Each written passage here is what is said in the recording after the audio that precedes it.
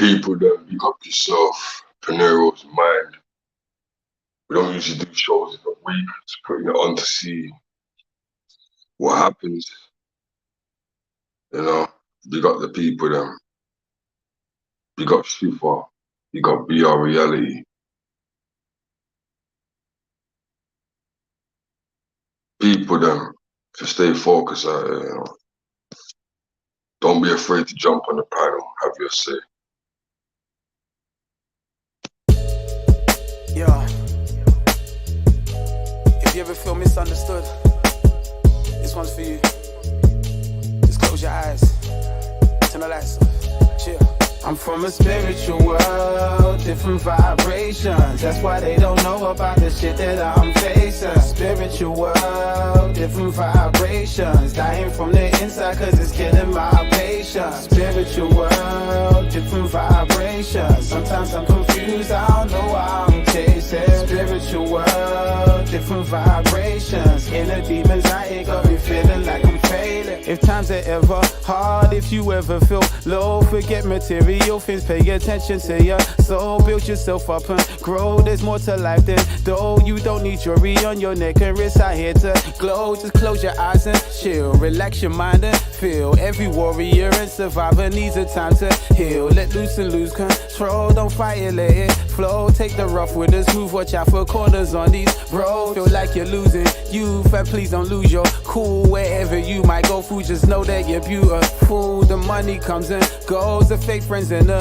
foes. Be strong and never give up when this life starts throwing blows. Nobody understands, not even closest friend. Going through it alone, there ain't no one to hold your hands. Fam, I believe in me, hope you believe in you. Just listen to the words, I try my best to get you through. I'm from a spiritual world, different vibrations. That's why they don't know about the shit that I'm facing. Spiritual world, different vibrations. Dying from the inside cause it's killing my patience. Spiritual world, different vibrations. Sometimes I'm confused, I don't know why I'm chasing. Spiritual world, different vibrations. Inner demons, I ain't got me feeling like I'm failing. Have you ever felt like you're stalling? Have you ever felt like you're falling? Have you ever felt like you wanna go to sleep and just not wake up in the morning? You be out here mentally under pressure, waiting for the Lord to come to bless you. Down out here where the government ain't playing safe, every day is a hunt for treasure. Can't lie, sometimes I wonder whether I'ma live to see this year's summer weather. Got a gun barrette and an umbrella for a rainy day just so I can function better. I'm lost and I'm trying to find my way, bro, but I can't read signs and the highway codes. Feeling so cold but my mind ain't froze. All confidence gone, that's why I lay low. I know exactly what you're feeling, my nigga, I can't lie cause I've been there too. Now I'm out of the pressure, coming out with confessions, bringing the good vibes near you. Just close your eyes and zone the vibe. Be at one with yourself, it's a lonely ride. Ain't nothing that's stronger than a heart that's filled up with love on fire, keep your souls alive. In a spiritual place, falling, I'm deep inside of my element. I don't really give a damn about what they been telling me cause it's irrelevant. As long as I know where I'm going, I'm fine. God created me a holy design. From inside they took control of my rhymes and they know that I'm from a spiritual world, different vibrations. That's why they don't know about the shit that I'm facing. Spiritual world, different vibrations. Dying from the inside cause it's killing my patience. Spiritual world, different vibrations. Sometimes I'm confused, I don't know why I'm chasing. Spiritual world, different vibrations. Inner demons, I ain't got me feeling like I'm failing.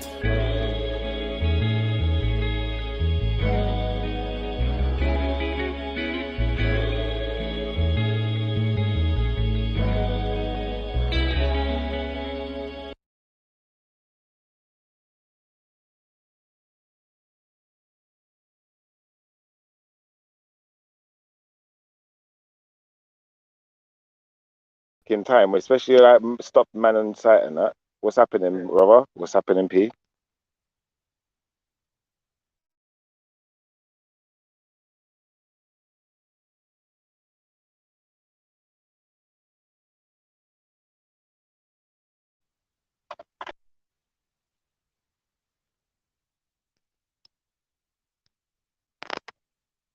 Yeah, it's Friday, man. Shout out to everyone out there listening to the show and that. Now, I hope you're having a good Friday.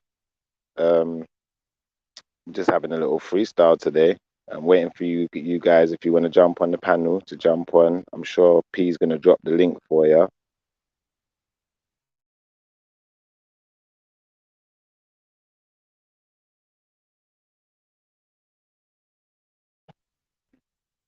Do you know what? Something came up to me yesterday, actually, talking about prisons and the jail system and how it operates, how it works, you know, and if it needs updating, if the system needs updating, because obviously, you know, you've had times in history where they let people out of the jails and they'll send them to another place, X, Y, Z, or, you know, you've got people who are, you know, like violent crimes and stuff like that. Maybe it's a bit difficult to justify having those people in society, but, you know, for people who are not violent and maybe haven't committed a crime against a person, can it be justified just keeping them in a cell, you know, locking them in a cage? Are they really a danger to everyone, you know? I'd like to know everyone's opinions on that. At the Titch, what do you think about that? Drop some comments to us. Let us know. I'm going to look at the comments and see what you lot think about that. How do you lot feel about the penal system? Pause. What do you think, Peniros? What do you think? Tell us what you think about it.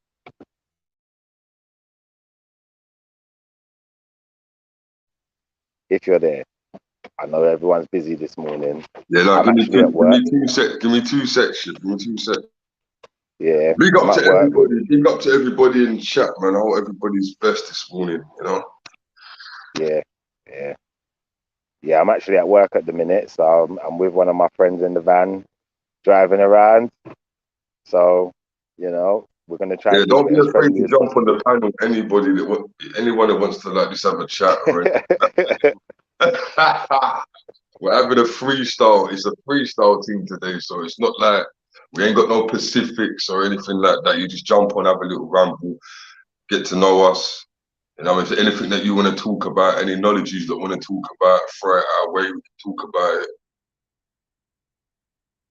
No, because a lot of people, they send me a lot of messages and share videos with me, you know, and a lot of you that jump on the show. So if you don't want to talk about any of the videos that are sent me, you don't want to talk about that disgusting pastor that I put up yesterday on the video, you know, that wants to white spit on people's face. If you don't want to talk about anything you want, big up Anya. See, big respects. Big respects. Now, people, yeah, so, you know, me and Shifa decided that, you know, when we get a chance, we're going to try and do some daytime shows, captivate a different type of audience. I'm drinking my coffee right now. Yeah, I hope you guys can hear me. So what does everyone think? Does anyone think that there's any particular crimes that people go to jail for that you don't think they should necessarily be locked in a cell for, like locked up in a jail? Maybe there's another way of dealing with the crime. You know, I'd like to hear from the audience. I'd like to hear from the people in the chat, the people at home, you know, the people who's got family members who might be in that system. And, you know, obviously, you know, they say it's to reform people, which is supposed to then therefore help them. But, you know, if there's any cases where that system's not actually helpful, I'd like to hear from you people. I'd like to hear your comments. Let us know, please. So I'm going to be watching the comments. I'll be happy to reply if I'm in and out a little bit, or pause. Yeah, if I'm if I go on mute sometimes for a moment, you know, I'm at work, so I may have to talk to the guys at work. I've still got a job to do, so, you know, bear with us. What I would say, Shift. What I would say would definitely be, you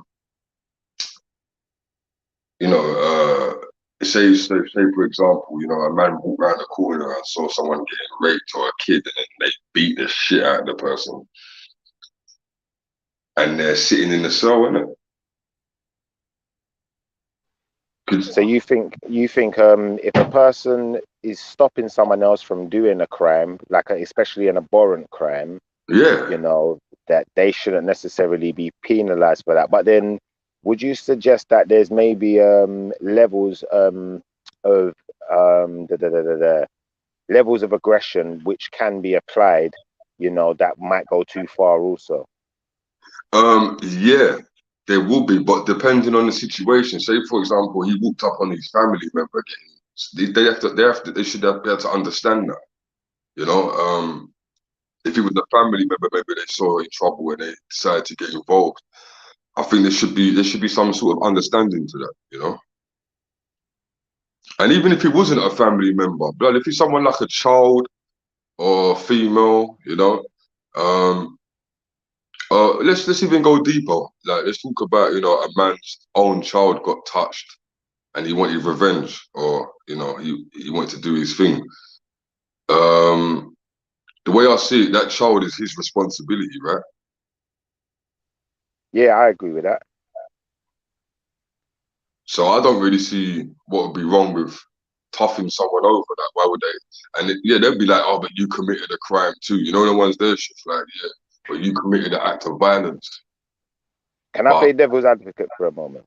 yeah, Because I'd say stopping a crime, you know, is probably the more important thing there. So say, for instance, you know, someone was about to commit the crime and you've stopped them. Once you've stopped the crime from happening or put an end to it, do you necessarily need to physically harm somebody?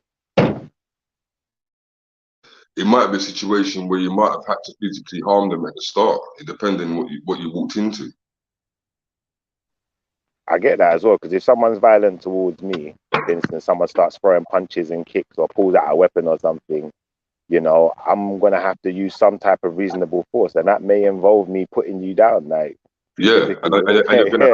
you're gonna have to, because you don't know this person, you don't know what they're capable of. So Yeah, yeah, um, it might be an act of just, you might have to just move quick, and there's no time to even think about it, depending on the situation. So I think that yeah, definitely, um, yeah, I don't think they deal with that properly. You know, even if it was a situation where after courts or something, someone like, let's say for example, someone went to jail, you know, and then the father was there, and then they still wanted to get at the person, or you know, they smoked the person or whatever.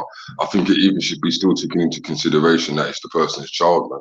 Because at the end of the day, we're all humans. yeah. At the end of the day, It is kind of though, because they call that a crime of passion. Like, for instance, I was watching this thing on the news yesterday. Well, not yesterday, sorry, it was on Wednesday. They're talking about this bloke who, what did he do? He killed his wife and his daughter. Did anyone? I don't know if anyone else heard about that. well, And I've heard a he few of got, them. There's a few guys that have done that shit. So what exactly? What yeah. one? Well, there was one on the news like 2 days ago. I can't remember the guy's Yeah, name. I think. But what they were saying is the family are saying he got a 30-year sentence or 29 years or something like along those lines. Now, for them, they don't believe he should come out of jail again because, you know, at the end of the day, you know, that wife and that daughter, they've still got other family members who are going to have to live without. They're never going to see them again. But he's still going to be walking around, you know. If he's got 29 years, in 14 years, he's going to be eligible for parole, isn't he? You know? So to some Oh, extent, he can hold still on a have a minute. life. What did you say? He killed what? He killed his wife and his daughter. And he didn't get 2 life sentences. He's only got 29 years and Yeah, parole. That's yeah. amazing, bro. Anyone who goes to jail, you know, regardless of the crime. Remember, there used to be this thing called I'm trying to remember the name of it, where they keep you in jail. They can keep you in jail forever, basically. I can't remember the name of it, but Yeah. all of those systems have been abolished now. So anyone who goes to jail, you know, you do a mandatory half of your sentence. You know, if you've got good behavior, X, Y, Z. Some of them it will be, you know, the judge can stipulate that they want you to do like 2/3 or, you know, maybe more, you know, in certain cases. But majority of cases is going to be, you know, they're going to serve half of the time in jail and the rest of their time on probation. But so what state was that in, shit? Because I thought they would have been a bit harder on that, killing the child and the mother, and he got 29 years with parole, bro. Yeah, and that's the thing. It's called IPPs. Yeah, it's called IPPs. I just remember the name of it. So the IPPs, they could basically keep them in jail forever. But because that system's been abolished now, you know, a lot of these people, you know, commit crazy crimes like that. You know, they can be out in half of their sentence. And then, you know, if you think about it, like a lot of the time when people murder someone, you know, they're going to get 5 years and up, maybe 10 years, X, Y, Z. But obviously, because it's two people, you know, maybe he's just got double that sentence with a little bit extra because of the nature of the crime. But You know, I kind of agree with you. I don't think that that's really fair. You've taken two people's lives. Fair enough, they're your family, but you know, they've still got other people who care about them, and you know, you could still be a danger to another family and to other people. So, you know, is Exactly, there a bro. point? Is there Take a two point where if people's you've gone lives that and you're far, only getting, that's a madness, bro. I've heard stories where people took people's life and get no parole, especially if there's children involved in it and all that. Like, it wasn't like it was self-defense. Like, what the hell? Big up J yeah, shout Love. out to Titch as well. Yeah, and J Love. Yeah, Titch told me it was IPP. So, you know, thank you And for that, bro, Mandy, because I big up couldn't never yourself. believe it. If any of you guys are available to speak, please hit the. Have you put the link on Yeah, yeah. I'll put the link in at the the chat top for of me? the comments, guys, or in the description. I'll put it up again for you lot anyway. Hold on. Can you post it in the chat as well for them, for anyone who you know is unable to see that? It's in the chat. It should be right at the top. Okay, yeah. I see the link. It's here. Yeah, because I'll do it yeah, again though. I'll do it again though because yeah, I'd sometimes it love to gets hear from taken. some of these guys, man. I think it's important, you know. Sometimes it's good to have comments, but at the same time, it would be nice to hear from you in person and hear your voice and hear you say it, so that I Yeah, could and read that's out this. your This comments. is what this show is about. When we start doing this daytime show, this is for the people, them to jump on. You know, it's been requested, so Mhm. let's do it, people. What about things like, you know, when people steal money? What's it called again? When they scam people for money or fraud? That's it, fraud and Yeah. stuff like that. Mm. Do you think it's necessary for those people to be locked away to Um. stop them from committing further crimes, or do you think it's more? Do you think it would be appropriate to have them monitored in some way, and Yeah, I you know, don't think maybe poor people really need to be locked away like animals. I don't think a lot of people need to be locked away like animals. Cause the reason why I say that is because I don't think it even helps certain people. I think jail helps certain people, but then it refreshes certain people in a thing of where when they come out they got more links. But yeah, yeah, so it works 50-50. What they've got to understand, these people that locking people away, not everyone's got the same mind, and that's what they don't realize. Everyone's got their own way of dealing with certain things. So it's not really. I don't think jail is good for everybody. It just depends on what type of crime and what type of individual they are.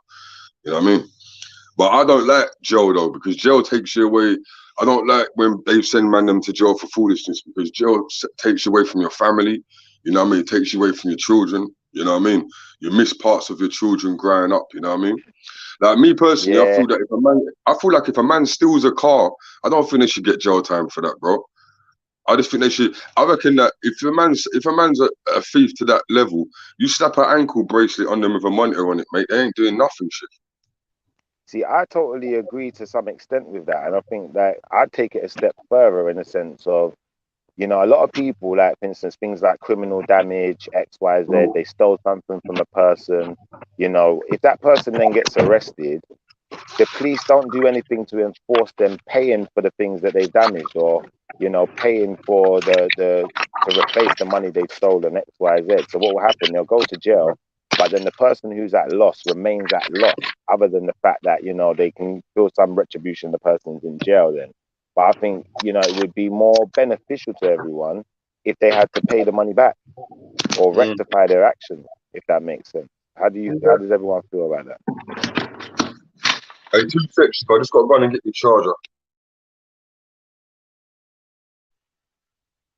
Yeah, Titch, I'd like to know your opinion on that. How do you feel about that? Do you feel that by just sending them to jail, sometimes it's almost like they got away with it, if that makes sense? Because, say, for instance, a man robbed the bank, then, you know, you're a bank robber and you got away with millions of pounds. You've hid it somewhere. They've never recovered the millions of pounds, but then they send you to jail only to let you out however many years later. You could just go and pick that money up now. You've done your time. You're living good, and you've got millions. You're good. So it's not like you've gotten away with it completely, but it's almost like, you know, other people are still suffering from that crime. So, you know, I don't know if rehabilitation sometimes is good enough in certain cases. You know, I've been there myself where my house was burgled, and the person who burgled my house, I'll be honest, I'm not really into all of this police stuff. So I didn't even call police. I just thought, you know what? I'm going to figure it out myself and I'll replace the stuff or whatever I've got to do. And one of my neighbors got burgled at the same time. So they called the police and, they had seen that person going into my house. So they believed it was the same person that burgled their house. So they reported it. So the person's been arrested. It's been proven it was them. They found their fingerprints there, all sorts of things. But my stuff's never been replaced. I've had to pay for it out of my own pocket. So, it's just a lose-lose situation for me. I would have felt a lot better if they had replaced my stuff, or at least, if they're sending that person to jail, he's got to do some kind of community service where the system can, get that money back to pay me, for my losses. Obviously you got things like insurance, X, Y, Z, obviously. So, I suppose if you've got insurance, you maybe ain't going to be that worried about, that side of things. But for the people who, financially strained situations, you can't necessarily keep up with all the payments for insurance, X, Y, Z. They're not protected then, are they? So, it's difficult. It's like the system doesn't really protect us then. We're having to protect ourselves. Yeah, it's true. Big shouts out to Elza Ortney. Yeah, salute my brother. Salute Elza Ortney, man. He's a real brother. I love this brother's energy, man. It'd be nice to have you here as well. New member to Survivalminds. Elza Ortney. Make sure you follow him. Subscribe to him. He's got a lot of information. He knows a lot about solar flares and coronal mass ejections and stuff that I know about as well. We're gonna be doing. He's gonna be giving us a little weather report once every 3 days. Anyway, you'll see a lot of Els of Ortney over here. Anyway, big up yourself, bro. If you want to jump on the panel, anyone wants to jump on the panel, the link's right there. Yeah. Another issue I wanted to identify is, like, for instance, someone goes to jail, say, for a minor offense or for drug abuse. So they're abusing their own self. Yeah.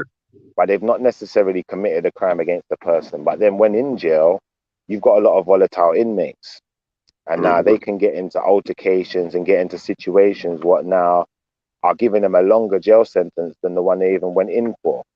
Oh yeah, that's cold. Yeah, that's cold, man. That seems quite dangerous from where I'm sitting. Obviously, I know a lot of people, they think, why am I sympathizing with criminals? But at the same time, they're still human beings. They're still people. They still deserve a fair shot at life and, to be able to provide for their families and stuff. So, if they've gone to jail and then this thing that's happened in jail has now kept them in there for even longer, are they kind of a victim at the same time? Salute Elza Ortney. Greetings, gentlemen. Greetings, my brother. Greetings. I love y'all's content, man. I watched a lot. I love y'all's content. I appreciate it, bro. I watched a lot of your content as well. I've been jumping on your channel, having a little look through and that. Yeah, I don't know. I just got a curious. I got a curious mind. I'd like you to even I don't even know what time it is over there, but I really appreciate you jumping on. Yeah. Oh yeah, it's 6 o'clock in the morning. I've been live streaming with another channel for about 5 hours or so. Yeah, I had to check that live stream back. We were sleeping over here at that time. I definitely got to check that live stream back. Yeah, so we're talking about Shifa. You want to give him a little rundown of what we was talking about? Yeah, just talking about the penal system. Pause. Man. The jail system, and is it appropriate to send every all of the crimes that people go to jail for, are all of them appropriate to get a jail sentence for? Like, for instance, someone's just put in the chat, you got people in jail and they get this thing called IPP over here previously that they've abolished now, but those people will get, when they come out of jail, a 99-year license. So there'll never be a time in their life where the system is not directly involved with them and hindering them to some extent. And that may have started off as a minor crime, and then they've gone to jail and they may have got in a fight with someone which has gone too far, and now they've been considered an IPP. So it's almost like the jail system's ruining people's lives as much as it's supposed to rehabilitate them. It's not doing that in every case. Maybe it's making their life and the lives of others worse in certain cases. So how do you feel about that? Well, I'll look you at your audience and y'all right in the eye. Just my nature. I know a little bit about these things. I can tell you off the bat that in the United States, We incarcerate people 6 times higher than China. We are the #1 nation in the world when it comes to incarcerating people, regardless of where you may live in this country. The prisons are overflowing. Now think about that. China being a communist nation, we have a 6-fold increase in incarceration compared to China.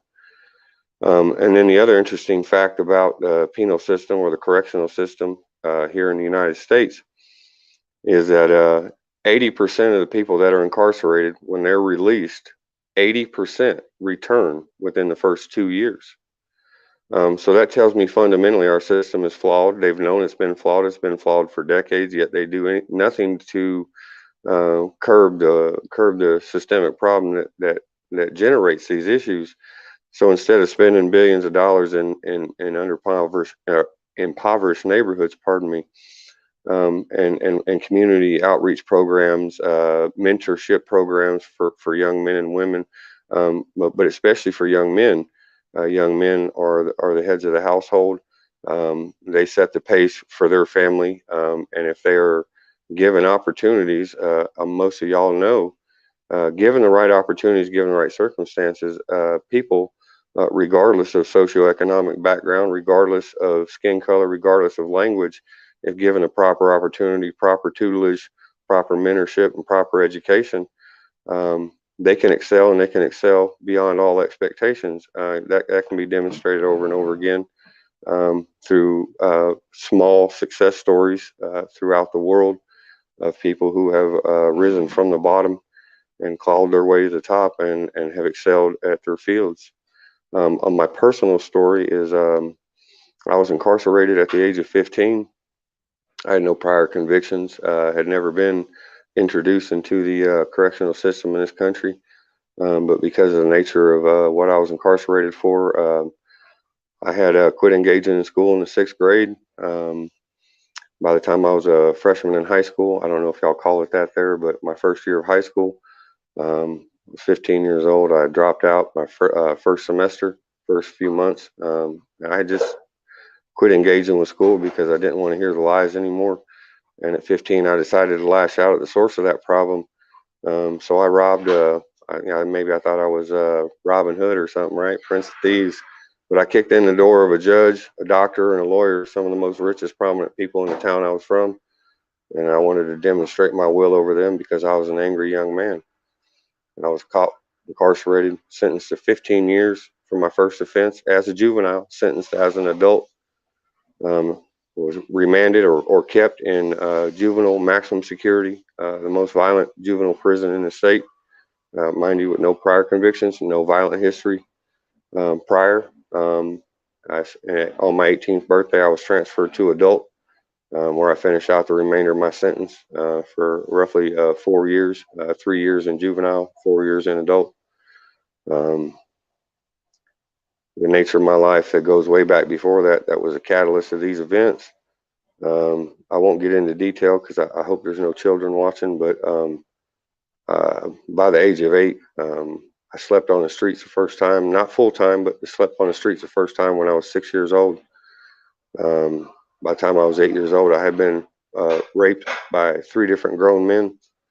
I had also, before the age of 9, had been starved, beaten, psychologically tortured, and also physically tortured to a very severe degree.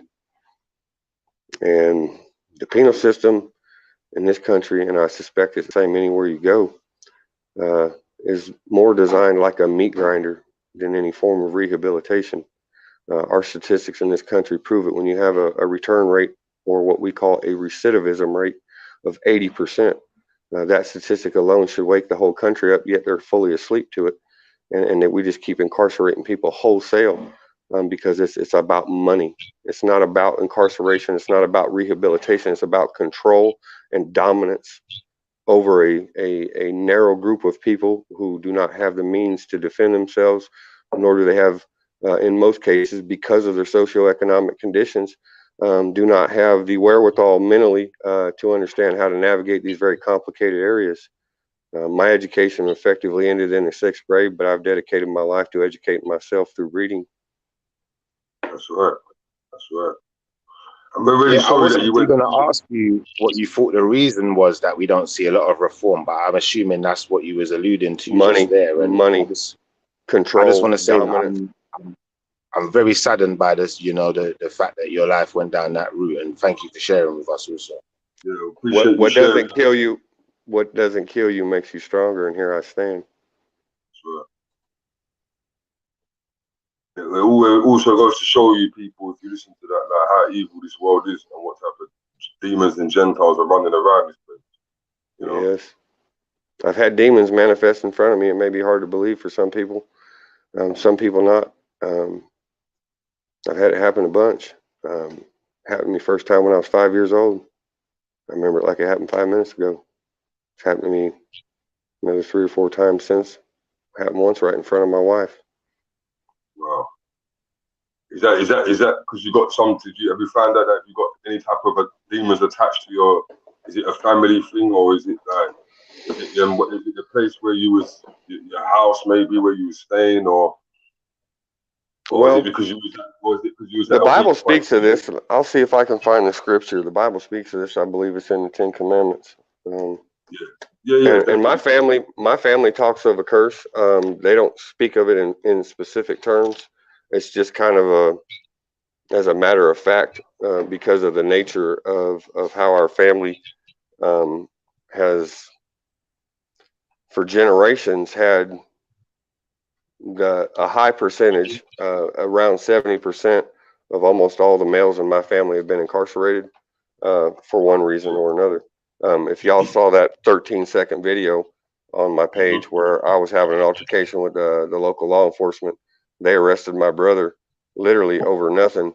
And then they wanted to tell me they were going to explain to me. Well, I had a few colorful words I won't repeat here. Right. But yeah, but it talks about, let me see if I can find it.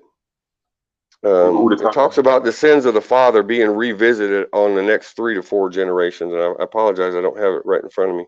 I could have my wife look it up while I'm talking. But this is what I've known for at least 3 generations, maybe 4. My family's been in this fix. My family doesn't even talk about my lineage anymore. You know, my family crest, our family connection to some interesting and profound points in history. 1066 would be one of them. Okay. Yeah, go ahead. Interesting. I like this. Are you guys familiar with the date 1066? Does that mean anything to you? Most definitely. I'm not It familiar. should. I'm sure Okay. Peniros familiar. He'll probably enlighten me more later, but give us a rundown, please. So, well, let me right back. Generational curse is Exodus 20 verse 5 and 34 verse 7, and then Numbers 14 verse 8. That talks about the generational curse, the sins of the father revisited on the generations to come. 1066 was an interesting date. You go back a little bit earlier, and you have what's called the intertestamental period. So after Christ, so the period between the Old Testament and the New Testament, which encompasses roughly a 400-year span. And then you move forward in history a little ways, and you arrive at 1066. But right before 1066, an event called the Great Schism occurred. There's some information on my channel about the Great Schism under the playlist, if y'all don't know about it. But in 1066, the Viking civilization that my family's descended from, in part, comes out of Denmark. My family's last name is, the town is named after my ancient family that comes from there. It's called the town of Clauston, Denmark. My surname, the base root of my name is Klaus, Claus. And the full name Clausen literally translates to son of Klaus. If you run from that point in history, from the early 1060s, my family, a gentleman by the name of Rollo, in cahoots with another gentleman named Ragnar Lothbrok, went to the British Isles and pillaged and raped, and then eventually landed in France and did the same thing later on. And there was a treaty signed with Rollo. Rollo turned against his pagan comrades, and he signed a treaty with the French king, Merovingian king. And this was in 1066, and it was called the Treaty of Saint Clair. Now, later on, the Treaty of Saint Clair became another family, which I'll mention here in a moment. But the Treaty of Saint Clair became the kingdom, or I can't say the word correctly, the Duché. It's the Duke of Normandy. The first Duke of Normandy was one of my forefathers, and he was Rollo. Okay. And his grandson was William the Conqueror, or Sir William Wallace. When you say Rollo, Duke of Normandy, are we talking? Because I remember, what's that program? Vikings. Is that the guy? Yes, Rollo and Ragnar, and Rollo turned. And this is what history says. That movie's based in part. There's a lot of Hollywood garbage in there, but it's based in part by history. There's been a few fallacies sprinkled in that movie, according to what history says, is in direct conflict with that movie in certain parts. Overall, it encompasses mostly historical accuracies. But yeah, in that movie, yeah, that's true. It's correct, and it's how history records it. But William the Conqueror was the grandson of Rollo, from what you're referring to.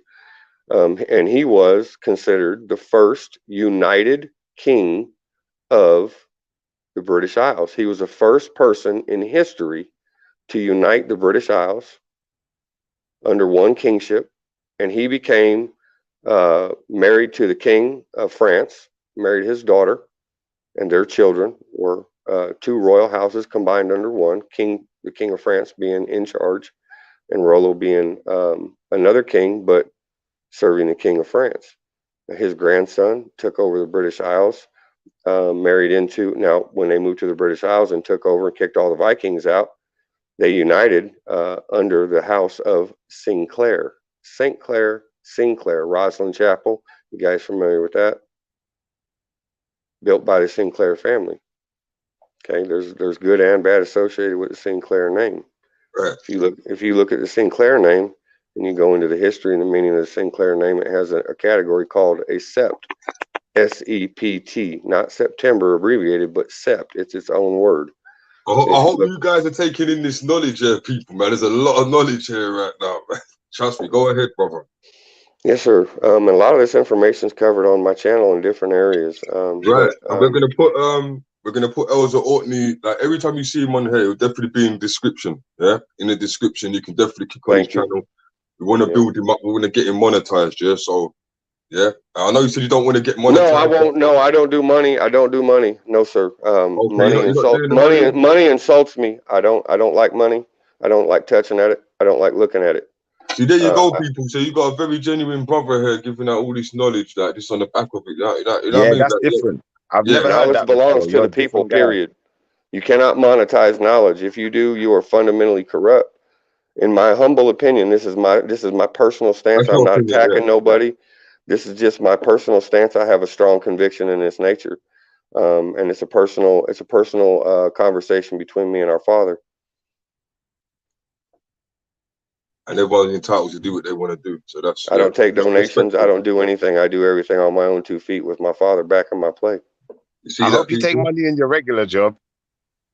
I don't. I retired when I was 42. I'm 47. Okay, you must have done pretty well then. Nope. It's just I understand what he's saying, bro. I understand. Yeah, there's a lot of people like that.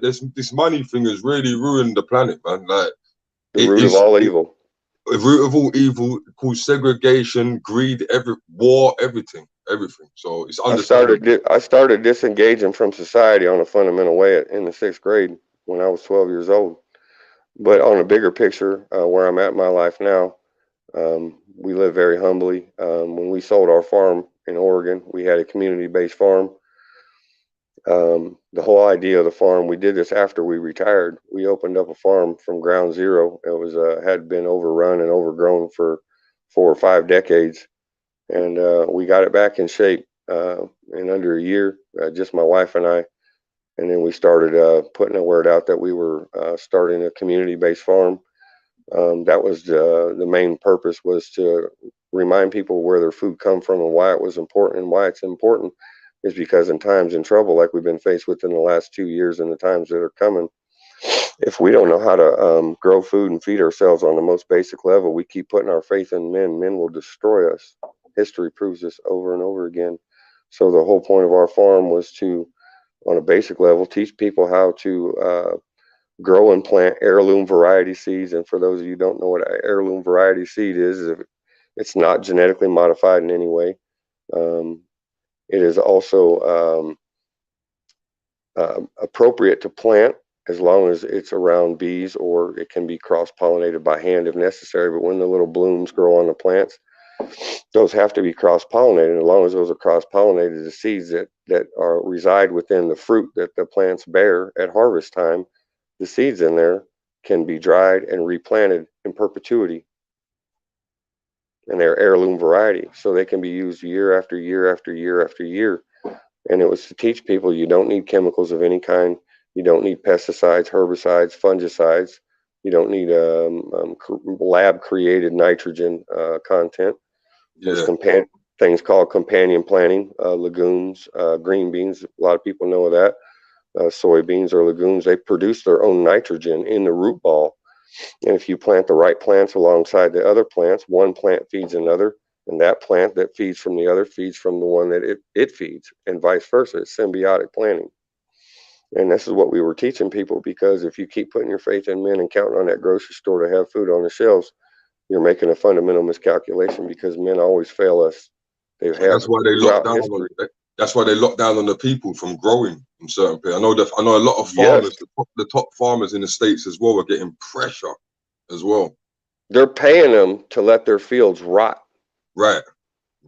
Because they're saying that there's not enough labor to go around to harvest these fields or to milk all the cows, and they're dumping millions of pounds of produce on the ground and letting it rot. They're dumping millions of gallons of milk on the fields to, as fertilizer is what they say. But the government, through the farm subsidies, is paying people to not do it on the pretenses that there's not enough labor to support it, which is an outright falsehood.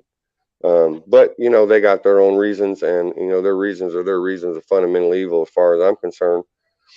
But yeah, they control this. We pay attention to the agricultural market. We were part of it, and the things that have been going on in the stores that everybody's seen over the last 2 years are only going to continue to increase.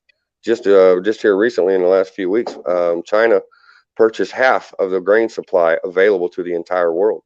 Now that should give everybody pause. Oh yeah, China, they've been stocking all the seeds and stuff, and Latoya, big up Latoya. She done a video on that. Go to her channel, and they've got that. Where is that seed? The seed vault as well. They got all these things saved up. Yeah, it's in I believe Switzerland, maybe Greenland, Norway. Yeah, Billy. Yeah, it's deep inside the ground. Deep inside the ground. It's end of the world seed vault. Yeah, big up yourself, Billy. And introduce yourself. What up, guys? I'm here in Quebec, struggling with all the fucking shit going on. All right, listen, Billy, we have to calm down on the swearing because we're monetized over here. Yeah. Okay. If you do use foul language, give yourself a 3 minutes, and then you can go again.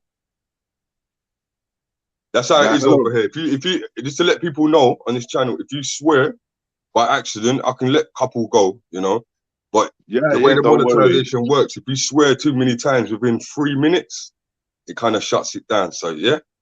But yeah, go on, Billy. Sorry, mate. Nice to have you on there as well. Yeah, sorry, mate. I'm here in Quebec.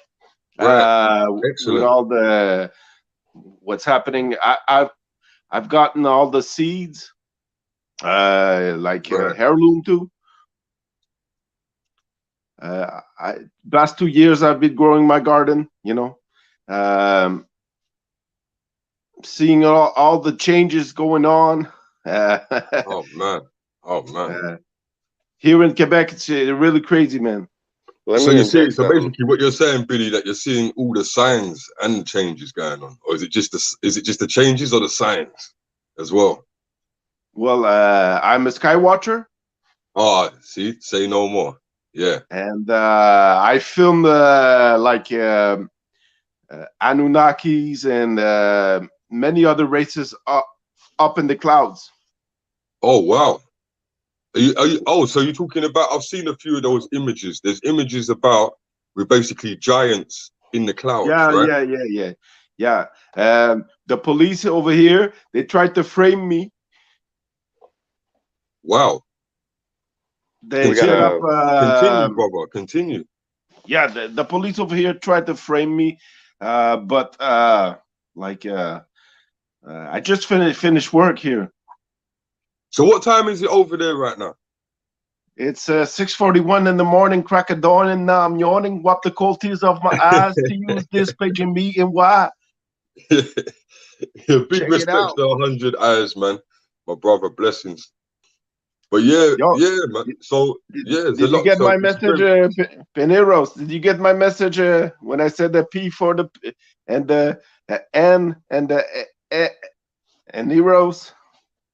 nah. What did you send me an email? Well, I sent you a shout out when Rap the News died there. Yeah, you know what? I got so many shout outs from many of rest in peace, Rap the News, man. That was a serious. It was very serious for him to die when he died as well, and what date he died as well. Yeah, but they coming after the truth. Yeah, they're coming after the truth, and I see They a lot have of these. machines. They have machines to kill us. Right. And there's a lot of people that was going against Brother Rap, but we're not even paying no attention to them people because them people have been sidetracked already. But yeah, you threw me off for what you were saying now because you should mention Brother Rap. It kind of threw me off to the what was you saying now before that? I've been sky watching and I saw the Yeah. Anunnakis, and they have a relationship with some of the reptilians, and you know, it's so hard. No, It's so listen, complicated. brother. I'm fully knowledged up on the Anunnaki and the reptilian thing. That Well, we, they're back. yeah, they've The been back. Anunnakis They've are been back. back, and There's even been reports of there's they're even been hustling. reports. They're hustling Go ahead. for souls and gold. Oh yeah, the So gold. Yeah, they need the gold. the sun is mechanized, Right, and there's a big fucking serpent all around the sun, and it's gathering up all the souls. right. Yeah, the So sun Interesting. have is you not. got Billy? Have you got a channel? Yeah. Check out my channel. Lots All of right. What I want you to footage. do, what I need you to do, I need to flipping I'm definitely anyone that comes on the show or jumps on the panel, I'll put all your channels in the description, you know, and try and promote your channels because obviously if you're a Sky Watcher on the same thing as me. So Yeah, Elder really Orton is enjoyed a Billy Sky Goat. Watcher too. So yeah, we definitely have to start coming together. I'd love to see. I can't. So have you got all these pictures of these cloud Anunnaki giants on your page? Yeah. Yeah, on my YouTube channel. Yeah. I can't wait to have a look at that. I can't. You know what? Give me your YouTube channel now, so I can put it in my other phone, so I can pull it up. Okay, I'll shut that. Because I drank too many beers now after work, so I'm gonna shut this down. But I'll go back on my big computer. Right. So Yeah. Jump in whenever you're ready, Billy. Jump in okay, whenever I'll you're send ready. you the link. Okay, ciao, bye, All right. guys. All right. How do I Definitely. end this? Okay, absolutely. Kite. So yeah, people. Yeah, As you can salute, see, brother look, Billy, man.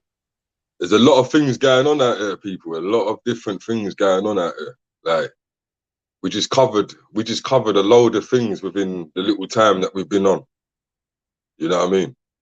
And you know what? Going back to the ship, you still there? Yeah, I'm here, man. I'm here. Yeah. Going back to, it's kind of funny you brought up about the prison thing earlier on. I was at Orkney because there's a big thing that's going on right now, and so basically, you know, like these rappers, you know, the police have been basically using their lyrics. You know, the police have been basically using their lyrics to lock up rappers, right? Now, there's a Oh, to get convictions and stuff. right to get convictions. Now, I've heard that a couple of days ago that and I want to know what you lot think about this, because I think it can go both ways. Jay-Z and Meek Mill are basically, yeah, the demons that they are, pushing for the courts not to use rappers' lyrics to lock them up. You know about this, Shiv? No. Talk to us. Yeah, Tell this is me happening more. the last couple of days, Shiv. Meek Mill and Jay-Z want to try and fight the courts and try and get them to stop using rappers' lyrics to get them convicted. Now, obviously, this can go either way, right? If you know what I mean. Because there's some rappers out there that are really doing that stuff, and there's certain rappers out there that ain't doing that stuff. What's your thoughts on that shit? Yeah.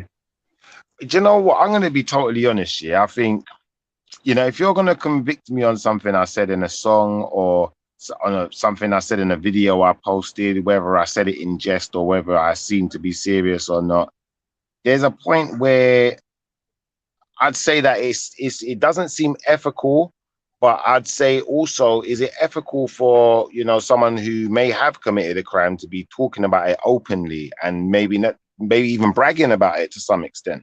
So, you know, I'm kind of, I feel like I'm at a bit of a conundrum with that one, if that makes sense, where I don't know where to go with it, because, you know, should the rappers not be censoring themselves, you know, to some extent with some of the things they're talking about, especially if, you know, say that someone was murdered and you get certain rappers, you know, they may even boast about it, you know, like it's, you know, try and popularize it, you know, and popularize their behavior. It's like I was watching this, I was watching this thing on YouTube that other day, and it was talking about You're cutting out. this You're cutting out a bit. guy called Shiv.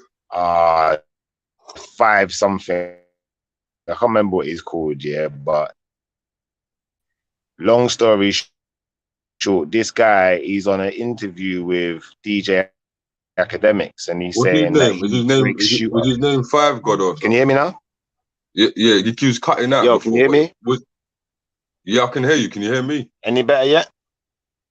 Can you hear me? Hello. You might have to jump out and jump back in. I'll try and find out the name for you, but the guy was on an interview with DJ. Yo, Shiv. I can hear you, yeah. Can you hear me? Yeah, but your one keeps in and out, in and out. All right. But what's the guy's name? Was the guy's name Five God? Did you say the fire god? Yeah. So basically, what I was basically talking about, people, Jay-Z and Meek Mill, you know, these guys, they're basically trying to fight a petition so rappers cannot get locked up for their lyrics, for that they can't be involved in their case.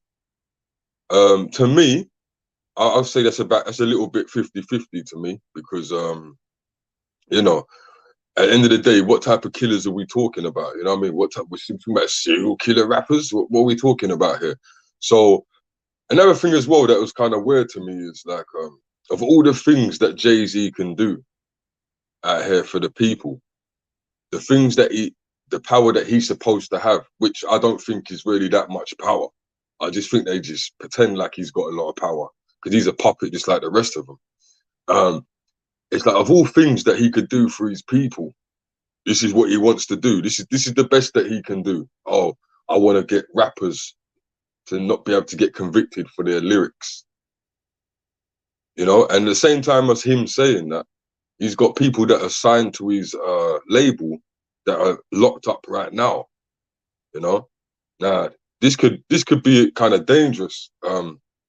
This could be kind of dangerous because in one hand, you could be keeping killers, you can be protecting killers at the same time, you know? So it's just wanted to bring that up since we was talking about the prison system and how people felt about that. You know, hold on, I've just pull him back in. Yeah, Shiv, I don't know what's going on with your StreamYard, but is doing that blank thing. You might have to completely come back out. I had to jump back out myself a couple times earlier. It was doing some strange stuff. But yeah, people, we got these so-called people that look over us, you know, these people in power, but are they really helping us, or are they making things worse? You know what I mean? Because that's what I see a lot of. Let me see if I can get him back in. Yeah, shit. So I don't know if you heard in there. Yeah, sorry, can you hear me now? Yeah, I can hear you, yeah. Yeah, the guy I was talking about, his name is Top 5. He's also a rapper. And he was on an interview with DJ Academics and telling DJ Academics that he's Drake's shooter. And if anyone messes with Drake, he'll kill them. He's saying all sorts of crazy stuff. So it's like, wow. Is that almost grassing on yourself? First of all, he's an idiot for even talking like that on air, you know. You have to really, you see these guys, you have to understand something about these guys that come on the internet and talk like that, you know. Straight demonic, bro. Like, you know, people, you know how much thousands of people are listening to you. You know what I mean? Yeah, I thought that way. It's like, why are you, and on top of that as well, everyone knows that Drake's got a lot of money, right? So they're probably, and he's very popular as well. And he's very popular, yeah. So there probably ain't, there's not a shooter out there that he couldn't get. You know what I'm saying? So all that talking like, you know, I'm Drake's shooter, and that's all garbage talk, bro. It's all garbage talk. It's like, obviously he hasn't done anything yet. Well, we don't know that, but if he does anything, yeah, things will come back to him because of that one interview.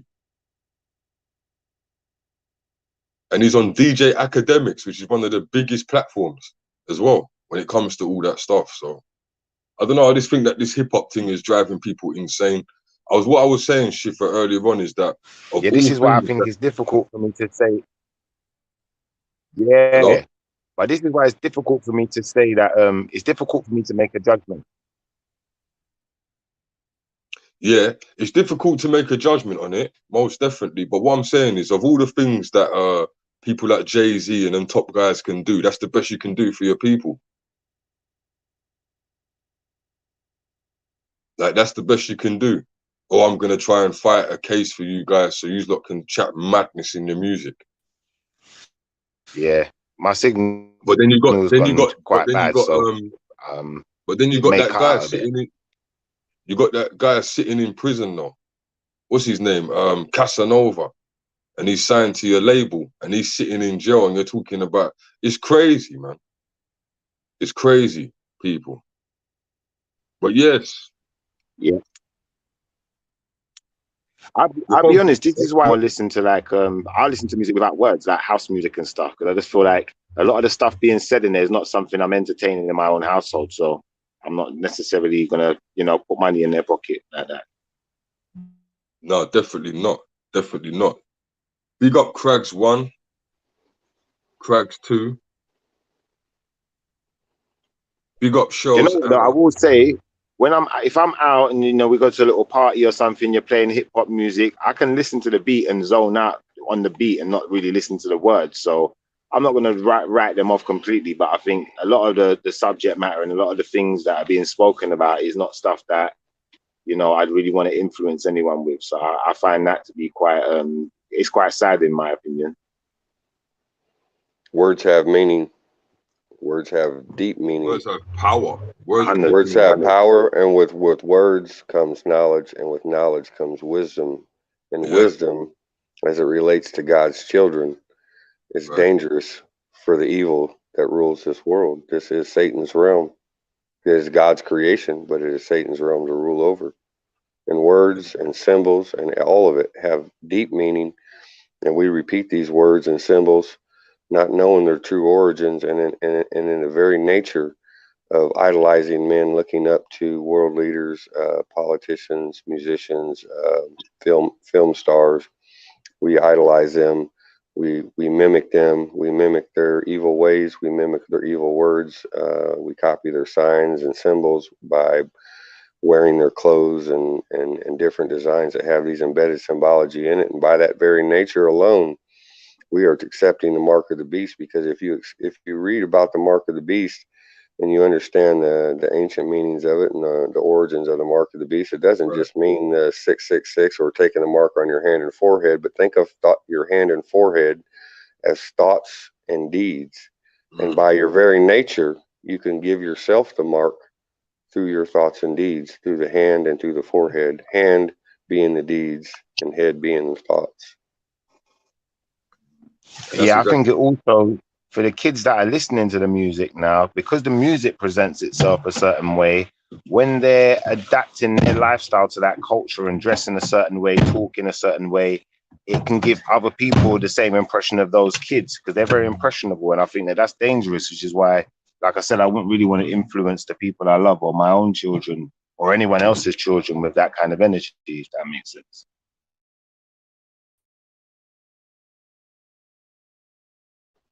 Well, I got a real simple saying for that: garbage in, garbage out.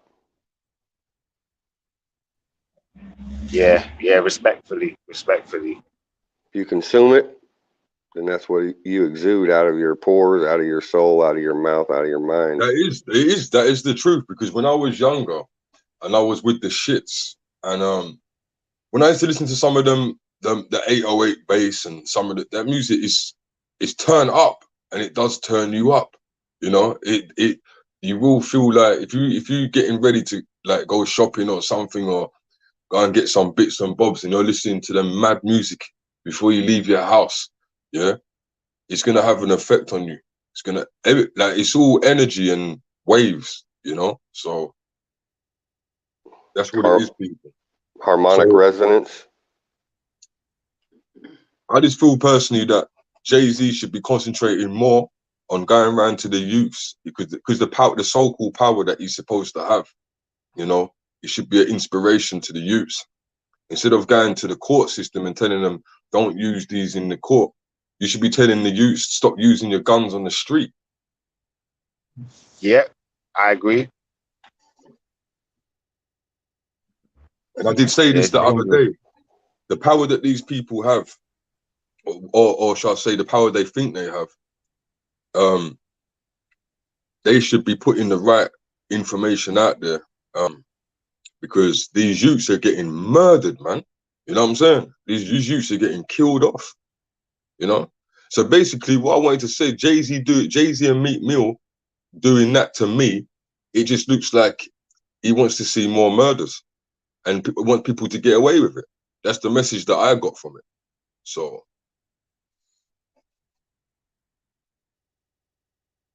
it's the same playbook that the governments across the world play. Is misdirection. It's like playing a card trick, or an illusionist, or a magician.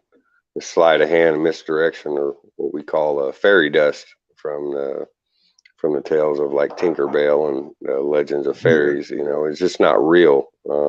yeah, it's all misdirection. It's designed to confuse, and you know, and why I reach out to everybody that will listen to me is I don't believe that color has any significance. We're all God's children.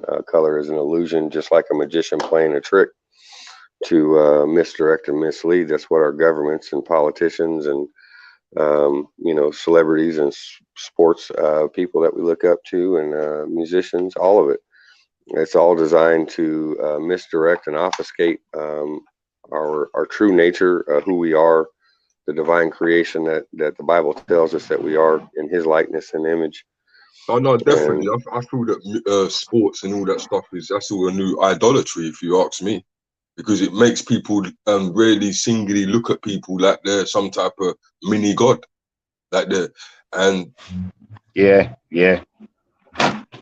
and it's about worshiping people, you know, like even down to like when I was younger, I had I'm talking like 8, 9 years old. I had a picture of Michael Jackson on the wall. I had a picture of Run DMC on the wall, and I had pictures of like Ferraris and stuff like that on the wall. You know what I mean? Now we have to really understand what you're doing there. You know what I mean? Like we have to really understand, like, this is idol worship, man. I think Michael Jackson's a bit different though, because they're still loving the music, whereas a lot of this hip hop music is promoting hatred of each other, and you know, it's very low vibrational. There's not a lot of love in there. So, you know, the children who's picking up on those energies, you know, they want to hate each other, war with each other, kill each other. You know, I can't get down with it like that. Yeah. It's a bit out of hand right now. It's a bit out of hand right now still. And right now in the States as well, they're doing cleanups. So they're basically going to places like Brooklyn and they're arresting like 300 people. They're doing stuff like that this year. You can see a lot of different changes this year. You know what I mean? So my thing is really is to tell the people them to be a bit more smarter. Like, stop like busting your guns like that. Stop doing these things, man. Man's just in a trap, innit? But we got to do to be honest with you, we got to do a whole different show for that, because we can go on forever on that. But these guys, like these Jay-Z's, man, I can't stand these people, man. Like, and people follow these people like they don't care about you. Look at Casanova sitting in jail right now, signed to The Rock, and he hasn't even got communication from the receptionist of Jay-Z. Man's talking about he's running out of money and everything. So these people don't love you, is what I'm trying to say, innit? They make their money off you, stay in there, stay up. They think they're staying at the top, and they do what they're doing. They're not like us lot. They're not like Elza Ortney. They're not like Schiffer Don right now. Look at the knowledge that we're giving you, and we don't even want the celebrity. We're just sharing the knowledge. We don't even want the celebrity, you know. But in the idol worship, you lot better stop that soon, man. I'm telling you. But since we're talking about music, my type of music, I like music with a bit of knowledge. I'm gonna play a little track now. Check this out.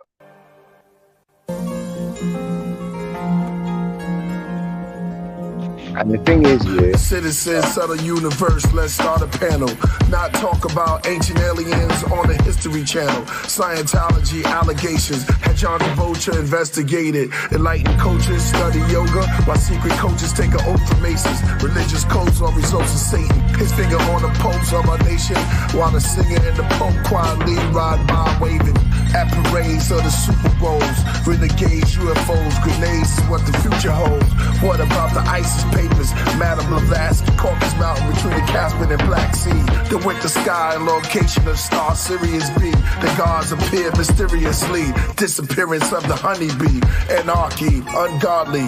What about Nikola Tesla era? To Hitler terrors. Painted face of Krishna, the Mananetta. Stillies of Manepa. Jesus healed the leper. From the cosmos to the gospel. Either walk with the apostles or be drunk with the whores and brothels. Let's talk L. Ron Hubbard subjects. People became puppets, leaning on religion for their crutches. The righteous suffers, not for nothing. The real enemy is from within. Here's where we begin. The Federal Reserve System, the Rockefeller Trilateral Commission, the miners in prison, Masons, Council on Foreign Relations, GMO, deadly, could lead to chemotherapy. The depths of the state treasury, more cash for weaponry. Area 51, should be Alien 51. Roswell's mouths of Scottsdale, in the desert where they're secluded and build bombshells. Free world, city of the sun, hippies with no guns, but gypsies have to hold one, cause it's risky once the cold come. And there's President Obama drama, karma. What about Constantine and his war armor? Tablets of the savage spread, books of the dead. Better heard than less said. Bibles, old as Rig Veda. Buddha was the disciple of Shiva. Judas was the disciple of Jesus. Brutus was the disciple of Caesar. And from ancient Sumer came psychics and readers. And ancient rulers came to fight to take Egypt. Killed their pharaohs and took the idols out of Giza. The man who travels hours without a visa. The mysteries of the man from Torrid. The Navy SEAL cautious. He may be from other orbits. Church, they pay God his tights. The IRS takes some, then pay the devil his price. Every deity gets a slice, and all we can do is hold on for dear life.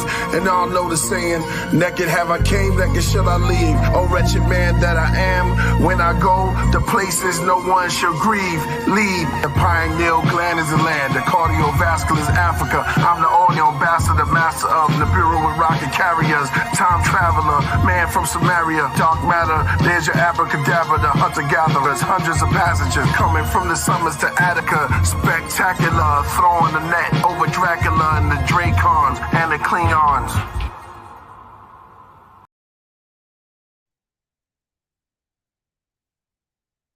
Yes, people.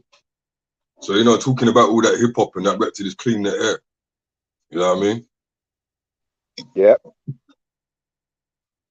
So yeah, people, man, we're just gonna be doing this. We're gonna start doing a couple shows.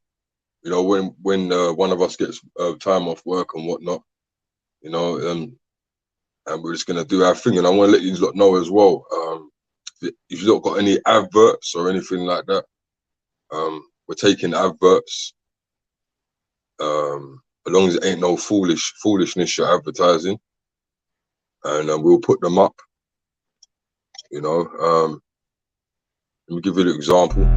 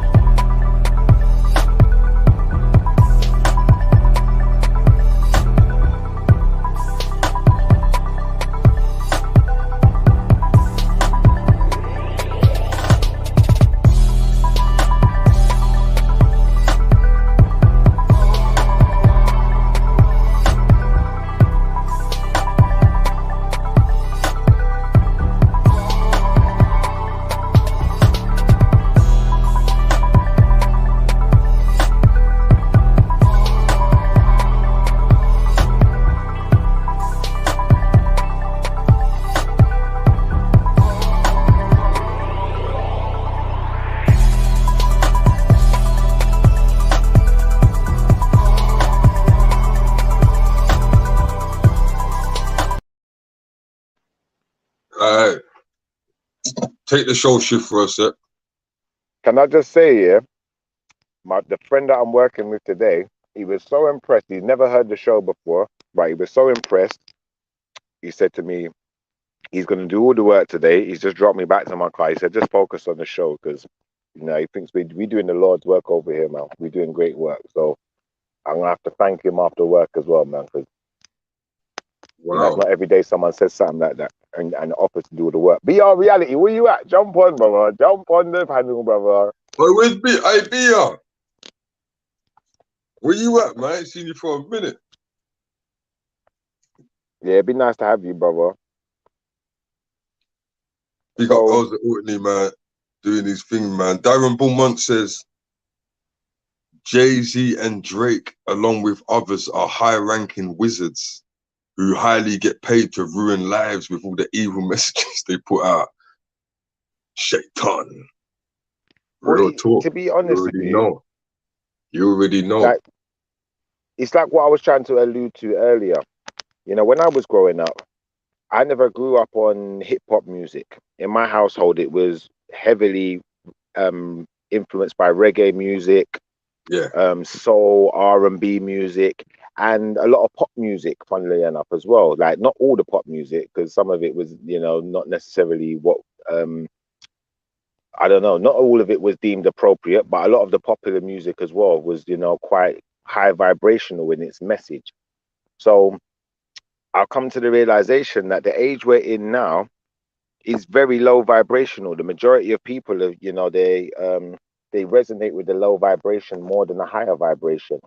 You know, if you talk to people about love, and about loving each other and looking out for each other, a lot of times people ain't going to want to even hear the conversation. You ain't going to, like, brothers like Oz or Orkney, they're like 1 in a million now. Whereas previously, everyone was into Michael Jackson. Yeah. When Michael Jackson made that song, when he was talking about heal the world and X, Y, Z, you know, the whole world was into it. You know, when he was talking about love and, you know, you know, doing all the dancing, you know, like it's entertainment as well, but it's the actual mindset is high vibration. That's, you know, entertained by it. So I just think we're living in a dangerous time, very dangerous time. It's funny you say that, because it's like when he started doing all them type of tunes, that's when they kind of sort of turned against him, innit? And then he started getting all these cases, you know. I'd like to respond to what Schiff is saying about you know, the sound and the frequency. Yeah.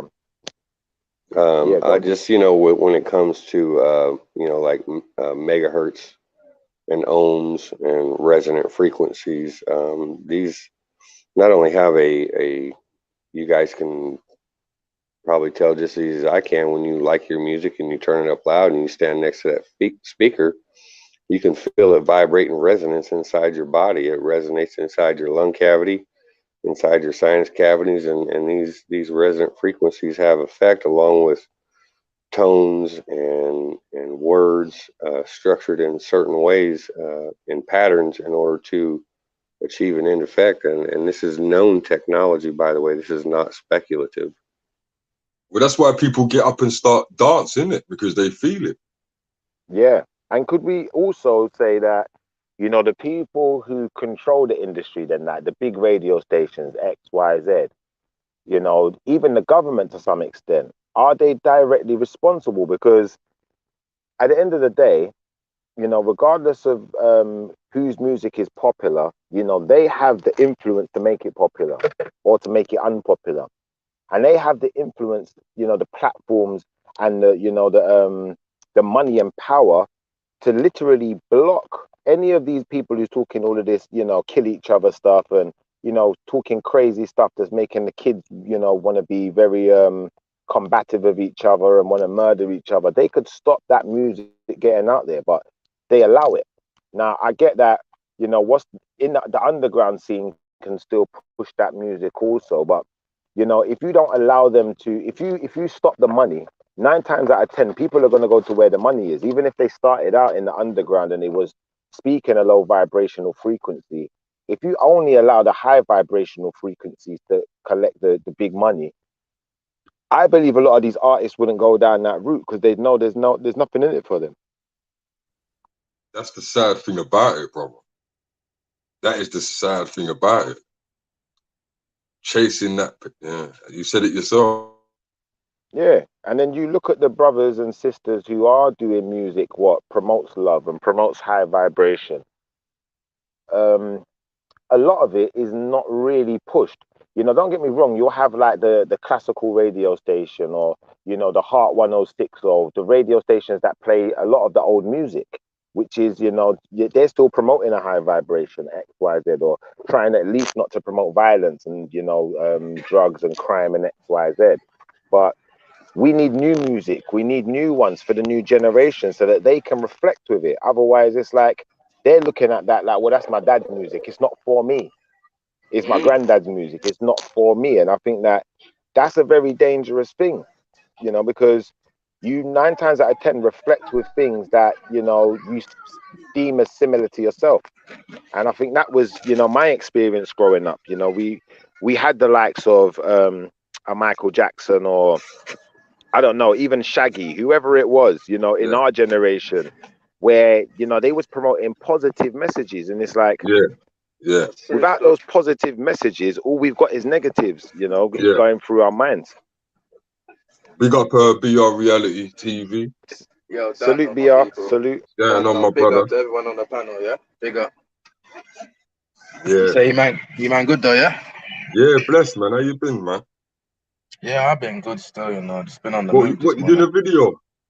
I see you got literally, yeah, early, not long ago. I was still just come from a meeting quick. Hey, people, then don't forget, man. You know, you got to go over to BR Reality TV and make sure you subscribe. Come on now, always recording, always. Part of the family. Big up OSG TV all day. Of course. You know what I mean?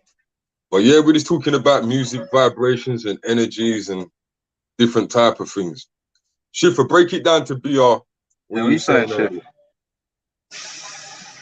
Yeah, I'm good, man. I was just, we're talking about well, the subject of music came up. Believe we started on the prison system, but we've kind of evolved the conversation now. We've got to the level of, vibrations and mindsets. And I think, like, my brother Oza Unki, he brought up a very important thing. The type of music, the vibration in the music of today. It's very low vibration, and the more low vibrations you take in, the more low vibration you become. And I think it's also to do with mindset as well, because the more you listen to people of a low vibration mindset and accept those people as acceptable, the more you become that low vibrational mindset yourself. You may even find yourself saying and doing things similar to these people where you possibly would have never gone down that walk of life if you hadn't been influenced by that. Yeah, TV does it to people as well, doesn't it? Yeah, 100%. And you know what? Yeah, I heard one of your tunes. There was a gutter one. Still, you got a gutter tune out there, bro. Which one, dude? You see, because you know what it is, yeah. I remember when I saw the video, I thought, yeah, when Schiffer talks about music next time, I'm gonna remember that video. What was it? It was not running money back or something like that. Oh, what was it? You're in a suit. Oh yeah. Yeah. To be honest, it's not actually my track. It's a track from a guy, two guys. They're called Twisted Virus, and they asked me to do a verse on it. And I think. So what happened in that? Explain that verse to us. Explain that verse. All right. Now I'm gonna explain the verse to you. Now watch this. You see, as much as I say to you, that I don't believe that we should promote low vibrational music, and I don't believe that certain things should be promoted as positive. Mm-hmm. I do also think that these things are part of life. So to some extent, you've got to show people that element exists, and how to handle themselves and how to deal with themselves in every situation. But I just think where my mind is at with it is that, like, for instance, Peniros was talking about this rapper Casanova. I've listened to a lot of Casanova's music, and what I find is, I find that the majority of what they're talking about is very, very negative. And I don't have a problem with you talking about negative stuff, because in this world that we live in, we have positive and negative. Without the two, one couldn't exist without the other. So I think it's important that we can talk about the negative stuff, but we don't promote it like it's a good thing. Yeah. It's because it's not popping right now. Yeah. So if you listen to that verse and that tune, what I'm actually saying in comparison to the other two guys on the tune is, I'm not about this, what is it? This bally face. We're not you went hard though. Balaclavas, XYZ. I'm not really about that kind of stuff. Why did you say that, Shipper? Why did you say that? I know. I'm sorry. But I say it in the chat. Listen to the lyrics. I said. Your cousin's gonna get onto you about that, bro. He can do if he likes. But listen, I don't think him himself is about that. If that makes sense, because it was a cold tune, though. I say something like, if you owe me peas, rally that. But I'm not talking about killing you over the money. But at the same time, I understand the logistics of life. If I give you something, for instance, I'm doing business with you, and I'm a salesman. I sell you a car, and I give you the trust to come to me later, arrive back later with the money, and pay off the money. Now, no matter what company it is in the world, if you don't pay them their money, they're going to pursue their money, whether it be legally or, whether they just repossess the car, X, Y, Z. There's going to be some avenue of redeeming, the losses that they've made. I think, there's got to be a balance in life. That's what I'm trying to say in the lyrics. Really, it's more about a balance more than it's about promoting any kind of gang kind of, because I make it clear, like, in all of my lyrics, like, and even in the way I promote my music, I'm not about this street life in the sense of gangsterisms, X, Y, Z. But I do understand that people in life, they will try to walk all over you. So sometimes you're going to have to be prepared to stand up for yourself. And you may have to go to the level of the person who you're dealing with. And unfortunately, we've got people out there that are very low vibrational. So I've had it on panels where, for instance, I might be trying to have a serious conversation, and then a person just keeps trolling me.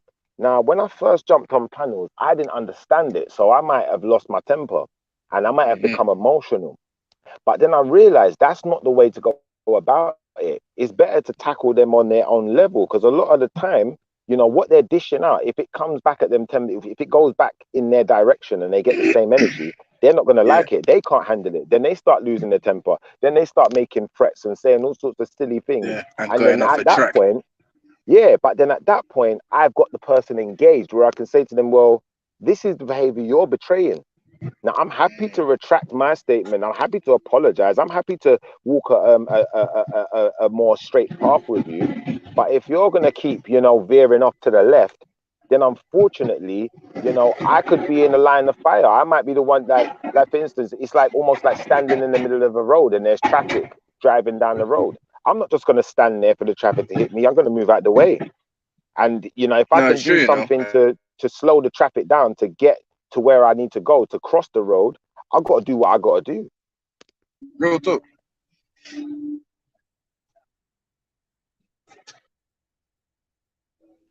My signal's gone mad. I'm glad you brought that up though, because like a few people have said to me that when they heard that but yeah, I don't know if everyone's still there, but yeah, my people, big up, live show. Everyone's in the building. He's on the train. He's on the train. I'll see what's happened. I think your thing's cut. Yeah, I'm on the train, isn't it? It's I know, tunnels, I can see. But I think a lot of people have asked me about that song, and people do like it. But I don't know if you notice, it's not really like the songs that I actually promote, that I've invested money in. Because I've got a song called "Life Is Hard," you know, and I promoted that song. I paid for it.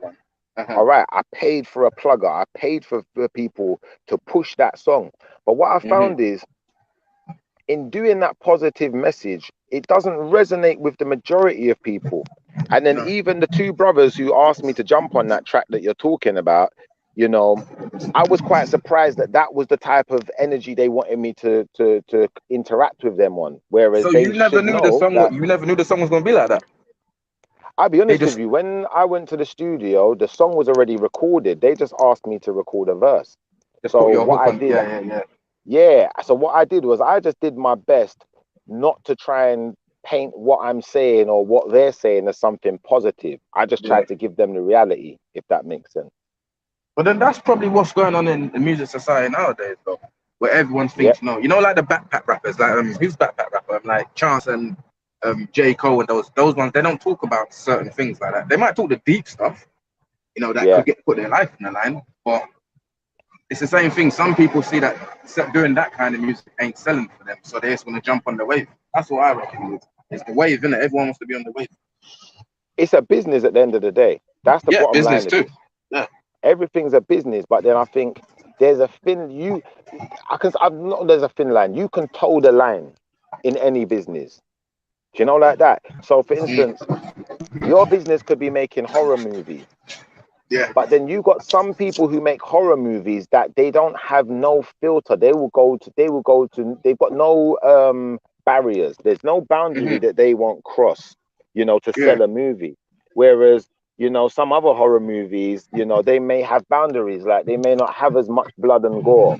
You know, they may just focus and zero in more on the storyline than, you know, the aesthetics. And I think the creator behind it, isn't it? Yeah, it's down to the creator. 100%, definitely down to the creator. But I think, you know, if we eliminate all the negative, then it's going to be hard to highlight the positive, and then it kind of highlights the negative more, because, you know, people, you know, they like having access to things. So if you took away access to all negative music, then, you know, people will probably I think probably that's why people are so into negative now, because previously, you know, if you go back into the 90s and you listen to the radio, you couldn't talk about certain things. So now No, it's no way. become prevalent because people feel like they've been deprived of it. They want to hear that one because the other one, there's enough access to that. So we don't want to hear that now. We want to hear the negative one because you didn't give us access to it. So it's almost like you've created a euphoria about this negativity stuff.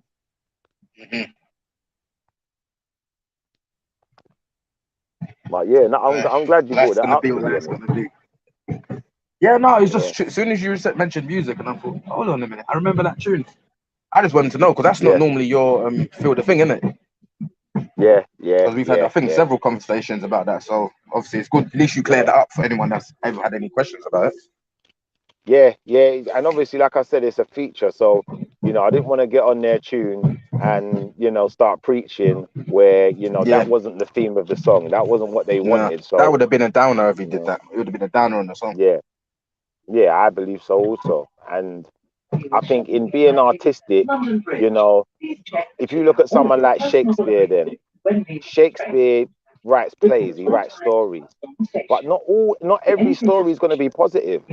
Not every story is going to be, not everyone's a love story. Some of them are tragedies. He's got goriness in there. Yeah, he's got goriness in his stories. And yeah, some of them are tragedies, and I think that's the kind of where my mind's at with it. But I think when you get these, especially the rappers, where 99.9% of what you're doing is negative, it doesn't give the listener any kind of balance. If you say he's a gangster. Okay, maybe there's a song in there for the ladies, but even that one, I'm a gangster, I'm a hustler, I'm a gangster. I think that's giving people a false impression on what life is about, and for those kids who get drawn into it now, what you notice is that's the mentality of a lot of those people that listen to that music. They popularize being gangster and gangsterisms, and it's like that's not normal. It's really not normal, bro. It's still being gangster. I think that's just a popular thing right now.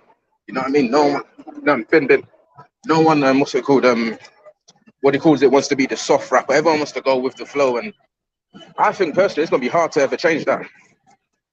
Well, this is the thing. Even like being online, doing live streams, like a brother like Oza Unki, other than myself and Peniros, I don't hear a lot of people do revelations online and talk their real life story and, maybe feel a little bit exposed because they're scared.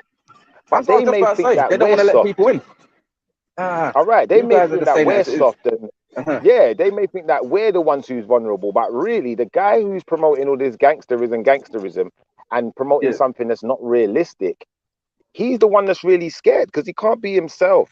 And if you can't be yourself, then now that's a demonic energy. Who's possessing you to be this way? If you're not yourself, who are you? Please, for anyone who's got that mentality, someone like that, I'd like them to be here to explain it. They're yes men and fan pleasers. Get me? Yeah, 100%. But I have no fear. I walk with the Most High. I have no fear. I'll tell you my life story. I can tell you about the good, the bad, and the ugly. It's not all just bad. On my channel, I've pretty much started that. Just letting a little bit, not too much, because you don't want to give too much out about your life, but there's shady parts and there's happy parts, like you said, good parts and bad parts. I think that's why people just don't be afraid in life as well. Yeah, because I see you as that type of brother as well. You're not scared of other people's opinions. So, if my opinion doesn't sit well with the wider audience, I don't care. I'm here to have my own influence. Yeah, and that's my influence. That's it. That's how I'm going to influence people. That's right.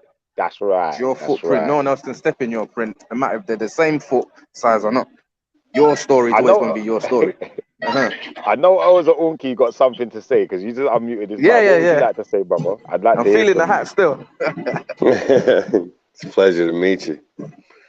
I don't. It's just there's just so many things about these topics. You talk about revelations. You talk about what we see in the sky, and we talk about many of our brothers and sisters being asleep, and it just makes me think of a verse. I couldn't quote it right out, but it talks about the rarity of God's children that will be left in the end of days, and it refers to them more rare than the gold of the Ophir. It's the most rarest, most precious gold ever discovered on this planet. And it says at the end of days that God's children will be as rare or more rare than the rarest gold, the most pure gold ever found. And that speaks What to, does that mean? well, for me, that speaks to the number of people that have their eyes wide shut and they see these things around us and they dismiss them. There was a similar event, and what I mean by that, there's a case in point in history that talks about these very things. There was an event that occurred in 1561 in Nuremberg, Germany, by coincidence, the same town I was born in. And there was what's called the celestial phenomenon in Nuremberg, Germany, 1561. If you bear with me, if you want to talk over me, or I can grab I have a sheet here, I could read it to you. It's actually sitting right here on top. I'll show you. This is part of my research. It's one of many things, but this talks about how we, as humans and our sinful nature, how we don't pay attention to the signs that we should be paying attention to and reading the scripture that we should be reading. And what happens is there are different things throughout history. This is just one of many. As soon as I can find it, I see it sitting over here in my other pile, pardon me. I got stuff everywhere. We research all kinds of stuff. I don't know, 12 to 18 hours a day. Let me flip this around so you can see the picture of it. I could pull it up on the computer, but I have it right here in front of me. Now, I printed this right off of, I believe, Wikipedia. Let's see here. So right here, you find out I'm doing everything backwards in the camera.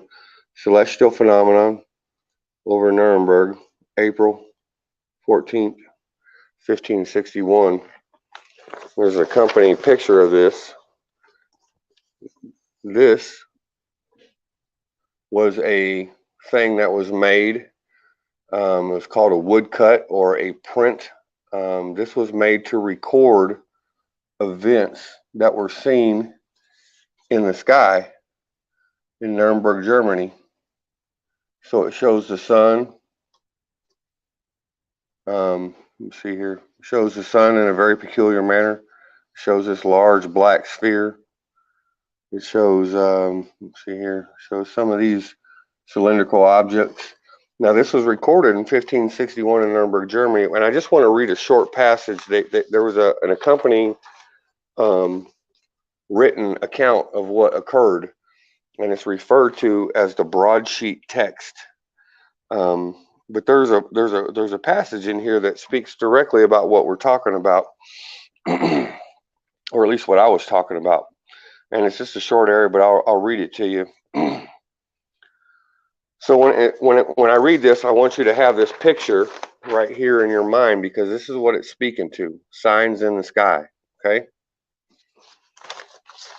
And it's just a little paragraph, but it's very important when we talk about faith, when we talk about understanding, reading scripture, and we also talk about reading and interpreting signs, be it scripture-based, be it celestial, things that we can observe with our own eyes, which a lot of us are. All right, so here we go. Whatever such signs mean, God alone knows. Although we have seen, shortly one after another, many kinds of signs in the heaven, which are sent to us by the Almighty God. I'm trying to keep that light out, but I can't see. Which are sent to us by the Almighty God to bring us to repent. We still are, unfortunately, so ungrateful that we despise such high signs and miracles of God, or we speak of them with ridicule and discard them to the wind, in order that God may send us a frightening punishment on account of our ungratefulness. After all, the God-fearing, pay attention to this verse, after all, the God-fearing will by no means discard these signs, but will take it to heart as a warning of their merciful Father in heaven, who will mend their lives and faithfully beg God that he may avert his wrath, including the well-deserved punishment on us, so that we may temporarily here and perpetually there live as his children. For it, may God grant us his help. Amen. And that is a verbatim quote from something that was Amen. written in 1561. See, And I this think is talking another thing about, yeah, this is the signs in the sky, signs in heaven, and what we're going to be, you know, rare things. Not many people see them. Most people discard it to the wind and ignore it. Yeah, I think another thing that speaks to what we're talking about as well is, you know, if we look in religious texts, for instance, we'll find a lot of positive and good teachings. Don't get me wrong, but we will find negatives also. We'll find cases where, for instance, you know, people were, I think it's the story of Lot, where he's told to leave a particular city and not look back. And some of the people, particular ones, look back and they're turned to pillars of salt, turned to ash. So people are dying, people are being killed. You know, there's other stories where it's even been ordered by, if not the Most High, by an angel, or authorized by the Most High, however it goes, for people to, you know, to massacre people, to kill people, X, Y, Z. But I think that sometimes in life, for instance, you may have to take on a negative role to achieve a positive result. Unfortunately, that's just the nature of the world we live in, if that makes sense. Yeah, so I really want people to understand that sometimes negatives are unavoidable, you know, but it's what we do with them, is the path that we're on that's more important. Proceeding forward in our lives individually with his name on our lips. He did not design stupid children. He did not design weak children. I believe personally that we should move forward in life with his name on our lips, his thoughts and his teachings in our minds and in our actions. But I agree with Shifa that, and I even hate to utter the words, but sometimes things call for measures that we wouldn't normally entertain.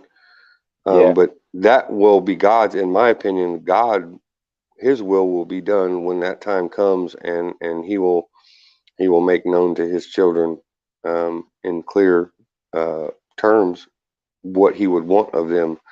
But I know of myself and my personal story, my personal life, I don't have it inside of me to bend my knee to grown men trying to tell me how to live, think, act, or speak. And I guess I'll have to deal with that if it comes knocking on my door, or if it comes knocking on my neighbor's door. And, you know, I hope that I'm not faced with that situation, but one way or another, God did not build me a weak person. He did not build me as an idiot. He did not make me subservient to anybody other than him. 100. You know, so anybody else that thinks that their laws supersede the Father's laws, or that they can institute tyranny on one of his children, I flat out don't consent to it. I don't consent to it in any way, shape, or form. And I hope I'm never tested, but if I am tested, I know where I stand. Yeah, and I think we share a very similar mindset, in the sense of, you know, I say this a lot: I bow to no man. You know, I worship no man. I will only worship the Most High. And I see the Most High like an elder, you know. So like with the elders, I don't bow to my elders. I look up to them, and I take inspiration from the good that they show me, if that makes sense. And I treat the Most High in the same way. I look up to the Most High, and, you know, even when I pray, I look up, and, you know, I try and draw his influence by looking up to him, and, you know, trying to emulate the good that he's trying to teach me. So, you know, it's nothing against people who, you know, they go to religious service X, Y, Z, they bow their head, or, you know, they bow down on their knees X, Y, Z. It's not to take anything away from those people. It's just that I have a different inclination as to how you can renovate and, you know, take inspiration. But yeah, like, I think these conversations are very important. What was you going to say, Onki? That makes sense. I was just going to say that if you look at a lot of the old paintings, old pictures, old historic ones as they relate to Christianity, Most of them you see looking upwards. You don't always see them bowing their heads. You see a lot of number of paintings and historical accounts of important people through history. It shows them looking up, not looking down. Yeah. Salute to Kid Murray as well. Salute you, brother. Peniro, if you could drop the link again, because obviously, the chat, the link will disappear. So just in case Kid Murray or anyone else who's just joined the show wants to jump on and hit the link, if you could drop it again for them, that would be appreciated. But yeah, salute to you, brother. And so, like, I think this is a very powerful conversation in the sense of, are you going to be yourself or are you just going to follow the crowd? Are you going to look at things and try to decipher them for yourself? Or are you just going to listen to what someone else told you and just believe what they say? If that makes sense, because believing what other people say can be very dangerous because they may be leading you down the wrong path. If you've not checked and done your research and done your you've not been rehearsed in the things they're teaching you, is there a point to actually looking into these matters, looking into these things, and giving yourself a greater knowledge on them, if that makes sense? Like, what Elza Ornki right now talking about signs in the sky is not something that I've been very privy to, but I'm very happy to learn things, even other religions that I might not necessarily, I might not subscribe to, but I'm happy to learn and, hear the positive messages, hear the negative messages, whatever it is, so that I can learn how other people think and understand who those people are, so as to build positive relationships with them. That is the fundamental nature of what free will gives us, the right to look around to decide for ourselves. This is also what caused the jealousy between Lucifer and God's most precious creation, his favorite creation, which is us, his children. And this is what caused the Luciferian war, was we had free will. Yeah, yeah. And for the people who are non-believers, that's not to say that you can't still be positive. That's not to say that you can't still be influenced by some of the positives that have come out of religion, because a lot of people who are non-believers, they still believe in the law. They still would want some type of retribution if some wrong was done to them. So a lot of those mindsets and a lot of those teachings are coming out of what we would call religions, or spiritual texts and spiritual teachings. So I think it's very difficult then to completely write them off, even if you are an atheist then, or someone who's just a non-believer. And I think it also says in the Bible, not to chastise people because of their belief. Accept them for who they are, and try to live good with people. Love your neighbor like you love yourself, XYZ. And your neighbor may be an atheist, but you still got to show them some love. You still got to be able to understand them, have a conversation. You may live on the same piece of land and have to, deal with disputes, X, Y, Z. So we have to have some kind of commonality where we can fall back on and say, okay, well, we may not agree on this and this, but we can agree on this, which will help us to move forward in life, rather than, constantly fighting with each other, going sideways and going backwards in life, if that makes sense.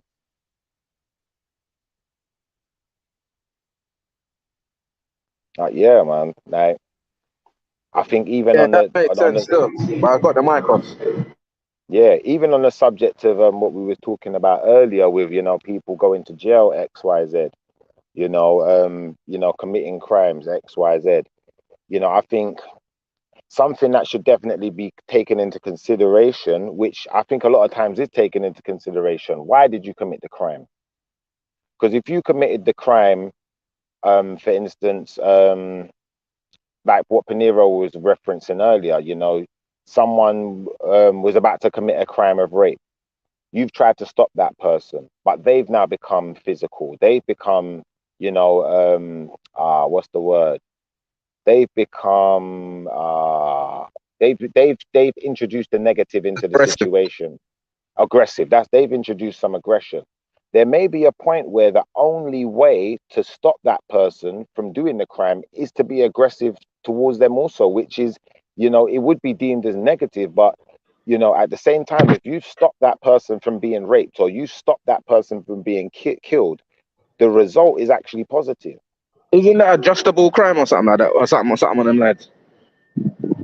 Yeah, it could be. It could be. Like, for instance, you know, people who are starving then, and they may be like, you know, like an illegal alien. You're not able to get a job because you don't have the right papers, but you're still here. You still got to eat. You've still got to survive. And that may be your only way of surviving. And you know what? In those circumstances, I think we have to kind of give some credence to the fact that, you know, if that person wasn't in that situation, would they necessarily have committed that crime? Like what Oza Unki was alluding to earlier, where, you know, how can I explain this? It's like if you was in a situation where, you know, work is, you know, available and, you know, you can earn a decent enough living to support you and your family and make sure that you're not going without, you'd have no reason to commit the crime. And if you did the crime, then I'd say that it would make you more responsible then. But it's like what you said earlier, you know, like with the music and that. It's a fashion thing, isn't it? Some people just doing this strictly for the fashion, isn't it? They want to be the same as everyone else. They want the same drip. They want the same cars. They want the same lifestyle, even though they know they can go to 9 to 5 and get that at a slower pace, and it will probably last longer. But they want it now, quick. So they're committing crimes to get money. Yeah. Yeah, 100%. And out to Foxxymoon, salute to you, sis. It would be lovely to have you up here when you're ready. I know it's early over there, so no pressure. Anytime you guys are ready, jump on the panel. Tell them. Everyone's welcome to that.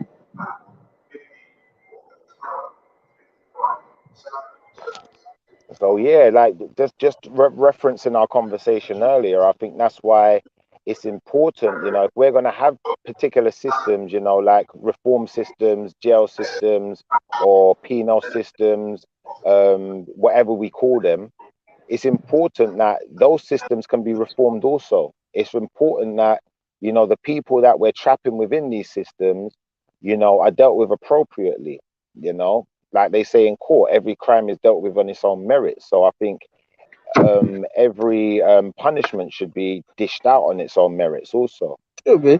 But this country is slimy, man. Like, there's too much innocent man them that's locked up for no reason, yeah? And like, most people, obviously, you're, what is it called? Innocent till proven guilty. But in the prison system, you don't get treated that way. Everyone that comes through their gate to an officer or anyone that's in there, they're guilty. So that fair trade of, well, I know what you're saying, it's not going to happen on the inside. But you can't treat a murderer the same as a rapist. You can't treat a pedophile the same as a shoplifter. Yeah, but because of the obviously, like Oza Onki said earlier, you know, it seems that those systems are based around, you know, making money also. So, 100%. You know, there's not a lot of emphasis on. Mute, when you're not talking, mute the background there, bro. Yeah, bro. All right, brother. Yeah. So, like I was saying, there's not a lot of emphasis on making sure that we're not putting murderers with someone who's, you know, committed a crime, maybe like fraud, which is not violent. You know, you're throwing the violent people with the non-violent people. You're throwing the pedophiles and the rapists with, you know, the people who haven't committed sexually orientated crimes and lumping everyone together.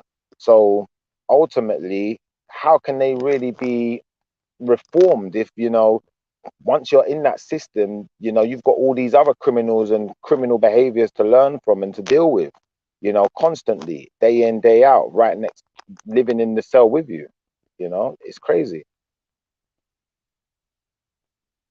It's a disturbing system. It's in this country here. It's a very disturbing system. There's no reform or rehabilitation of any kind. Reform and rehabilitation, they don't start in the correctional institution. They start at home with a family, mother and father. Pardon me. There's a female present. Pleasure to meet you, ma'am. Salute, Foxy. Salute, Sister Foxy. Nice to have you up here.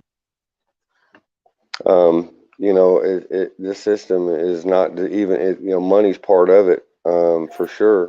Money makes the world go round. Grace and peace to you guys. Thank you, Earl, for acknowledging that. Yes, ma'am.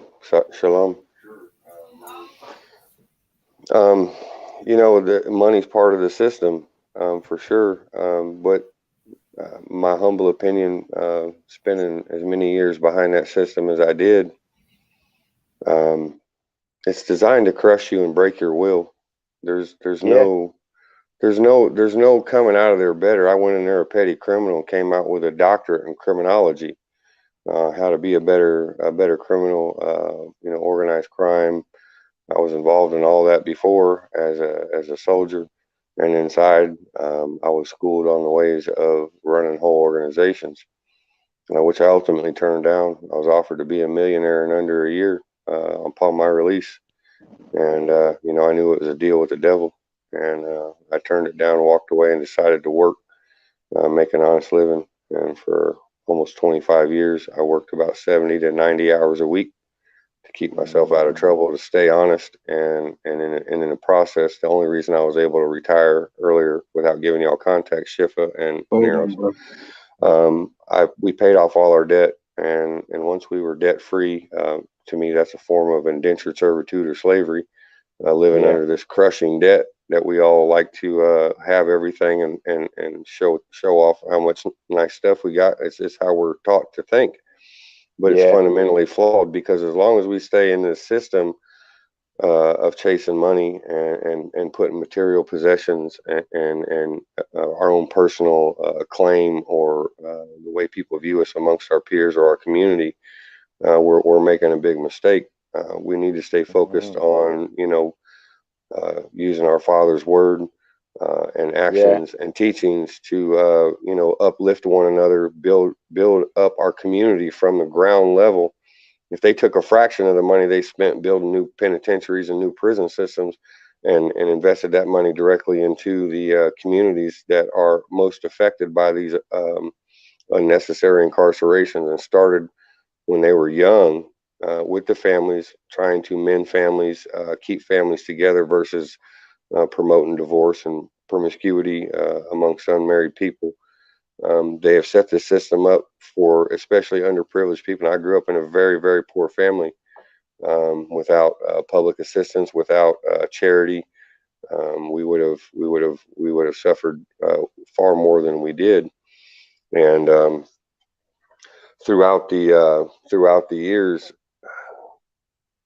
I learned that no matter how tough things get, if you pull together as a family, if you pull together as neighbors, if you pull together as a community, regardless whether we're talking about incarceration, we're talking about bad neighborhoods, bad socioeconomic problems individual communities can be faced with, pulling together and helping each other is the only way to do it. Because if we wait for other men to do it, these so-called leaders and rulers, we already know they've demonstrated decade after decade after decade what their position is on people who are not privileged or do not have those connections.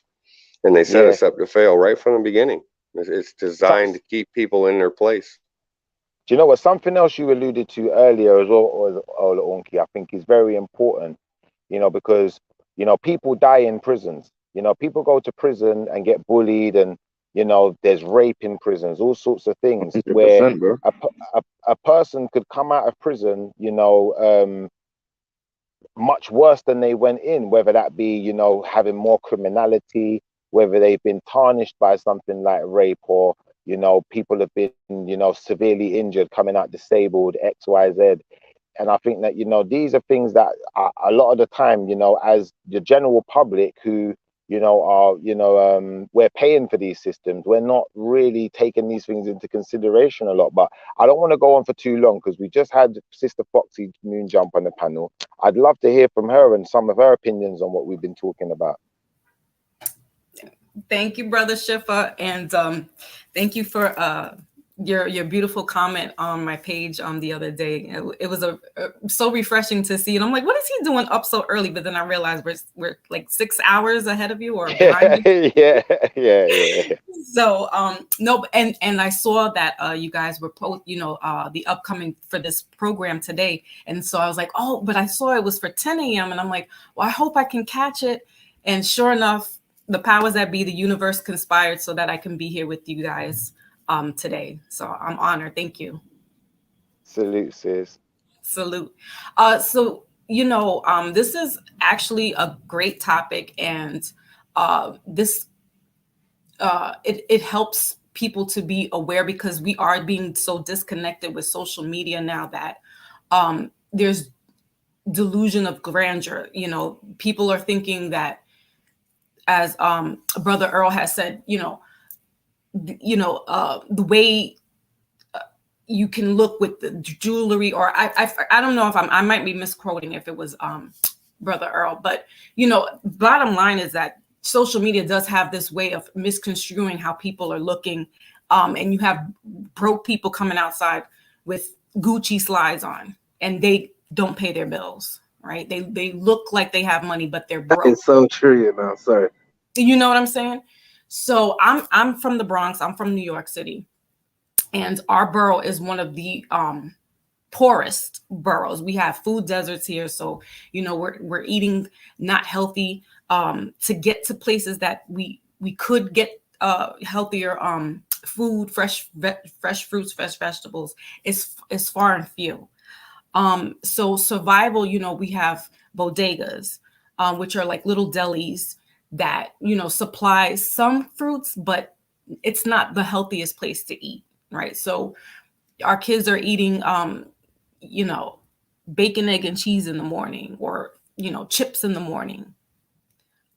My children, when they were younger, I would fix breakfast for them, or they would have like waffles or something in the morning to go.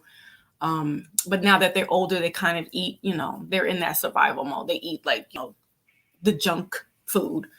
But also something that Earl had mentioned that I wanted to tap into as well was, for me, I was a teenage mom, and he had mentioned about families coming together regardless, of what the situation is, because other communities, they do come together.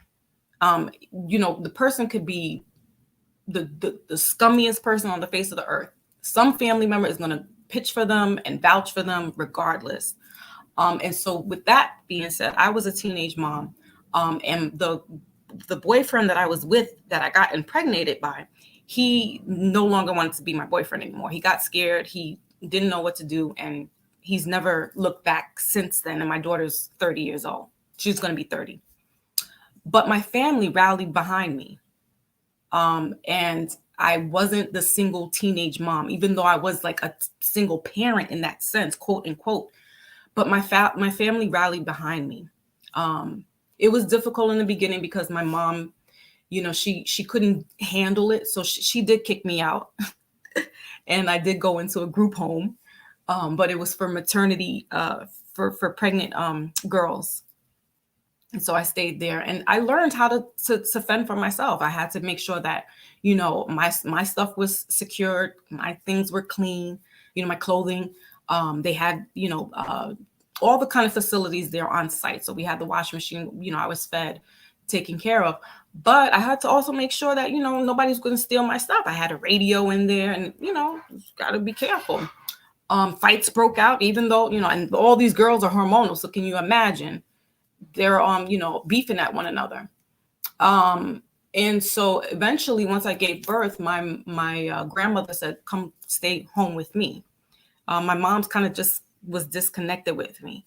But I understand she didn't know what to do, with a teenage kid. And then I was running around acting up. Like I really was running wild out there.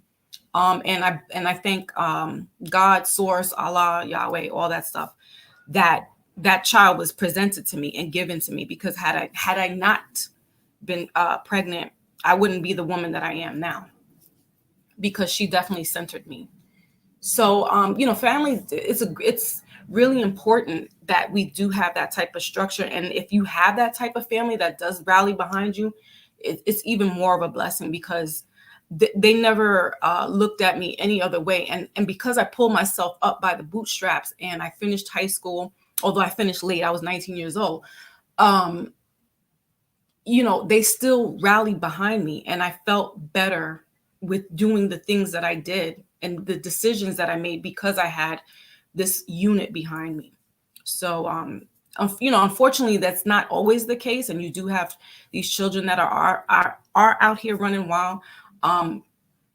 there is a system that does prevent certain ethnicities from elevating and getting higher. You know, there's only a certain door or window that they can get in, and then everybody else is like, you know, standing behind, waiting for this one person to fall off, and then they can go ahead and then now become the top man in charge. I was just reading a Instagram post that there's no black, quote unquote, black, so-called black owners for any of the NFL teams.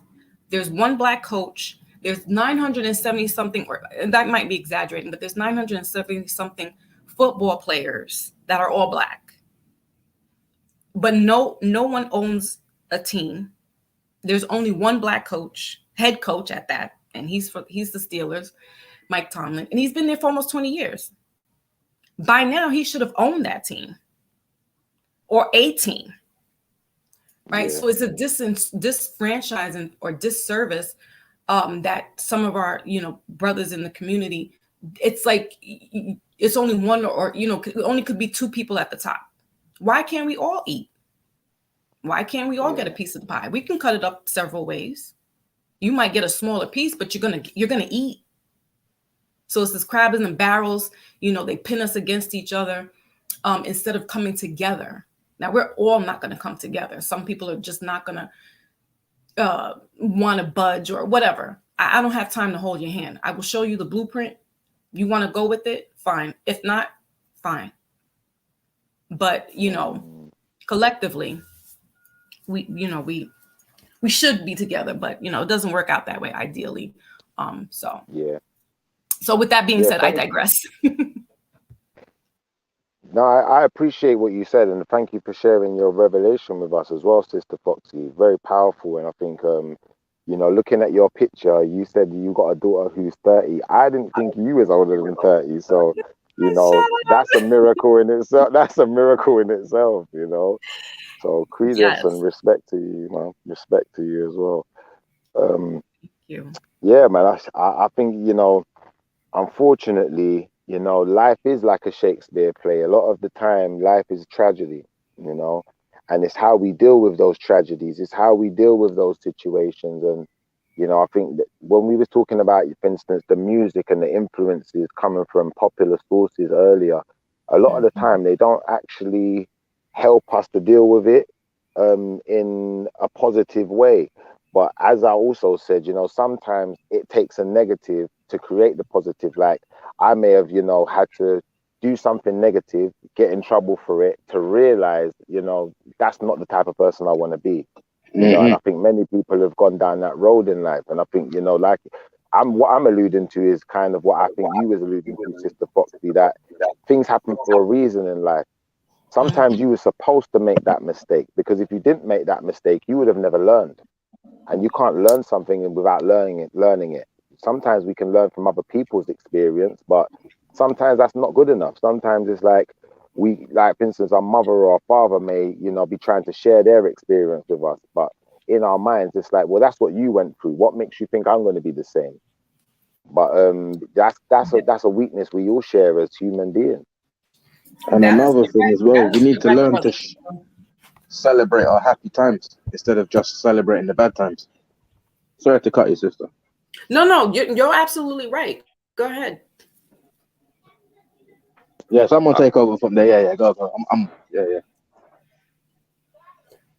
I just would like to say that we need to learn to celebrate our differences, you know, because it starts there. Because we've been given all these false ideas of what race means, what money means, where you live, what it means, and these things are meant to divide us, to keep us from coming together. This system has been set up intentionally to you know, keep us apart, keep us divided. That's how you win a war, is divide and conquer. And it starts, if you want to break a nation or you want to break a people, you break them from within. You don't break them from without. You break them from within by playing games with their mind, you know, playing, you know, little card tricks, so to speak, you know, metaphorically speaking, illusions and magic games to misdirect and mislead. Yes, exactly. Got it. Well, I think we have a natural fear of being exposed. you know, and even if we look Being in what? of being exposed, and even if we look at things like the Bible, you know, when Adam and Eve ate from the tree of knowledge of good and evil, after that point, you know, they started to cover themselves up because, you know, at that point maybe they saw themselves being exposed as a negative thing.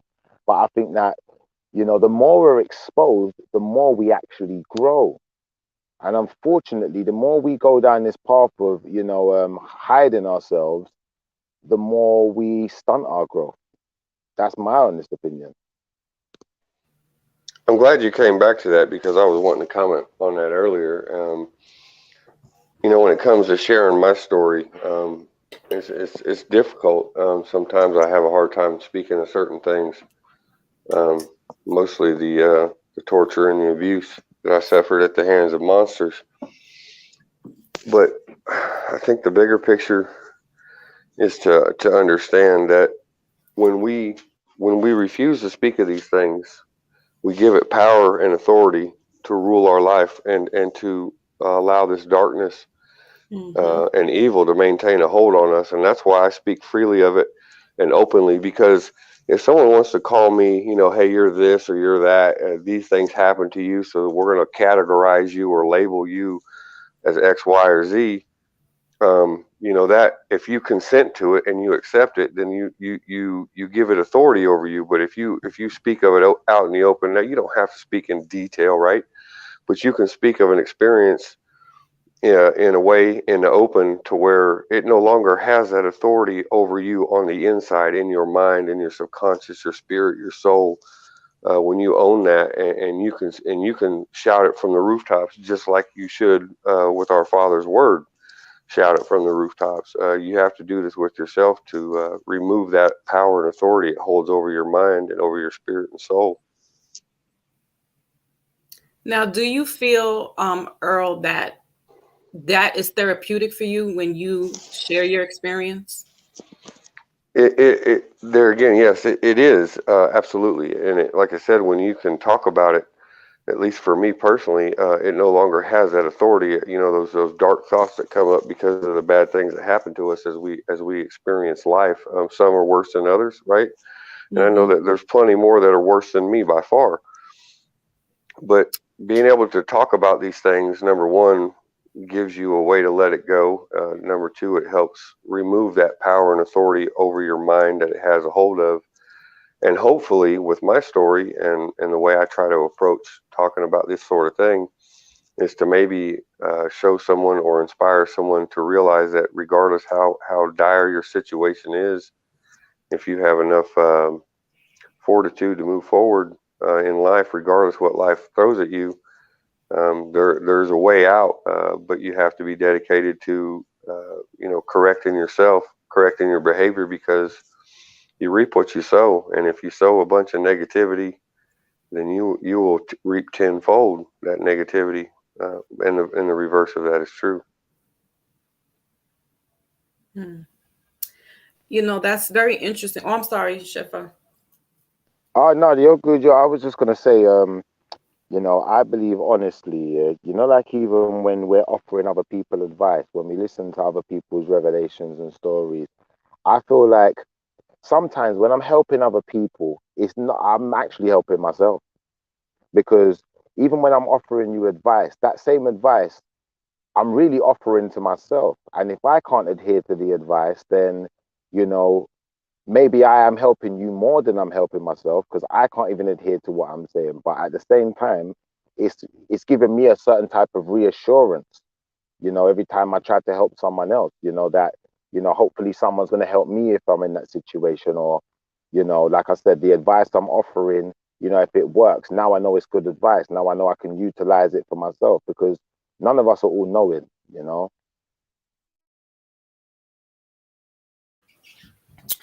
That, you know what, Brother Shefa, yeah, I feel that way as well. Because, and you know that I do the card readings.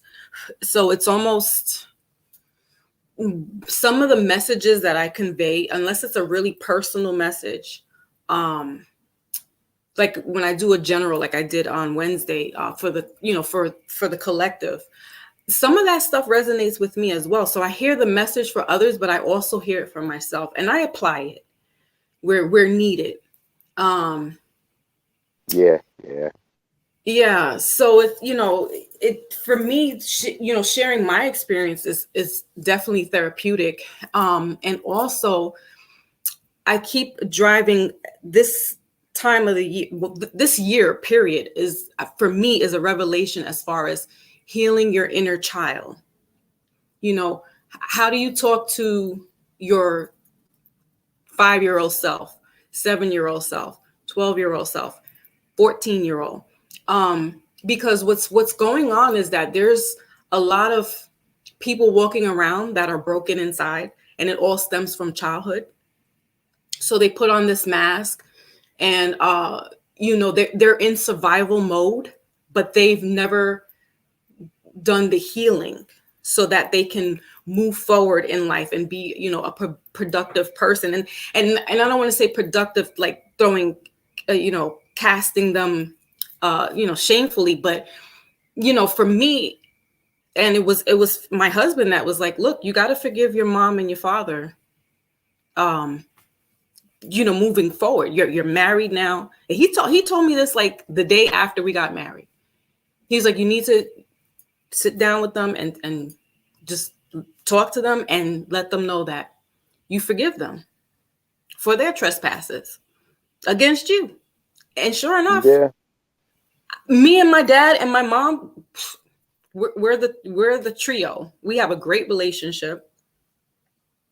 Me and my dad are like best friends. I mean, that man, I should have been his son, because he just goes in about all kinds of other stuff. Like he talks to me like I'm a boy, and I'm like, all right, Dad, I don't want to hear about your little sexual innuendos, but I'm honored that you can talk to me that way.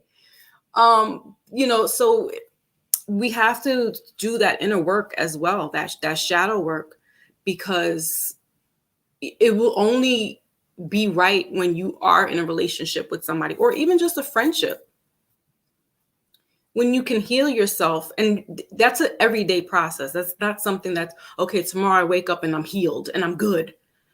That's an everyday, every minute, every hour process. But if you can help work on that inner child and let that little self, that little you know that, you know what, you turned out okay. You turned out all right. You start to heal, and you start to feel better. Sometimes I get a little bit confused with this stuff as well, because it's like, which one's the real me? The younger version of me, where I was still learning, or this new version of me where I've learned all of these things that I'm applying, but they're not necessarily all stemming from my own thought process. I'm learned from others, and sometimes I look back at my younger self and I think to myself, even, there's certain things and certain mindsets that I may have now that, they mirror it, but there's certain ones that don't. And sometimes, I may even feel like, I need to get back to that place where I was at. And it's very difficult. I hear you. And then that goes into subscribing into, past life, and maybe some of your karma is stuff that was from way back before you, so that's another conversation. But I would say, like, just going back to that innocence of the child, right? Yeah. Like what made you happy at those moments? And we have to build on that, not so much the negative, although that makes us who we are. We can't discredit the negative, like push it aside like it never happened. Because for me, like I said, that made me the woman that I am today, with having my daughter at 15. So I don't ever say that that's a mistake. I always say that was God's blessing and saved my life. And otherwise I probably wouldn't be here talking to you to this day. So I don't want to put that and say, no, that's negative. And I don't want to, I regret having my child. No. But if I could have if I could have time traveled and said, look, if you wait a couple of more years, then you could went down this route. But it is what it is. That which does not kill us makes us stronger. Yeah, that's true, you know. Yeah. Learn from your mistakes or fold. Yes. Absolutely. Mm-hmm. And you know what else, Brother Schiffer, that I wanted to Yeah, mention? So you guys 100%. were talking about the music.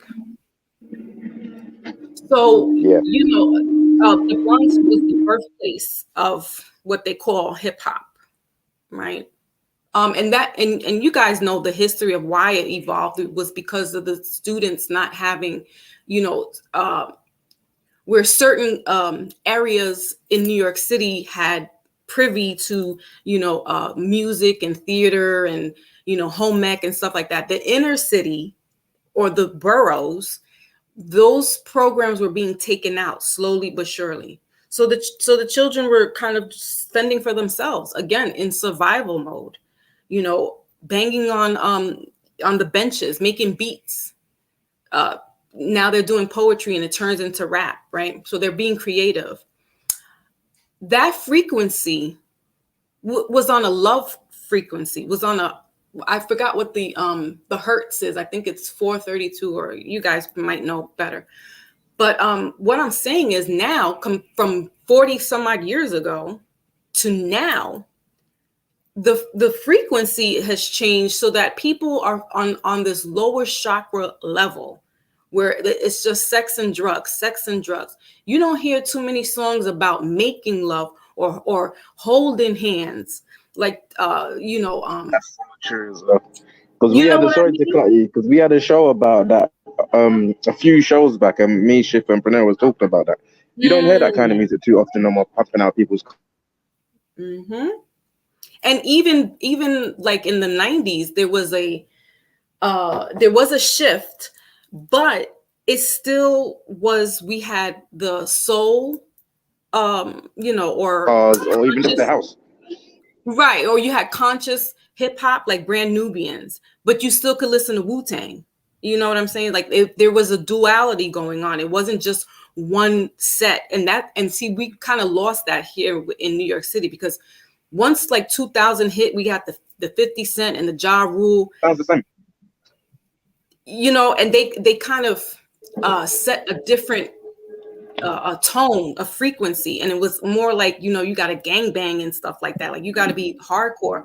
But prior to that, you had, you know, the Fugees. You know, as I said, you had Brand Nubians, you had the Roots, and they all shared space with, you know, Das Effects and Lost Boys. And so this frequency now, you know, the kids are like they're just kind of like walking around like zombies in a sense, because they're listening to this stuff and then they're popping, you know, drugs. And I mean, every generation does it. I'm not going to sit here and try to throw, again, shame on them, but it's just you're adding the drugs with this low level music. Is a recipe for disaster, at least earlier in our generation and the generations before us, whether they were doing drugs or not. I mean, not Ella Fitzgerald, Billie Holiday, you know, she was a heroin addict, but she still was making beautiful music. So, you know, there's this disconnect with the music and the influence that is really has changed, and it's almost detrimental to this younger generation coming through. Yeah, I totally agree with that, man. And I think Same with the TV as well. TV is just as bad. Yeah. Just as bad. Daytime TV, nighttime TV. It's all promoting the same stuff as music. Television, mirror, mirror on the wall. Who's the most beautiful of them all? That's Same right. thing with the Same thing with the cell phones. What do? We look into them. We take selfies. Aggrandizing self. And we use it to try and diminish others. And I think that, you know, I've heard someone else say this, where I got this from, is that, you know, these things are used as ways almost of population control. Because when we hate each other, you know, you're going to see a lot of, you know, people killing each other and, you know, trying to diminish each other, or, you know, trying to hold each other back, X, Y, Z. And, you know, unfortunately, you know, it's very difficult to stop those elements when the powers that be are allowing them to be, you know, pushed worldwide, you know, and popularized worldwide. You know, I mean, when I say that, like, I know there's some countries, like for instance, Islamic countries, XYZ, where they will directly censor what you can pick up on the internet, what you can hear on the radio, XYZ. But then, you know, once they come into these Western societies, you know, they can now pick up on that energy and take it back with them. So, you know, it's like it's almost starting all over again in them environments. So it's never going to end, is it? It's a self-perpetuating cycle, that's for sure. And it's going to have to start at home. These rulers and leaders and government officials, they're never going to do what they promise or even suggest what they say they might do to help us. They have no intention of helping us, to uplift us, to educate us, to bring us together. Would make them irrelevant, and that's the last thing they want. Yeah, good point. Very Right, good, because excellent we're point. mighty in numbers. If we come together, we can. We're mighty in yeah, I'm sorry. Please go ahead. I apologize. No, that's what I'm saying. We're just mightier in numbers. Like we collectively, we all come together. And that, as you said before, they're scared of that. They don't want that. That's why there's this divide and conquer. Yeah. You bring that much solidarity together, and that much intelligence, research, history, imparts true wisdom across the board to the people of the communities that stand together on their belief and their faith, and do it in an unshakable fashion that does not allow for ridicule or scorn, or, as the Bible says, scoffing at Christians, singling us out and making us feel as if we can't even profess our faith in the open, at least in this country, because of the political correctness. And I challenge that every time I walk out my door and go into a store. I don't care who it is, perfect stranger. You make eye contact with me, I say, hello, how are you doing today? God bless you and have a nice day. And I don't care if they don't like it or not, because that's who I am, and I don't bite my tongue, especially when someone tells me not to speak about my father.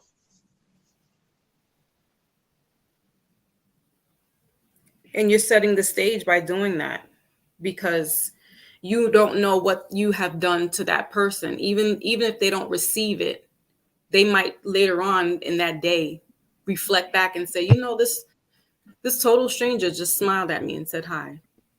Yes, Well, ma'am. Just like Christ, the fisher of men. Mm-hmm. We all should be that way. We should think this way. And love conquers all. We know this. We know that there is nothing more powerful in this world than love. And it originated with our Father, and it's manifest through us. And if we manifest it in the correct manner, there's nothing that can conquer that. It's just flat can't. It's too powerful. It's too positive. And once we wake up as a species, as His divine creation in His likeness and image, and set aside color, political, socioeconomic divides, and start working together like we're doing now, this is where wisdom takes hold, and maybe with the right effort and focused direction, we can accelerate other brothers and sisters from waking up if we choose our words carefully and lead by example. yeah, I agree with that. Indeed. This, by the way, is our fundamental mission as Christians, in my belief. That one wholeheartedly, man. Because, you know, people, we have to lead by example.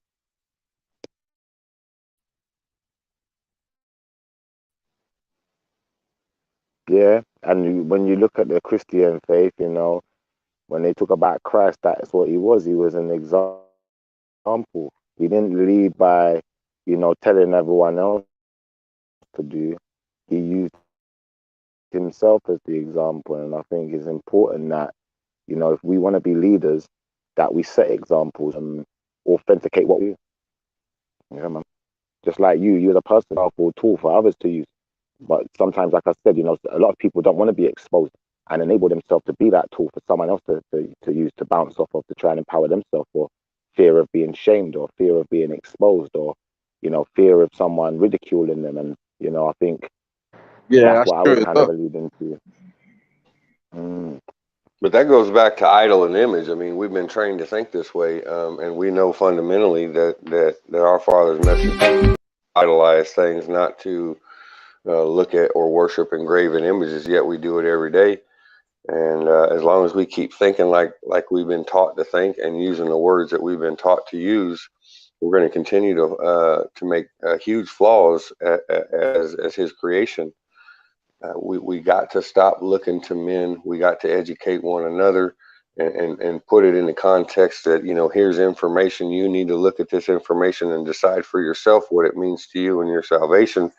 Because there again, even myself, every time I open my mouth, I worry about what I say and who I say it to and what context, because if I say the wrong things with utter conviction and I get someone else to believe that, now I'm not only answerable to my salvation, but I may be answerable to someone else's salvation for telling them the wrong thing, and that I can't live with. So I have to tread carefully, and I have to try my very best every day, knowing I'm a sinner, knowing I'm going to fail, but try my level best every day to lead by example every time I step foot out my house, no matter who I run into.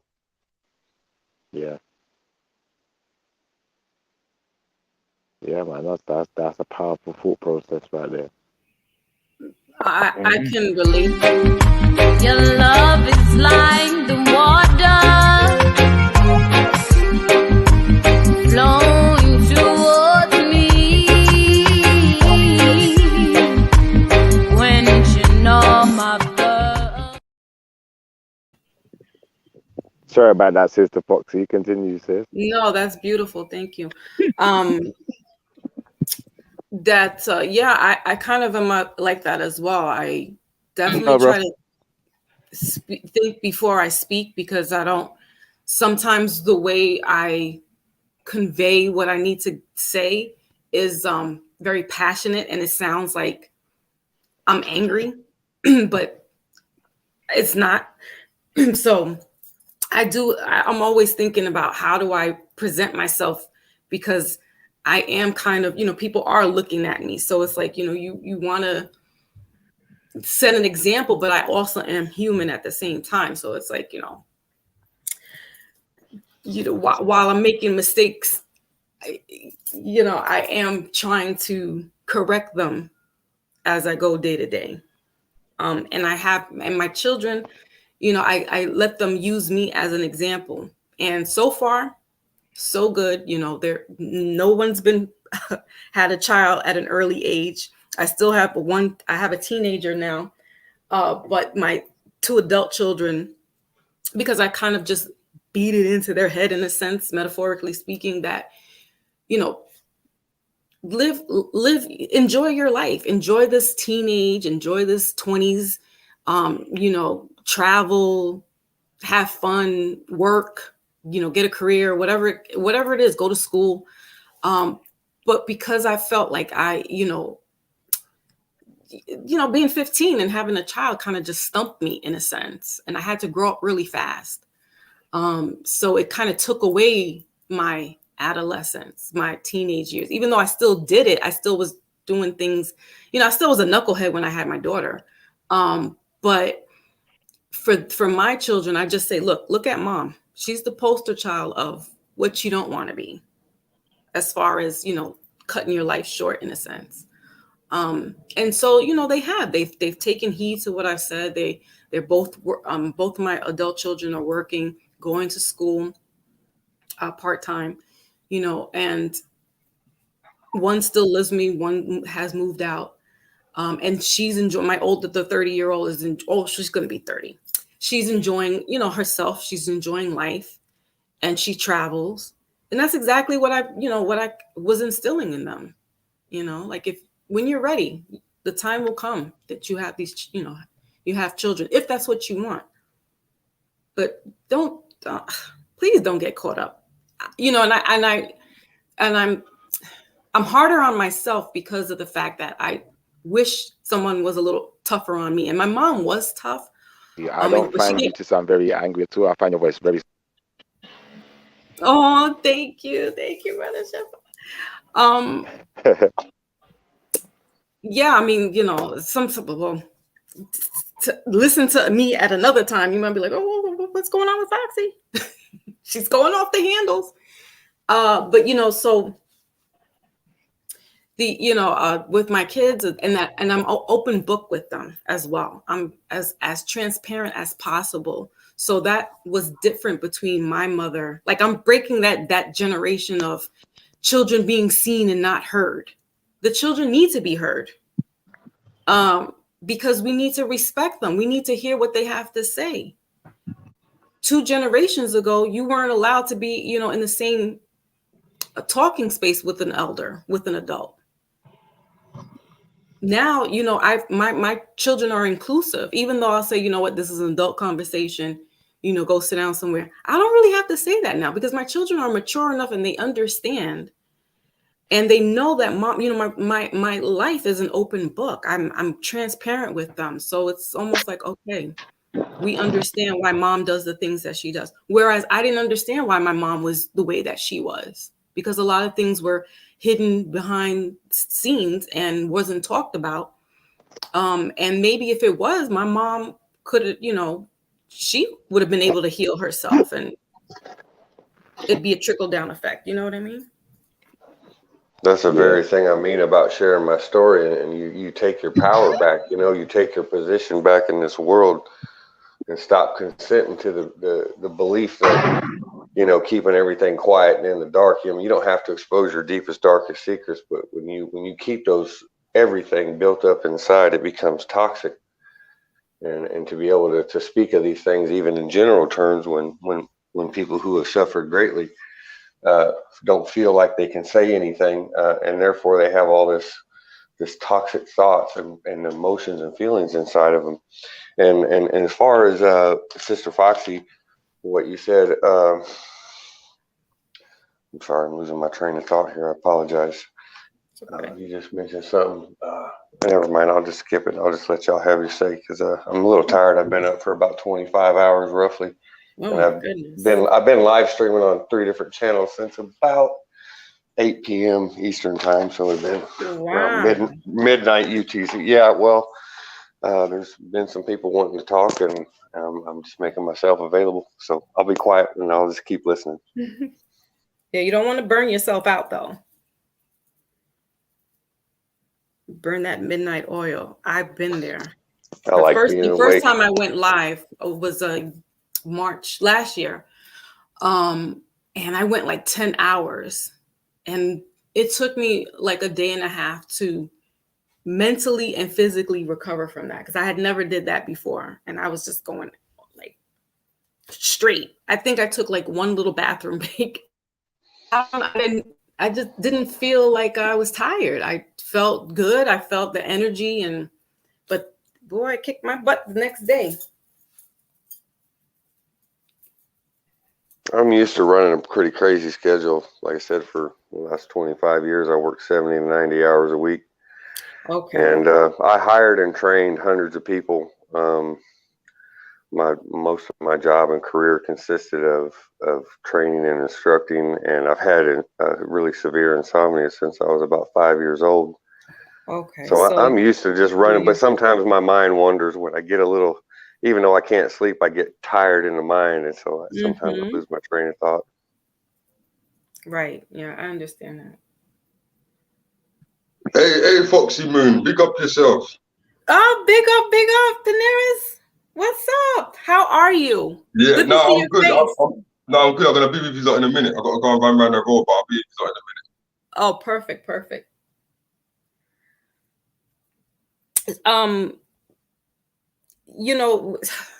Sometimes people some people would classify that as a disorder, Brother Earl, with insomnia and stuff like that. I feel that that's just people that are very highly in tuned on another level. And, because when children are labeled ADHD or a problem child, because I had that with my son, it's not that they're a problem. It's that they're so highly in tuned, or they're a genius, basically. That, you know, the regular work is not suffice for them. They're looking at it like, yeah, I can scan this over with my eyes and I already know what it is, and I know the answer. So they become distracted. They try to find other things to keep their mind occupied. And so that might label them as this hyperactive child, but it's really not. They really are, to me, I feel that they're just really smart children. And they have to have, you know, some type of stimulus or stimuli to keep them moving. Yeah, I would believe agree. that's true. I know that's true. Because I got people in my family like that, and they are very, very advanced, even though they can't stop moving and they've been labeled something, but very intelligent. Right. I was labeled ADHD and dyslexic. I sometimes flip my words and my vowels around. But also, I would agree with what you say, because I was put in school for the gifted children at 5 years old. Another interesting occurrence happened, and I believe I shared it with Peniros and Shifa. When I was 5 years old, I was visited by, I would call it an entity, but it had a name, and I didn't know the name until many years later. But it was the Egyptian god of the underworld, Anubis, with the head of a jackal and the body of a man. He visited me when I was 5, and things took a bad turn in my life. That's when a lot of the abuse and torture started in my life. It's also coincided with my insomnia, but it doesn't rule me. I love being awake, because when I go to sleep, I feel like I'm missing out on the beauty that's around me if I'm just willing to open my eyes and take a look. So I prefer not to sleep with as much as my body will allow. Yeah. There's too much to learn and too much to know. See, and I'm the opposite. I can't wait to go to sleep. I love to be in that world, because I can then speak to my grandmother, because she passed away in 2018, and she was one of my pillars that was behind me. Thank you, Peniros. She was definitely a pivotal person who was behind me always, even though she was mad at me when I did become pregnant, when she found out that I was pregnant. But that's when I can communicate with her, is in sleep realm. Well, not really, in waking life as well. But I didn't want to allude to, you know, with children, you know, because I believe in the spiritual world a lot. I grew up in, you know, Christian Methodist. Went to Catholic school for 9 years. You know, so I've been inducted into all that, but my way of life now is more on a spiritual connection. I know Bible quotes and all that good stuff. But for me, it's more of an intimate relationship, you know, with source and certain spirit guides and angels and so forth. And so, you know, I didn't want to make it sound like that with children, but you know, in actuality, that's really what's going on with these children. And there's no scientific way that you can classify a child who's very in tune spiritually, right? They you know, even with Jesus's parents, what are you doing talking to the rabbis? He's 12 years old. What are you doing talking to them? He can talk to them. He knows exactly, you know, and that's how I was. I can speak with elders and vibe with them at an early age, at that age, at 12, 14 years old, and hold conversations with 60-year-old people. My mind was so advanced. And then I found out that that's what it is. I'm spiritually gifted. But you can't go to everybody with that, because then they'll be like, oh no, she's crazy. And it's not. No, I'm not crazy. I just have something you might not have. That's all. They like to tell us, Chicken Little, the sky is falling. Right. So, you know, that puts our children, some of them, in and if the parents are not in tune as well, then they're going to go along with the program of, yeah, let me put my kids on drugs. Let me put my kid in this, facility or this, or cast them aside because they don't know what to do with them. That's big in America right now with kids that have a little bit of problems. They put them straight into drugs, don't they? Right away. Mm-hmm. That's what I'm saying with my son. But I understand because my bloodline comes from a very highly spiritual bloodline. Mm-hmm. So it would you, make sense why my son would be acting out the way that he is, because he has that same kind of connection that I have with, spiritually speaking. And so I knew my son was born with 2 bottom teeth. An old wives' tale, they say that's wisdom. My son is a Taurus, born with 2 bottom teeth. Came out with a whole head full of hair. By 5 months old, I already knew his character. He's aggressive, assertive. He loves food. He showed me who he was. Yeah. And so when he was starting now in school, that same type of assertiveness was deemed he's emotional. He might need to go and get an IEP test. That's to take a test so that they can put him in special education. Yeah. No, he's not. My son is highly in tuned. He's very smart. He just doesn't want to deal with your BS because he sees through it. Mm-hmm. And so my son had a struggle a lot in school because of this label behind him. And now he's going back for his GED because he dropped out of high school. School was not engaging him. His mind was so far past that, what they're teaching. And our education here, this, in United States, we're flunkies. We're flunkies. And only certain groups, these people who are rich, quote unquote, they can afford to put their children in these, private schools or whatever type of school that benefits for them. But for the most part, no, we're kind of behind in the time. With the flow. Mm-hmm. It's going with the flow. Probably uneducated teachers teaching the kids. Bingo. Because same as in my era of in school, if you're in school and you got a school filled with problematic people, if the teachers can't relate and get in tune with the kids, there's no way of how they're going to teach them. You can send a student out of the class how many times you want, but that's not what make them learn. If you sit down and talk to the person like a young man that he is or a young woman that they are, you probably get through better than teachers anyway. You hit it right on the head. And we need to, that's why I had said a little while ago, but as far as giving our children some respect, we think because they're little, they don't qualify to get respect.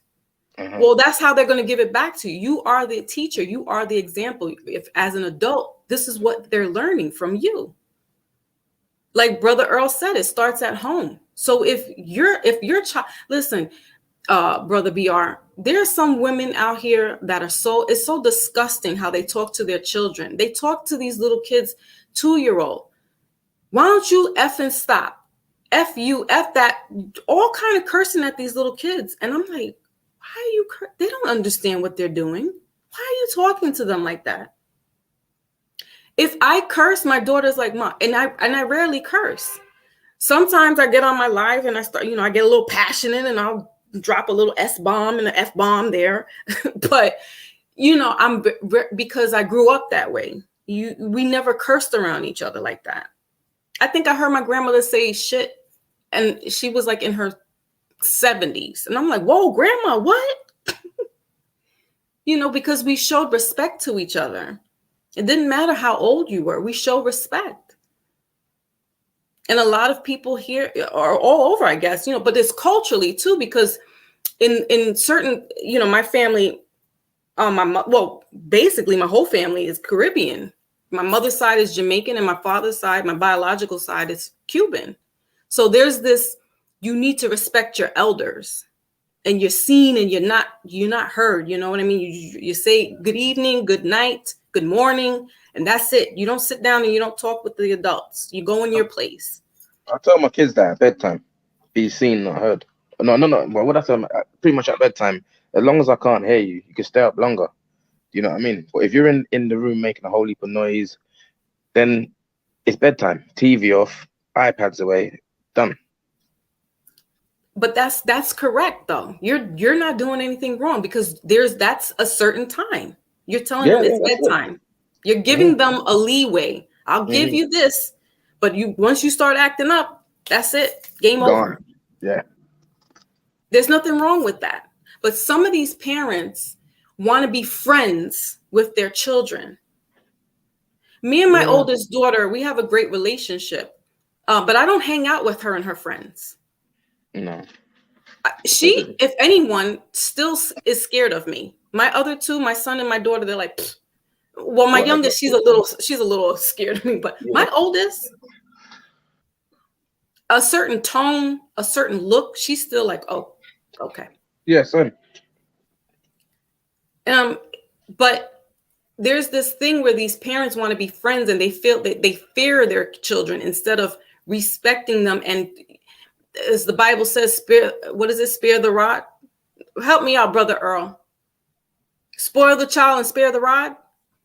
I don't believe I know that one. I wish I did. Okay. Well, so there you go. You spoil them, right? But not spoil them because we can spoil them in love and affection and attention. We don't have to give them material stuff to spoil them. Your time is precious. I would like to comment on one thing you said, Miss Foxy.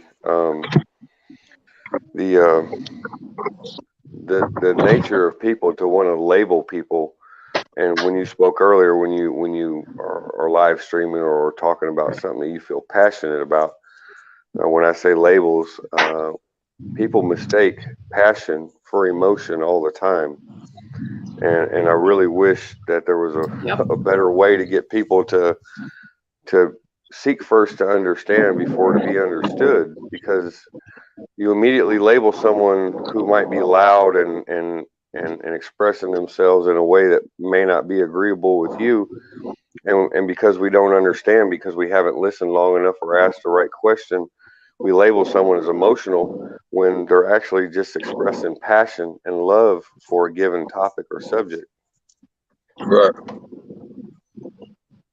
Correct. Well, yeah, what are you not saying about school and you're cracking up, man. Cracking up a bit. Yeah, what are you guys saying about the rod? Bearing the rod? That's Foxy is talking about that one. Oh, it's spoil the child, spare the rod. Spare the rod, spoil the child. Now, I don't know if that's in Proverbs. Might be in Proverbs. Yeah, well, they use a lot of technology against the youth as well. Well, that's what I'm saying. You know, because spoiling a child doesn't mean I'm going to go buy you the next Xbox or an iPad. Spoiling them is I'm giving you my time, my affection, my love, nurturing you, teaching you. That's what that is. But some parents wanted that they negotiate. Well, I'll buy you this. You know, I reward my children. If their report cards were good, then they would get some type of game or electronic, right? But that's because they earned it, not because I'm trying to pacify them. And that's what's going on with this generation now.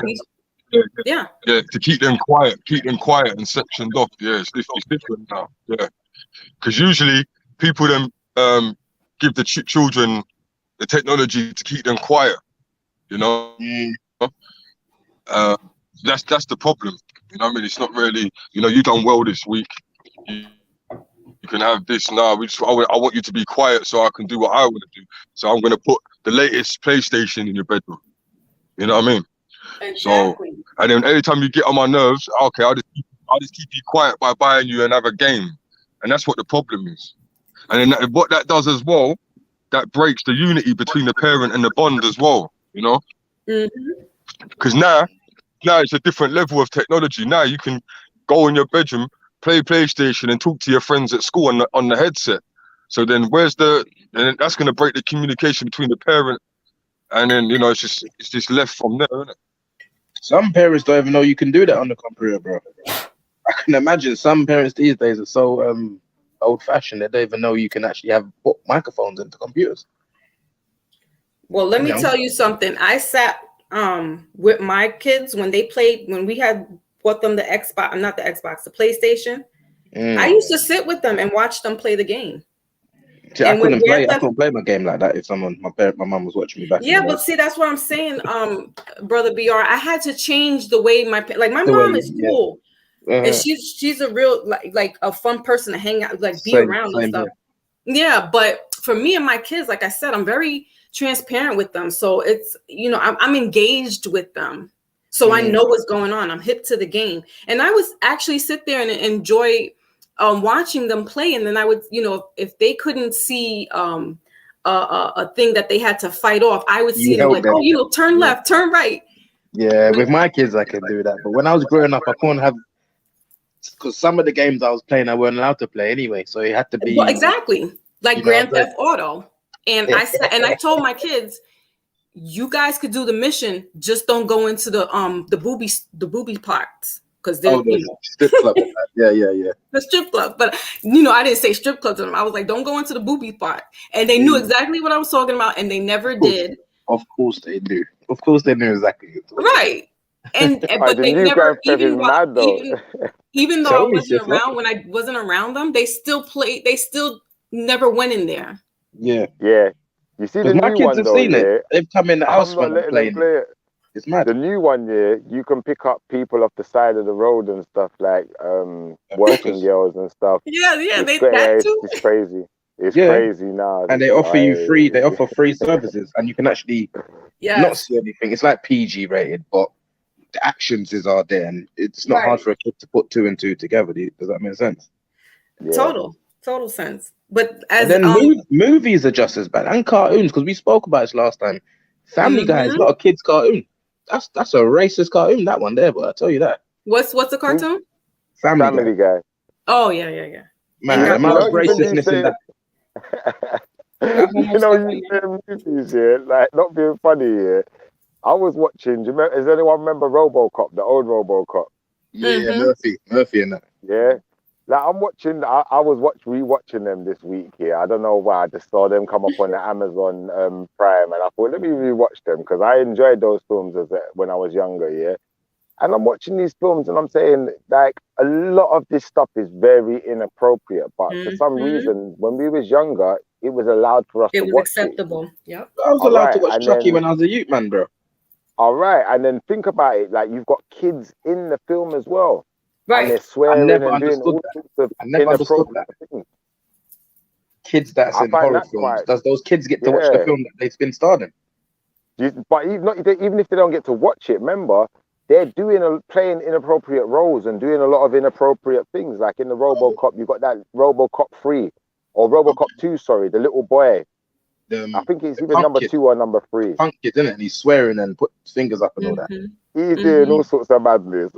And it's like, how have they allowed these children in these films to play these roles? And, what kind of parenting is that, where, you've got your 10-year-old cursing and, shooting guns and doing all sorts of abhorrent things? Like, how did that affect those children's lives who played roles? Have you ever seen the kids movie Bugsy Malone?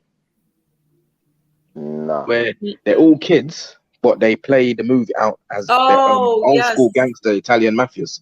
So instead of bullets, it's mashed potatoes coming out the guns. But I remember that, man. I remember that. You remember that one there, Pete? Yeah, we done that as English class. Bugsy Malone. Oh, see it? Okay. Yeah, I remember doing that, and in drama as well. Bugsy Malone, yeah. With the youths dressed up like gangsters and that. Yeah. Imagine what Staff's putting in the youths' head. They're gonna go home and reenact that stuff. Right. And like we had John Gotti here in New York City, and he was Mr. Flashy, and they call him Teflon Don, and people looked up to him, but he's meanwhile murdering people. Like he's pumping drugs, you know, and it's like y'all looking up to this, like Scarface and Al Pacino. And I'm like, same as Alpo though, because P talked when I first kind of met P. I remember him speaking about that. It's the same thing. People glorify the paid in full movie, not knowing that at the end part, he's telling on everyone apart from the Harlem niggas. Yeah, exactly. And there's even remember there's bits in them films like where DMX's character is messing with underage girls and doing all sorts of things. It's yeah. It's dangerous stuff. Dangerous stuff. Yeah, and see, that's the thing also with like the industry, like that Hollywood industry, is they have it made it acceptable to have the P and the file people together. I don't want to say the whole word. I like the way you said that. Yeah, because I was talking about this yesterday on Wednesday, and I had one of these prophetic dreams regarding a lot of children are being held up. They're being used. They're for various services. They're like chattel, and I just saw in my dream, because I was actually one of the children. So I was like a third person in subliminal message. I was a third person in that dream, but I was viewing it as one of the children that were in this servitude. And she managed to escape and then eventually tell the police what's going on, and so that they can go in and get these kids out of these out of the ships. I love what you said there, because you're a dreamer too, yeah? Imagine I had a dream last night, and I like to interpret my dreams, yeah? I had this dream. I was making a new album, yeah? And I was making an album cover. And I was talking to a friend of mine, and I was saying, I want to post a picture of the album cover on the Instagram or on social networks before I release it. And I remember my friend saying to me, nah, don't do that. Because you see, by the time you post this picture up, you're going to have 10 people imitating it. And what I drew, the inspiration I drew from that dream is that anything you do, like we was talking about earlier, anything we say and do, people are going to draw inference from. They're going to copy it. You know, younger people, they're going to be inspired by it, whether it be good or bad. And they're going to draw inference from it, and they're going to copy it and go and do it and put it into practice. So, you know, it's like what we was talking about with the music earlier. If I'm putting out loads of negative, you know, some people they're gonna see it as positive. They're gonna draw inference from it and imply it to their life. And I think, you know, sometimes dreams are very powerful. They're very powerful, and it's funny how the conversation came up today, you know, about how we're influencing others. Yep. And what I was trying to get the point is that there's a lot of these rappers that have dated young, like R. Kelly's not the only one. Some people's favorite rapper whose wife was underage at the time that they were dating is like, oh, that's okay. Yeah, it's true, you know. She was a teenager. That's cool back in the days, isn't it? Back in the days, it was. Say that again. Say that again, brother. They all do it. They all do it. All of them. These rappers, they got a thing for 19-year-olds and as well. They're not really. They're like the teens. Talk about it, P. Yeah. Talk about it. And but that's okay, right? And so when you then bring this up, people are like, oh no. You know, I'm not sitting up here being a cheerleader for R. Kelly, but I know that he is not the only one. And some of these people who glorify some of these rappers will turn a blind eye and say, oh, well, you know, but no, but nothing. That was a child. That was a teenager. He was 20-something, mid-20s. Well, they say that Jay-Z and Dame Dasher dated Aaliyah just right after R. Kelly. Well, yeah, see, Peniros, I didn't want to say that. That's why I was saying your favorite rappers, everybody's favorite rapper. Because, yeah, they were tossing that little girl around. His wife was 16, 17. She was under 18 when he started messing around with her. And That's okay. That's all right. No. Somebody inboxed me yesterday, and I don't know. It might be, we're in Mercury retrograde, so I don't know where this person is going. They claim to be Tupac's cousin, and for me, Tupac is everything. I will go to my grave, going to bat for that man. But this person said they were Tupac's cousin or whatever. So they had friend requested me on Instagram on my private page. So I was like, all right, whatever. And then he inboxes me and says, he's like, hey fam, how are you doing? So then I, sent back, I said, I'm good, bro. How are you? Hope all is well. I don't know this person. So then he goes into, oh no, well, I'm not doing so well. I got cancer, but it's in the early stages. And then he says, oh, I see that you blasted Jay-Z on your page. And that's my cousin too. And I'm like, oh, really? I didn't answer anything else than that. I left it alone. Because what I had posted on my page about Jay-Z is that there's this young man who's claiming that that's his father. There's another young lady who also saying that Jay-Z is her father, allegedly. Who's to say that they're not his children? 1992, I was a teen, and the son is putting up criminal charges against Jay-Z because at the time his mother was 15 and he was over 21. Yeah, and his son was also shot at as well a couple times. Right. Allegedly, alleged son and alleged daughter. So why is it such a big deal? Like I have no compassion for a man that does not want to be involved with his child's life. I have zero tolerance for that because I was a product of it, and then I became that same person who, the sperm donor left. So I have zero tolerance for any of that. I don't care if you can't get along with the mother, the relationship's over. No, you make a concerted effort to be a part of that child's life.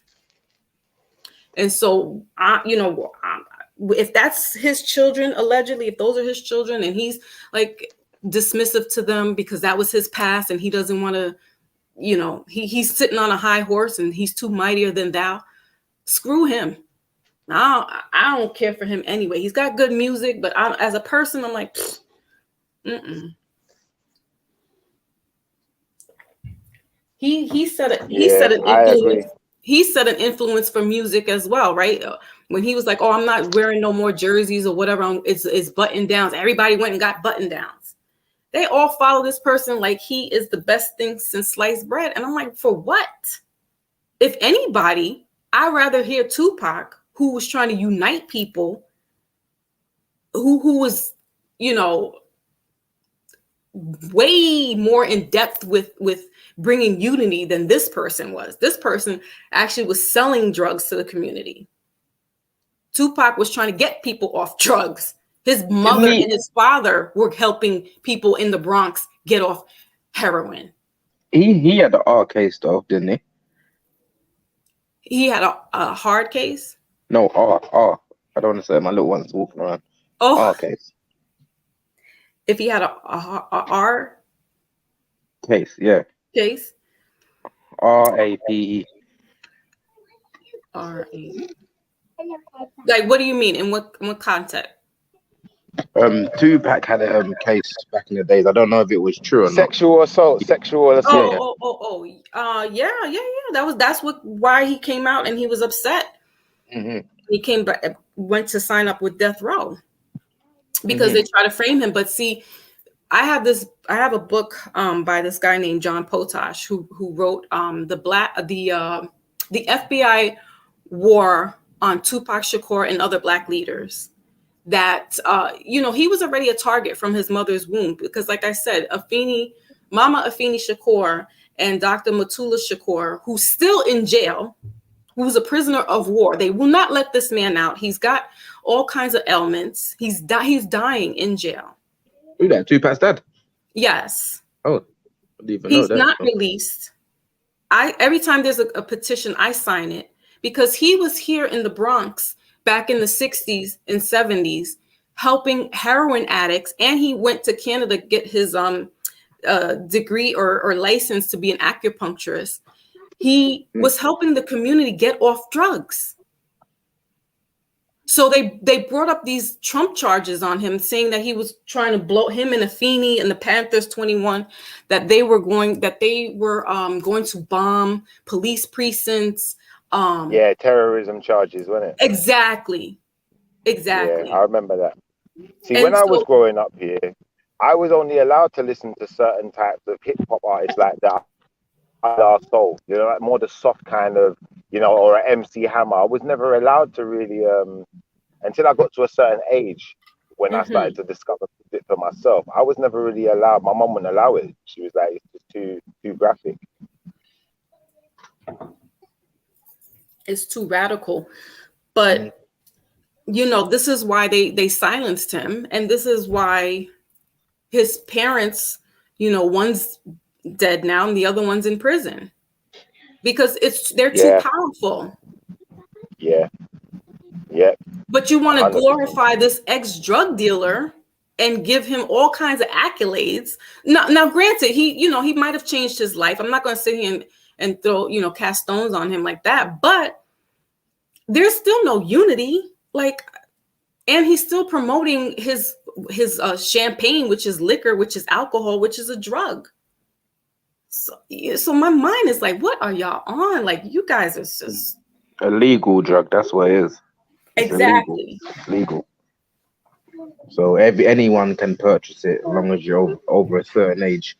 But then you can have as much of it, little of it as you like, and it's highly addictive.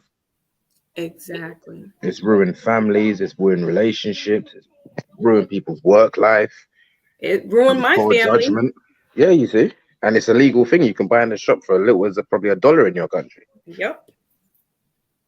That alcohol was a detriment to my 2 generations. My grandfather, who passed away from liver disease, and my father, who's a recovering alcoholic.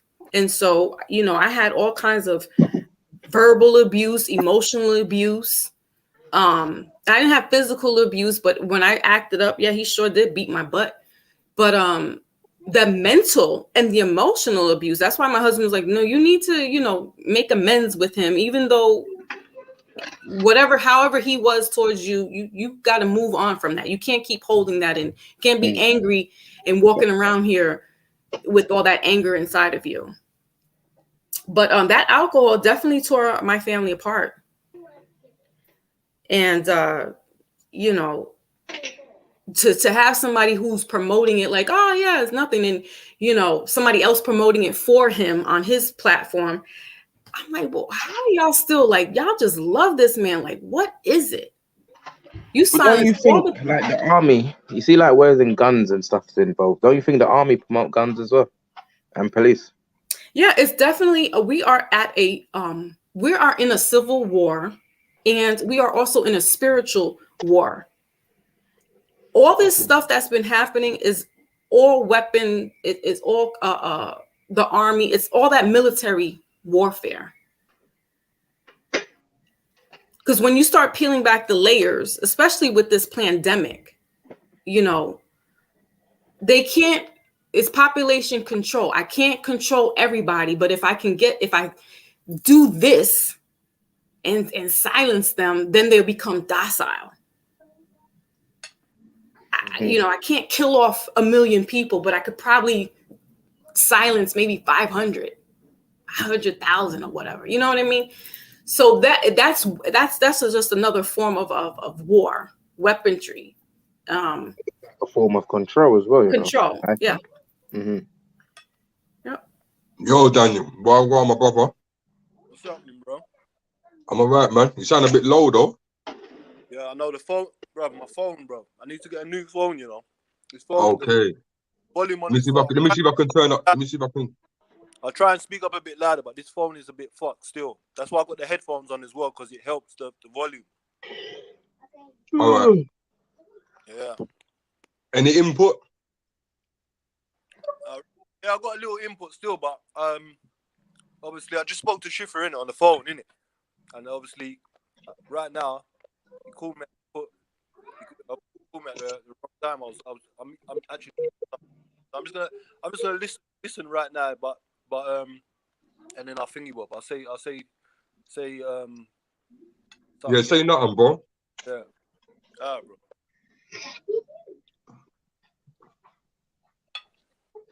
Yeah, so Tupac. It's funny that these jumped on as well. Aladi? Mike Tyson. Yeah, bro. Funny still. When I tuned in, I heard the lady talking about what's here. Hey D, you know what? Yeah, it might be better for you to take the headphones out. You reckon? Yeah. Yeah, it might. Try it.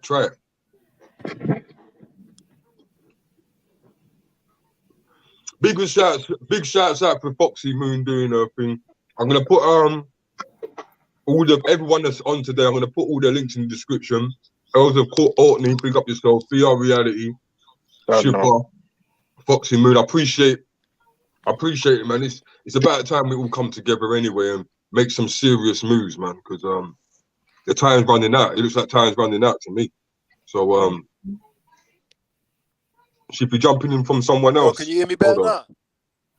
Yeah, a bit. Yeah, much better. Yeah. Ship, are you on, or did I just log you out of the other one? All right, I got to lock off this one, and all right, I got to remove that one, and then put this one back on for him. That's it. Yeah, I'm here now. Thank you. I was going to go ahead and sign off.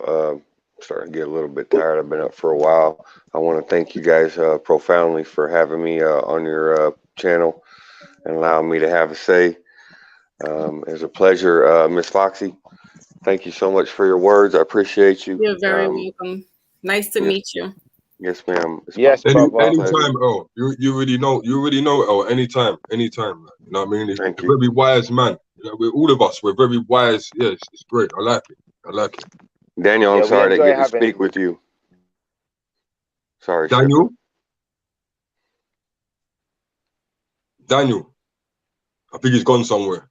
That's okay. I just wanted to sorry I didn't get to speak to him, but I'm sure we'll cross paths again. I find you gentlemen and this lovely lady, Miss Foxy, very interesting and very like-minded. And I appreciate all your time and hearing what I had to say, and I enjoyed listening to y'all as well.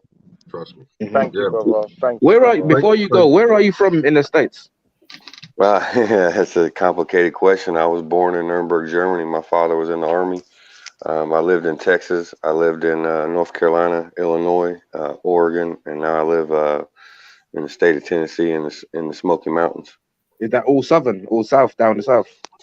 No, not Illinois. Illinois is right in the middle of the country. Oregon's on the west coast, but a part of my life as a young child was spent in Texas and North Carolina. The bulk of my life was spent in Illinois, which is right in the middle of the country. They call it the heartland because it's kind of like, right in the middle.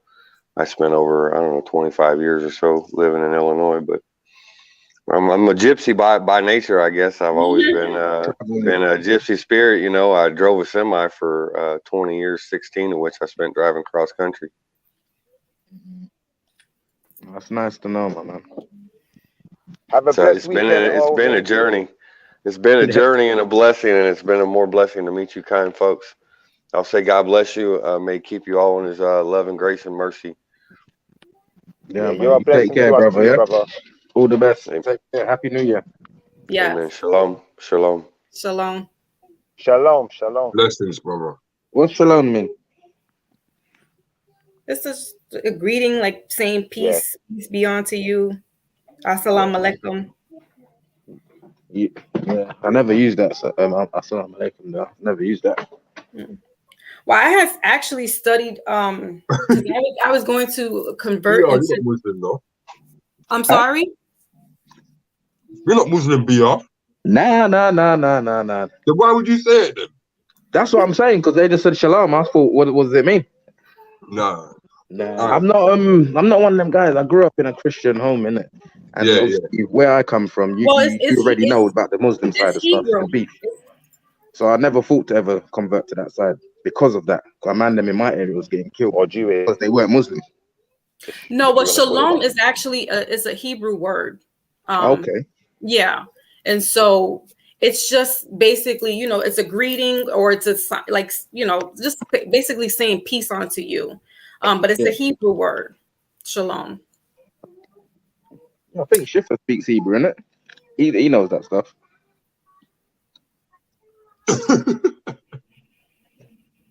He's an Israelite, innit? Israelite or something. Don't they speak Hebrew? Yeah, The yeah. Israelites, yeah. Yeah. It's not a thing that you have to say it, like, you know what I mean? Right. It's not a thing that you have to say it. No, it's just the first time I heard it. I've heard Salam Alaikum, Alaikum Salam, Wagwan, Brethren. I've heard all of those, but I've never heard of that one. Mm. Well, see, that's the beauty of life. You learn something new like every day. And I am like a student of life. I love to learn different things and just be open to, you know, to learn and you know, because we don't know everything. Yeah. So it's great to, you know, if somebody can, you know, somebody's teaching you, or not even teaching, just like this moment right now, you just learned something. It's like, Yeah. wow, I didn't know that. So That's to awesome. you, is there a good religion or a bad religion out there, or all of them the same to you? Yeah, all of them are the same to me. That's why I was going to go into, you know, like I said, I was going into studying Islam because I come from a Christian background. But I wasn't being fulfilled by that. And so at 14, I kind of got knowledge of self, and I had read the autobiography of Malcolm X. And that brought me to more understanding.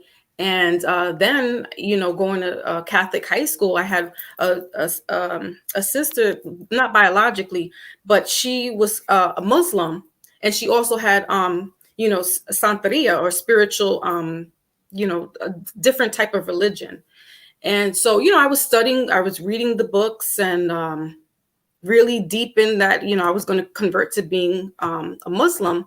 But the only thing that caught me off guard was that I had to, and I believe this is Sunni Muslims, is that the women have to be a certain pace behind the man. Yeah. And I 4 said, well, steps back in it. yeah. I read it when I was locked up. Listen, I said, So I hell to learned the about no. Islam. I said, hell to the no. I'm not walking behind no man. My See, mother didn't do it. My grandmother didn't do it. My great grandmother didn't do it. That's why I don't really respect the Islam side of things, because of the way women are made out to be. Not saying they're made out to be slaves, but their role is to do everything for the man. Like their husband's the only king out there. They'll put their husband before their kids, and I don't understand that. Maybe because I'm not in touch with the religious Well, no, side some of things. cultures, but that's also culturally as well, because like some Hispanic, like Puerto Ricans do that they, you know, they are kind of trained to be subservient to their husband. Like, you know, Found out yesterday. I had this, right? Yeah, that's right. But I didn't grow up that way. Like I said, my mother's side is Jamaican, and on my father's side, well, my biological was Cuban. But my father, who raised me, is Puerto Rican. She didn't do that. She, you know, if anything, my father cooked. Like, there was dual responsibilities in the household. No one person did more than the other, but both parents worked. You know, my great grandparents worked, and my grandparents worked. You know, so I never had there was never a home, a wife, or a house mom, or whatever, housewife. None of that. Everybody worked. So for me to go into something that was like, I had to be submissive and subservient and almost docile to a man. I'm like, no, we equals, bro. I'm not doing all that walking behind you. So I stopped studying. I bailed out.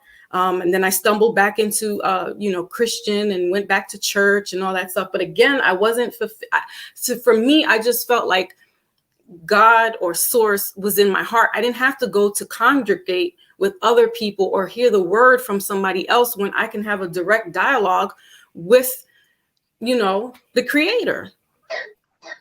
So, you know, I don't really subscribe to religion, but I do subscribe to spirituality, because it's all, for me, it's more, there's spirit in everything.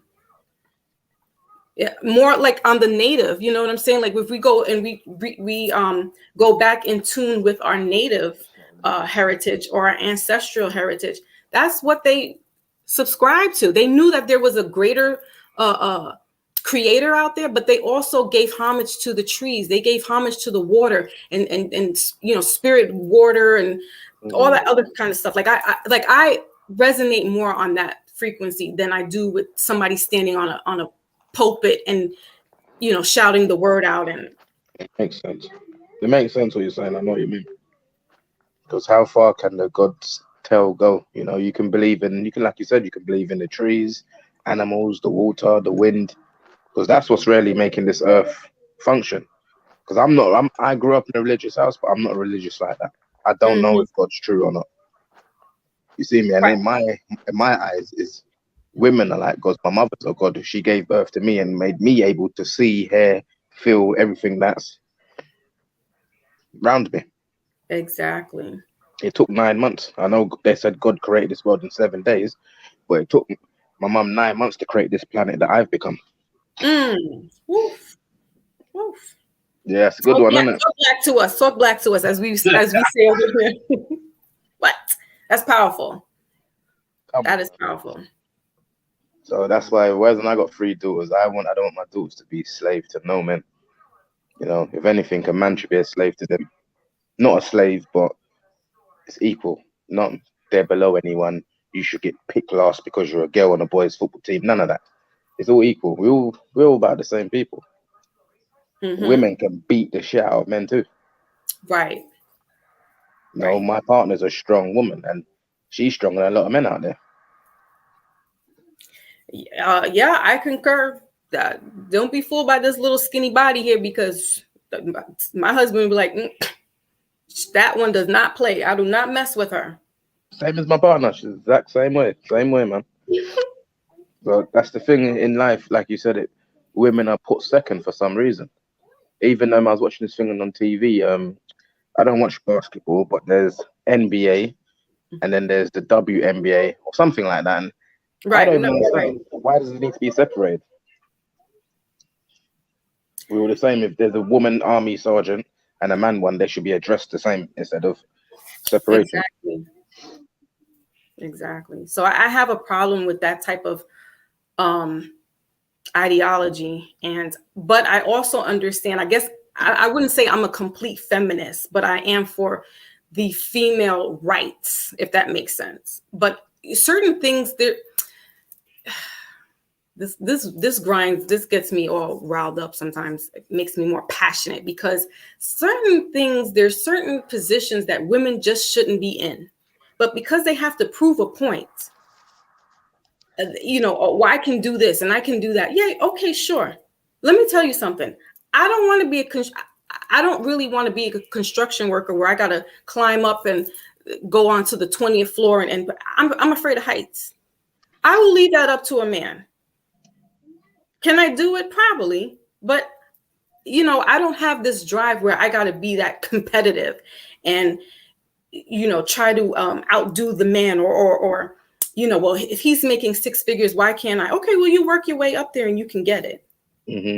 But, you know, I have a problem with some of these feminist movements, and I know where it's coming from, and it's not coming from us. We weren't about that life. No. You know, like I said, my great-grandparents, my grandparents, and my parents both worked. My mother, grandmother, and great-grandmother worked. So there wasn't this, you know, she's staying home, and, you know, my great-grandmother wasn't educated, as, you know, she had a 4th grade education. But in Jamaica, you know, they're pretty smart. Yeah. So they're outside smart. Yeah. Might not be book smart, but they know how to say everything the same as a book, just by verbal ways instead of written. Survival mode. And men are competing with women now. Men, Jesus Christ, they're wearing to wear the tightest trousers like women now. I don't know what's going on there. Competition on hairstyles and smells and clothes. No, and then there's also competition with the LGBTQ elemental P QRX community. you know, because then you have the a quote unquote gay male who's now in competition with the female counterpart. Yeah, and it's like, what? It's all backwards. It's all backwards, and it's like, you know, that's it's not backwards for them because they're doing everything backwards, man. right. And somebody had pointed out that the flag, the rainbow flag, actually a rainbow is not the red on top, it's red on bottom, because it reflects your chakras, right? And our chakras, well, we have chakras in our feet and in our hands, but the main 7 chakras are within our body, from the root, which is kind of like in your private area, then your sacral, your solar, your heart, your throat, your third eye, and the crown chakra. And that chakra up here is purple. The root chakra is red. Their flag is red on top, which is letting you know that it's being driven by sex. It's sexual energy. It has nothing to do with, you know, love and happiness and free. Maybe they find love in that. But that flag, when people put that flag up, it's being driven on sexual frequency. It has nothing really to do with you know, love and harmony. Some men, you know, won't even associate themselves with a rainbow flag now because of what the rainbow flag means. Before, growing up as a kid, rainbow meant just happiness. If you saw a rainbow on a wall, it's like, oh, you know, there might be a nursery or a preschool nearby. Yeah, like we used to look for them. We used to look for the rainbows in the sky. You know? Yeah, hey. Even that. I would draw them in my pictures. I would draw them. 3rd grade, you know, 5 years old. Now it just means something, but then that's everything in life. Anything that's good before as when we were kids, now it's bad. You know, even down to even Arnold Schwarzenegger, for example, steroids was good for them back in the days, but now they can't take them. They don't look the same. It takes a while to realize how bad things are. But this is why I was saying that we're at this civil warfare, or because they're using our children through technology. They have these Oculus now that you can put them on, and this is virtual reality. But then now they're rolling out you can have virtual sex with these things on your face, and I'm like, what? Yeah, it's true. It's true. But the way it's presented, it looks like a child can play with it. So again, this is why we need to watch out for our children. We need to be very protective of them, you know, guard them up, pray over them, whatever it takes, because this, for some reason, this year, well, like I said, I got that dream back in December. They're targeting our babies. They're really targeting our babies. They want to keep them in this sexual frequency, and it's disgusting. And you know, that's how they you know, get to the children. Like, oh, let's put this little game on our face. Let's do reality. And it turns into something else. And it started kind of like with that Grand Theft Auto. It really, that was like the grandparent of how things are turning out now with our children. And they just see so much. And, you know, Beyonce, when she came out with that, all the single ladies, let me tell you something. My youngest was 18 months old. She had the video was her and 2 other girls with a leotard suit. That was really the first time that we kind of saw women like really with nothing on. It was like, what? My little girl would actually start taking her clothes off so she could be in her onesies and start dancing around like how Beyonce was doing. So Beyonce was the original twerker. We can't really get at Meg Thee Stallion because she's coming out of that Beyonce era.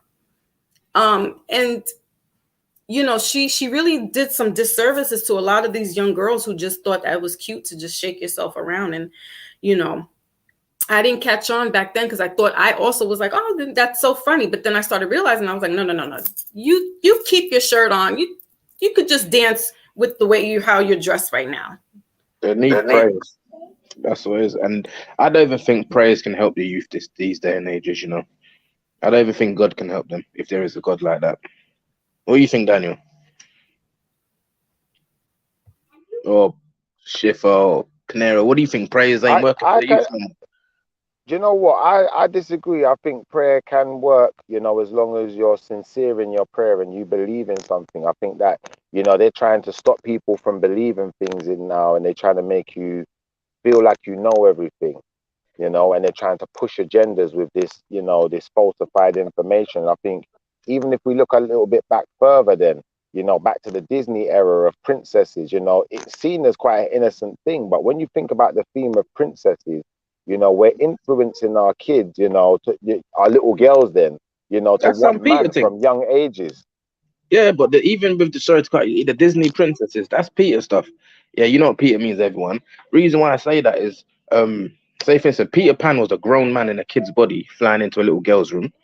In Beauty and the Beast, I can't remember the guy's name, the muscle man. He was a grown ass man. Bella was a youth. Like she was a little girl, same as Sleeping Beauty. Sleeping Beauty, big man Goldilocks. like arriving to kiss her up, and you know You see she what was I'm saying? asleep. So then, from our generation, the kids don't watch TV like that no more. There's no princesses in after a certain age. Like, who's the latest princess? Probably Frozen and that. Elsa, yeah, Elsa and that. They're still princesses. You got the Moana. You got all. Oh yeah, they're still there, bro. They're still Moana's there. a good cartoon. But you see how brother BR, you mentioned those princesses, but there is one that we love, and that's Tiana, Princess Tiana with Princess and the Frog. Yeah, I never got into that one, you know. She's melanated. That's see, exactly. But they talk about how they bring in voodoo, right? And we have to get this misconception out that voodoo was bad. Because that's our ancestors practiced that. There was no religion before 16 something when King James came in and made this.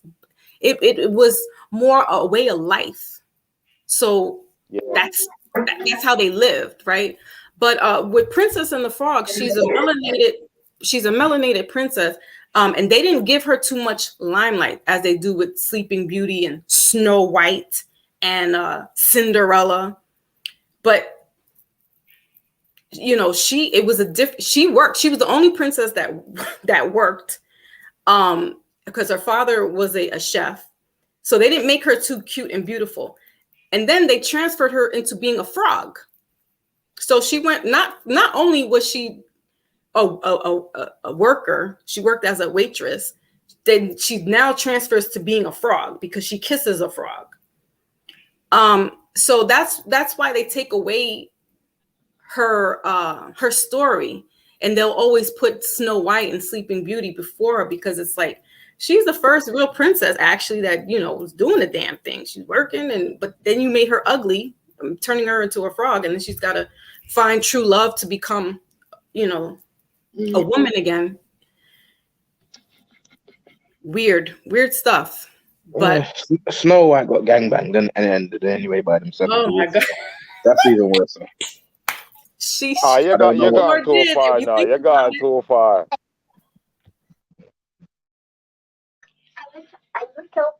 Yeah.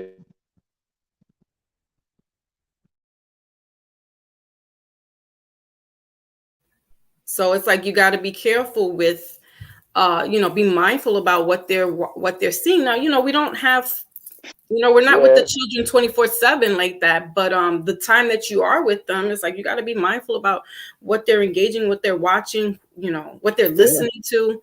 Even the Disney Channel is bad. The clothes they wear on there is quite skimpy, you know. When I used to sit there and watch it with my kids, it's quite, some of their they don't watch Disney Channel no more. But when they used to, you could see it from there. They all got boyfriends and they all on social media, and it's just training them from then. That's what's in.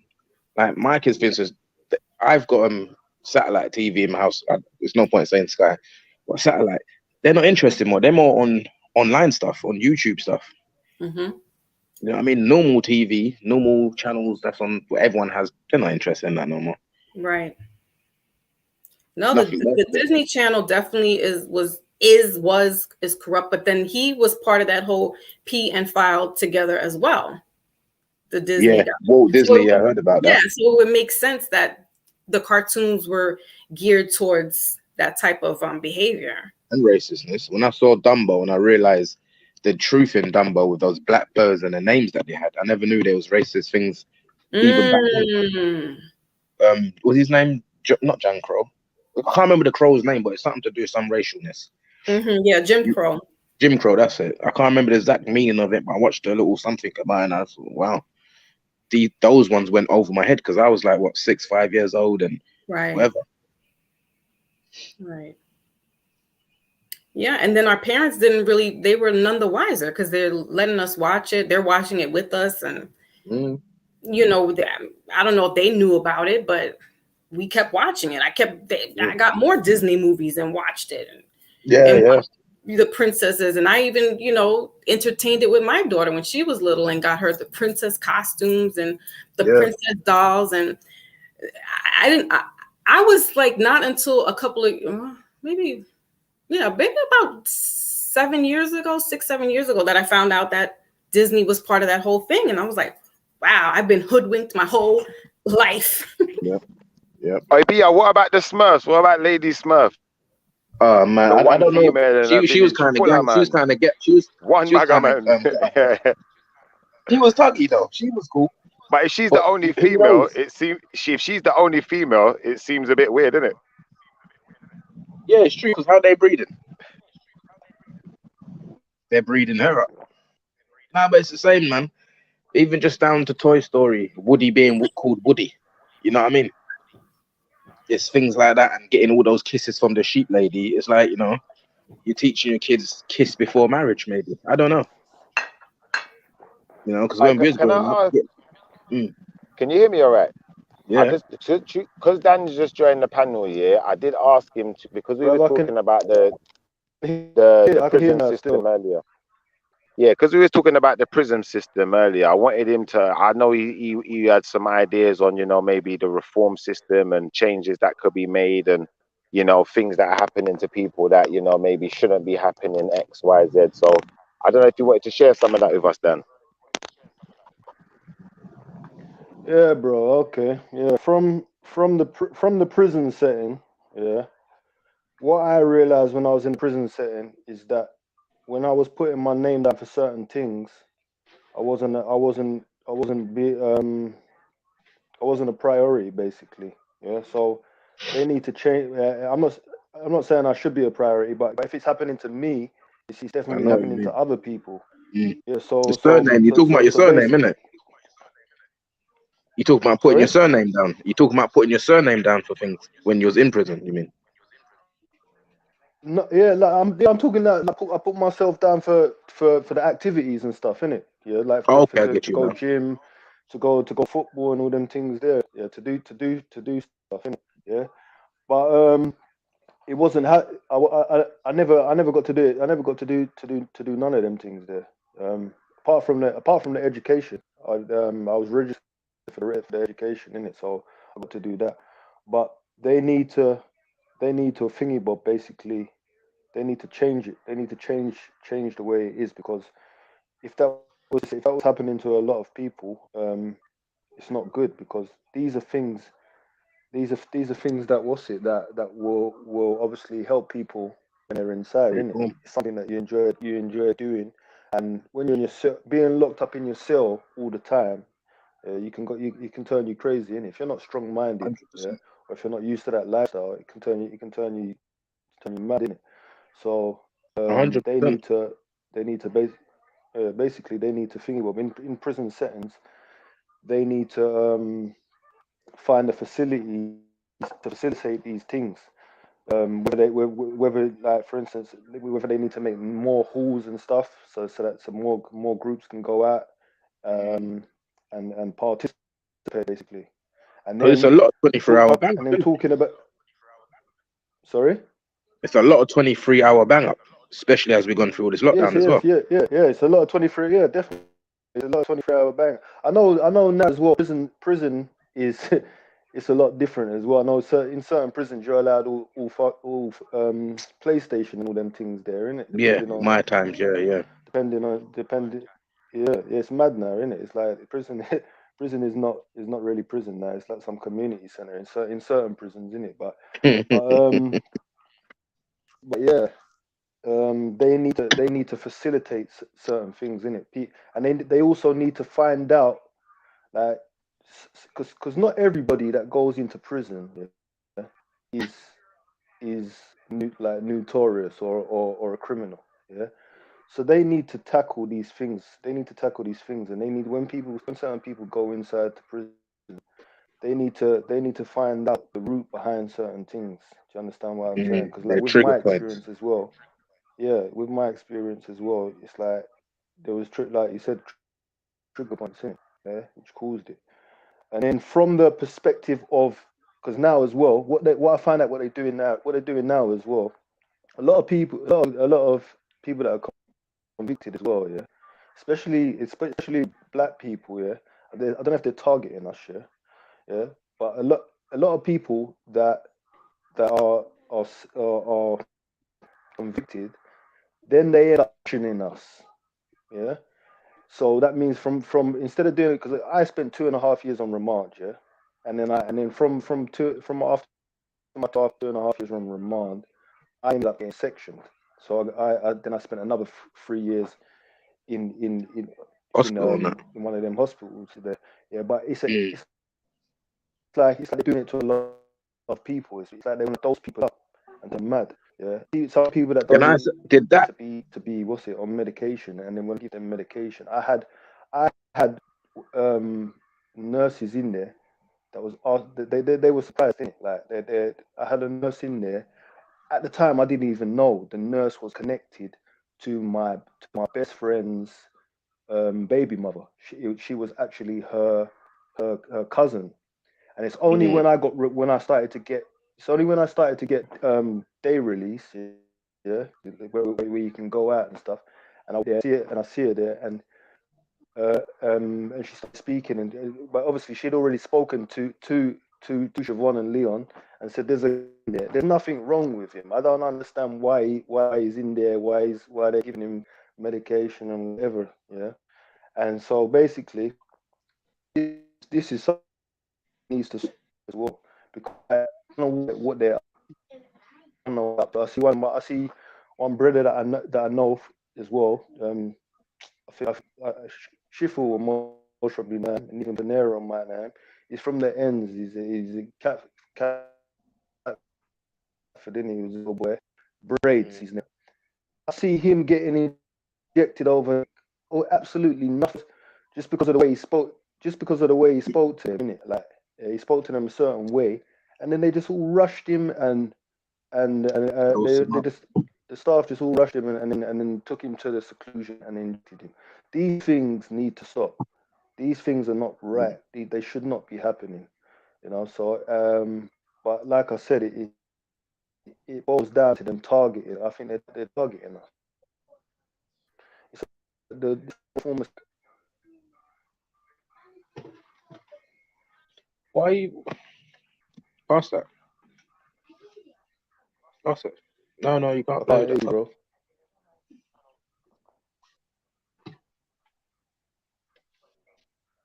I still can't hear you cracking up.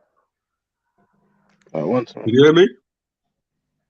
How comes I can't mute my mic? Can you guys hear me properly? Yeah, I can hear you. Can you? Yeah. Right, one by one. Who can hear me? Yeah. Okay. Daniel? I can't hear right now. I can't hear you guys. No, you got something going on with your electronics there, bro. I think there's something wrong with your headphones or something. Foxy? Yep, I can hear you.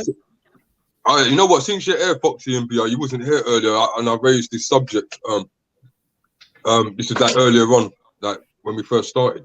I don't know if you guys have heard, yeah, but Meek Mill and Jay-Z are trying to do this petition against the courts, yeah, where hold on, let me just, who's that shipper?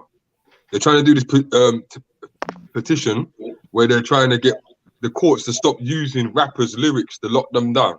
Like, what do you think about that? Because I think that is some real off-key. I think it's off-key, to be honest. I think there's before you go, Dan, jump out and jump back in, because you see when your signal goes funny, sometimes it just messes up your mic and everything. Yeah, it does. He's right. It does. It will mess up your wireless if you're using wireless as well. Yeah, that's why you see me jump in and out sometimes as well, because my earpiece ain't working. But yeah, so like I was saying earlier on, yeah, Jay-Z and Meek Mill, yeah, they want to have this petition where they're trying to get the rappers them BR, yeah, to not get done for using their lyrics, innit? Like they're actually trying to go through with that. But to me, that's a 50-50 situation, man. It You know is what I mean? 100%. Because you, at the end of the day, yeah, that's taken away. That's part of your character reference, your music. They can speak to other people. Any other video, if, for instance, if your music's bad, but then you've got things where you're helping charities and stuff like that, they can't show that in court neither. Because if you're going to stop the music from being brought up in court, you have to stop even good things said about you in court. So any charity or donation stuff you're doing, I don't know. Meat Mills and Jay-Z probably just ruin it for people. But sometimes, obviously, as you know, in this country and over there, your music does get brought up in court, and it'll make you seem your character credit will go downhill because of that. So maybe they're trying to help people, whatnot. So who knows? Can't hear Foxy, nothing what you do you guys think? saying. Foxy? Tone it down in the music. Foxy, I know you got a different. What do you think? Say it for you. Yeah, I don't really care for either one of them. So I question, my spidey senses tingle when he's trying to do something you know, to that extent where it's I really don't have an opinion on it because I don't know too much about it, but I always side-eye Jay-Z anyway, so. Yeah, you already know what Jay-Z's up. My take on it was a thing of like this. With all the power that this guy's supposed to have, that's the best you can do for the people. That's the first thing. You know what I mean? Like that's the best helping you can criminals, do. though. That's more helping criminals than anyone, though. Yeah, that's what I'm saying. Hold on, let me get Daniel back in there. Yeah, so like, and then on the cat side as well, it's like, okay, so what if you got rapper serial killers then? So what, we're just gonna bypass what they say? What? So like, how's this gonna work though? Like, it can only help the ones they want to help. On top of that, sorry, bro. On top of that, yeah, to me, that seems to me that if Jay-Z wins that case, yeah, just say he wins it, isn't that not gonna promote more violence in music? That's what I think. And then what's gonna happen? So let's break this down, innit? Let's break this down, people. So Jay-Z wins, say he wins, like, so all rappers now, they can say that every mad thing they've ever done in their life, they can say it in their raps, yeah? Right? Ain't that gonna get on the opposite's nerves even more to make them wanna shoot even more? Huh? And upset the families as well. Yeah, but what I'm trying to say is, bro, the more they talk about it, the more pissed off people are gonna be, and the more gunshots are gonna go off. That's it. Period. That makes sense as well, because if people are getting rich off of the back of killing someone else's family member, that family member might not even necessarily be involved in any gang or any kind of active behavior in that sense. But now, because they see that person benefiting from the death of their relative, that can anger people and turn people mad.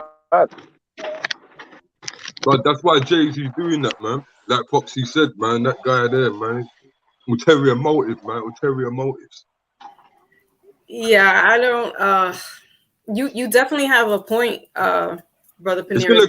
It's gonna create more bloodshed. All right, so I'm allowed to talk about all the man that I've beat up and splattered. Okay, let me talk about it. Then they're gonna hear it more. There's gonna be more disrespectful stories are gonna come out in these raps if he wins. So more bloodshed, and we all know that Jay-Z's paid to put. You know what Jay-Z's paid to do anyway, man. He's paid to do what he's doing right now. That's why I side-eye him, because I'm like, what are you talking about now? Like, it's best you just stay quiet. Like, stop trying to insert yourself in certain things if you're not here to really uplift. Yeah. You should be telling that you should be having meetings with the youths on all the blocks and that, tell them to put the guns down, not worrying about hip hop all the time. Listen, he hasn't even touched Brooklyn or went, like, he did the Barclays Center and had some percentage in it, but it still changed the dynamic in Brooklyn. You went ahead with the gentrification of it. Like, he could, if he's a billionaire, he could fix that whole projects that he worked in. That's what I'm saying. That's what I'm saying. Yeah. Can I add to what you said as well, Peniros? Sorry.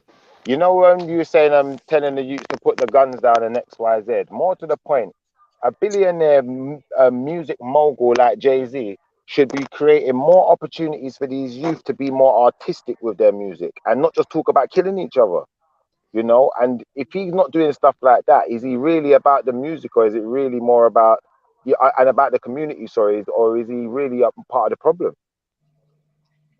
Well, you know that triangle sign. You know the triangle sign that he throws up means, isn't it? Yeah, of course, man. But you know what it is, though, bro. You know what it is, though, bro. If Jay-Z, yeah, should be. If he was a real dude like that, yeah, he would be a man to say, all right, I'm gonna sign you for $3 million, yeah, but don't talk about no gun violence. That's the sort of shit he's supposed to be doing, bro. Set targets. Yeah, but he don't want to change the narrative. You know what he does? He has barbecues and parties, and he invites the bosses. You have to understand something. The man that like Jim Jones, Casanova, these guys are all bosses of their own squad. He knows what he's doing, man. You know what I mean? And then that Casanova's sitting in there crying about help, and then he's signed to man, and he's not helping, man. But you want to come and vouch for rappers? Are you kidding? That's disrespectful, bro. I feel it for Casanova, though, car. I don't feel it for Casanova, bro. I'm sorry, bro. Like, it's not that, bro. I don't get it wrong. I feel it for any man that goes jail, bro. But come on, you got to be, bro. You can't.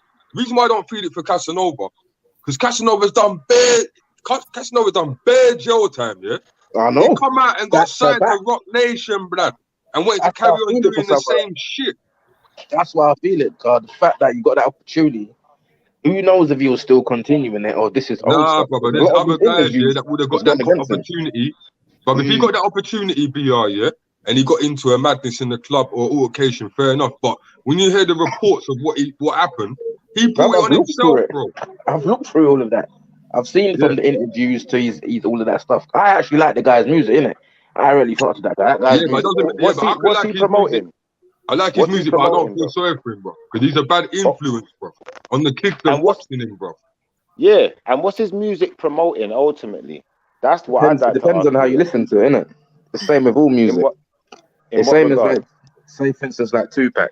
Tupac promoted drug taking, alcohol, beating people up, gangs, as well as all of the positive stuff. Just depends on how you look at it. What I'm saying with Casanova, you know why I don't feel sorry for Casanova? Because he said it himself, innit, when he got nicked. Yeah, big gangster. Yeah, I'm a big gangster, bro. Look at him now, bro. Now man's crying for help. Oh, but be real. That's what I'm saying. These rappers have got to stop acting like there's not another side of the coin, man. You get me? There's another side of the coin, and the other side of the coin is Casanova right now in jail. His label's not helping him. Yeah, he can't see his youths if he's got any. I'm not sure. His girlfriend's definitely sucking someone else up, yeah? And that's just the way it goes. That's the way it goes. Pause.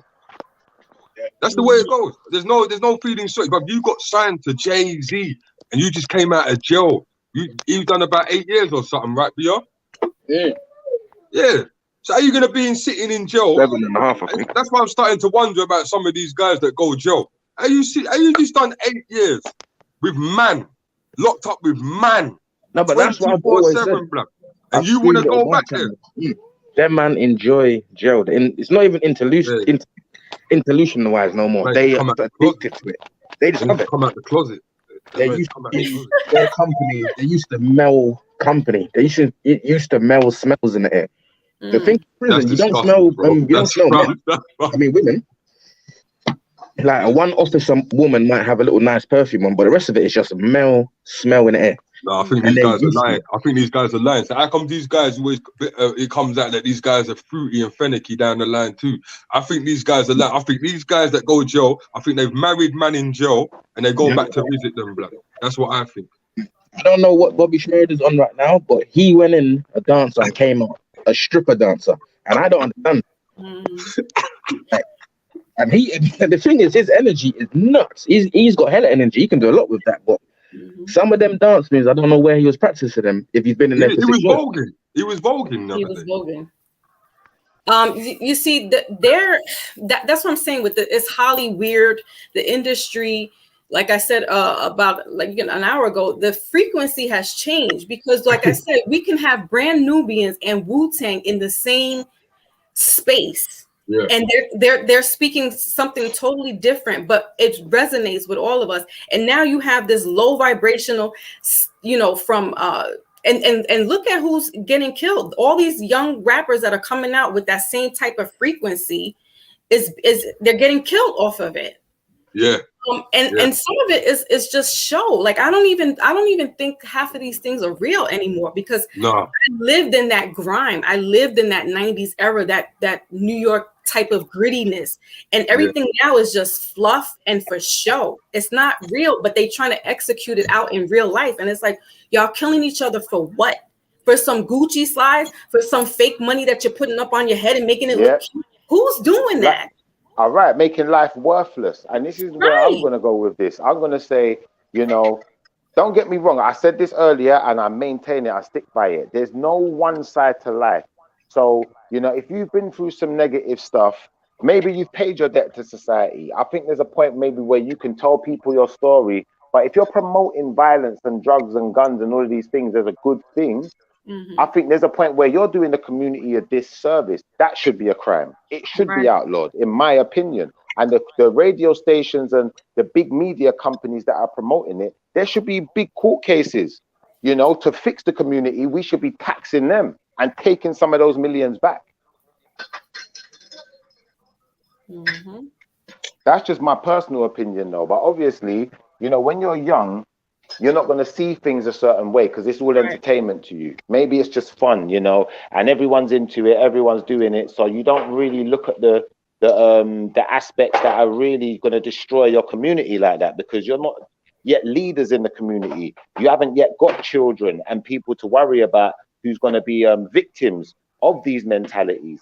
But once you're in that situation now, it's like it's too late, you know. And I think that it's crazy that, like you said, you know, someone like Casanova, you know, he's been in jail how many times? He knows the ropes. He knows the effect that that's what I'm saying, and saying and having in the community.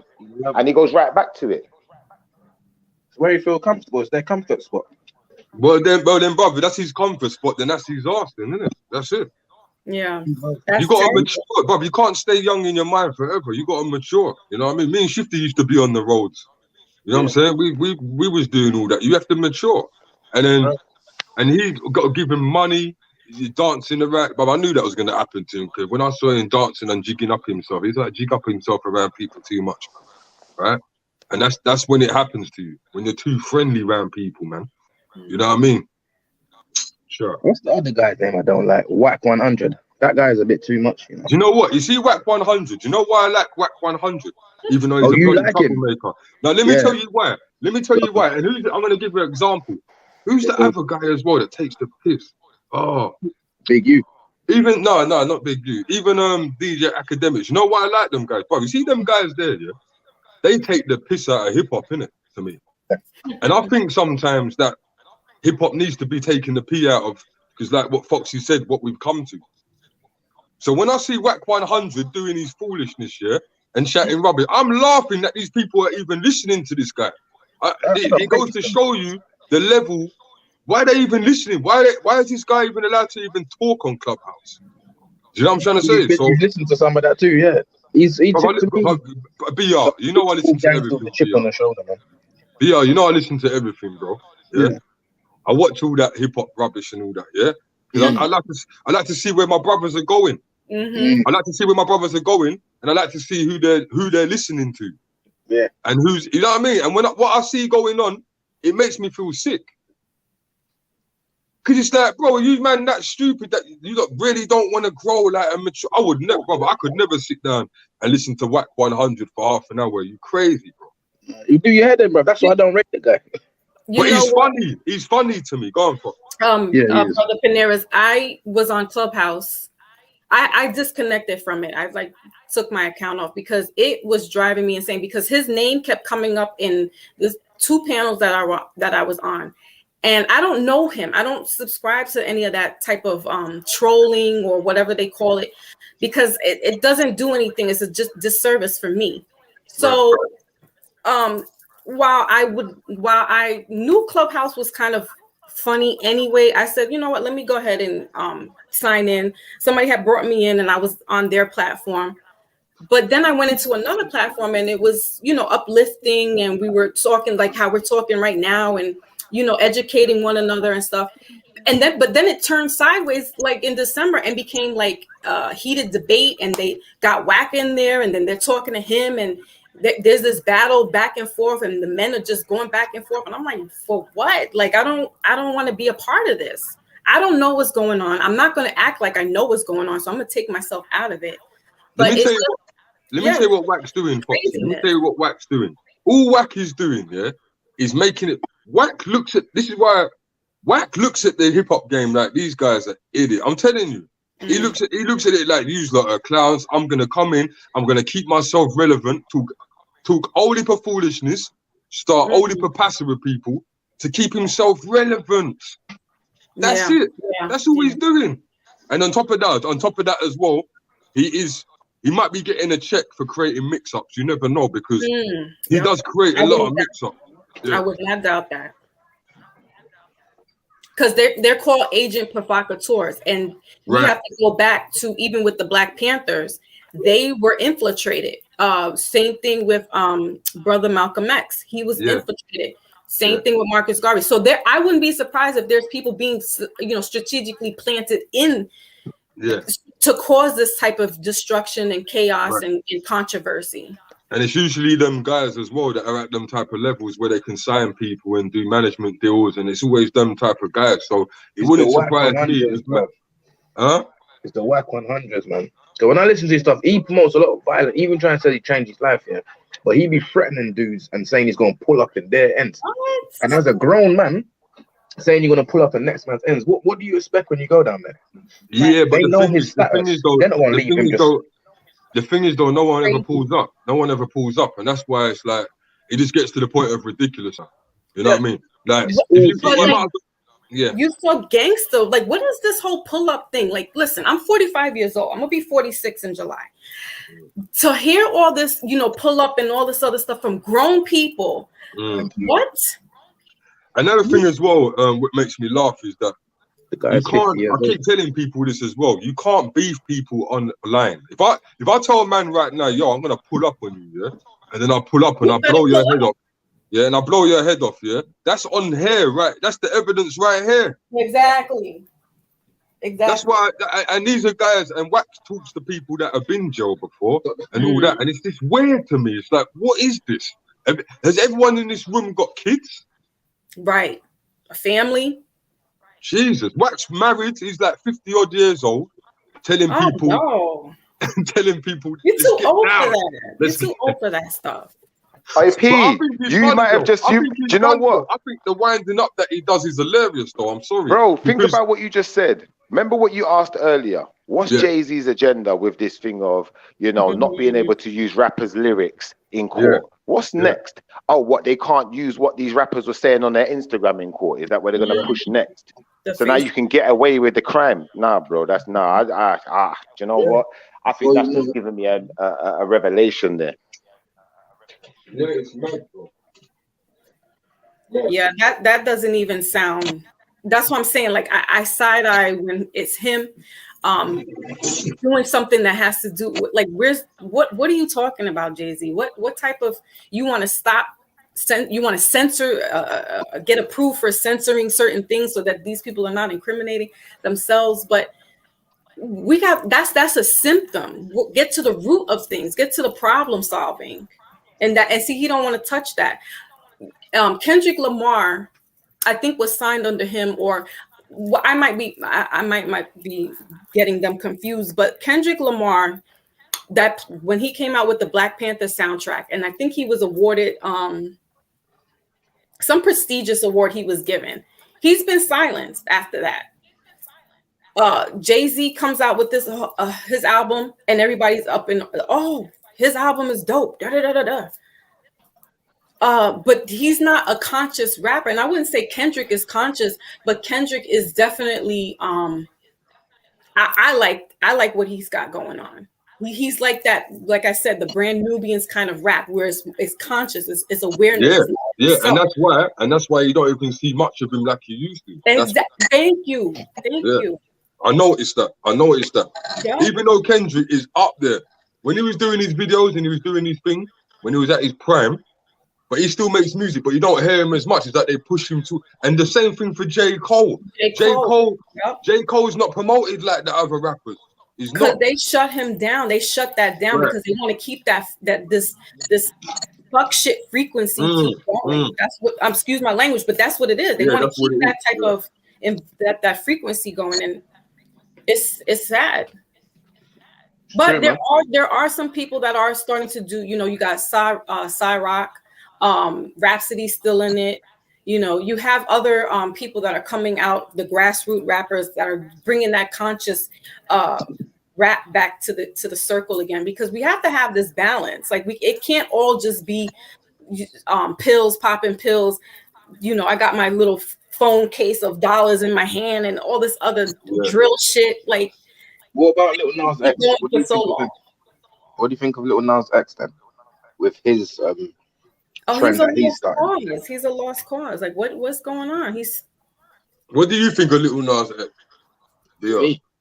Well, we can't really speak about it too tough on it, but we don't want to get flagged for it. But Lil Nas X is gone. It's a bit much. He's gone. Because it's a bit much, bro. Because, like, you know, I got kids and that. You know, obviously, I saw the video, that one video that popped up, and I thought, no way is he doing that. Well, he's allowed to get away with it because their wave now is the new wave. Not the new wave, but it's a wave not to fight against or go against. Little Boozy spoke about them.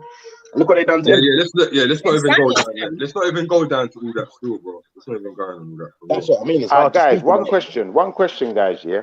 Because I'm not into this Lil Nas X stuff. But I want to ask a serious question about this now. I hope everyone takes this question very seriously. I want you to think. Don't just answer straight away. Have a little think before you answer. What's doing more damage to the community? Lil Nas X promoting his opinions and his lifestyle, or whatever promoting maybe the rainbow community then, and maybe even some demonic stuff.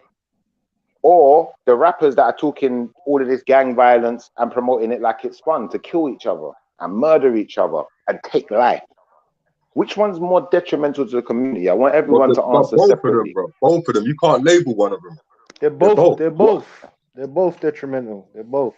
No, I'm saying which one is more detrimental? Which one does more damage? I can't really say it, but to me it's all pagan, so I can't say which one's more. It's all the same to me.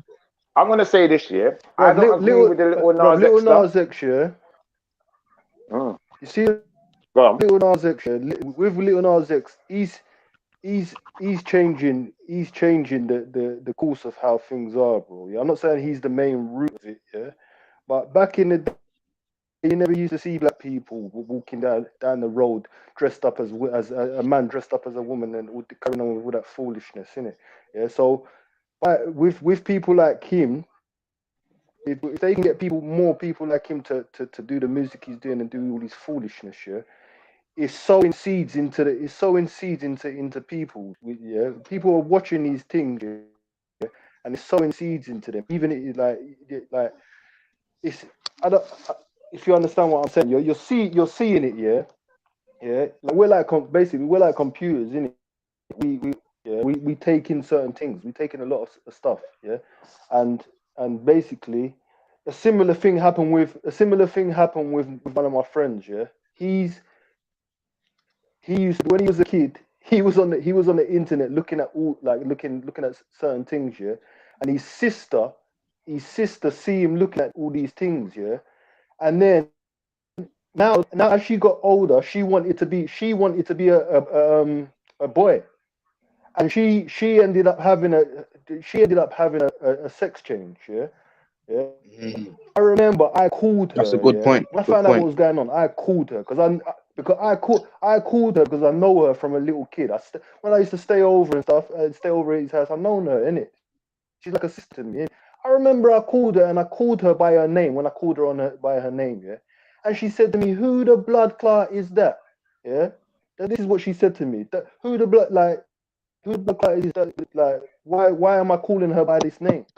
And then there was another time I even see her in Catford, and she was carrying on. She was going mad. Listen, I was obviously I don't put my hand on her because I know that she's a girl. Yeah. No matter what to her sex change, I don't care how bad you think she is, yeah, for instance, yeah. So I'm not gonna put my hand on her. But the way she was carrying on, I even said to him, call my friend afterwards, and I said to him, I told him what happened, and I told him, like, because I was actually drinking the hot chocolate. I told him, bro, listen, if you were trying rubbish, I would have dashed over and done the dance hall. I wouldn't have put Hey, my bro, hand can I on ask her, you something but quick? obviously, because I know I'm more powerful. Hold on, before you ask more him, let powerful than Foxy her. But answer what as I'm trying well. to say is that if they can this to do his foolishness, he's gonna have an influence on the black community. Do you understand what I'm saying? Because like I said, back in the day, you see black people around doing all this foolishness. Do you understand? All right, yeah, that's a good answer. Foxy, what do you? I'd like to hear from Sister Foxy as well before we move on, because I want to give you the reason I asked the question as well, because I'm sure you lot are going to have some questions for me after you hear my reason. Yeah. I would have to say the killing. It's always been like this. Even when there was conscious rapping, there still was this violence. There still was this era of violence going on. And yes, the Nas X thing is detrimental, and that's a new thing that these Hollywood people are pushing. But I would have to say it's more violence that really is a disservice, because there's so many talented people, especially the young black males, that are being killed senselessly. For what? So I think that's a problem. See, now, the reason I asked the question, yeah, is because I'm of the mindset of Sister Foxy with this one, yeah, in the sense that, little Nas X, he can promote his freaky behavior all he wants, yeah. Some kids might take on this freaky mindset, but guess what? They're still going to be alive. We've still got a chance to reach them with our mindset. When you take someone's life, they're no longer here. We can't get them back. We're going to lose, people who could be leaders in the community. We're going to lose people who, family members who, are fathers, X, Y, Z. Now kids are having to go without a father, having to go without a mother, having to go without a precious, cherished family member. And in my honest opinion, I don't see how somebody, being sexualized a particular way can be worse than that. Because once a life's gone, you can't get it back. It's still so how do you guys feel about that? It's still 50-50 because I don't want to change your opinion. I just go on. No, I hear you. I still think it's 50-50 though, isn't it? Because someone being gay, if you had a son, I haven't got sons, I've got daughters, he had a son, he turned gay, that's potentially stopping you from having grandchildren, such and such. There could be sexual diseases that come with that. There's gay rapes, there's gay bullying. He can then go into suicidal thoughts. Pause 1 second. BR, listen to what you just said, and this is what I'm saying. We give ourselves these misnomers. Listen to your answer. You said that's potentially stopping you from having grandchildren. When that young son of yours is murdered, you ain't having no grandchildren, bro. That's why I say it's 50-50, because I can't say rap music, bad music is just all bad. But you still have But then that also leads to. No, but you still have the opportunity. Listen. Yeah. Listen, if your son was to turn gay, yeah, or my son or anyone's son turn gay, yeah, they can still have children, even being gay. And potentially, if they concede light to what you're trying to show them and the lifestyle that you led, they can even revert back. Once they're dead, there's no more opportunity. That's the end. Goodbye, story, over. And I think that, the fact that we're so focused on people's sexuality and not focused on keeping our people alive, I think that, that shows the difference in the mindset of the men and the women. Because, when a woman loses her child, yeah, I've seen it happen. I've seen my aunt lose her son. I see the pain she went through. She was never the same again after that. If her son turned gay, don't get me wrong, that would have hurt. But I guarantee you, I've got a family member who turned gay. And the aunt whose son turned gay did not feel the pain that the aunt whose son is dead felt. He passed away. And she still loves her son. She still loves her son. Her son's still around her. She can still interact with him. She can still, tell him her opinion. Yeah. The one But at the same time, one sec, people's children that convert to that, they can lose their parents forever after that. Yeah, one sec. Go on, hey, people in the comments, yeah. Don't do no gay bashing in the comments, please. Yeah, they'll block my stuff. They'll block me for that. Yeah, no gay bashing, please. Yeah. All right, go on, carry on, please. But yeah, I think it's still about 50-50 because bad things can happen to you just for being say a gay black person in a hard area. You can get yourself killed for that. Yeah, but you can move. You can move. So can a gangbanger. A gangbanger can move too. I hear you, but if he's dead, where's he moving? Cuz what, into a grave? Into a coffin? And if your child decides to run away because everyone in the family now feels not disowned, but you know what I mean, don't want to have nothing to do with that person, they're gone too. Whether they're dead or alive, that person's gone. No. One family member might still love them. No, but they're still alive though, and you still have the opportunity to even change those family members' opinions and get them to understand that, you know what, regardless of what path they may have chosen. Like for instance, if I was from a Christian family and you know one family member turned to a different religion, yeah, and the other family members don't agree with it, that person's still alive. They can still live a full life, and although those family members don't love them, they still have the chance to have another family. They still have a chance to be around people who love and care for them and live a full life. How many families can you have, though? How many families can you actually have? Multiple families, because multiple. Yes. Listen. That community has that. That's exactly what it is. They have a community, family, right? Listen, Obama signed a law, right? The 1964 Civil Rights. He signed a law for the LGBT community with that law, making it okay that they, you know, if they get harmed or killed, that's a crime. Yeah, the black community still doesn't have that. Why? Who signed that? Obama. Yeah, he also, for people that didn't know, he also is the one that signed for gay marriages. So, you know, I don't know the percentage of crime rates for the gay community as opposed to the heterosexual black males that are dying at an alarming rate that still keep going every day. I don't know the percentages, but I know that's greater than somebody getting bashed for their sexual preference. Yeah, and committing suicide. Yeah, it's true. I mean, and committing suicide. I mean, I hear what you're saying, Brother BR, but at the end of the day, though, killing each other is more so detrimental. Yes, it is. They can in the gay community, that's their other family. I have a family member as well.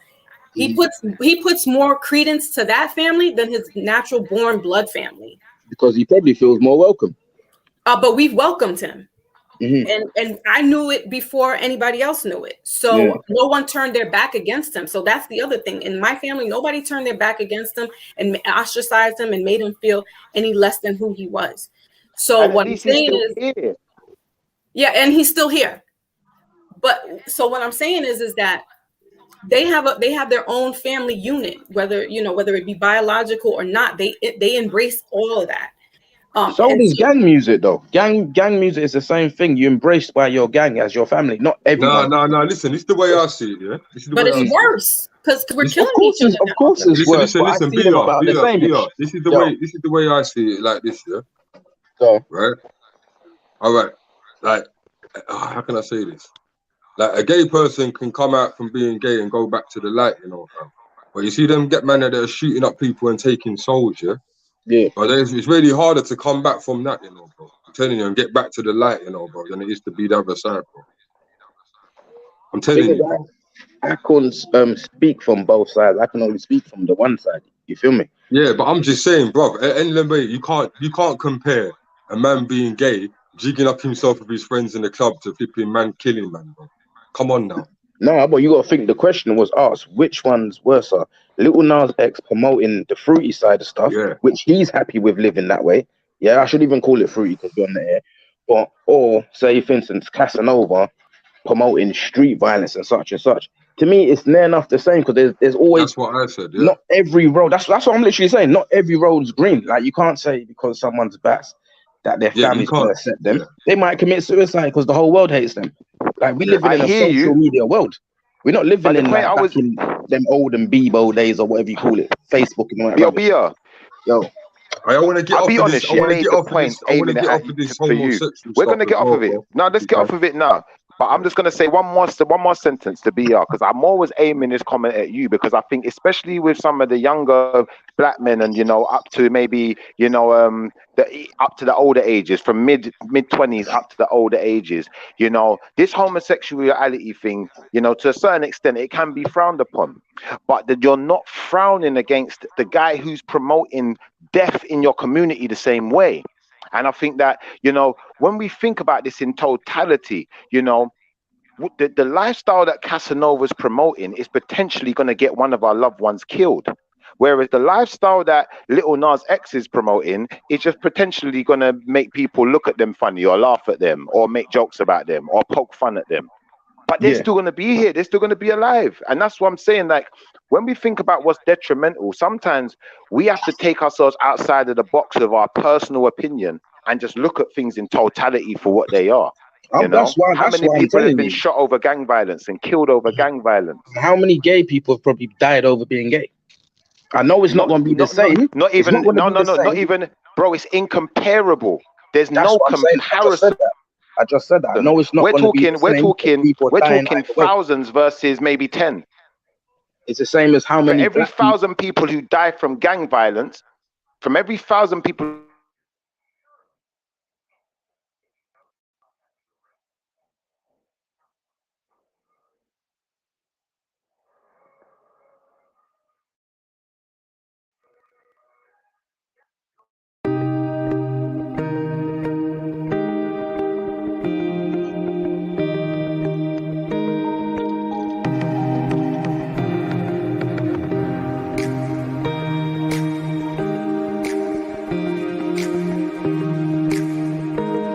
Are we back?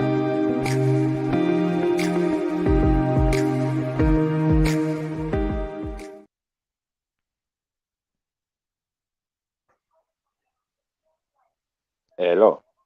Yes, people.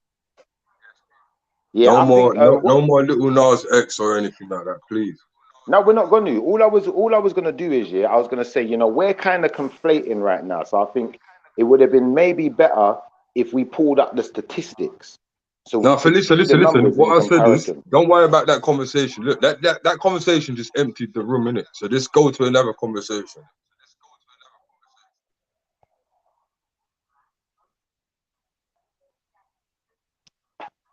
Feel free, man. Feel free. I know that, but obviously, people don't like what they don't like, innit? So if they don't like the conversation, they're gonna jump out the room. They might jump back in. To be honest with you, that's not like what I'm saying, earlier, Shipper. Hold on a minute. That's not what I'm saying. I'm saying I don't care about none of that. I'm just saying change the conversation, bro. Yeah, I'm happy not to asking change the about what conversation. people like and that. No, I want to talk about all that, the man. Conversation. Homos and all that. Come on. I'm happy to change the conversation. I just think that, going by what we said earlier, I'm just trying to express to you guys, I'm less concerned with opinions and more concerned with facts and what's actually going to be beneficial to us. Do you know, like that? Because sometimes, when we're dealing with our opinions can be dangerous and detrimental too. In many respects, not even focusing back on that conversation, but in other respects in life. I could have an opinion on someone's particular, like I said, belief system, which could be detrimental. It could lead to people wanting to kill each other over religious But the thing about that is that we live in a world right now where you got to be careful about your opinion when you're using certain platforms, brother. And that's just what it is. And at the end of the day, it doesn't matter what you say, brother. Every platform has their own rules, and you have to follow them. 100. But either way, I still think it's 50-50. Everyone gets damaged either way, man. Now let's not talk about it no more. No, it's done. It's done. But I had to say my last piece, isn't it? What did you want to say? I was gonna ask Daniel a question still. I was just gonna touch up on what Schiff said, like the gang thing, the violence and the deaths. Yeah, obviously it's not comparable. Like what he's saying is true. It's not comparable. There's thousands more people dying in here, but of course, also, what's it? The homosexual side of it, or transgender, or whatever, as well. it's not acceptable, bro. You get me? Obviously, in the Hey, world that we live bro, in I today, said I it's don't want to acceptable, talk innit? about any of that, D. We're moving off of that, bro. Yeah, I hear But we you. get your point, like you said, Okay, though. It's the say no same more. thing that I'm I not gonna say. said in the I'm not gonna say beginning, no yeah? more. Yeah. Yeah, the Thank you. same thing that you said. Yeah, I hear what you said. Yeah, no, Yeah, the same thing you said. Let's move on. yeah. The same thing you said is what I said in the beginning. It's not a comparable sort of thing. It's not a thing that. It's not a question that you can really. You know what I mean? Like to me, badness is badness, and that's it. Really, I don't want to go too deep in it. I'm sure we all feel the same way when it comes to that situation. Anyway. Of course, we all feel the same way. I just have to say my side. People dying on each side, you know what I mean? Cool. It's like in racism, innit? It's like how many white people have died in racism, and how many black people have died. Because we're black, should we just say it's the black side's worse, even though the white people died? Like some white people have died through racist acts too. You know, there's no good I don't without think those bad. are There's no bad comparable either. You see, but I knew you was But gonna you see say what that. you That's said why I there. said I it. don't think those two are comparable either. I don't think they are because that's why I said it. You see why I say this, yeah? Go on. 9 times out of 10, yeah, you're not really going to find black people attacking white people because of the color of their skin. If there was a racist act that was committed or a racist attack happened, 9 times out of 10, it was a so-called white person attacking a person of color, historically and in modern day. So once we put that in perspective, that's why I say some things are just incomparable, innit? And I've never seen a group. I don't even realize, see groups of white guys rushing black youths. I see black youths doing it to white youths, though. Where do you see this? All round ends, all round the place. Growing up, seeing like black people, like you see, that's the thing. That's why I chose to use this Wait, one. can you repeat that again, brother? BR, what did you just say? I've seen like. I think let's attack that subject. Go on. Yeah, go for it. Let's fire away. Go on, BR. Well, I think it's the same as the other situation. You see, when I was growing up, yeah, BR, you see when I was growing up, different time to you, innit? So obviously, my opinion is going to be slightly different to yours. I'm sure Sister Foxy, you know, her generation is going to have a slightly even different opinion. You know where I'm coming from? So what we have to do is we have to look at things in totality. And sometimes it's difficult to do that because we only know what we know, innit? So I think that's why it's important to have these kind of conversations so we can share with each other. Because if I ask Sister Foxy to go first and say to us her opinion on black on white crime or racism against white people from black people in comparison to racism from black people against white people against black people, I'm pretty sure, I can't say for sure, so I'm going to let her answer for herself, but I'm pretty sure she would probably see it as incomparable too. So I'm going to go to Sister Foxy. How do you feel? I know it's incomparable, but it's the same. But go on, sister. Yeah, I would say it's incomparable because we don't have documents showing that and historically that so-called black people are beating white people up for the color of their skin. I think if they are going to beat them up, it's in retaliation. It's not because they're going out thinking we're going to go kill white tea today. That's what we're going to do. We know historically that's been done to us. So it is incomparable. I beg to differ on that one. If that's the okay, that's what, because I was like, I was trying to hear what you said, because you said that's what happened. Like, no, because I ain't gonna lie, in my youth day, we used to like to hear it for the fun of it. You know what I mean? And I'm not saying this because they're white. We used to beat up white youths for the fun of it back in the day. But like I said, I'm just being honest. Yeah, but how that's often? That's not me now. Do you know what I mean? That was without going to detail. That was school. You know, school days and that. Just I couldn't say how often. And I asked you what area that was, BR? From a bit of Brixton, bit of Stockwell, bit of Dulwich side. Was you having racial attacks with black guys getting moved to? Was it a situation where? No, it wasn't even a racial attack. It was just for the fact you weren't going out and fighting. Like sometimes, obviously, within ends beef, it's against your own type, your own black people. But when you're out ends, it might just be something simple, and there's 6 of you on one white dude. That looks bad. And it's not, who knows if it's the fact because they're white, because a black person can't really disrespect you the same way a white person can. And that's the way BR. You have to know that the significant factor is that the person is white to call it a racial attack. Right. But then it's every attack on black people. If you go to a white dominated area and you get beaten up by a bunch of white guys, is it because you're black? 9 times out of 10, yeah. And when white guys used to cut through the ends back in the days and get robbed and beaten up at the same time, was that because they was white or just because they was cutting through? No, because the black kids who was doing the robberies just wanted to rob people. And maybe they saw the white guy as an easy victim because he's outnumbered, he's on his own. But that's not because of the color of his skin. So here I'm gonna go. So why didn't they rob the black man?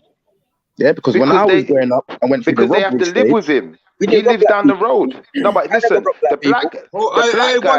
One at a time. Come on, man. I'm just answering this question. When man started hitting licks and that, man, they robbed black people. And it wasn't even, for me, it weren't racially. But now I'm thinking about it, why was it only the white people targeted back in the days on them little street robberies and whatnot? Can I answer? I think, BR, when you look at it in totality, yeah, especially, you know, if you're going to rob someone from your own area, you know, who's the same skin color as you, or same toned skin, same background, similar ethnicity, XYZ, nationality, there's a chance you might run into him again. There's a chance you might end up at a funeral or a party, whatever, and you're going to see him again. So there's a vulnerability in that. Now, there's a one second. There's a vulnerability in that because that person could come across you again. Whereas you're not necessarily going to be at, especially if you don't know many white people, you're not going to be at their funeral. You're not going to be at their party. Racially motivated then? You've done it because the person is white and you might not bump into them at a funeral and everything else you said, but then it was a black person, that could be your brethren's dad. So you chose not to do it because they're black. So then it's the same. That's what I'm trying to say. It's the same thing. No, more because of the comebacks. More because of the comebacks than because of the color of their skin. No comebacks when man was coming up, bro. Like, it wasn't about no comeback. It was just, you know what I'm saying? I don't know, innit? Everyone's different, innit? Like, I'm not a racist person, but I know growing up, when I was in that little robbery phase for the year or two, whatever, I weren't really robbing. Let me say something, Bia. You know what? I'm sitting there listening. No, Daniel, you don't say. Go on, Daniel. Let me let Daniel have his piece before me. Go on, D. I disagree as well, bro. Schiffer's right to a certain degree, yeah.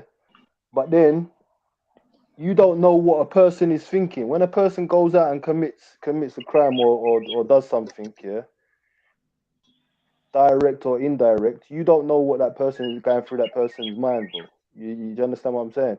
There's a lot of black people that still hold a lot of grudge to white people because of slavery days.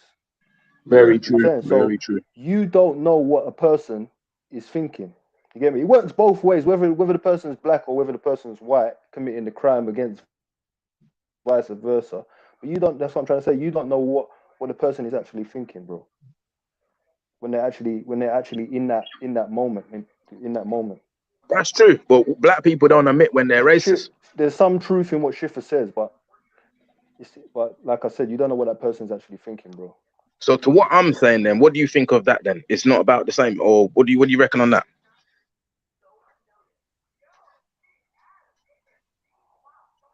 You know what it is for me, Bia? I'm listening to you, yeah? Talking about this racist stuff, and I'm kind of shocked, innit, to be honest with you. Because I know that you're slightly younger than me.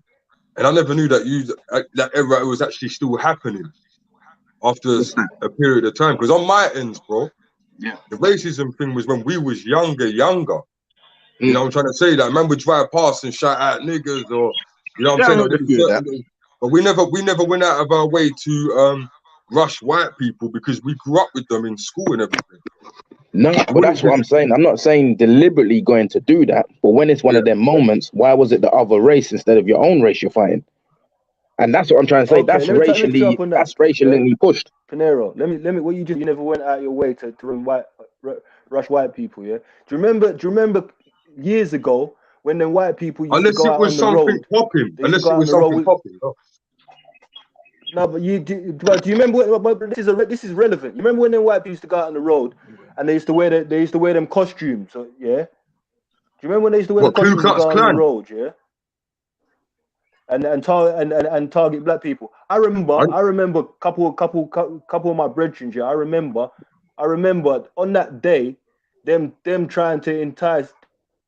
Trying to entice me to come out with them because they was going out there to punch them up. Do you understand what I'm saying? I didn't bother entertaining that, and because Because Big up listen, to you, I'm bro. from both sides of the world, bro. You get me? My family, I'm from both sides of the world. My nanny, on my mum's side, my nanny's white. Do you understand what I'm saying? So I got the best of both worlds. You get what I'm saying? Right. And so Yeah. I'm for equality. I'm for equality. And yeah, so I was never in that, but I remember one of my brethren, yeah, trying to get me to come out on that day, yeah, when they was out to go Well, match, I've done that myself, brother. I've done that myself. There was a guy that got. I'm gonna just be honest. There was a guy that got attacked after Stephen Lawrence in the same area, and it was someone that my friend was close with, and Opposite race? Opposite race? No, the boy that got attacked was actually light skinned guy. He was mixed race. He was better, best of both worlds. So but he was a guy that we knew from church. We grew up with him, but he wasn't really close to me. But I've known him my whole life, and me and my boys went up there straight. So I'm not saying that. I ain't saying that I've been out. I ain't had wars with them.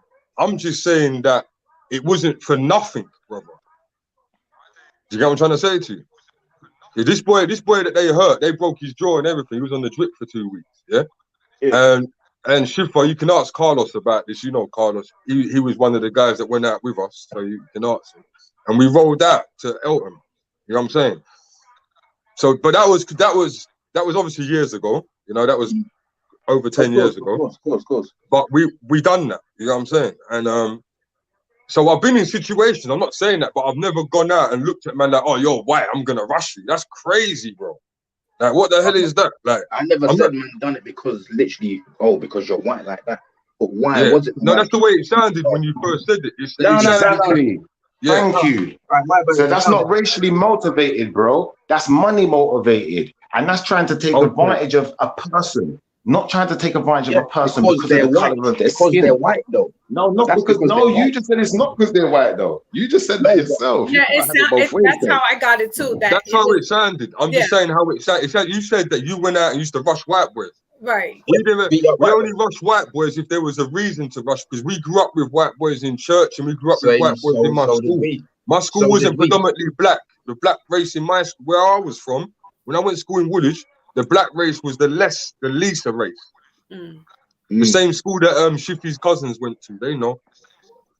No, but that's the we same was thing I'm the saying. least race. There was Indian boys, everything. So we didn't look at white boys as, and it's really weird that we're talking about this, because I don't know why black people look at black people to eat more than the other races, but that's just the way it is sometimes. No, but we that's never what I'm saying. Back then, it weren't looked at like that. People weren't eating their own type; they was eating the opposite race. Yeah. So then, like what Schiffer was saying, and I've had this conversation with many people before. It's like he said that black man or woman could have been your dad, could be your uncle, could be your cousin, friend. You might bump into them somewhere, like he said. So people was choosing to rob the other races. I was not, but BR, I think you misinterpreted me there. Well, I'm from rob any race. Yo, BR, I think you misinterpreted me a bit. Because what I was alluding to, BR, is the fact of retaliation. When say for instance, I rob someone, and they live next door, they know where I live. It's easy for them to retaliate. And that's what I was alluding to when I was saying, with these kids who are saying, okay, let's rob the white boys, they're seeing them as an easy target because we don't see them in our area. They're obviously not from here. Right. And I think what you'll find is the kids do that as well with the postcode wars. They'll say, okay, that black kid's not from my area. And say, what are you doing around here, bro? So it's exactly the same thing, bro. So that's what I'm trying to say to you, bro. When you put it down to racism, it sounds controversial because that's not racist, bro. What that is that's what's it called? Opportunist. That's an opportunist. That's not a racist. A racist is attacking you solely for the color of your skin. They might not even want to rob you. They just want to hurt you because you've got a gang of white beat up one solo black guy. They call it racist. But if we do but it, not every gang of white. That's the whole thing. It's not everybody. You can't put everyone in the same bag. If the black kid everyone will see it. Everyone will see it that way. No one ain't thinking, oh yeah, those are just a normal bunch of white guys. Maybe those are all vacation. They're just seen as a racist attack. But then if we do it, it seems it's just complete, just out of space madness. Bro, where I grew up, bro, the white guys we hustled with the white guys, bro. You know what I mean? Some of the white guys where I was from, they were about that life, bro. I'm just so like, some of the white boys. Hold on, man. I'm talking. Sorry. Where I'm from as well, yeah. You go to a white boy's yard, he's playing hip hop with you, smoke it. Like we didn't have that sort of hate. Like it wasn't like we kind of like got past that, but still knew what time it was. Like, you know what I mean? So I was trying to say, some of the white boys and even Asian boys who are from those areas. I want to ask Peniros and Shiffa, because you guys are like around my same age group. How do you feel about using like nigga, like as infection, as they call? I'm sure y'all had this topic before, but because there's this thing going around like Fat Joe shouldn't be using that word. He uses it more than we do, but Fat Joe grew up as well around black people as Puerto Rican. We're the same thing. And as opposed to a white guy saying, yo, what's up, my nigga? And you're like, how do y'all feel about that? Right, in the States here, where you're from, they can't complain about that. Yeah, one sec, Billy. You're right, bro. Yeah, what up, a jam? Woody slam. I'm gonna get these cannabis plant up for grab. I make. Bye, Billy. Billy had one too many bears, brother. He's baked. Chill out, bro. Listen, one thing about the States, yeah, is like they can't really say much because when I see you lots of videos, right? I'm seeing white guys saying the word nigger in front of black guys like it's nothing. You know what I mean? So for them to talk about that, they need to. This is what I'm saying about people, man. They have to start hitting the right subjects out here, man. They're talking about Fat Joe using the word nigger. Come on. I think people are really petty. I'm not saying that he should use it. I'm not saying that he shouldn't, but come on. The Mexicans that them lot are scared of over there, they say it, right? They sure do. Yeah, but they're allowed to say it, though. No Mexicans out there, though. Who's allowed to say N-word then? Can I answer quickly? Yeah, please.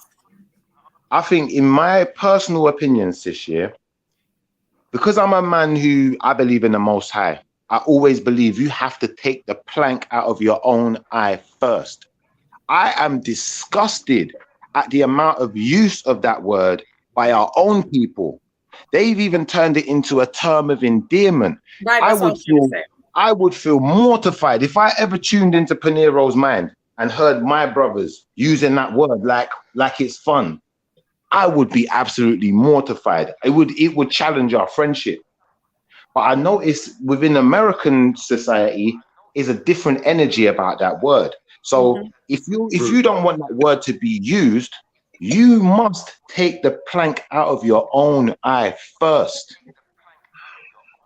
That's all I got to say. Thank you. And that makes total sense. And that's how I am. I don't use the word personally. And we never grew up saying that either. And I'm coming from the North. The South is different, is a different type of element. They're still racist. The North is racist, but they're like a Donald Trump. They'll tell you in your face, but it's like, all right, so you tell me, I know. The South, they'll hide behind it. You see the Ku Klux Klan, you see the guys in the sheets. They're still like that. And so it has a different it holds a different frequency when I guess somebody else outside of our culture says it, but it still makes me cringe when we say it and the use of it. I'm like, I'm not gonna sit here and try to be like Mother Teresa and make that all innocent, but it's like we should be uplifting each other. We've had that word embedded in us for hundreds of years. So why are we but then to be mad at somebody else for saying it outside of the culture, but then you're saying it, it's like you being a hypocrite. So we shouldn't be saying it at all. Then we should be calling our brothers, sisters, That's right. That's right. Set the example, that you be the example and be the change that you want to see. Hey, would you say that hip hop has made that word a bit more viral? Yes. Mm-hmm. I would Definitely. definitely say that because, and then again, I'm going back to the Wu-Tang and the Brand Nubians because I was in that era. Yeah. They weren't They didn't really say talking that. like that. And you said that you said you went into Clubhouse the other day, right? Yeah, I stopped. I deactivated. I couldn't do Now you Clubhouse. heard, how many times did you hear that word over there? They say it all the Well, time. I was on I guess you would call it a panel or whatever that they were conscious brothers. So they weren't they were talking like us. So I didn't hear all that. I don't put myself in those type of environments because I don't want that frequency. I don't like it. Yeah. I'm not going to say, Tupac said it, you know what I'm saying? But then he also called women bitchs as well. I didn't take it personal because I knew who he's talking about because there are women that are like that. Yeah. But I also understand he has a duality. He's a Gemini. He knows how to balance that out. He knows how to speak it and convey it, but he's not saying every woman's like this. No. And he's not calling every dude niggas, and he has an acronym for it. And let's not forget as well, he was a bit angry going inside for rape, that he said he didn't commit to. So don't forget he had that under him. So that could have upset him a little bit as well, you know what I mean? Which is understandable. That's what I'm saying. When he came out and he went on to death row, he was because he saw how people were moving. They left him in there to rot. And when he said that he was getting raped, people made fun of him like, oh, he's really getting doinked up the butt. No, that's not what he was saying. He was getting cavity searched every time he had a visit. That's a form of rape. He didn't consent to anybody touching him, but because he was their property, he was getting molested by the system. So we need to be very clear. People want to words cast spells. So we got to be careful of how we speak because what you say is a spell. And it could it's detrimental. Like you said, hip hop, that type of tone has been carried out. Yeah. And NWA used that. That's their acronym, niggas with attitude. It's not saying it's right or wrong, but there's a frequency behind that word that holds weight. And so can I speak to what you said, Sister Foxy? Yeah, go ahead. I think you see me, I don't like making excuses for myself. So making excuses for other people is just way out of my remit. And I'll give you the example I'm going to use so you can understand my mentality. I frequent a lot of panels, American panels, i.e. What's my man's name behind the bar, or I'm not going to mention all of them, but there's a few of them that I will go on, and they use the word profusely, not once, even with them using the word. I'll tell you what I do. I switch it up on them. I say my Negas, like the Nagas Kings. And I try to put some knowledge in there. Now, not one time has anyone heard, even if they're all excited and screaming that word out 50 times, you're not going to hear me use it because I'm going to be the change that I want to see. I'm going to be the example that I want other people to set. And I think that's why I wouldn't make excuses for anyone, no rapper. Even if I thought they was a good person, I'm still not making excuses for you because for me, there's no excuse. Especially if you're going to talk about other people using the word. You have no form of excuse as far as I'm concerned, unless you're an excuse maker. Well, I guess I sound like I'm defending Tupac and for using those, but I'm like just a little, just a little. Like you, I don't use it. You can be. I think in music, you can be more creative. There's certain words that you don't have to use, bro. I never used to use the word. You can express what you want to express without using certain words, and I'm the same. Yeah. Yeah, I used to feel. Chief has been studio with me. He knows, innit? Yes, he knows the concepts. Yeah. Let me add to that, D. Let me add to that, D. That word, I won't use that N word. I'm not using that N word. Yeah. Let me add to that, D. What you're saying. I don't see no reason to use it. Yeah. It was used on us. So why am I gonna use it to glorify anything? I don't need to use that word. Be more creative and use another word. What the lady said as well about Tupac, the way he used the word, you use certain words, is true. Yeah, but someone of his talent, he could have also used other words. you understand what I'm saying? There's other ways to express things. You don't have to follow the crowd. You have to wear a mask. You understand what I'm saying? Yeah. So you don't have to follow the crowd. But I don't know if you I don't know if you guys can hear me properly. The reason why I keep on coming, the reason why I keep on coming off and coming back on. Yeah, you're cutting out a bit for me. IP, you're on mute as well. Can't hear you. Yeah, your thing's cutting out a bit there, D, bro. Go again. Try again. Try again, D. Yeah, now you got to come in and come back out because your things all... Yeah, jump out and jump back in. Makes sense. Yeah, You say that's a glitch in the matrix. Yeah. I watched that. I watched that film the other day, you know. I did watch it. The newest one that came out? Yeah, I watched it the other day. What, any good? I thought it was a little bit cheesy still. It looks cheesy. It was a bag of cheese. What was you going to say, Paul? You wanted to elaborate on something. What? You wanted to add to what Dan was saying. No. You wanted to add to what Dan was saying. Yeah, but I was just talking about the Matrix. Oh. Yeah. All right. Yeah, so anyway, that's enough about the Matrix, yeah? So what was I saying about what Daniel was going to say? What? Was the film good, though? You said you wanted to add to what he said. That film was a love story, bro. It was a love story. Yeah, that's right. Say nada. On the use of the N-word. Yeah, no, when D was basically saying like there's no need to be using those words in lyrics. And when I used to write bars, I never used to swear in my bars or say the word nigger. And because my IQ was big enough to be able to write something else and put something else in there. You know what I mean?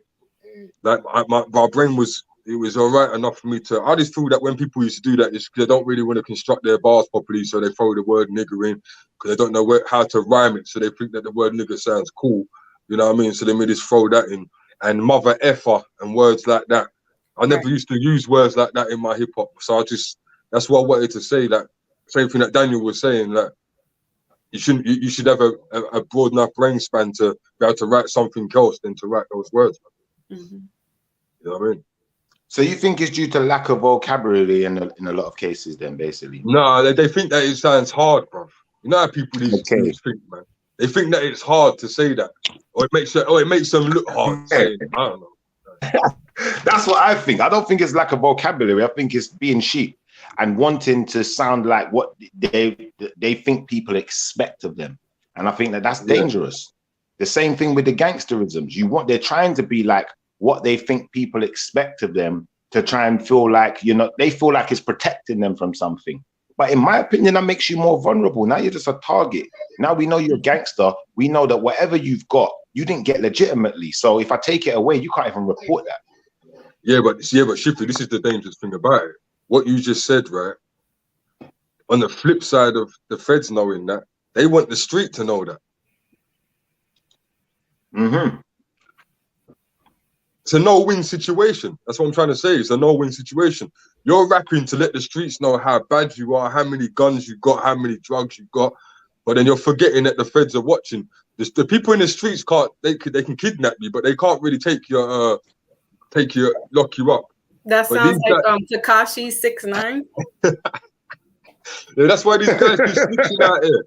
That's why these guys be snitching out here, because they're living lives that they're not even about. So that's first of all, he was not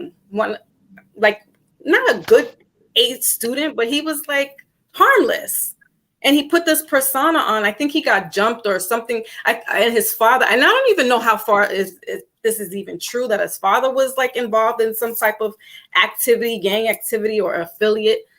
But he portrayed himself now to be a character of being this hardcore, gangster or, blood stuff. And I'm like, when I listen to him, I'm like, this is a little kid that not living that life. But he was around it, so he could act like it, but he didn't live that life per se. And but my thing is this though. What is the difference here from Tekashi being They keep calling him a kid, man. I don't know, when do you stop being a kid? But what's the difference from his mentality? I want to take that, but it's his mentality, not so much his body, because in his mind, like when I hear him talking, he sounds like a kid, even though he's a man. I think Tekashi's more smarter than people think. That's the first thing. Yeah. He plays dumb. Yeah, when you watch his interviews, he tries to play smart. But you know what it is with Tekashi? What is the difference between him being a kid, growing up, rolling with gangsters, from the gangsters that are growing up in their mums, from the youths that are in their mum's house, and then they go around gangsters and get locked up too? What's the difference? I don't know the difference. It happens every day. It happens every day. These kids go around, guys are not supposed to go around, and they end up getting in shit, and then they end up in jail. It's the same thing that Tekashi done. So how is he a civilian? I know man them that went jail from 17 years old, 18-year-old, and all that. They was classed as street guys like at that age. So I don't understand how they're calling this guy a civilian. Like, it's ridiculous. It's just let me give you another example. It's like the Sammy Bull Gavano. Yeah, let me give you another example. A guy leaves school, he wants to make some money. He goes around his older cousin and says, "Yo, cousin, man, I need a line or something." But the cousin's like, "Yeah, but you ain't really never done this before, you know what I mean? But yeah, but I need the money though. Put me on. It just happens a lot. Then he gets put on, he gets nicked and goes jail. There ain't no feeling sorry for nobody. You got put on, it went wrong, you went jail. Yeah. That's it. No, but he done a deal with the feds, didn't he? Of course he did. So he probably works for them now, man. Right. He's in their pocket. 100. He's in their pocket. That's why I made the comment. That's why I made the comment, Sammy Bull Gravano, because that's what he did. He turned and snitched and became a rat with John Gotti and exposed all those mob dudes, brought it down. So and he then went into witness protection, and worked with the feds. He was an agent. He was a plant. So I mean, half of these people, I don't know if they are like that. I mean, I don't even like the stuff that I'm just hearing and seeing every day now. Is like, are these people really real? Are they like actors and actresses in this type of entertainment business? Because the stuff that they get away with, the stuff that is being done is like, that can't be real. It just cannot be real. So I don't even really hold them to being anything. They really, if they have some responsibility, they may have a small portion to the community, but at the end of the day, these people are just, puppets, I guess you want to say, or I don't know. They're not to be held, like Brother Malcolm X said, we don't look at these actors or clowns or entertainers to be leaders. And the white community doesn't do that. They don't say Steve Martin is our leader. Yeah. He's a comedian. Yeah. Can I just say salute to Christina? Did you say Steve Martin? Yeah. I'm old. Yeah. All right, maybe they don't know who Steve Martin is. Hey, do you remember that film, Steve Martin, The Jerks? Yeah. And Roxanne. Right, can I just say salute to Christina in the chat and salute to McCarthy Bond and anyone else who's just joined. Yeah, salute. Hey, if you don't want to jump on the panel, I'm gonna put a link. It's been a while since I put a link up there.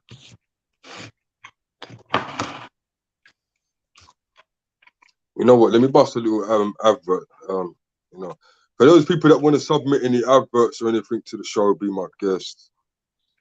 We're doing adverts now.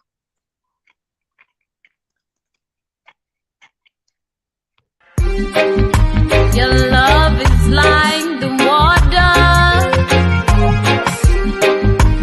flowing towards me. When you know my birth. All right, man. Be back.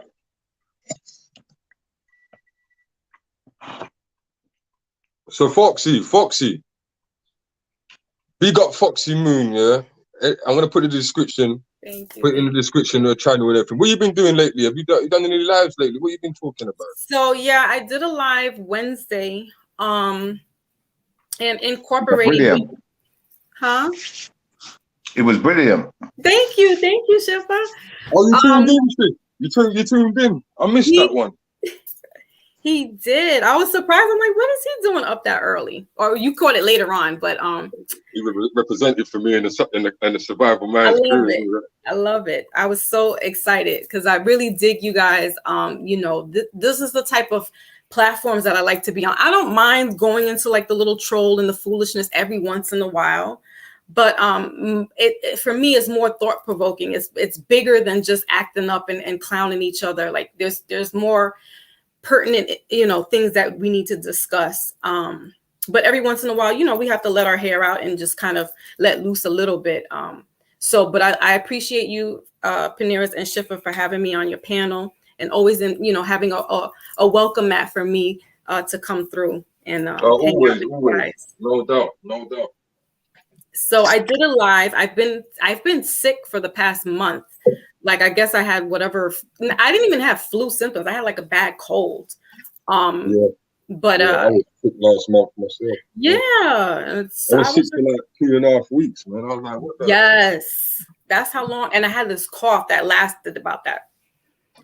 So I finally did a live Wednesday, and I was just discussing not only doing the readings, but I had also discussed situations in regards to just protecting our children, like, because I was getting the download and had this dream that it was just like crazy about our children, but not much. I haven't. Otherwise, I'm going to have a website launching next month. I was supposed to do it this month, but because with Mercury retrograde, and then I'm working with a good brother who does numerology. He was like, sis, hold up, don't post your website just yet. Hold on. And then he's like, I'll let you know when to come through. So I'm going to most likely do it next month. And people can, if they want a personal reading, they can go there and sign up, whatever day works for them. And then whatever reading that they want. Excuse me. And so that's what I'm working on now. Otherwise, just, being a mommy and being a wife. That's about it.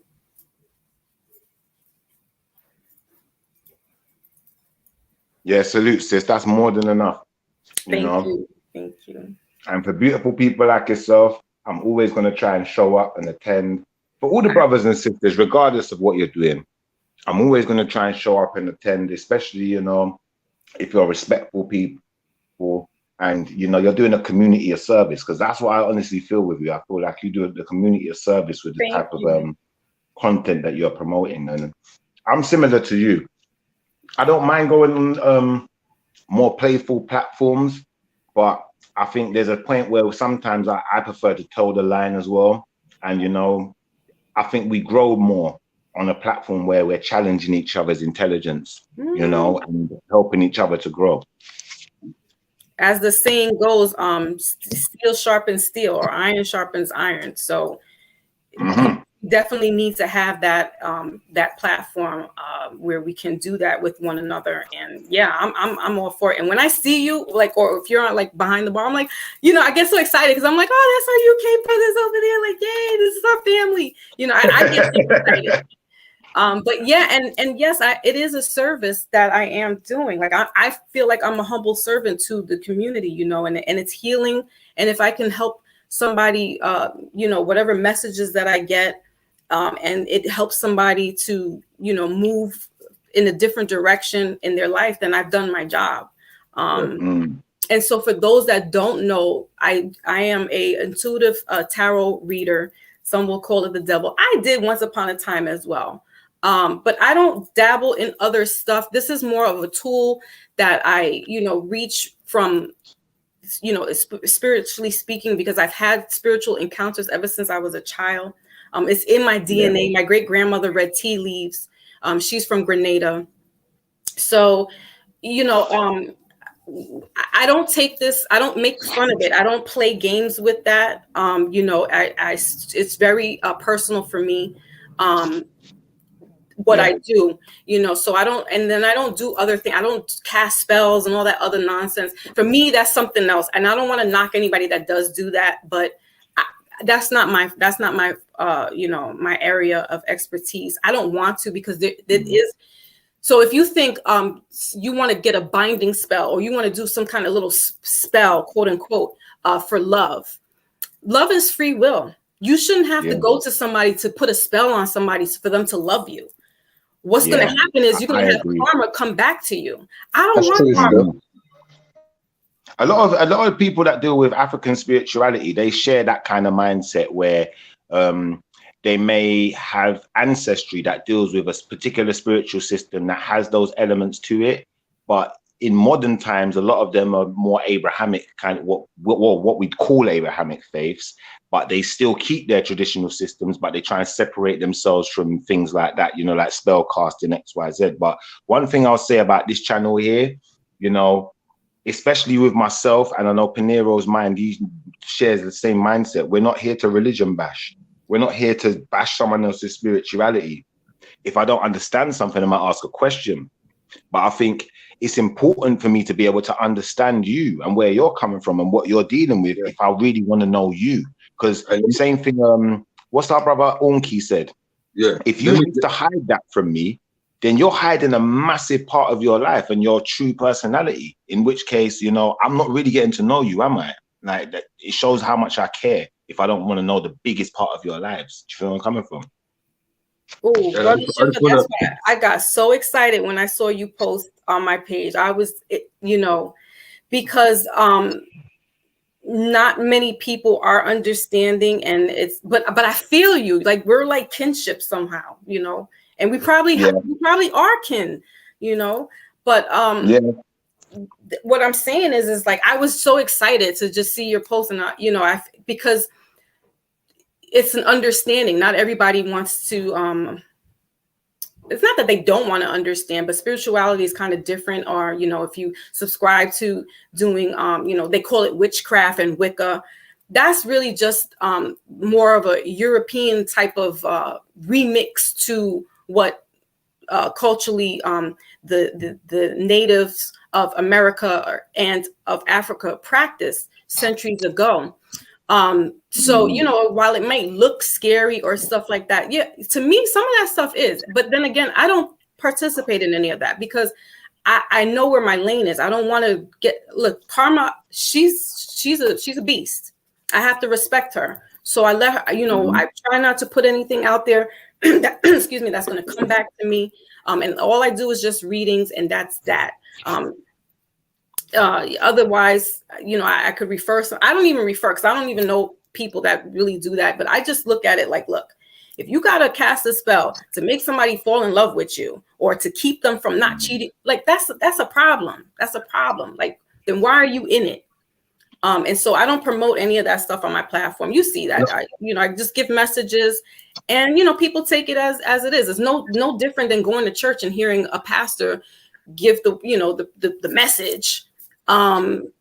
And people take it and you know, use it to however they need to use it. So I just wanted to say earlier, back to what you were saying earlier, Foxy, yeah?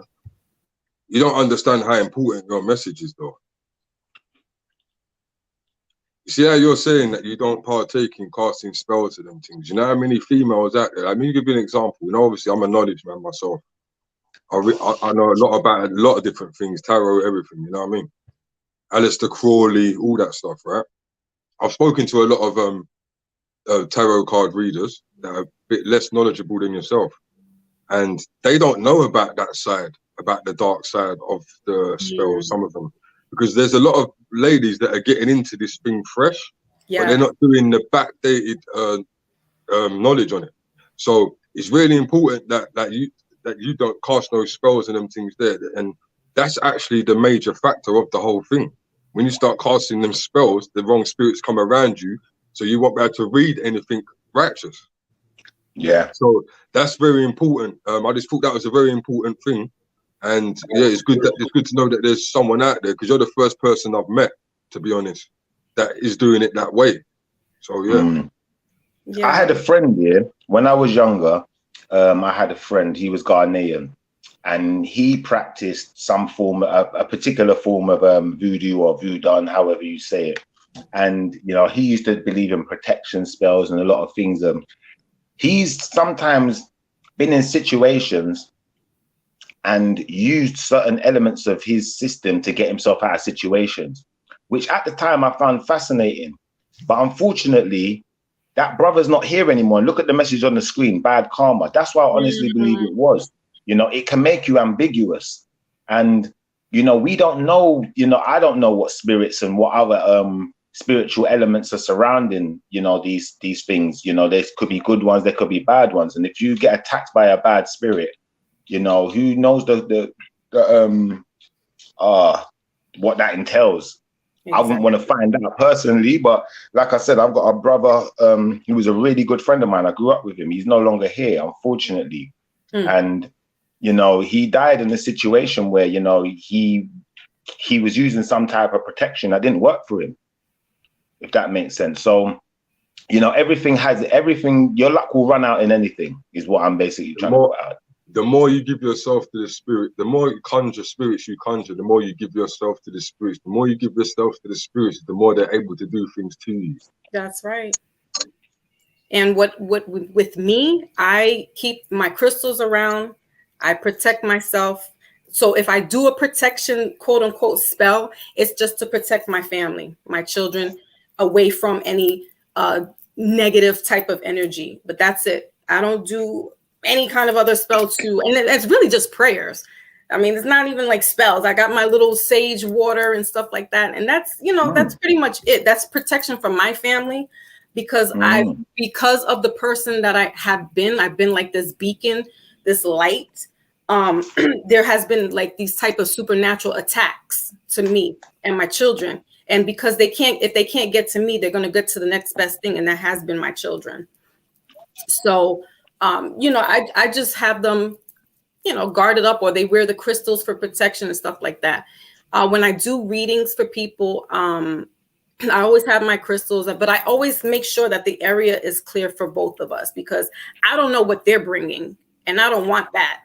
And I, you know, and I make it very clear. Like I said, I don't do any spells. If people are looking for something like that, they're talking to the wrong person, because I don't like it. It makes me uncomfortable. It's still scary to me, because you don't know what entities you're going to be dealing with, and these entities could be disguised as somebody sweet and beautiful, and you know what I mean. And then you come to find out that's not who they are. I don't want any part of that. I really don't. So you have to know. Oh, sorry. Funny that you just said that. Yeah, look at this comment. As you just said that, look at this comment. Yeah, read this comment out. African woman above me tried sleeping with me in my sleep, bro. She's a full-on witch. Thoughts of things. I ran psalms and she started acting stupid. See, so that's someone that, and the thing is, they can come like that. The spirits can come like that in your neighbors and all them things there. Right. Am I cutting out? I put the salt and the sage and stuff because of that. Because it could be your neighbor, it could be, you know, the girl down the street, or you know, somebody in the club. Like they come in all different disguises, and you have to use your discernment. And you know, alcohol, drugs, that lowers your frequency, makes you more susceptible to these type of elements. That's why liquor is called spirits.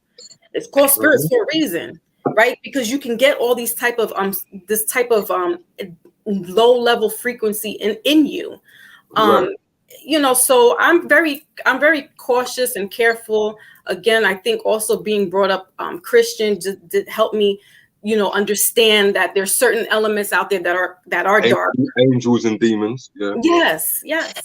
And so, you know, I try to play it as safe as possible. I use spiritual condoms, if you want to call it that. I use spiritual condoms to protect myself. That's it. Yeah. Yo, Peniros, was there? You see in the Bible, there is it Moses where the part where they're doing magic and stuff, like with the Pharaoh and that? What, with the rods, turning the rods into snakes and all that? And all that, you know, like that. So I think even in the Abrahamic faith, there are inclinations that, you know, to some extent, you know, historical people of faith, you know, have used magic also.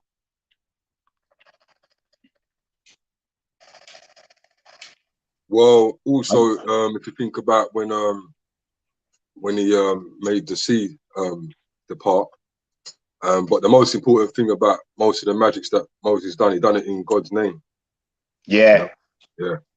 So and there's one part. Is there one particular part where he goes against what God says? Remember, he does something. He hits the stone with the rod or something to make the water come out. And God told him to do something else, and then it works out bad for him.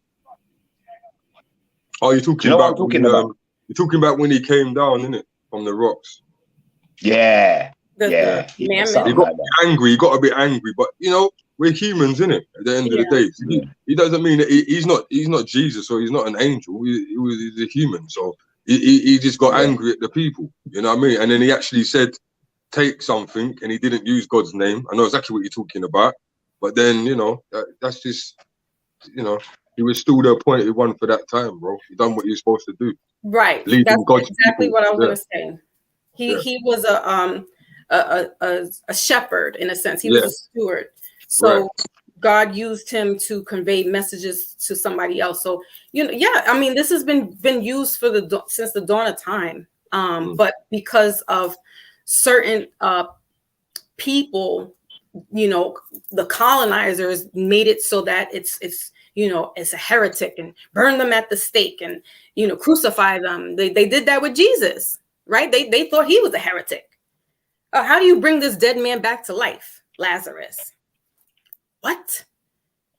So it's almost no different than somebody who's using divinations like a pendulum or tarot cards, and it's your intention. So we got to remember it's the intention. As I said before, words cast spells. So it's using the intention. If you have an evil eye towards somebody or you're jealous towards somebody, that intention, that energy is going to affect that person that you have this ill will towards. Same thing if you like somebody, you know, you're always thinking about them, or, you know, you can't stop thinking about them and they make you feel wonderful. That's an intention that could also bring this person to you, and, you know, a relationship can form out of that. Besides other things, you know, getting to know them, all that other good stuff. But, you know, the bottom line is it's intention. So if you're going to put something on somebody, it's the intention and the words. Okay. And you need to just be careful what you say. Speak that, you know, what you heard that expression, speak life into it. That's exactly what you're doing. You need to be careful what you're going to speak, you know, how you say it, how you get it across to somebody, what your intention is.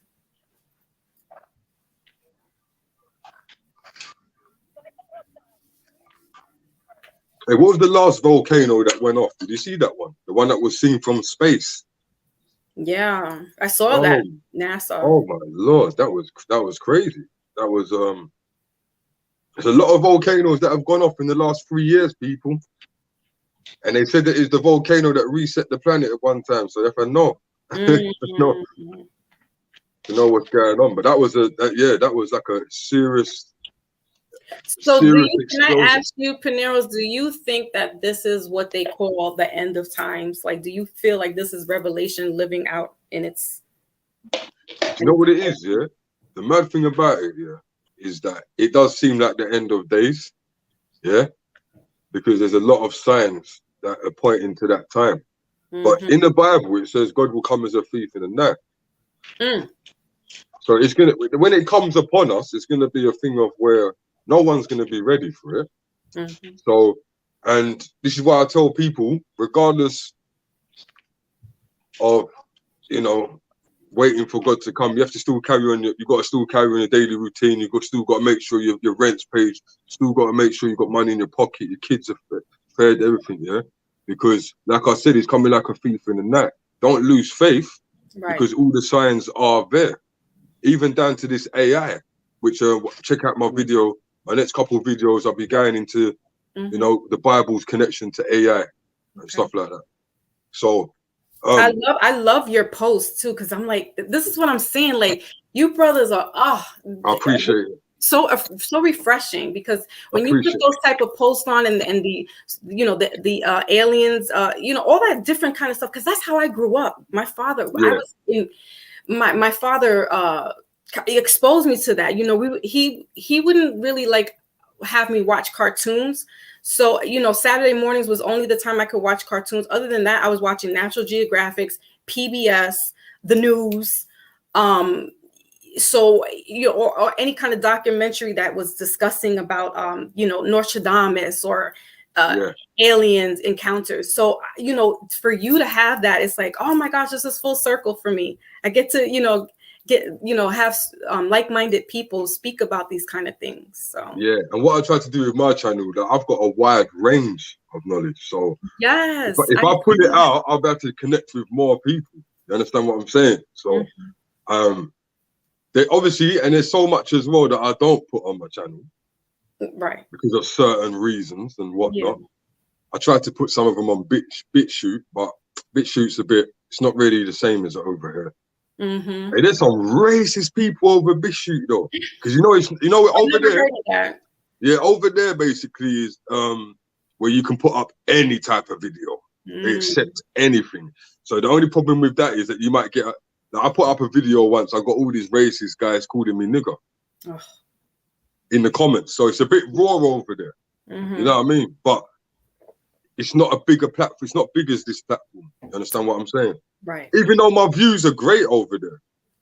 My views are great, but you know, so yeah, man, I enjoy it as well, having people like you with different knowledge as well over here, because then it cuts down my job a little bit. Right. You know?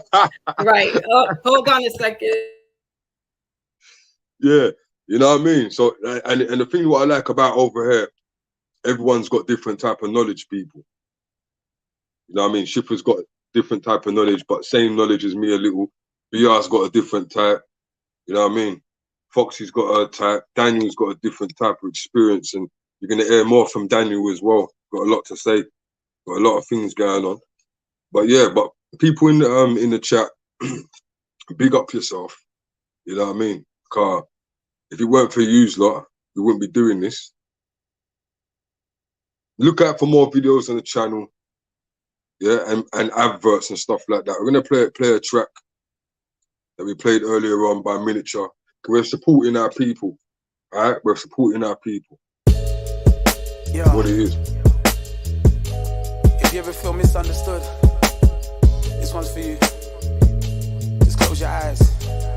Turn the lights off. Chill. I'm from a spiritual world, different vibrations. That's why they don't know about the shit that I'm facing. Spiritual world, different vibrations. Dying from the inside cause it's killing my patience. Spiritual world, different vibrations. Sometimes I'm confused, I don't know why I'm chasing. Spiritual world, different vibrations. Inner demons, I ain't gonna be feeling like I'm failing. If times are ever hard, if you ever feel low, forget material things, pay attention to your soul. Build yourself up and grow. There's more to life than though. You don't need jewelry on your neck and wrist out here to glow. Just close your eyes and chill. Relax your mind and feel. Every warrior and survivor needs a time to heal. Let loose and lose control. Don't fight it, let it flow. Take the rough with the smooth. Watch out for corners on these roads. Feel like you're losing youth, and please don't lose your cool. Wherever you might go through, just know that you're beautiful. The money comes and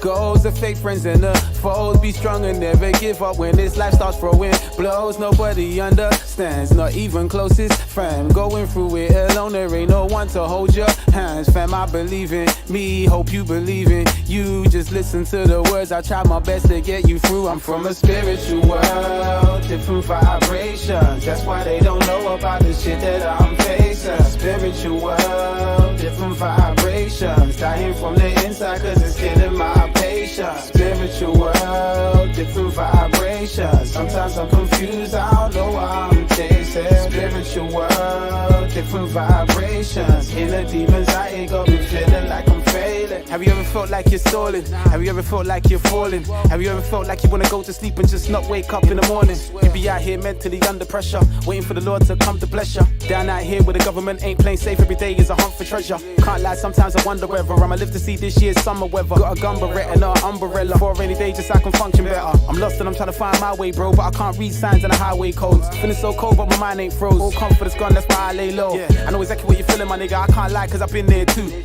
Now I'm out of the pressure, coming out with confessions. I'm bringing the good vibes near you. Just close your eyes and zone the vibe. Be at one with yourself, it's a lonely ride. Ain't nothing that's stronger than a heart that's filled up with love on fire. Keep your souls alive. In a spiritual place, falling. I'm deep inside of my element. I don't really give a damn about what they've been telling me, cause it's irrelevant. As long as I know where I'm going, I'm fine. God created me a holy design. From inside, they took control of my rhymes, and they know that I'm from a spiritual world. Different vibrations. That's why they don't know about the shit that I'm facing. Spiritual world, different vibrations. Dying from the inside, cause it's killing my patience. Spiritual world, different vibrations. Sometimes I'm confused, I don't know why I'm chasing. Spiritual world, different vibrations. Inner demons, I ain't gonna be feeling like I'm failing.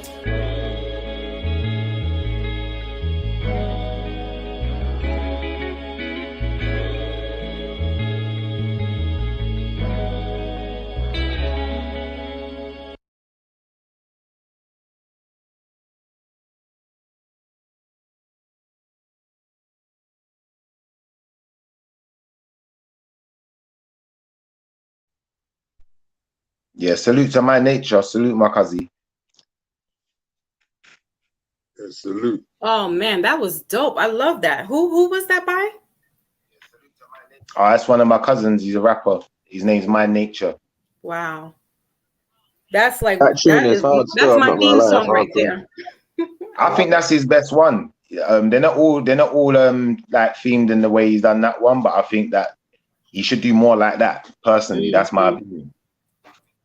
That's what I'm saying. Like that spiritual vibration, like just what he was saying. That's how this music should be going, in that direction. Now, I mean, granted, it's not going to fit for everybody, right? We're still going to need some kind of low frequency, I guess, music, but that's where we need to be vibrating on, so we can uplift that, like have this love frequency back and activate our heart chakras and get back into, being all right with one another. I'm not going to say crime is going to disperse just because somebody's putting out a good music, but you could calm down a little bit is what I'm saying. Yeah, 100. I feel like an old man saying this stuff though. Right? Dude. Like how our parents said, yeah, back in the days when our music, we've become those people. We've become those people. But see, I guess because my grandmother threw a fit when she was like, you like Tupac? But he says B words. And I'm like, yeah, grandma, but for her, she was listening to Nat King Cole. So it's like, oh, okay, I guess. Yeah. Facts. My grandma the same way. She ain't listening to none of that. She'll tell me to turn that off. Put on some, like you said, Nat King Cole or some Dennis Brown or something more cheerful. They like cheerful music though. Yeah.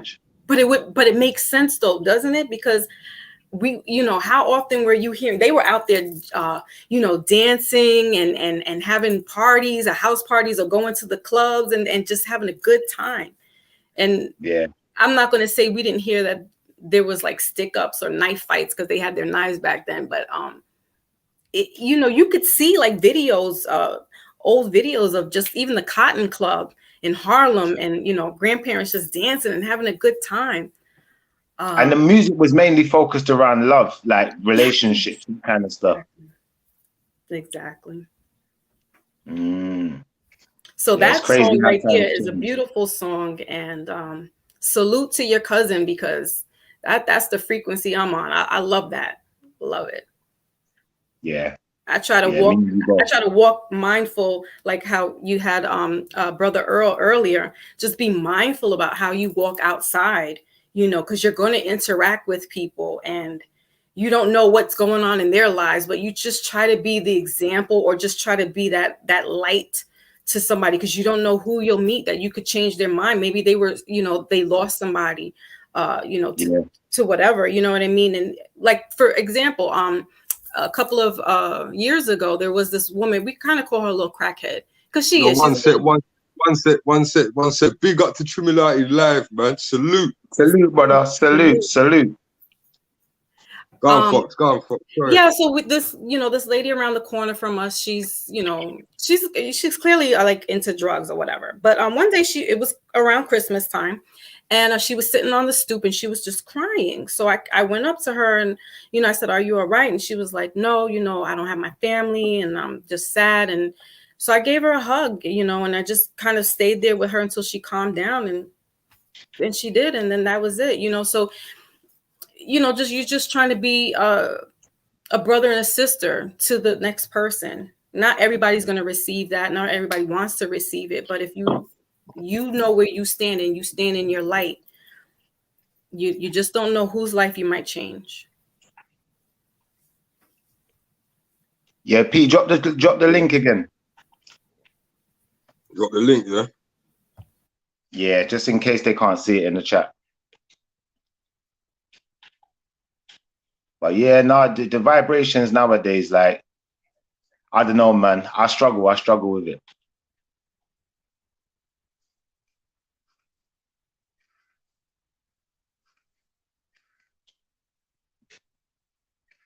So what you got planned for the weekend, Foxxymoon? The weekend? Nothing. I'm really an introvert. I don't, now that my kids are older, I'm just homebody. But no real big plans. And then, with everybody getting sick and so forth, it's like, you don't want to be around too much people either. Yeah, I'm with you there.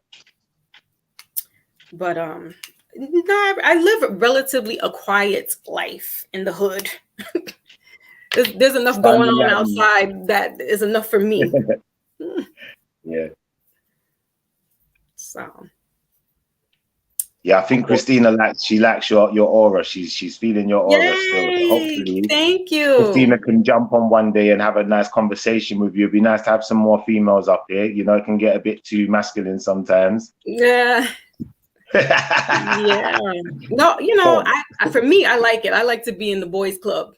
And I'm like, because I've always been like that. I've been the tomboy and just, I never had any older brothers, but my mother's friends' sons were 3 years older than me. And then my cousins that are like between my mother's age and then my age, they're like my big brother. So I was, the girl in all boys club there. So I'm used to it. But yeah, to have more women and and just vibe, like I said, like just being more brotherly love, sisterly love, and getting out our differences and learning from one another is what's key. Some people just want to talk and say what they need to say, and they're not really listening to the other person. It's like, no, take a minute to really listen. Hear what they say. You don't have to always respond to things. I'm the type of person, I say what I have to say and that's it. I don't keep nagging and drilling and Yeah, it makes sense. I'm not one of those type of women that do that gotta keep bringing stuff. If anything, I stay silent. I'm so quiet that it's like, you better watch out because she's too quiet. So I don't do too much talking. Yeah. So. What about you, Peniros? You up to anything good this weekend? Is it Friday? Nothing spectacular apart from living. You know what I mean? No, you're supposed to go somewhere with me. Remember, it's my daughter's birthday. Oh yeah, you still doing that? Yeah, tomorrow. We got to go and be security. We should talk about that, man. That's a good topic. Yeah, it is a good topic, man. Because these kids, man, they don't know how to behave nowadays, bro. How old's your daughter gonna be? She's gonna be 19. I was just about to say that. Security at what age, bro? 19. My guy, we're older in a minute. Wow, Brother. 19. I'm not even gonna talk about it. But I'll leave it be. How old are you, BR? I'm just in the first part of the 30s, bro. Okay. So you're what, 20 young 20s? No, I hit 30 already, man. He's 30. Oh, You're you're 30. what, 32? Yeah, I'm in the begin bracket right there. Okay. Bro, you saying 19 and shit? Yeah, bro. Sorry It's to hard put work the out profanity. here, bro. Trust me. My guy, well done, man. At least you seen your Seriously. kid get to that age. That's good, man. Yeah. Yeah, Peniros' daughter's only 2 years behind mine. Really? Wow. Yeah. No, how was your daughter now, Shiv? She's gonna be what? She just turned 19 yesterday. Yeah. So yeah, she's 19 now. She just turned Yeah, my daughter's 18 this year, man. No cap. Wow. That's some big ages, you know. Yeah. Man like the Highlanders. Yeah, 1 year behind me. They're like the Highlanders out there. And do you have any sons? Do you guys have any sons? Yeah. I've got 2 and 1 on the way. Oh, Shipper, you busy. Congratulations. No game, but Congratulations. For real. Shipper wants one of them new babies, the strong ones that can lift up their head early. Right? Yes. Yeah. That's with AI added to it, man. No. What? No. IPR's got jokes, you know. You gotta be careful, AI man. babies. The baby I don't know about that, BR, because as I said, my son is 23. So I have a almost 30-year-old. She'll be 30 at the end of the year. My son is going to be 24 this year. And then I have a 14 who's going to be 15 in March. 2 girls and 1 boy. So my son was born with 2 bottom teeth. Oh, you said. Yeah. So I'm like, I don't know what's going on. Can't say it's AI, but that was, and he was the only baby born on that day. So he was like this novelty. The nurses and the doctors would come in that when they changed their shifts. Oh, this is the new baby. And then they pull his lip down and they were out 2 baby teeth protruding out of his gums. I was like, what the heck? How rare is it and how common is it? It's very rare. Very rare. Yeah. And I, like I said, it's an old wives' tale that, that means that the child is born with wisdom. And sure enough, like I said, he was a problem child in school, quote unquote problem child. But it really, because he's so smart that the stuff wasn't challenging enough for him. And he just was like, I'm over it. Like, yeah, you said in a bit. Yeah, you did say, exactly. So, but Shifa, wow, congratulations, man. That's awesome. Thanks, sis. Do you know what? On that note, you just reminded me, I got to go and pick up the missus from work. I got so indulged. I've been loving it today. You better go, but don't play back with them emotions right now. I know. She's 2 months away as well. So it's like she's heavy right now. She's heavy right now. Do not play around. That's the real world. This is, make believe, quote unquote. Get to that don't get caught up. Don't get caught up. Salute to you and your family. I'm enjoying you guys' company too much, man. So salute to all it. Salute my sister Foxy, BR Reality. Nero, you don't know what time it is anyway. So yeah. I enjoyed you guys your company today, man. Yeah, Same here. Thank you guys. All right, man. You better get going now, shit, quick. Yeah. Salute. I've got enough time. I've got enough time.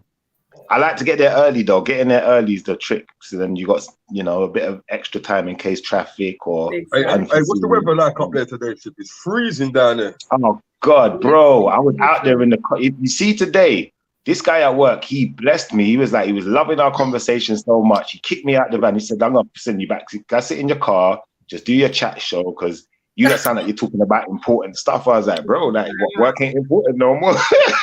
Wait, what, man? What, when you were telling him about it before, he must have been sitting in there waiting for you to chat some shit. That's why he said that. Innit? Yeah, he was waiting for some childish stuff, and then when he heard the whole conversation, I'm not gonna lie, he almost started crying when he heard what was it, Unki earlier telling us his revelations. He almost started crying, bro. Literally, I'm not even joking. I tell him that he can't cry and drive the car at the same time. Then to relax, man. Right, guys. Well, I'll catch you on the next one. Salute. Yeah, man. Tell the guy at work he can jump in as well when he's ready, man. You done know. Don't cry on the shoulder. All right, but one no, my G. Oh my. Right, bless up, brothers. Bless up, sis. Peace. Done know. Yeah, big up, man. Big up everyone that come in today, man. Seriously, man. Yes. Hey, the discussions that we have, like I always say this as well, when we come on this show, it's like you can't stick to one topic. There's too much to talk about. Exactly. Because some people be like, oh, why don't you talk about one topic? Are you mad? I ain't gonna talk about one topic for 5 hours. You crazy? Yeah, it's free flow, isn't it? Right. Free flow, man. Yeah, man. You get what I'm saying? We bounce off of each other. We all can't be right. We all can't have the same opinions. We all can't have the same energy. But you know what I mean? It's a good show. And you know, that's how Clubhouse is. They kind of like stick to the same topic, but then, you know, you'll go sidebar and have a different conversation. So people coming in like, oh, I thought the topic was this. But, you know, you can get, there's so much information, you know, to share. It's like, do it. If you have the platform to do it. Sure. You don't know who you're reaching. You don't know who's listening that needs to hear something. That's it. Hey, BR. Are you up to date with the Dolph situation? You know they caught that guy, innit? What's his name? Straight Drop. Yeah, it's 2 of them they caught Young Dolph, innit? Yeah, they caught 2 of them. No, 3 of them altogether. There's 3? Yeah, there's 3. Wow. There's 3. And but yeah, 3 of them, because one of them got caught with the next vehicle that was involved or something. And then 2 of the shooters. See the way I see that they get caught, it was silly though. It was a bit too easy though. Yeah. It was just location. Yeah, location, the car, CCTV. We're living in a digital world. There's eyes everywhere now. It's kind of hard nowadays, you know. No, but you know what it is though? The mad thing about it, people are saying you ain't even got no money for lawyer fees and all that. And that's what people have to understand. This is what the youth them have to understand when they watch these guys. You know what I mean? Because he made like 2 videos before he got caught, right? And he was flashing money in the video and all this. Yeah. Talking about that money. You know, they talk about the money as much as they talk about that violence. You know what I mean? So, and then when he got caught up now, the judge is saying to them, if you not got money, you got lawyer fees. They're like, oh no, got to give us a week and all that. And you know, people are saying that they ain't got no money, but it's crazy because Straight Drop, the one that supposedly have killed Dolph, he's got about 15 charges. Oh yeah, and let's not forget as well, and this is another weird thing why Dolph should have known better, right? Straight Drop had charges for sexual. He's meant to put himself on a sexual predator list, and that's one of these charges. One of these charges that I heard over there, Foxy. If you don't put yourself on there, they come for you, innit? Yeah, you have to. I think it's like in this country, you got to put yourself on the sexual predator list or something. Yeah. And he didn't do that, so that's actually one of his cases as well. So my thing is though, like, how are these guys rolling with these guys with these funny charges? And maybe if you didn't roll with him, you'd be here still. You get what I'm saying? And that's a heavy crime. That it's not like robbery or grand theft or stealing cars and stuff. That's you doing something detrimental to a child. Yeah. I'm not rolling with you. Yeah. I'm not, like, really. I don't care how best friend we are, whatever. No. You have a case behind that? No. You can't go any further, innit? Like, you just can't go no further. Where does your integrity stand? You're lucky I don't snuff you right now, but we can't go any further. Like, you know what I'm saying? But it's just weird to me that people condone certain things, and that's why he got murdered. You got these, but then again, let's not say that because he might have been a thing. He could have tried to hide that from Dolph. Still, he could have, because if he's trying to steal, right, he could have tried to hide it. But someone knew about that shit. You know what I mean? Yeah, had a conversation about this a while back as well, Pete. And you said, how would you feel if your friend was like an Aris or a Peter or something like that? It's like the same sort of, he might have known and tried to push it to the side. Yeah. Because it's his dog and he's thinking, nah, he didn't do that. Yeah, but look now, you push it to the side and allow them demons to come around you, so you're gonna get what you're asking for. You understand what I'm trying to say? And apparently that Straight Drop guy was Key Glock's good friend from when they were young, and that's the one that was closest to Dolph. You know what I mean? So, it's but people have to understand when you watch these guys flashing their money, these young guys in their videos flashing up their money and all that. When they get in passionate, they ain't even got money for a lawyer because America don't play over there. Man in the UK should be lucky over there. Right. So in America, they throw 100 charges at you quick just for one thing. Well, and you see with R. Kelly, they charged him on a RICO count, and the RICO charge was created for the mobsters back in the 80s, I believe. And so, because they're trying to say, get him on racketeering, money laundering, and stuff like that, and they're trying to throw everything at R. Kelly. Some things are not sticking, but there's another case that's not similar, but remember I think he was a wide receiver for the Patriots and our football here, named Aaron Hernandez, and he killed himself in jail. So they have a story out on Netflix called Inside the Mind of Aaron Hernandez. Yeah, I see that. That was good. That was good. I ain't seen that one. So what I'm saying is like a kind of a similar situation with the Dolph and the guy that, if he's a convicted pedo or whatever. Yeah. Hernandez, they were trying to say that Hernandez was, dipping on the other side. Yeah, he was a funny guy, yeah. Yeah, and so it's possible that somebody might have tried to blow the whistle on him, and this is why he killed himself in jail. Yeah.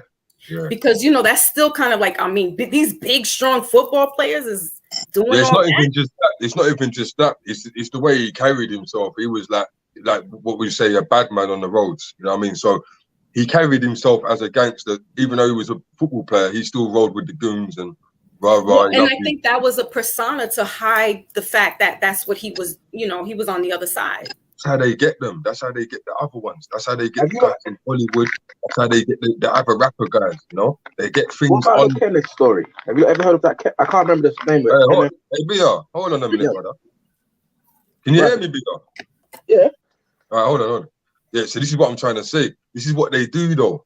Yeah, like in Hollywood and hip hop and all that. They get a couple stories on you and they say, look, if you don't do this, or they put you in a position, give you some drink at a party. You know what I mean? Right? And then next minute, you're on videotape, waking up in the morning on videotape. And they're like, well, we got you under control now. You know what I mean? You're going to do this for us, or we're going to release this. You know what I mean? And I think a lot of them guys have got that on them. Hello, Bill Cosby. You're going to tell me something that he did 40 some odd years ago that these women remember that they were roofied when that's what they were doing back then anyway? There's no way you're going to tell me you remember that. How do you remember it if you was knocked out? Make it make sense. What are you doing at the hotel anyway? Like, what are you going to a hotel? You only go hotel for one reason, with a celebrity. Right. Hotel. You going to the hotel for? Holiday, yeah. And same thing with R. Kelly. Who's bringing? Listen, I went to a Maxwell concert a couple of years ago with Nas at the Barclays Center. I didn't bring my kids. I'm not bringing my daughter to that concert. That's my era. That's my music. Yeah. These women were bringing their daughters to the R. Kelly concert and then having them come up to him. Come on, make it make sense. You know what? We live in a weird society right now. Like the mothers be going to the daughters' parties over here and dressing up like them and shaking up themselves like them. They do that here too. Or they put up the pictures to say, yeah, look at me and my daughter. We look very young. We look near close of age. Why are you worrying about looking close to the age of your daughter for? You should be looking as a mother and a lady to your daughter. And then women will start beating younger men. It's all a Michael Jackson vibe. It's just a Michael Jackson vibe, isn't it? They just don't want to grow up. What do you mean, Michael? What do you mean, Michael Jackson vibe? What's that about? He never wanted to grow up. He always wanted to be a kid. Peter Pan syndrome. Yeah. He just wanted. He don't want to grow up. Peter Pan, isn't it? Yeah. Yeah, the Peter Pan thing. Peter Pan syndrome. Peter Pan. Yeah. Some women don't want to do that, and then they get caught up in the. Like for me, it could be easy for me to be, want to relive my childhood because I didn't, I had to grow up and be a mother at an early age. Be back. Right. But I didn't. And I don't do that. I don't post those pictures of, me and my daughter, so cutesy twinsies. I don't have to do that. I don't do that. But yeah, there's women that are doing that, like, you know, they want to be cute and they're trying to relive their youth because they did have their kids at an early age. Well, it's a sacrifice. That's what you do. Listen, I have 2 older kids now, 2 adult children, and a teenage child that eventually she's going to get a little older, and then I can live my life, right? Until then, I'm still kind of like, you know, house mom and doing my thing at home. Yeah. But, you know, there's this integrity, and these people are losing that. Like, there's grandmothers who are like my age that are just dressing half naked out there, and they're trying to what? It's true. Yeah, it's like they've lost. It's like they're losing confidence every year. They're losing more confidence, and they don't realize it. And you know why that is as well? I think it's because they're looking at too many people. Yes. Instead of just looking at themselves. You know. Then like have you heard this guy named Kevin Samuels? Yeah. I'll put up a video on him. It's funny, man. Right. And so you have people like that who's, you know, casting judgment, and these women they asking for it. You know what I'm saying? Like, if you're talking to him, first of all, he's not accredited in relationship therapy or any of that stuff. No, the thing is, I think he's hilarious, to be honest. I think he just makes the women look silly, like when but he does make some valid points though. Yeah, right. And the most valid point that he kind of tries to make is that, why are you valuing yourself to a man for, like, when you don't even know your own value and you don't even look after yourself? That's what his whole thing is. Like, how can you want so much from someone when you don't even look after yourself? Like, and right. Other things. Yeah. Hold on. I get him on that part. But other than that, I'm like, you're a market manager, whatever, in corporate world. You've been divorced twice. You played you were a cheerleader in school. A what? Yes. What are you doing? Your man's was a cheerleader and played on the chess club. Not my man's. You tried it. No, hold on. Your boy. I mean, like pom-poms. Yes, he did. No, hold on. There's a picture of him standing against a tree with his hand, you know, cocked on his hip. Is that what everyone's saying, that he was gay? Is that the whole thing? Yes. Where it come from? Where everyone's saying he's gay and that? Mm-hmm. Wow. But do guys do cheerleading in your country? I mean, they do, but but you see, he's coming off trying to be this hyper masculine. He got it together, but you was cheerleading. Cheerleading at school. No way. Shut up. Ever. You can't knock a woman down, and you were a cheerleader, and you were divorced twice. What are you talking about? No, but come on, Foxy, man. What about the points he's trying? You know, Fox, yeah. He has a point, though. Point. Come on, you know that some of them, not all of them, because he does go a bit wild. He does go. Yeah. The Game was a stripper, and now he's gangster rapper, isn't it? Yeah, but Game was a male stripper. He wasn't. Was he? He was a stripper in a man's club, bro. Really? I know. I didn't go to the club. No. But what about Gillian Wano? I never heard of that. That's news to me. Those are my guys still. Ooh, huh? $1 million worth of Game. Yeah, they said that they were strippers as well. No, but are they being serious about that though? Because they joke too much. They joke too much. Dead serious, bro. Wow, I didn't know that. Said that he made more. He said he made more money there than he made in the streets. What, for girls or for men though? What, for girls, bro? Yeah, but you know what? It's different. The guy strippers are different from the female. I don't know about that. It's still shaking too much. I don't know, bro. I don't feel. My homie couldn't tell me, yo, that's what he does in his part. If he's making money, just don't tell me. Yeah. They have like these elephant claws that hang to your thing, and it's that's what I'm saying. All of that and glitter. You might go and see your boy, and he's got glitter on his hand. NASA. Woo! And now he's a what? The Game. Oh man. But then you know what? Yeah, if you think about it, you know back in the day, but Eddie Murphy, I never heard nothing fruity of Eddie Murphy, but some of them clothes he used to wear back in the days. You got caught with trannies. What are you talking about? Oh, is it? I didn't know about that one. Yeah. Some of them, you know, some of the jackets that they used to wear with them shiny ones and the shiny glittery shoes. Right. You know, the Bobby Brown outfits. Hey, listen. Snap! Look at this. It's Kid Murray in the building. Salute, yeah, big up salute. to Murray, man. He shared the live as well. Big up to Keith Murray, man. Yes. What, Keith Murray? What, you mean Keith Murray, the rapper? No, not Keith Murray. That's No, our Keith- people's over there behind the bar. Sorry. He's got his own thing going Big on. up Keith Murray anyway. He says, what? I think we get something here. The chemistry of the show is fire. Oh. No, I appreciate that, Kid Murray, man. And you can jump on anytime you want. You know what I mean? You already know. Yeah, big up, man. Big up, definitely. You know, so what? They got the exact same name as the rapper, isn't it? No, it's Keith Murray. Keith Murray. Oh, okay. Yeah. The most beautiful thing in the world is just like that. What happened to Keith Murray? Yeah, he weren't ready. Yeah. He's just he was on a lot of dust. He's the last thing that I remember him doing, he done that battle with do that. Oh, the verses? Yeah, with Onyx.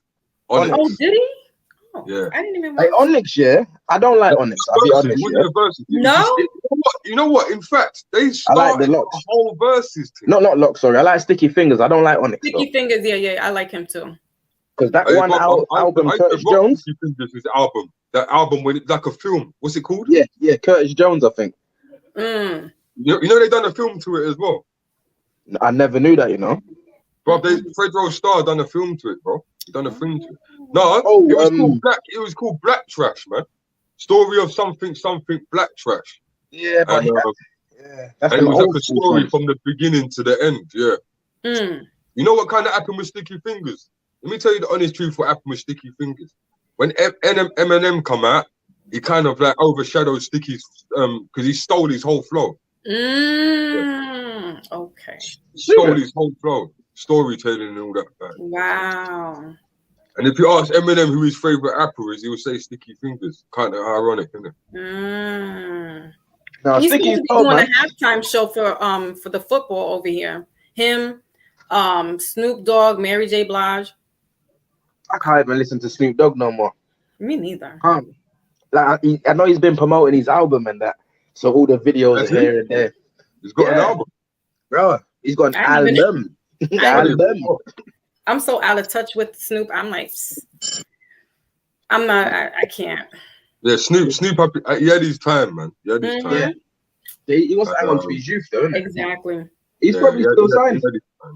He might be still signed. Huh? He might be still signed. He might owe a few more albums. Who knows? Nah, I don't think eight, but yeah, he's probably signed to something else. Yeah. Can I ask you, Brother Peniros or BR, how do you feel about the rapper Shine? He was deported, gun charges here under Puffy and Bad Boy. I'll be right back in a sec. Yeah, I'll be right back. I saw his last interview done the other day and I didn't even recognize him, but I'll be back in a sec. I haven't watched it yet. I'm a little that Drink Champs. It's funny that you mentioned him because I did watch the Drink Champs with him the other day. Okay. But what his situation is kind of he Shine's a cheeseburger, man. You know what I mean? And he got played like and even the fact that he even still talked to the guy afterwards and all that, like 10 years of your life, bro. And on top of that, you hear what he said at first? He was saying that all Diddy had to do was say one little something, but he didn't want no parts of it. Something about he told one of the witnesses to stand down or some mad. It was very weird. Very weird. I think so too. That's why I asked you, because I want to. Not everybody sees what I see about the situation, and I'm like, you're definitely like-minded. So I had to ask, like, what do you feel about that situation? Because he's giving me a weird vibe. Because we're not being friends after I spent 10 years. Then I got deported back to my country. Yeah. So what made me look at him sideways, because I follow him on Instagram. He came to the States back in August, and he was at Fat Joe's birthday party. Yeah. I'm going to sound like a conspiracy person right now. But they had the party on a rooftop across the street from St. Patrick's Cathedral, which is like Midtown Manhattan. Very high vibrational. but the background just looked so gothic, right? They introduce him, he comes out, and it's almost like he's either gonna take reign of something or he's gonna be sacrificed. Okay. It's how I looked at it. Yeah.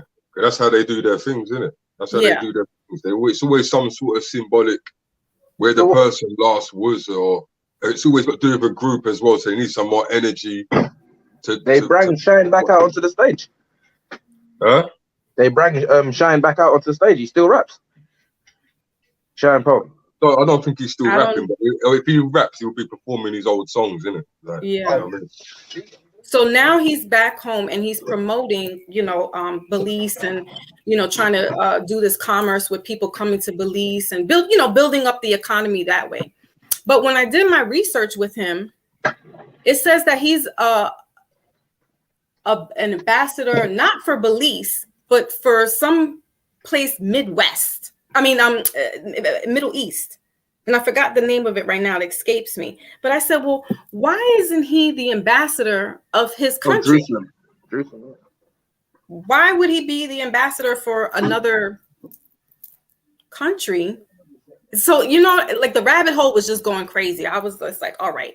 And then he came on to Drink Champs and I was like, all righty then. Yeah, I saw that. All righty then, because record shows what happened with DMX after Drink Champs. Yeah. Kanye said during this interview might get me killed. Why would you say that, Kanye? Did you see what I saw? All right.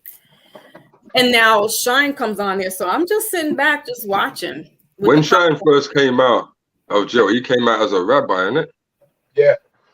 The Jewish guy or something like that. One of them people. Yeah, let's just keep the word rabbi, not that other word, bro. I ain't got time. I ain't got time for all them guys, bro. Mm-hmm. But yeah, he came out like that, if I remember correctly. So yeah, I believe so. He see, and that's the thing. When a black man comes out like that, how can I say this? You have to understand, like their book, yeah, is supposed to be the book of all books, right? That's what they preach to people, innit? But people have to realize that they changed it themselves, innit? They changed it themselves. So obviously, I can't really fault him for coming out as a rabbi if he hasn't got extended knowledge, if you know what I mean. Mm-hmm. Because he's gonna be thinking that they're the right. You know the whole thing with the people. They think they're the God's chosen people and whatnot. Right. Do you know what I mean? So I can't really fault him for doing that.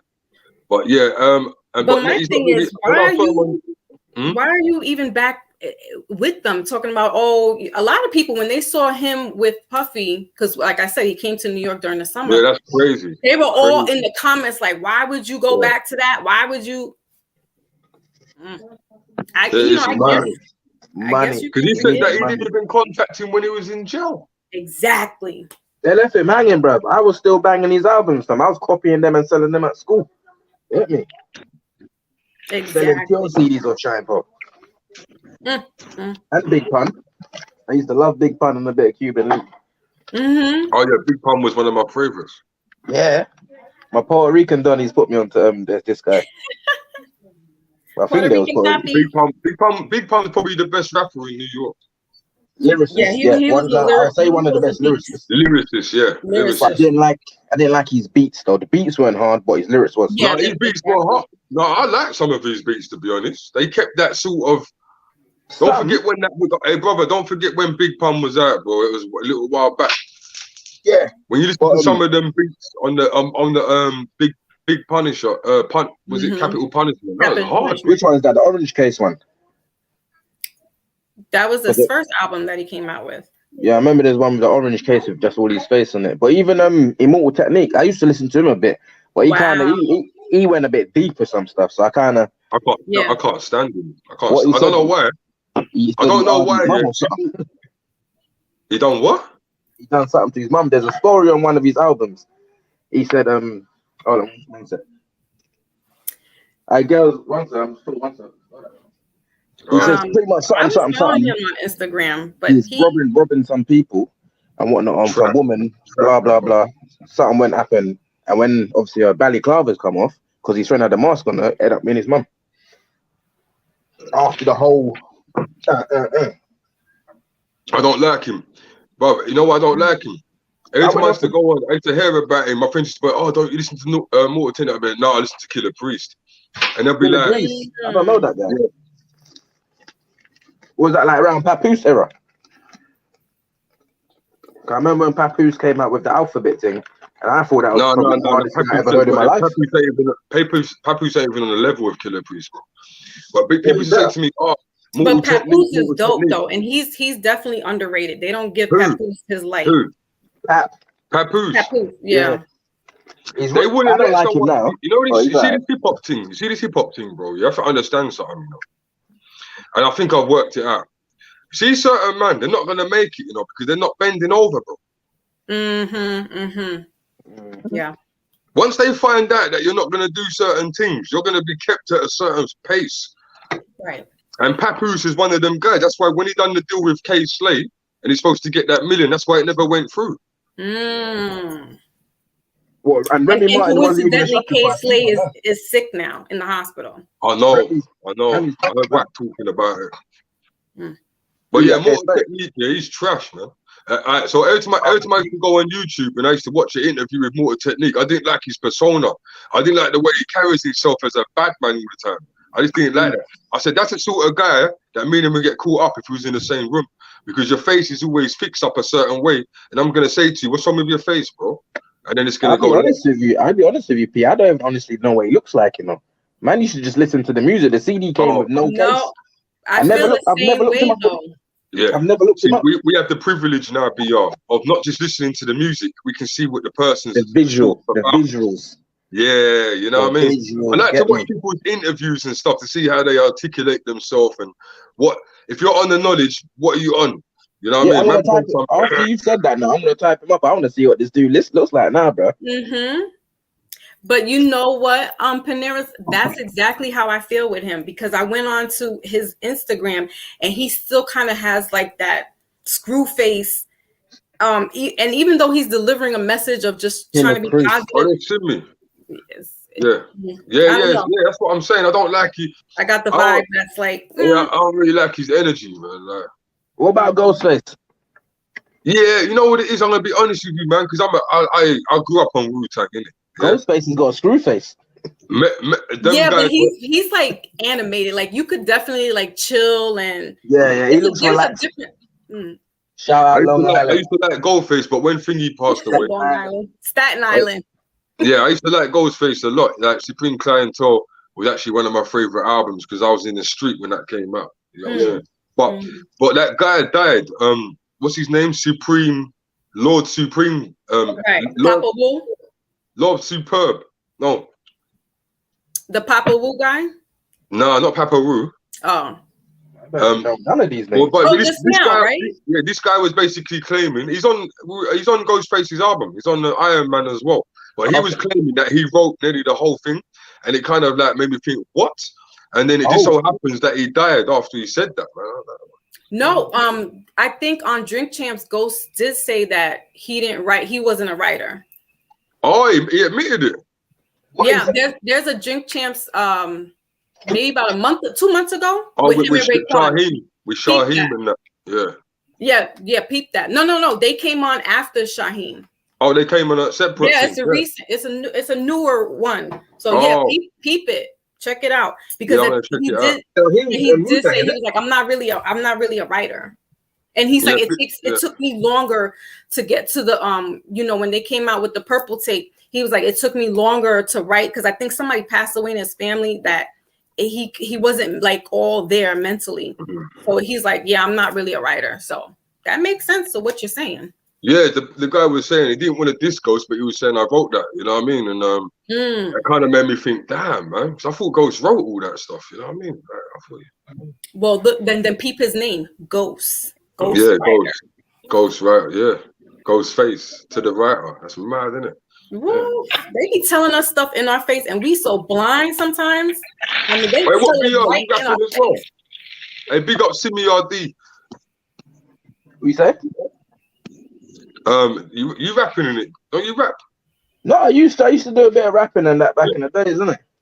This was like man was drill before the drill came out of it. I know it sounds bad, but so you was sounding like Pop Smoke. I like Pop Smoke.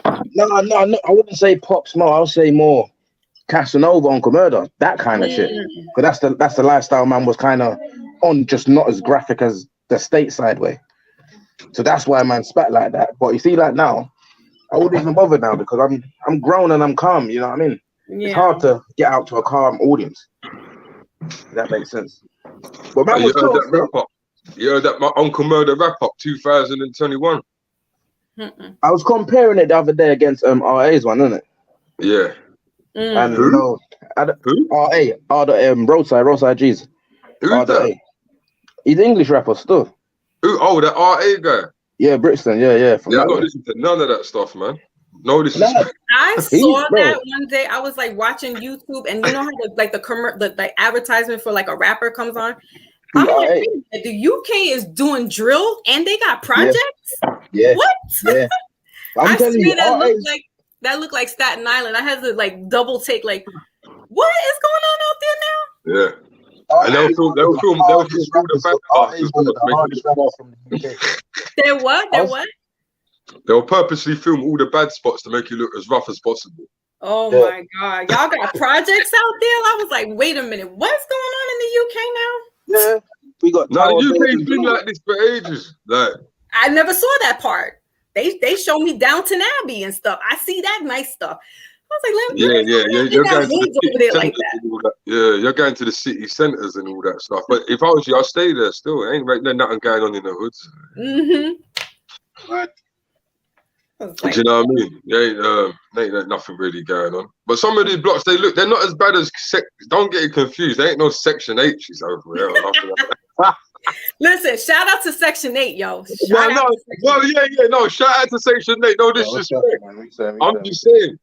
There are some that ain't no blocks like that. Like, you know what I mean? But the Section 8 PJs. But they still be where both faces coming from. They be stacking. The only thing with England is because it's so small. They be stacking people on top of each other now. You know, like even the new apartments and stuff.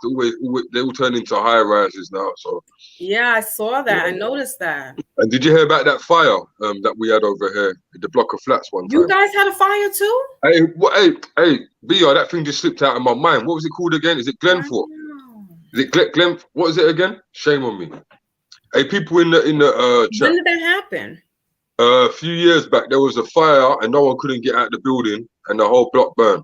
So, Glenfield Towers. Glenfield Towers, yeah, Glenfield Towers in the UK, yeah. Wow, no, I didn't hear about that. So because of that as well, my daughter said, "Dad, you never ever get a spot in no flat and never come into your house." Like, you know what I mean? You got to be careful with them tower things. My auntie used to live in that years ago. And you see, when you used to go up to like the 16th, 17th, 18th, 20th floor, you feel the building moving. Like, obviously, that's the structure because of wind and stuff like that. They have to build it so it moves a little bit turbulent. Whatever you call it, it balances out so the building don't get pushed over. But, bro, dangerous. Yeah. But what they've done now, in the last year or more or less, they built them new lifts now. So if there is a fire, it still works. So there ain't no one gonna be trapped. But do they have like, because we have like fire escapes, but that's like only up to the 5th floor, like buildings that are like 20 floors. Nah, we don't get that. You got to jump out the window. You got to throw the mattress out first and then jump out onto it. We don't have none of that. We just had a bad fire here in the Bronx that like made national news or world news. Because there was fires out there all the time, though, especially in the desert areas. They just set alight. Well, for us, because it's cold over here, like, you know, and we have like these slumlords that don't put the heat on. And so they got like these, you know, plug-in heaters. So that causes like fires that can, you know, the faulty wiring can cause that. So we always have it. But this one like made national because it killed 9 children. Yeah, it was like 19 people. So 10 were adults and 9 were children. They all died in the fire. So it was really bad. But because somebody had a heater on, because it was cold in the apartment, and something about this door that was supposed to keep shut was open. So I guess that's why it ballooned up. Yeah. Yeah, no, that's how it is in our tower blocks and stuff like that. They have them big, hefty fire doors that are meant to keep shut in case there's the fire. They could slow the fire down and all of that. But some people don't like to push heavy doors open, so they wedge it up. Right. And I don't know if you've heard about it in your country, if it's been on their news, but there was a fire over here, and 2 sets of twins died. So 2 boys died and 2 girls died from the same household. Christmas tree went on fire. The parent popped up. When was this? Christmas, around Christmas. Oh wow! Oh my goodness. But from our side, from what the people have said on obviously the news and that, is the parent left out to go to the shop and left the kids at home. And obviously in that time, the tree set on fire. The kids probably couldn't get out of the house. Maybe someone set on fire. I don't know the story. Wow. Yeah, and you got to be careful. Like if you get real trees, you need to keep them watered constantly. Like some people don't realize that they just put the decorations, because when you put those light bulbs up and those trees, those pines are dry, that's causing a fire right there. So you need to keep the trees hydrated. Yeah. In this country, we do use real trees, but a lot of trees are plastic, in it. Yeah, me too. We use. Okay. I don't even put them up no more, because I stopped subscribing to that. Although my kids are like, "Oh, you're such a Scrooge. You're a Grinch," and I'm like, I don't subscribe to that. It's nonsense. So no Christmas tree went up, but when I did, I bought fake ones, the artificial ones, because it's just easier to just put them in a box and put it away. Yeah. But people get so caught up on you gotta spend all this money to buy. We do that throughout the year. Like I get my kids little gifts and stuff, little tokens of affection. And my family's like that. So it's like when Christmas comes along, it's like, it becomes such a headache, because now it's like buy the bigger and buy everybody in the family. I'm like, I can't afford to buy everybody in the family a gift. Just can't do it.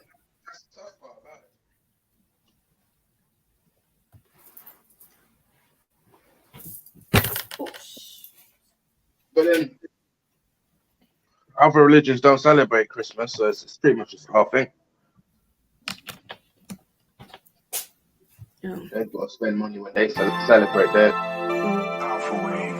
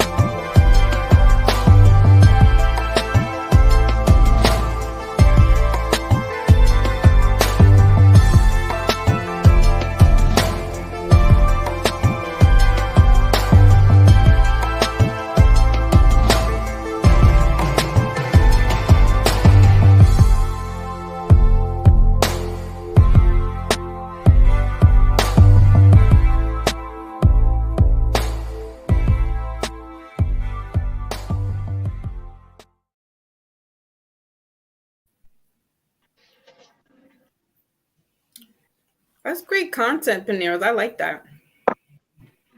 That's one of our homies. He makes beats and all that. I grew up with him still. Like a lot of the beats that you hear behind any of my videos, they're basically all my homies beats. They're all that. Bro, you still rap? Huh? You still rap every now and then, or you still have a few bars in your head? No, I don't really do all that stuff anymore. But I got a surprise for you, a little video surprise for you, starting in a few months. All right. Hey, that sounds good. Don't go looking up my old music. Nah. You gotta start from the person that's in front of you. You don't go back and then go forward. Only if you're trying to dig into something, you know what I mean? Yeah, don't get it wrong. My old music's good, but I used to talk a bit of madness still. I used to be out there with it, so you know. But now, like you said, like Foxy said earlier when I played My Nature's track. I like that song. Yeah, but you know, I just like to play it because it's different type of vibe, different type of settings. You know what I mean? Exactly. And, I'm not going to be on even if I do play a rap track in my car, I'm not going to be on the show promoting it to the world. You know what I mean? So, my thing is it's what you reflect. You know what I'm saying? So if I do like hard hip hop, I ain't got to show everyone I like it. I ain't got to reflect it to make people like it. You know what I'm saying? Or promote it, like, you know what I mean? So that's my whole thing. Shocked. That's why I was shocked when I heard Schiffer's tune. Well, not his tune, his friend or cousin's tune. Yeah, no, I mean, me and Schiffer got a mixtape. We don't even know where it is. I don't even know where it is. We had a mixtape back in the day when we used to hustle together back in the day. Like, I don't even know where that is. So yeah, and that's a chapter in your life right there. You'll find it, bro. It's a chapter that I don't really care about anymore, though, bro. That's the thing. Okay. That's why I don't promote my old music and that. You know what I mean? I don't really. A lot of guys on the internet, you know, they promote their old stuff, what they do and all that. But this is like a new me from what I used to be. So I'm not really trying to dig out the old crates. I don't really see the point. You know what I mean? And if I do that, it feels more like I'm trying to be vain and that, or promote something, or let people know what I don't need to let people know what I used to be about. People know me know what I used to be about. So what is this, like a New Testament of your life then, or something? This is just what I'm doing now, bro. It's just you can't stay the same person your whole life, bro. Right. 100%. That's boring anyway. Why do you want to do that? Like, you know what I mean? You haven't grown. There's no growth. I just to be honest, I just feel that I have to do this. Like, if you know the way that I don't put my life out on the internet, and I'm not going to. You know what I'm saying? Because the reason why I don't is because I don't really like people talking shit about me, bro. Like, I'm just not on all that. You know what I mean? And the less I put out about me, like if we all met up behind the scenes, that's a different situation. Like if I had like people off the show and we all met up in summer or whatever, or when it starts getting a bit warmer, that's different. But I'm not gonna just talk my business or my personal stuff out there like that. Out there on there. They don't. My channel members don't really need to know like my daughter and all that. They don't need to know them. Like, that's not why I'm here. You know what I'm saying? I've got 3 brothers that I've never showed my channel. You know, we're all certified guys. You know, but I haven't even showed the channel my brothers. You know, but people know me. But yeah, I'm just. You know what it is with me, BR? I sit back and I watch the internet and I see for what it is, and I say, yeah, I know what to put out and what not to put out. These people are idiots. You know what I mean? So there's a lot of idiots on the internet as well as good people. So you have to know when you're gonna bring your life out. You have to know what you're doing. At least make a bit of money. At least, man. Jesus, don't just put yourself out like that. You know, it's I don't know. No, I'm the same way. I don't even on my, because I have 2 different Instagrams, and one I have as, you know, for my business, and the other one is private. And even in that private, I don't put my family up there like that. And I don't really for people that know me, you can't just be around me anyway. You know what I'm trying to say? Like I'm one of them, I don't just hang with anybody. Yeah. So why would I just put my whole life out on the internet? It's like, that's crazy. The people don't even know what car I drive, but you might see me doing a video in the car. I'm like that. You know what I'm saying? I don't promote. I don't like. This is the knowledge and awareness channel. You know what I do in my private life ain't got nothing to do with it. Exactly. Sometimes when I'm doing my lives, I try to be somewhat transparent, you know, without going into these. But just as I'm talking to you right now, is that, you know, I told you guys about me being a teenage mom, and so, you know, yeah, that's cool. But I'm talking like talking and putting it out on footage as well. It's a bit exactly. Yeah, it's a bit different. Like I told you something that I got involved in that I didn't want to say. You know what I mean? I didn't really want to say it. When I got involved in that racist when we went back for the guys and whatever. But I would never really put my life out as a like. Let me say, there's a lot of guys on the internet, right, that sit there and they tell stories about them being on the road and they get loads of views and all that. Mm-hmm. But I could do that too. Like, Right, but I'm exactly. just.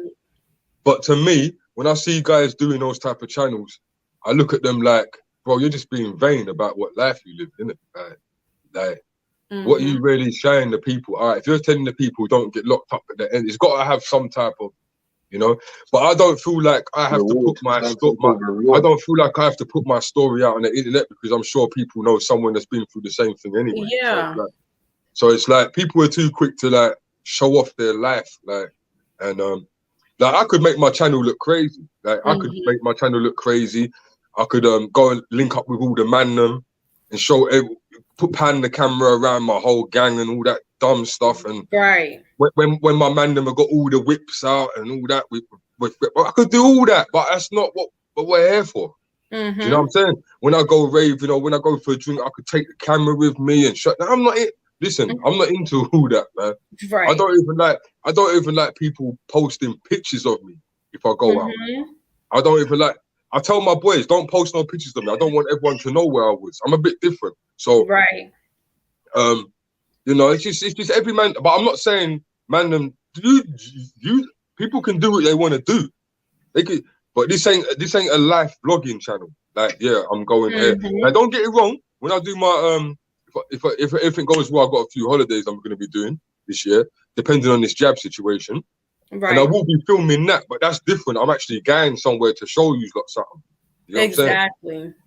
But I'm not going to be like, yeah, showing you Sunday dinner and me jamming with my guys and all that. Like, I used to do that, to be honest with you, when I was rapping, right, back in the day with the man them, I used to do all that then. That's why I don't do it now.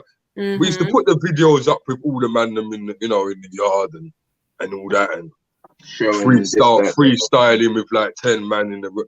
Done all that. So to me, if I was to do that again, it feels like the same sort of thing. You know what I mean? Like, oh, I'm gonna show off, but I don't need to show off my boys. I'd rather keep them a secret. Yeah, exactly. You know, keep them a secret, and I grow my other family on here with my people in the chat. Yeah. See what Schiffer said? We don't promote nonsense and foolishness over here. We're real people, not show off people. Exactly. And also, when you start showing off and doing all that, when you start showing off and doing all that as well, that will draw another audience to you. Yeah, that will draw a different type of thing to you as well. Yep. You know, and yeah. You're right. But I don't mind my face being out here, but I'm not gonna just show everyone my whole life just because I'm on the internet. But we will be linking up though. We will be doing meetups and stuff though. Pity you're all there over there, Fox. But yeah, when we do the meetups, I was nearby today still. Huh? I was nearby today still. Is it? Yeah. Yeah, man. Whenever you're floating, bro, holla. But yeah, man.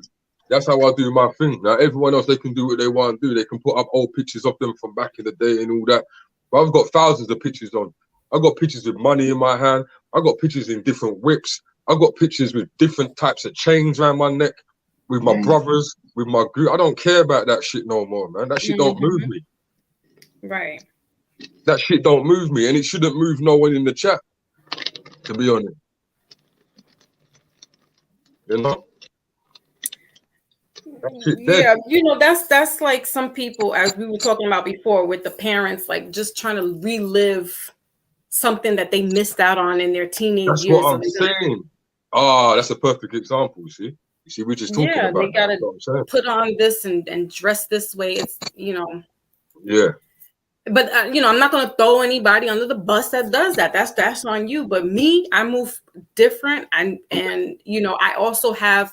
You know, I feel people who do have a platform, they have some responsibility of conduct and moral. They need to, you know, carry themselves a certain kind of way, because you are going to be scrutinized by other people. They're going to be looking at you like, oh, well, how are you talking this? But you know, you're showing them something different as opposed to what you're talking about.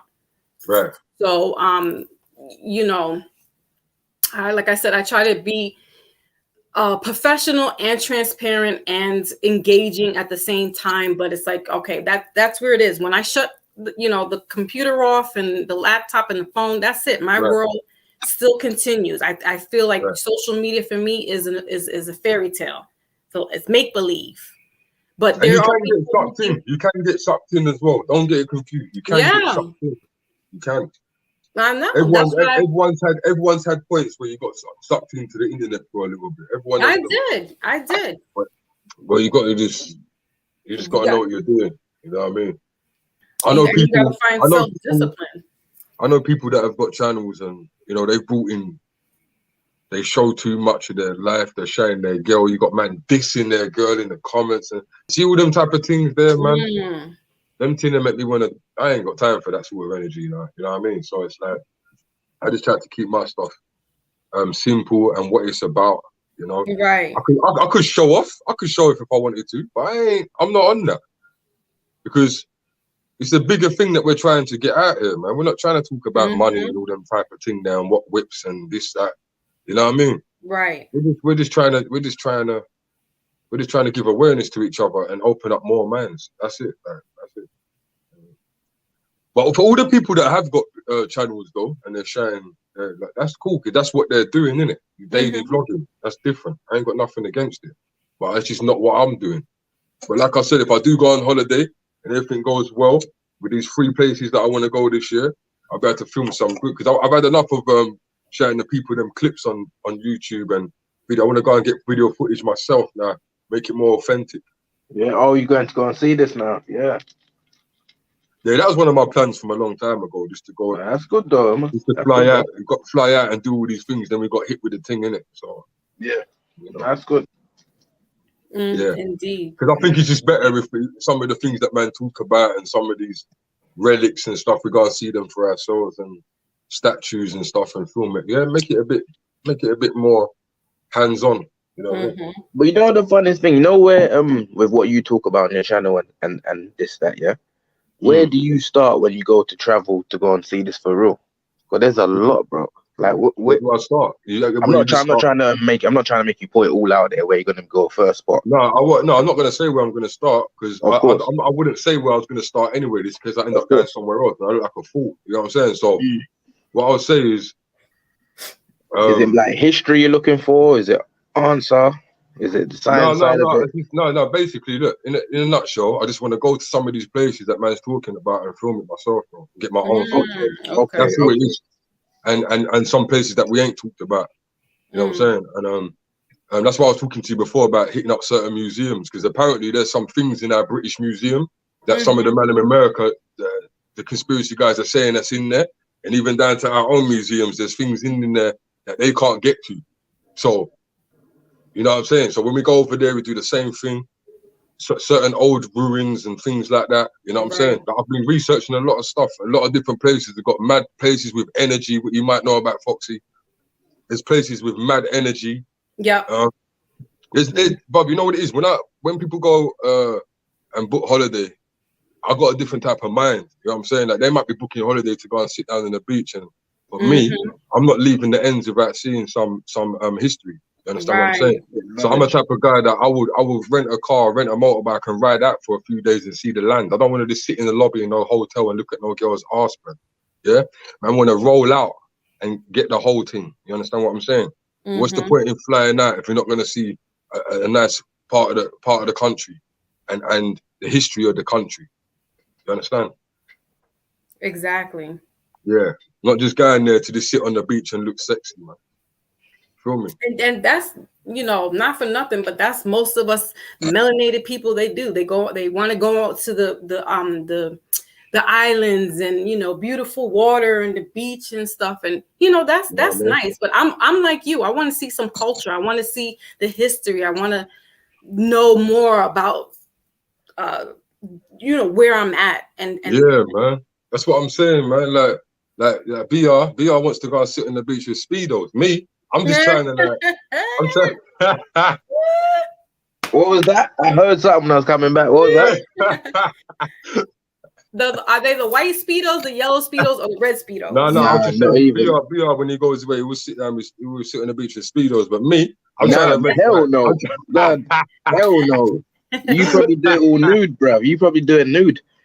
Hell no. Nudist beach and all that. No, that's what I'm saying. I've never been to one of those. I don't think I'll ever go to one of those. holiday. I don't want to see no I'm old enjoying people myself, walking but I want to around. know a bit of where I'm going, innit? I want to get a bit of insight of it. But at the same time, a holiday is a holiday. You still got to enjoy part of it. Yeah, like, yeah, learn a absolutely. little bit. Yeah, I'm not saying I'm not going to do that. I'm not saying I'm not doing the nudist beach or the speedos, but I'm not saying I'm not going to chill out on the beach. But I'm saying I've got a lot of work to do before. You know what I mean? I'm not going to chill out for the first day, and then the next day I'm gone, mate. I'm gone. Right. So real, not real to the Indiana Speedo Jones. beach. Not to the Speedo beach, though. Not to the speedos, but some real black Indiana Jones business. You know what I'm saying? Right. Just make sure you have one of them. Make sure you have one of them satellite phones on you, so if something happens, you can ring people, man. Yeah, you know that, innit? I've seen them films, bro. I've seen them films. Yeah. Right. You need them satellite phones, man. Yeah. All them people that get trapped on holiday and get trapped in the canyon and trapped here in Amazon. I'm not. No. You see the canyon thing? I'm not doing none of that. Let me just tell you that. Let me There just might tell be you a bit of history that. there. There might be a bit of history there, though. Yeah, there might be. I'll film it from far and zoom in. Then I'll zoom in. From Yeah, far 'cause away. I've seen them documentaries, bro. It's no joke. Yeah. I've seen them. I see the one. You see the one when the guy they went to go and do the climbing the icy mountains. Oh, And you they watched fell that down. Wonder? Is it called Wonder or I Shall Survive? Yeah, but I can't even remember what it's called. Yeah, I've watched loads of those, man. It's it's a YouTube channel, innit? It's a YouTube channel, innit? And they Yeah.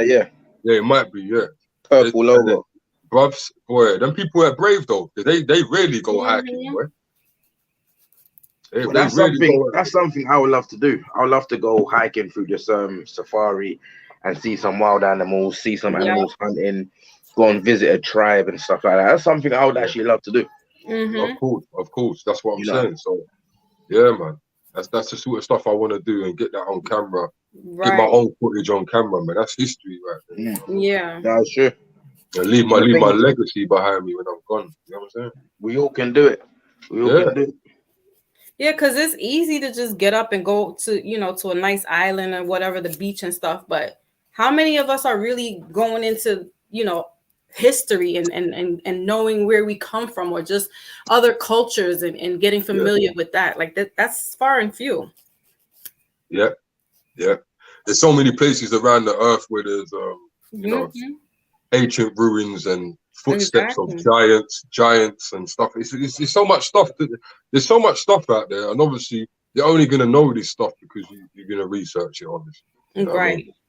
And that's the whole importance of researching. You wouldn't know that this stuff was here. You know what I mean? There's certain places on this earth where the dimensions are all off. You know, and exactly. There's mad. It's mad. There's so much to see. Can you visit those places though, just legally, or is it some of them? Yeah, some of them. Not all of them, but some of them. Because like, was it Area 57? You can't really go too far. You can only go up to a gate or something. It was Area 51. 51. Sorry, that's it. Yes, that's Studio 54. Oh no, you can't go in there. You can film it. Yeah, you can't go in there. there. You can go up to the outskirts of it. You can try and go in there and get run down by the soldiers, but they'll take you out. And the thing is, what's so secretive? Like, you know, is this not public knowledge? Well, it's obvious that it's an underground base there. It's been spoke about for years. You know, I mean, there's plenty of underground bases. You know what I mean? We can speak about it. Must be obviously an underground base because they've got soldiers on top of it and it's fenced off and they're guarding it. So it's obviously an underground base, and it's a flight testing place where they test a lot of their crafts that we ain't seen before. Yeah. But the thing is about Area 51, that's not the only place. That's the old place. There's other places. There's new, Yeah. You know, a lot of. I've seen some of the things. Go on. There's in the redwood forest in California. That's a little magical place too, where the magnetic fields and stuff kind of switch. I've never been, but and you know, even within our like in the States, like that's what I want to do as well. Not only just like visit overseas, and I definitely want to get out to London. I actually did a astro. I was sleeping and I was there, and I visit this place. Oh my God, I forgot the name of it. It's like a library where you guys are. It's like a big public area it's like a commerce kind of thing where there's shopping and mall. Where was you, in the city or what? Yeah, in the city. Well, it's a big library, yeah? It looked like a library, but it also looks like a place where you can like buy things and stuff. What is that? Like a, that sounds like Covent Garden. Right. I've never been there, but in my dream world, I was there. And then I saw something advertised on YouTube. You know how they show those commercials? I was like, oh my God, I was there. I was there. That freaked me out. But anyway, just in the United States, there's all these little gems to go and visit, and you know, mounds. There's pyramids here, and I have yet to go visit. I've been here all my life, and I've never really cross country vacationing and just visit different places, because there's a lot of stuff out here too that's just like, whoa, weird things that you can't explain. Yeah, that's mad. Have you ever went to see the Stonehenge? No. Yeah, me neither. I haven't. No. That's what I'm saying. I've never even been Stonehenge. And that's kind of like a magical place or phenomenal place, where the energy is different. No, it definitely is. That's a place where they, the people say that the giants made them things, and some people say UFOs. You know, some people think that the Stonehenge is is a place where UFOs used to land. You know, lots of different theories, and that's the problem. And that's the problem with that place. If they just stick to one theory, they want to come out with all these different theories. You know what I mean? So that's the problem with everything. You know? So, and also there were some pictures that come out. I don't know if they were fake or not, of these guys, that some old black and white pictures of them building the actual Stonehenge. Have you seen that? No. Yeah, some people say that they're fake. If you Google it, it will come up, like pictures like back in the day, black and white photos of them building Stonehenge. You know what I mean? But the thing is, people were saying that them pictures only came out after everyone started questioning. Oh, you know what I mean? Okay. So I would think I would subscribe to maybe giants doing that. Oh yeah, them slabs of rocks are no joke. What about the pyramids? What about the pyramids? The same thing. Yeah, same thing. Giants. Yeah, we could say giants, but at the same time, there were supposed to be certain magical instruments that could create sound waves to move items too. So that's another theory. Third eye. Yeah, that's one of the Egyptian theories as well, that they used to be able to move. See, I didn't hear about that. Yeah, move certain things with sound back in the day. Yeah. But to move the rocks like that, that's pretty. Isn't each pyramid pointing to a star or something like that? Yeah, but it pointed to the star. All three. So you got to think of the mathematics back then. The mathematics, definitely mathematics. But that's the whole thing about it. If man built the pyramid, like they said, like there's no if you see the pictures back in the day, you have like the slaves pulling the chains and pulling the pyramid. Right. How the hell did they get it so perfect? Right. The mathematics, like you said, like it's perfect mathematics. It's too perfect. It's precision. That's how we know something else went on. Something else went on there. Like we're limited to knowledge. I know we can learn as much as we want, but at the same time, we are also limited. There's certain parts we can't go past. Well, we've got to remember that the earth has reset itself a couple of times, so we have to remember that knowledge gets buried. So the only ones that find the most of the knowledge is them, because they're the ones that got the Navy SEALs to be able to jump down in these little holes and caverns and collect this stuff. It's like they done with the so-called Noah's Ark. Wow. Now, wait a minute. What about Noah's Ark? They found Noah's Ark. Yeah, they said they found that it's supposed to be near Mount Arafat, and they found it basically in the hills. But apparently, the Navy SEALs jumped on that before anyone else. That's what they do when they find stuff. They're like, no one can't touch it until we touch it first. I was watching a documentary on I don't know if it was from PBS and they put it on YouTube, but there was these two guys that were trying to find the Red Sea, and that it wasn't where it was supposed to be, and that it's actually the Red Sea is not even the Red Sea over there. Like it's in a different location. And I'm like, wow, that's interesting. But then it would make sense because like you said, Peniros, that they changed the earth is resetting, and then certain things are hidden or lost, so-called lost. So you don't really know where things are. Right. And they can play with dates as well, innit? They do. Yes, they have. They can play. I know they can play with the dates. 100%. They must have. Like putting things in numeral, in that Greek, Roman numerals. That's so that the ordinary person doesn't know how to read that. Yeah. It's a good thing some of us do. Right. I still get hung up on some of that, but you know, I didn't pass math, so math wasn't my strongest subject in school. But yeah, they will change things around so that you don't see here in the United States, well, excuse me, in America, because the United States is the corporation. There were already people here, right? The indigenous people that were already here. And they had their own laws, the tribal laws and so forth and so on. Yeah. But when the other people came, they changed certain, doctrines to fit their narrative. And so that it's almost like that's all we know. But, people are starting to wake up to realize that no, civilization was here in America, like Memphis, Tennessee. There's an Egypt here. Like civilization basically is what they're saying is started in the Americas, North and South and the Caribbeans. Because most people in America have this, especially the Black Americans, that everybody came from Africa through the slave ship. But when you look at it, everybody was doing that. All the East Coast was going back and forth with Africa. There was this I forgot what it's called, the transatlantic it wasn't really slave trade. It was really, they were just shipping things back and forth, wood, spice, so forth and so on. Right.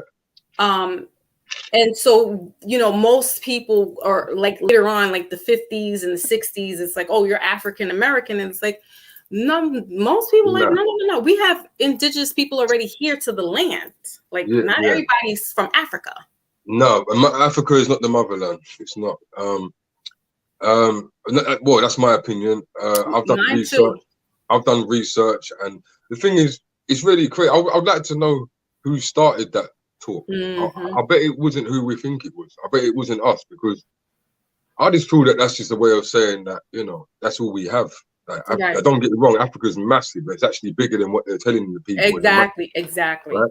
But it's like they want us to say, oh, we've only got one thing when the whole earth was given to us. To roam about him. As well, it was given to the devil too, though, which is mad. Right. But yeah, not everyone just comes from Africa, and that's why we got all different types of Black people now as well. We wasn't the ones in the caves, man. But that's another story. Exactly. And everybody came from the melanated being. So even they came from us. Hey, listen, before they built flipping roads, there was all trees everywhere, man. Let's not forget this, man. We could have lived anywhere. Yeah. Hey, this how we're in UK right now. It's cold right now. We're still surviving here. You got people got this thing in their head, because Africa's a Black country and we're melanin people. Listen, the sun still shines everywhere, man. Everywhere. Don't get confused. Don't section yourself off like that. That's what they want you to do. And I kind of was on that same timeline, and it wasn't until these two brothers, I was coming out of the grocery store, and I don't know how it came about, but we got into this little conversation about just as we're talking right now. And they said, well, listen, you could sit there and believe you came from Africa all you want. We know that not all of us was there. And I was like, really? Because it was so pumped into our head that, through the slavery and slave trade, the Africans, you guys came from Africa. But for me growing up, I knew my nationality. And we always knew we were from the Caribbean, right? We always knew that we knew we were Jamaican, we knew we were Cuban. So it's only the Americans, because that's how the system has it set up, that they don't know who they are. So, but some of them do know, like we have ties to the land. We actually were here first. So there's a lot of people that are, you know, waking up to it. And so I like to talk to people who think that it's not just Africa as the motherland, because there's a lot of people in America that are like, oh yeah, we got to go back to the motherland. We can't take it here in the United States anymore. We're going to go over there. Well, listen, not in all those countries are you going to be receptive, welcomed in like that. And, you might have a harder over there than you do here, whether it be in the UK or in America. Like it's a little more freer, liberal than you would going to Africa or to one of the countries in Africa. So,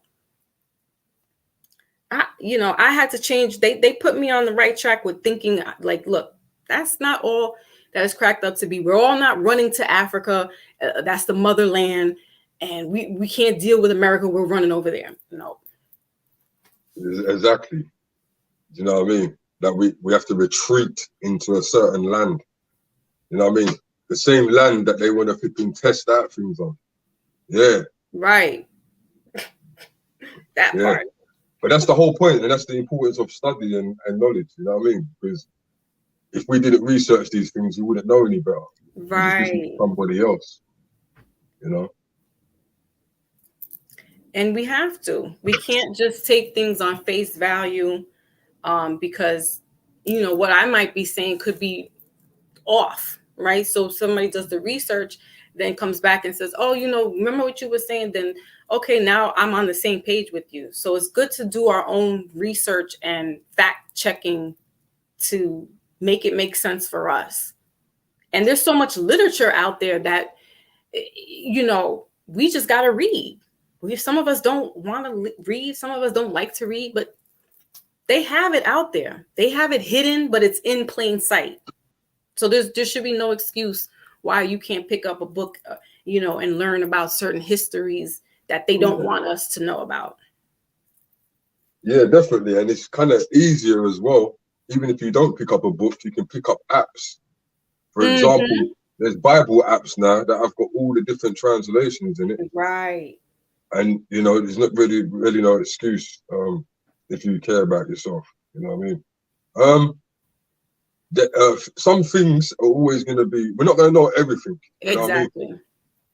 Yeah, but if my thing is, my brain is like, when I hear a little something, I'm like, oh, okay. And I want to research it for myself. I don't always want to play a video on YouTube and hear it from, even people, I tell people this all the time, even if you watch something that I've done, go and research it, innit? Like, if you got any doubts, or not even if you got any doubts, go and research, you know what I mean? Like, what I'm saying. So, it's official, you know what I mean? Like, and you can, because I don't want everyone to think the same as me as well, Everyone have their own brain, Right, exactly.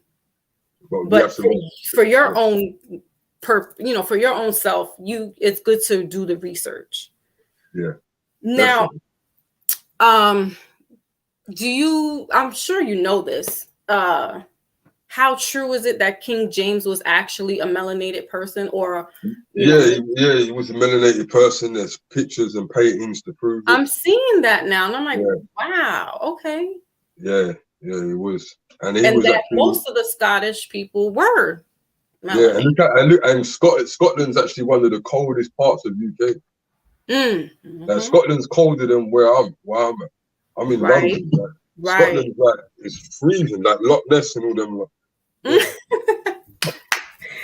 Nelly. Right. Yeah, it's cold up there. So, yeah, King James, yeah. Yeah. But apparently they took him out afterwards after he wrote it. Yeah, because it's like we can't have that up there. Yeah. We can't have you showing who, and that's royalty. So they don't want us to know that that's royalty, but things are being revealed. We're in the age of Aquarius right now, where it's the knowing. It's I know this is out here. I know it. Reveal it. Yeah, and apparently he had these pictures in that Bible, the main one that he done of himself, and that's the one they took out. Isn't it? Wow. Okay. So.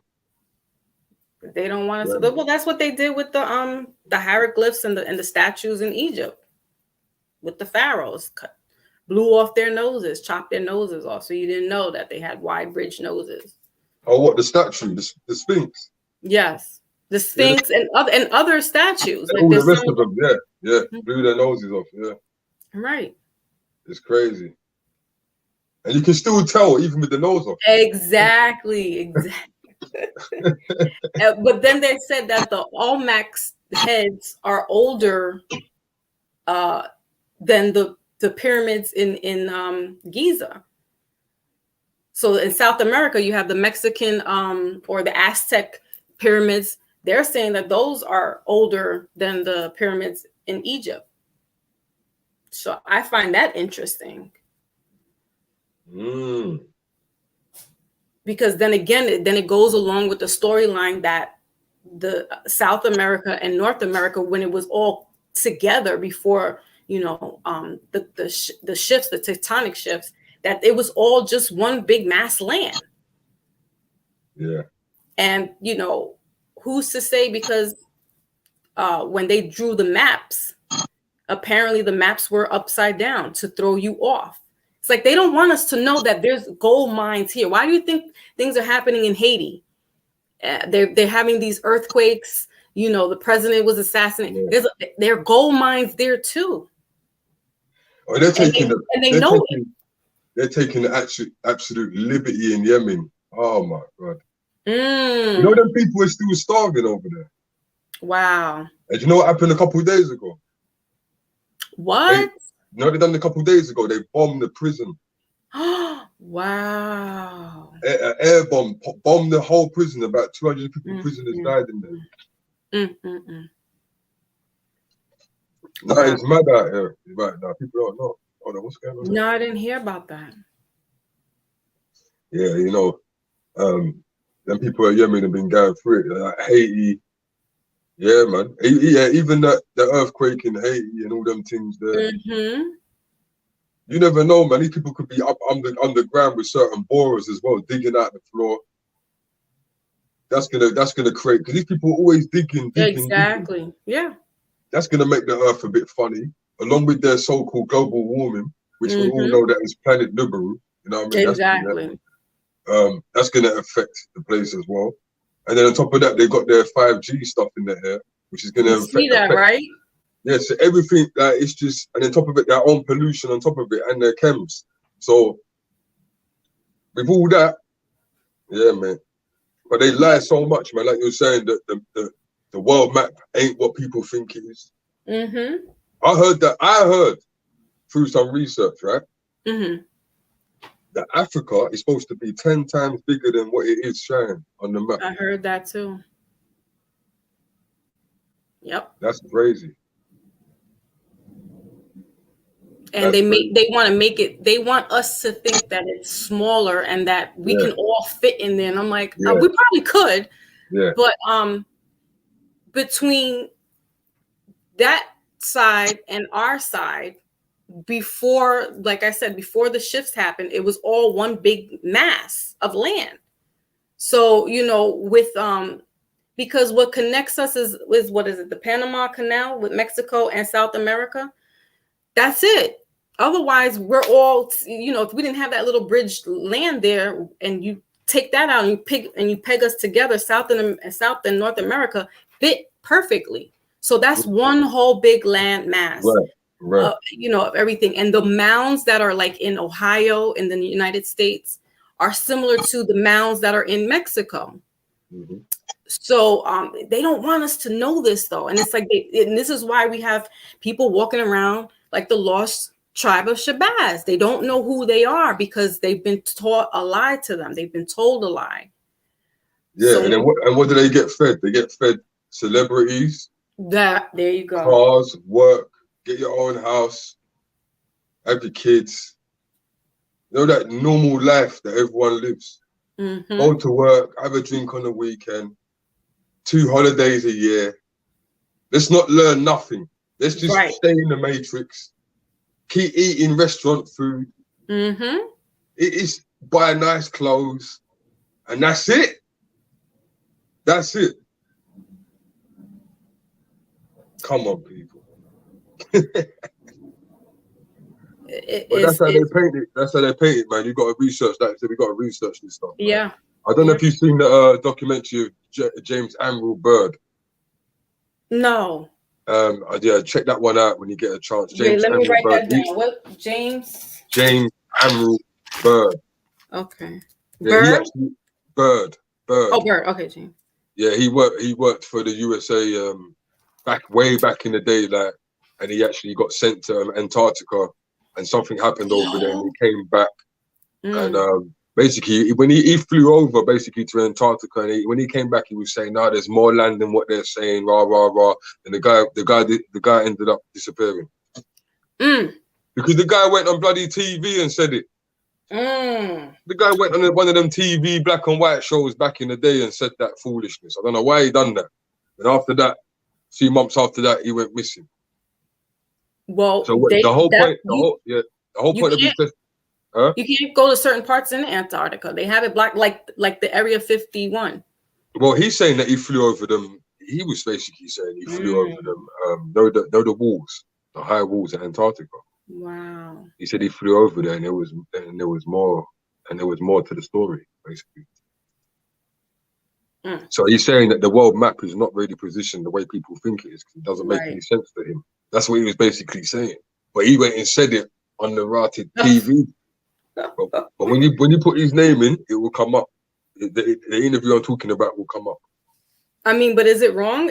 Should we fault him for that? He should be telling us what's going on, because there's people. No, that's what I'm saying. That's what I'm saying. But he could have done it. He could have. I don't know. Maybe because it was so long ago.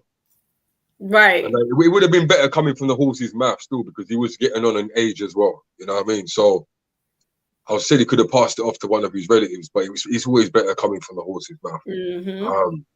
But at the same time, now it's yeah. His life must have cost him, innit? He must have, because no one ain't seen him since. So. Wow. But he's talking about flying over and seeing more land and seeing mammoths and all this type of madness. But that goes into the whole. What does mammoths do? Is this? Mammoths are long gone, eh? Yeah, man. They found one in the ice that time, I remember.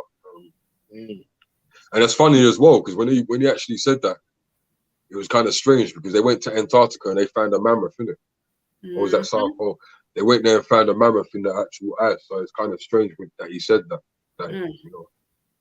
But we don't know what we can't see. You know, no one's allowed to go to Antarctica. No one's allowed to fly over those walls. Exactly. You can only go in. You can only go over there and go in a little boat, which is not really where their bases are and stuff like that.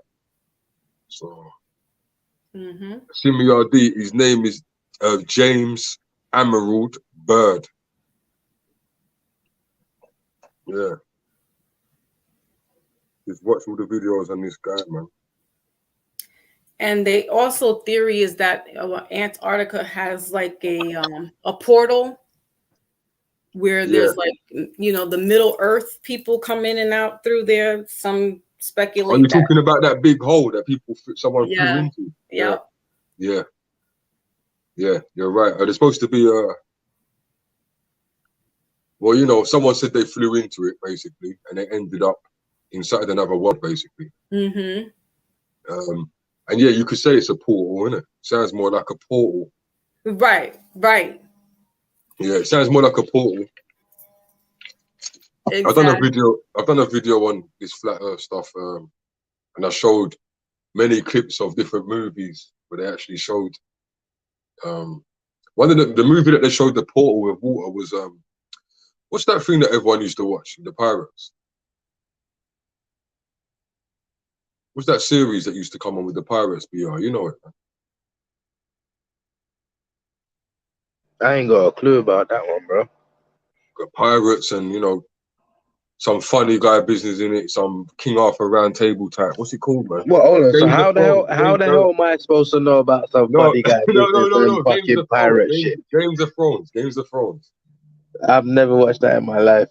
Yeah, me and you too, bro. But I did take some clips out. I found some clips where they were showing that same portal in the water. It's mad, you know? They put it in. But yeah, there's supposed to be some portal.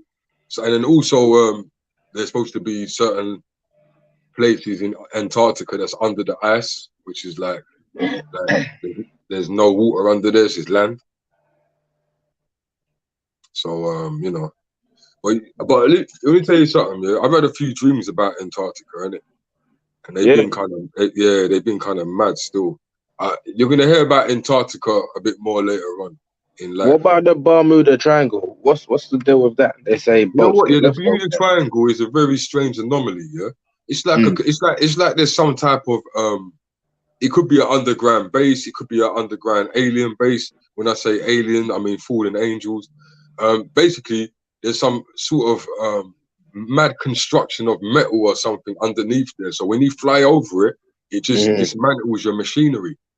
You know what I'm saying? Oh, Now, so like a the reason why I'm saying magnetic force. metal, yeah, and that's the reason why I'm saying metal. They're not saying metal, but I'm saying that sounds to me that there's a construction of something underneath there, which is so powerful that it's pulling the electronics off of people's planes.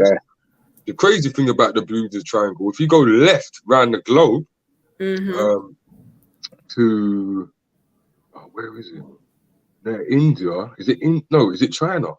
They got the Dragon Triangle, and yeah, they got a Dragon Triangle which is in line with the Bermuda Triangle, which is really weird, and it's the same type of distance as in what you can't fly over, and that's really strange too. So it's not only the Bermuda Triangle. There's one called the Dragon Triangle that does exactly the same thing. So what are those people like? What's the nationality on that island then? On those islands then, should I say? But I don't know, man. Penguins, bro. Yeah. Yeah, bro. Cause you see over there, bro. I don't think over there they've got like, you know, like you get the what they called again? The people that live in the snow. Igloos and yeah. I mean what they called, man? I just had it in my head, bro. But the snow people, them, yeah? Yeah, right? I know what you mean, yeah. But you know what I mean? I can't remember right now. But they ain't really they can't really have them people there living up in Antarctica, bro. It's not that. They're more like South Polish, you know what I'm saying? So they're used to the Greenland. cold at a certain level, but they're not used to the wetness of the Antarctica's ocean. Antarctica's a different type of beast. They got people living there that are from military and places like that. It's not, and science, you know, people that do science and stuff, they go and camp there. They ain't got that average people there just living there like that. You understand? I wouldn't advise them to live there either, to be honest. No, well, you never know what goes Not the on knowledge there. that I've got from the Book of Enoch and like the book. Nah, I wouldn't advise no one to live there. What does it say? There's some things underneath there, man. Oh yeah. Yeah, man. But the thing is, the world leaders, they can go there and set up base there because they work with them. But that's another story. Yeah. It's another story. So what, the Dragon Tribe? What is? So I've never heard of that. What they say? Yeah, no, when you get a chance, bro, just research it. Just research. Yeah, I'll look Triangle. I'll look Type in I'll Bermuda Triangle and then type in Dragon Triangle. It'll probably come up. All right. Yeah, I've never heard of that one there. Yeah, man. And there's a few other places like that. And we were talking about that earlier. Not only just energy on the land, there's a lot of energy under sea. Makes you wonder. A lot of people be talking about, there's underground bases, and that could be a possibility, bro. You know what I mean? Would it affect the electronics if someone was to, you know what I mean, ride over there? And why is it only a couple Pacific places? Or maybe the government's got their own bases under there. You know, who knows? You know, I think us normal people don't have the technology to find that out. And if we do find that out, you'll be eliminated. Yeah. That's what I'm saying. It could be maybe they got their own bases underneath there, and that's what they told people to keep them away from their own base. Yeah. You know, it could be a fairy tale because I've never witnessed it by eye. Yeah, we're not going to witness everything by eye. You know what I mean? No, of course. But it just apparently it still happens to this day, so it must be a thing. You know, I'm not saying that but I don't know if it's a thing of like everyone that's flown over there, but it's a no-go area, so you can't even have the opportunity to try. Yeah, even if you wanted to. And the funny thing about it, what do? That's all they tell us, and it's a closed case. Don't ask no more questions about it. Don't worry about it. Get on with your life. Yep. You know what I mean? These people, that's what they do, man. What is it? Project Bluebeam? Is that where the alien cover up? No, yeah, Project Bluebeam. That's like that whole holographic. Oh, right, okay. Yeah, that beaming holograms into the air. Well, I'm not going to be surprised if they don't use that to create some kind of destructive, apocalyptic kind of thing. Because everything, you know, it's all for show. It's like a movie. Yeah, you know what it is. People like me and you will know better. You know what I mean? But there's a lot of people out here that won't. So you know, right. Like I said before in one of the other shows, when certain people see certain things, their heart's gonna bust out their chest. But when you've got the knowledge of certain things, your heart ain't. You might get a bit shook, but you won't. Your heart won't bust out your chest. Like, you know what I mean? So, exactly. Because they got the thing about it, I think because so much people talk about it sometimes, it's like they stop doing it for a bit. Like they might plan to do something like, you know what, let's use this hologram to scare the head out of it. But then people start talking about it and they think, no, don't do it yet, let's improve it. Just give it some time to improve it. Let's improve it. You know what I mean? And I think they just pick when they want to do this stuff. You know what I mean? Because what people don't understand is that all them chems that they spray in the air. Right. And plus with the electronic, I don't even like saying 5G and all that, but the 5G and the 6G, to be honest, all that in the air will allow them to be able to project whatever they want. Because they've already, over the years, prepared the air, prepared the sky for their projections. You see, they've already pushed as many elements and stuff they want into the air and pumped as much as they want into the air. So that will be able to help them to project what they want. That's true. Yep. And I've actually put a video out on it. You know what it is? Sometimes I put videos out at the wrong time. But you never know when the right time is, you know what I mean? But I've actually put a video out on the guy, a scientist, actually breaking that down, how certain molecules and light go together will help you project certain things. And he broke down that the molecules that they're spraying, you understand? Wow. Yep. So it's deeper them basically them satellites as well that Elon. See, Elon, he's a crafty one because I want people to understand. I want people to understand this about Elon. He is a crafty one. I like that word. Yeah, he might seem like a soft, cool dude. I don't like him. Do you know what I mean? Like, even the way his voice is. You have to understand how these people do things out here, man. If you really pay attention to all the stuff we've learned in the past about certain particulars, you know what I mean? Like, the way that his voice is so soft, you know what I mean? The way that when you look at Elon, you don't see any type of, like, you know, like you think you'd never have a problem with this guy, you know what I mean? Like, nothing, no aggression, no emotion, nearly, you know what I mean? Apart from when he starts talking about his stuff. That guy is blasting satellites into the sky, man. He's got a load of satellites up there. That's messing with this anyway, man. I can't, you know, some videos I can't go too deep, man, because these people are sick, man. I'm gonna lock off my channel. Now, I think it was 2 years ago, Texas had this snowstorm that they've never seen in like 30 years. He was supposed to, I think, buy some land out there or something, or his, the warehouse was supposed to go out to Texas. And I'm like, I find it ironic that this snowstorm would happen. The weather was so warm one day because we had that same type of atmosphere. Because when they got hit, we got hit with like this rain, but they got hit with snow that they've never seen in 30 years. And the day before was warm, and then that snowstorm came and then knocked out their light. They had no electricity for almost a week or so. When you're talking about lately, that's been going on now. Yes. And, lately, yeah, that's been happening a lot. And you just said a great point there. People keep bypassing it when people say, "Oh, this ain't happening in 30 years. This ain't happening in 60 years."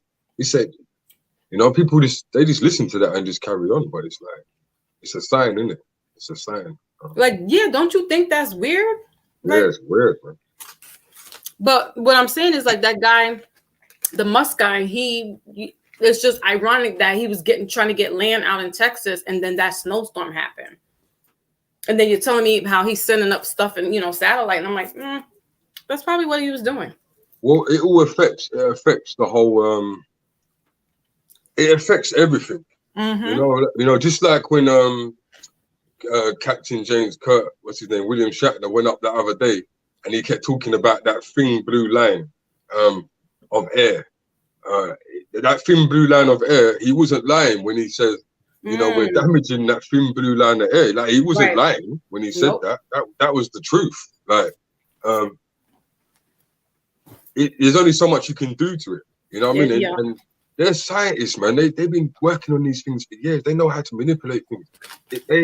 They know what to do. You know what I mean? So it's like they're gonna do it, and that's it. Because they can go in their underground bunkers and breathe their oxygens that you got to set up underneath. Exactly. There. And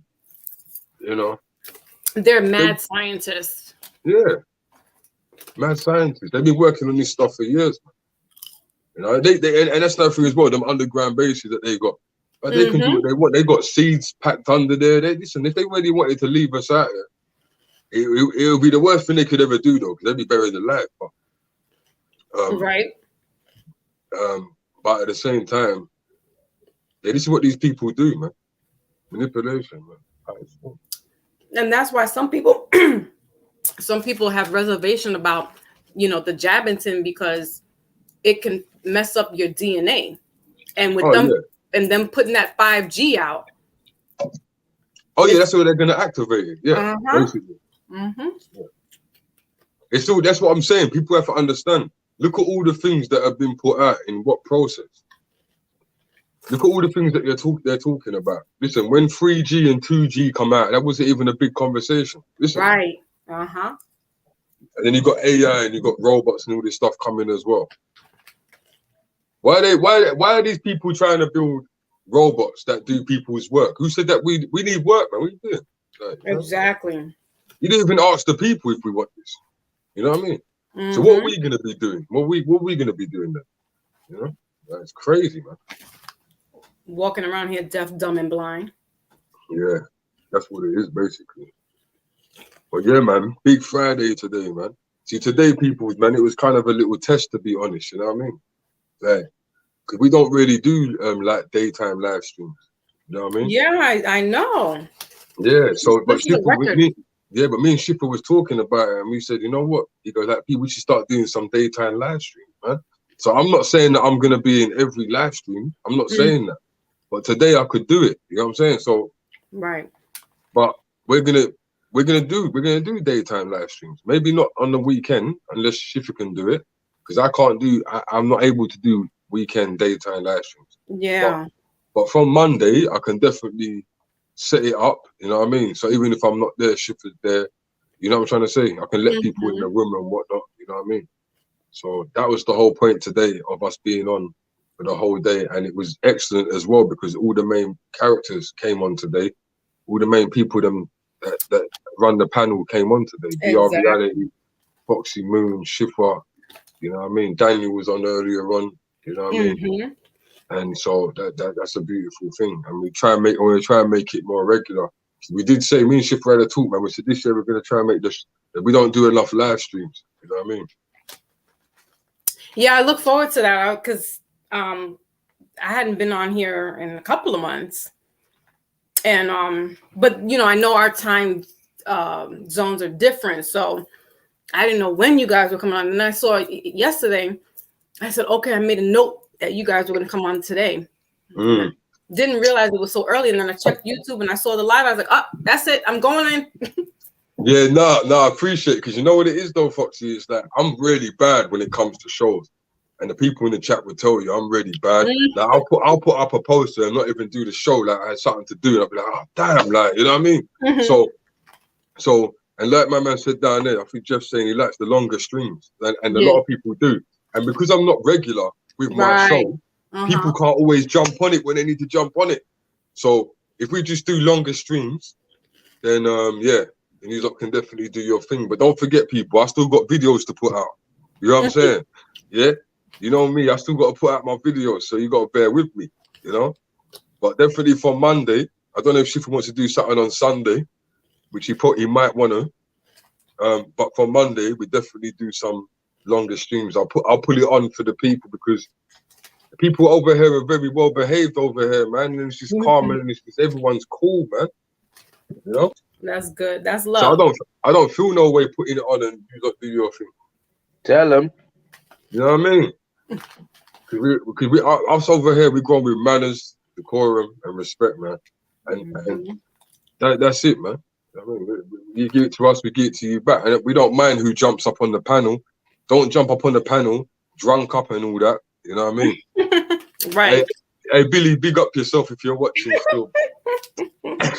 Yeah, big up Billy. Big up Billy, though, for real. No, big up Billy, because no, but Billy, he gave, man, the reason why I locked you off, Billy, you know why I locked you off, because you gave me the warning earlier. When you was on earlier, you said that you've already started your drinking, yeah? And then you disappeared for a bit, you came back, I knew what time it was, so that's why I locked you off early. But big respect for even clicking the panel and coming on, you know what I mean? And so big up to everyone down Quebec. Big up to everyone down Quebec.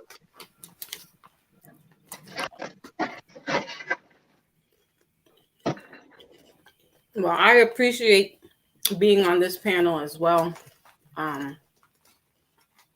You know, I like I said before, you brothers are definitely a breath of fresh air to you know, this type of medium. And you know, while it's great to have, you know, a platform where, you know, you could be funny and joke around and stuff, but to be a well-rounded platform is essential, and people like myself that like to be on those type of programs where I can hear everything, a little bit of everything. I take away with that, and so you know, I just want to thank you, Brother Premiere and Brother Shifa, for having me on, and Brother BR to this platform. Thank you.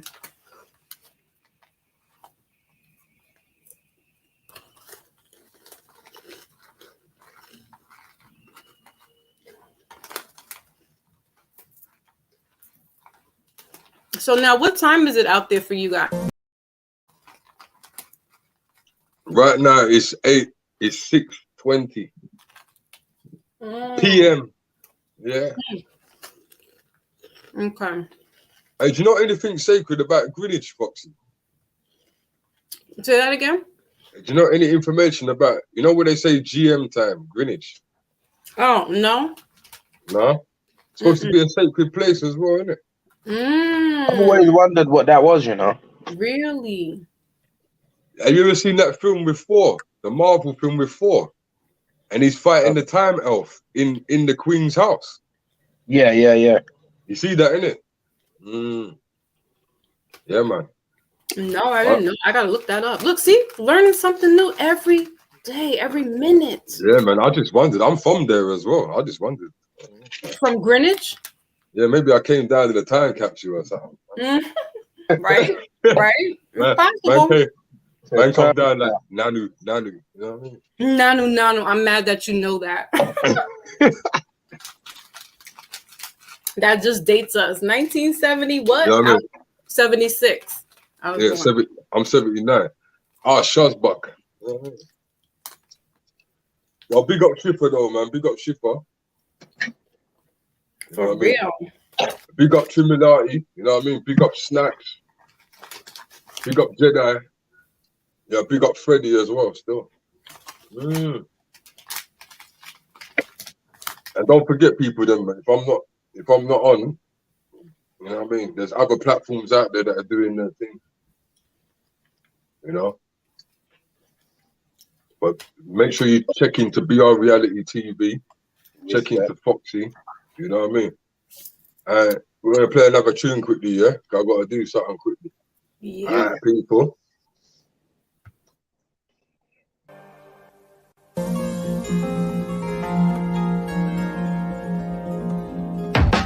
citizens of the universe, let's start a panel. Not talk about ancient aliens on the History Channel. Scientology allegations had John Vulture investigated. Enlightened coaches study yoga, while secret coaches take an oath for Masons. Religious codes are results of Satan. His finger on the pulse of our nation, while the singer and the Pope quietly ride by waving. At parades of the Super Bowls, renegades, UFOs, grenades is what the future holds. What about the ISIS papers? Madame Blavatsky, Caucasus Mountain between the Caspian and Black Sea. The winter sky, location of star Sirius B. The gods appear mysteriously. Disappearance of the honeybee. Anarchy, ungodly. What about Nikola Tesla era? To Hitler terrors. Painted face of Krishna, the Mananetta. Stillies of Aleppo. Jesus healed the leper. From the cosmos to the gospel. Either walk with the apostles or be drunk with the halls and brothels. Let's talk L. Ron Hubbard subjects. People became puppets, leaning on religion for their crutches. The righteous suffers, not for nothing. The real enemy is from within. Here's where we begin. The Federal Reserve System, the Rockefeller Trilateral Commission, the miners in prison, Masons, Council on Foreign Relations, GMO, deadly, could lead to chemotherapy. The depths of the state treasury, more cash for weaponry. Area 51, should be Alien 51. Roswell's, Miles of Scottsdale, in the desert where they're secluded and build bombshells. Free world, city of the sun.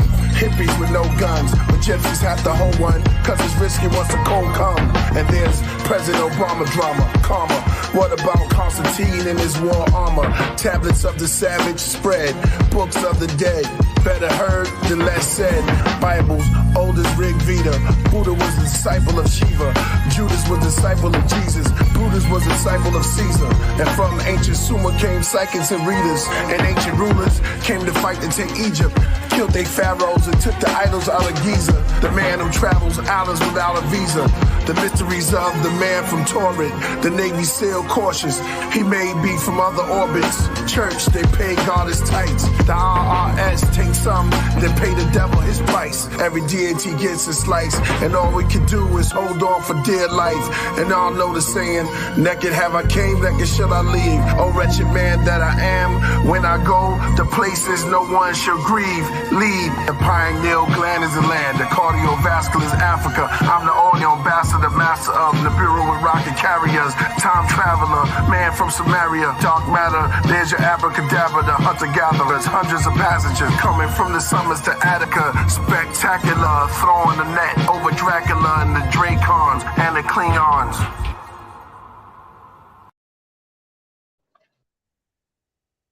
Yes, people. Boy, we've had a long show today, you know.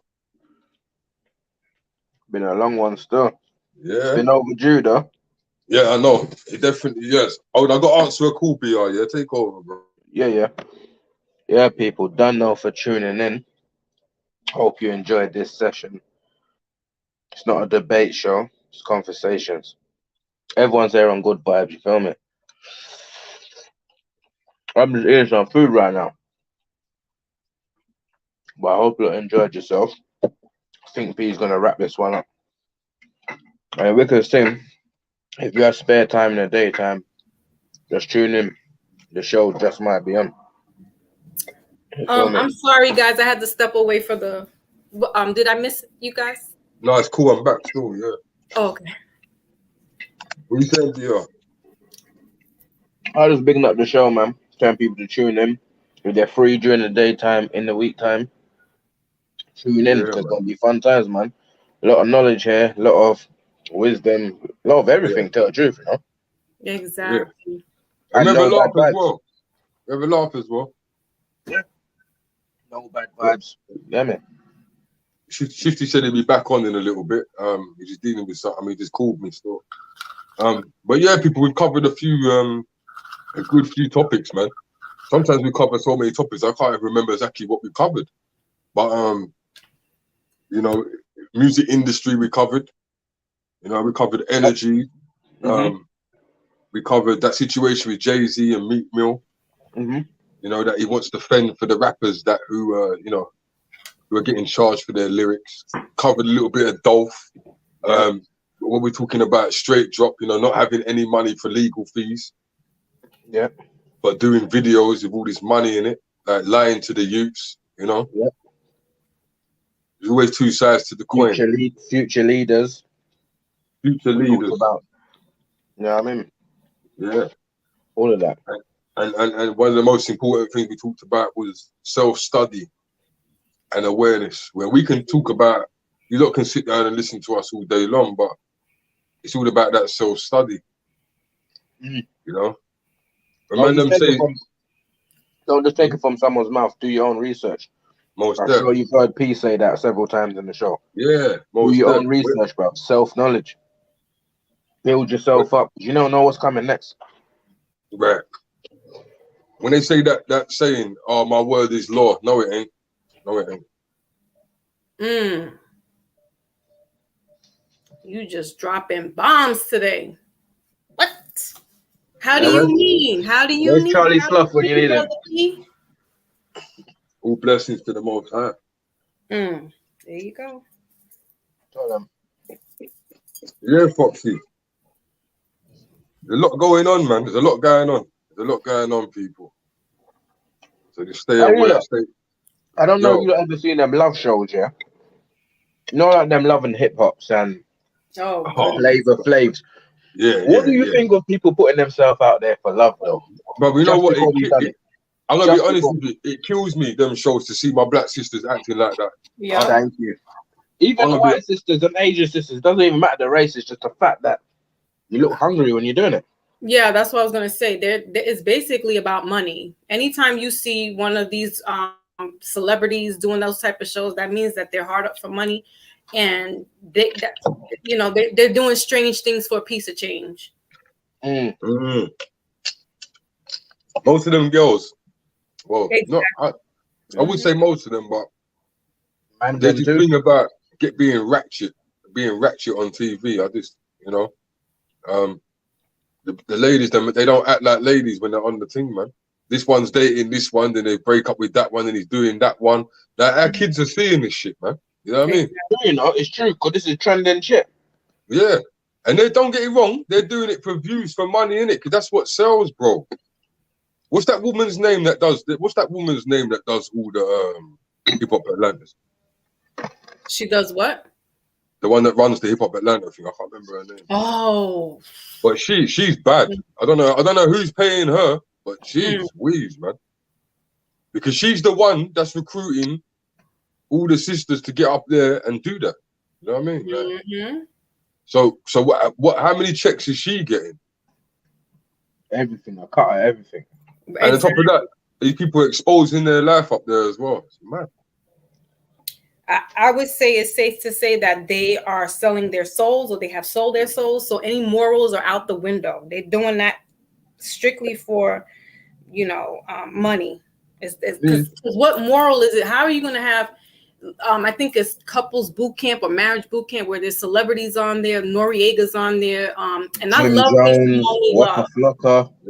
peeved me off, man. That peeved me off. And they got their marriage on display, so it's like, is this for real or what? Like, that should be sacred. You should not have that exposed to the world.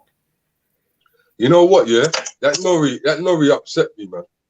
Because if you ask any of my Britons, when I was younger, I was the original Nori thugged out militainment man, right? And I was just super fugged. I was just on that. You know what I'm saying? Right.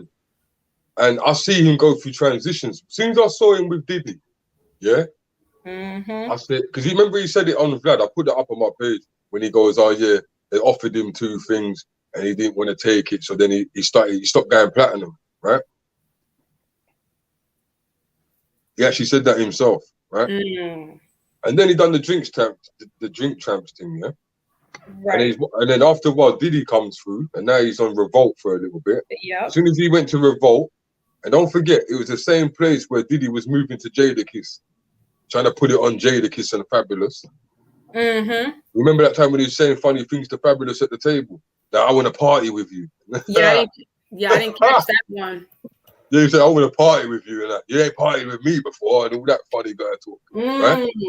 And then Nori, he allowed him to do that in front of Nori.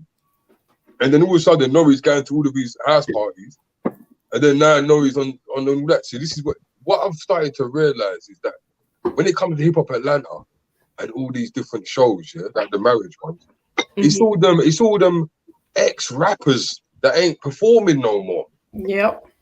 They ain't popping no more. That's what I'm saying. They're doing these things because they are hard for money. They need money. They're not doing shows. Yeah, like to support the lifestyle so they can keep going to them parties and stuff.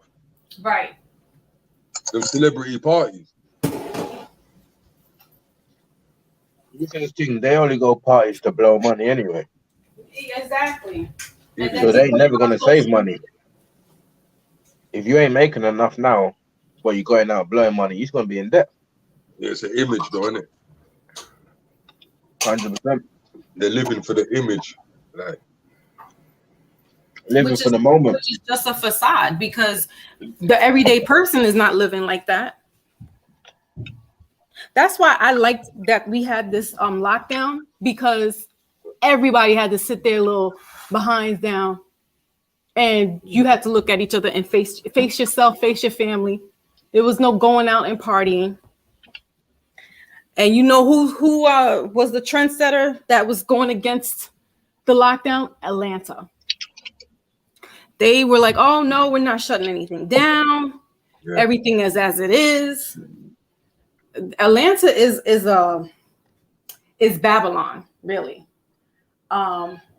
It's known for its homosexual community. Yeah, they were big there. A lot of people from New York moved down there. It's also and guess what? Nori went and moved down there. Mm-hmm. Oh, he's in Atlanta now? I thought he was in Miami. Wow. Yeah. And Fat Joe as well. Fat Joe lives down there. They all do. So yeah, that's what I'm saying. It's Babylon down there. They have one of the highest rates of HIV/AIDS, and the CDC is down there. So where do you think all these type of things are being played out and experimented on? The so-called Black community and the CDC. Foul play. Yeah. Let's not talk about the BBC. Right. These people are all linked, man. Yeah, they are. They are. Jay-Z and his funny hairstyle. And he's trying to look like this young guy who died of a drug overdose named Basquiat. Mm-hmm. Who was he was like this self-taught artist that really was just like drawing all kinds of weird stuff. But he was on drugs. And he was from Brooklyn. He was in that life. To me, Sean Carter is a chameleon. He assimilates and adapts to things that are not of him. Now, I don't know if it's maturity or he's growing or whatever the case may be. I'm not giving him that much credit if he's coming to. I mean, supposedly he has knowledge of self, but then it's like, if you have knowledge of self, why are you in that? Why are you in that field, in that entertainment business? Like, you're going against the knowledge of self, and you're putting your people on Front Street. Exactly. Yeah. Like I said, I had posted on my Instagram this thing about him and the alleged children. So somebody came at me and was like, "Oh, that's my cousin." I don't know this person, but they're like, "Oh, he's my cousin." He's like, "I'm cousins with like 300 celebrities." I was like, "Boy, bye. Boy, bye. I don't know who you are. I don't know what you're trying to stir up." I said, "I didn't mean no disrespect.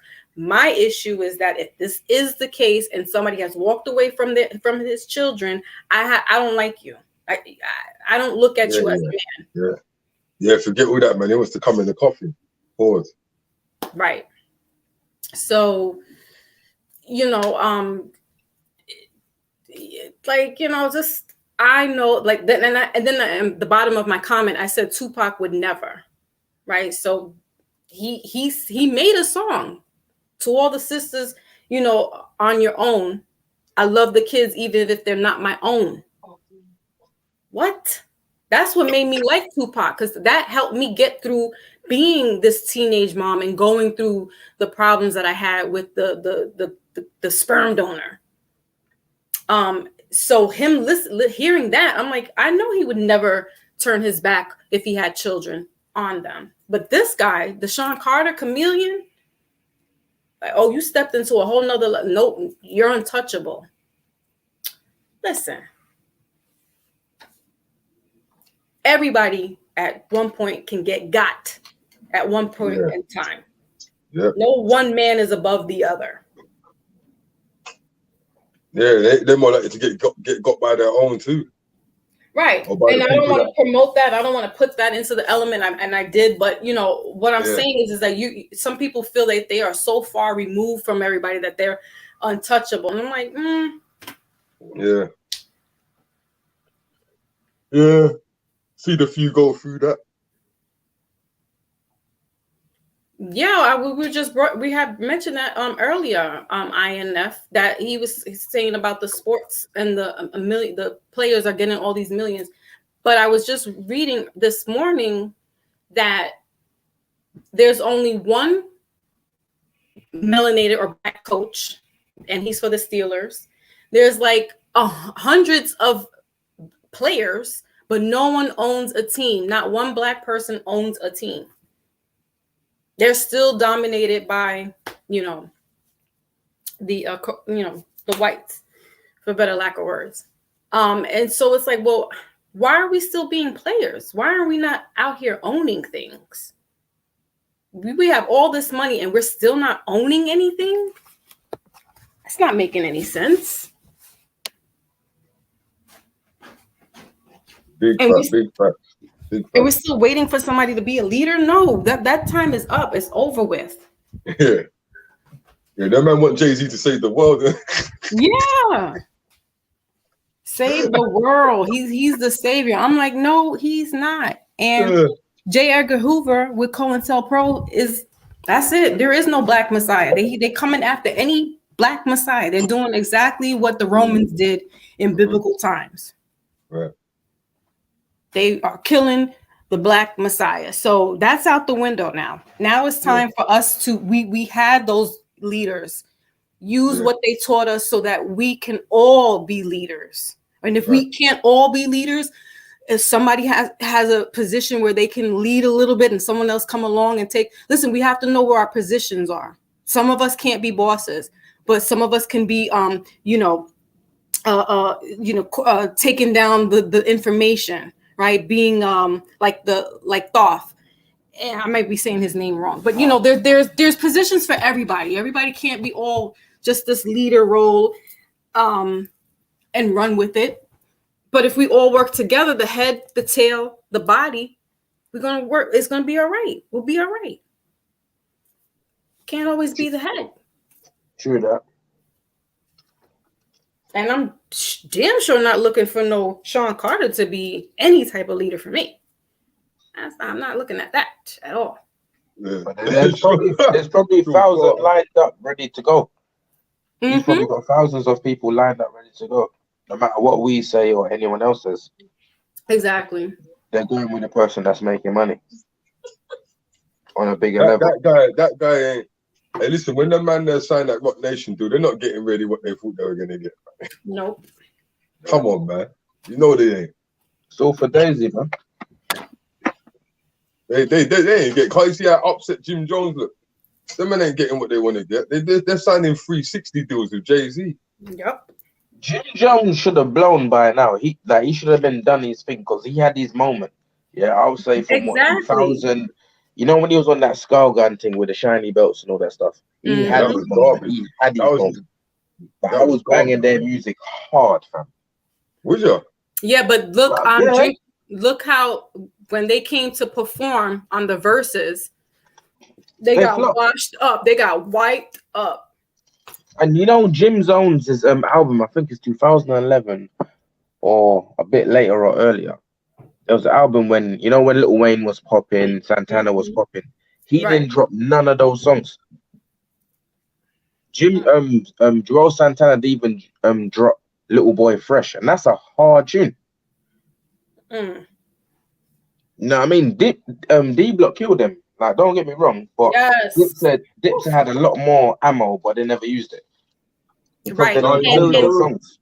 They were calling Jadakiss a legend after that, isn't it? Oh yeah. Well, JD might have been a bit greedy, innit, taking the spotlight. Nah, but you know what? They had an opportunity and they really didn't. Jules Santana's being silly, laying on the lounge chair. They're just acting real silly. Like, yeah, but then again, I don't know if all that was staged because Locke said it. They were like, yeah, we spoke about how we were gonna come out and how we were gonna act and this, that, and the other. So I'm like, well. Yeah, Cameron kicked my man in his chest. That was funny still. Yeah. Now Cameron was the only one really that was holding it down for them. Yeah, Cameron and Jada, but they were saying that Jada's a legend. That's what they said, though, isn't it? After that. Yeah. No, but Jada's been had bars though. Like, I grew up listening to Jada. You don't think so, Pete? So they've been had bars. It's just they've not. Listen, what I'm saying. Peniros, you don't think so? You don't think Jada's like in the top 10? But yeah, that's all cool in that, man. But the thing is, I don't know if he done them humiliation. You don't know if he did? Let me speak. I don't know if he done a humiliation at that because, you know what I mean? When he first came out, like his ass was hanging out of his clothes, and there was a lot of people there. So I was, you're a legend, yeah. I got you. Yeah, you're a legend. You're a legend. I mean, lyrically, yeah. If I'm You went out on stage. You went out on stage, and your ass was hanging out of your clothes. Literally, your ass. Like, I'm not talking about your ass was hanging out, bro. Like, you're a legend. You're a legend. What do you mean? He was shook or something like that? But these guys, no. But it was funny when my man kicked Star's pee in his chest. That was funny. And but apart from that, it was a bit. Them guys are just so vain. That's why the show would have kicked off though. So you're saying that the Locks was showing a little too much machismo, a little macho. No, Jada. Well, yeah, Jada, yeah. Jada was showing his ass to everybody, but he's a legend, though. He's a legend. He's the front man for the team. That's why he goes on like that, isn't it? Exactly. But Styles is very lyrical, same as Sheik. They're all good. I'm surprised Dipset never done better than that. That was the worst. To me, it was trash. Wow. It was like them men were like they were more interested in what they looked like than the music. It was stupid. They had like a thousand chains on. They had like 1,000 chains on each. Like, what was that about? Oh, who had it? Dipset. Yeah. No, but Fat Joe's one, that was like shit as well, though. I didn't watch Fat Joe. Fat Joe's one was funny though. Fat Joe said that what's her name looked like crackheads and that. Remember? Yeah, I saw that part. Oh, right.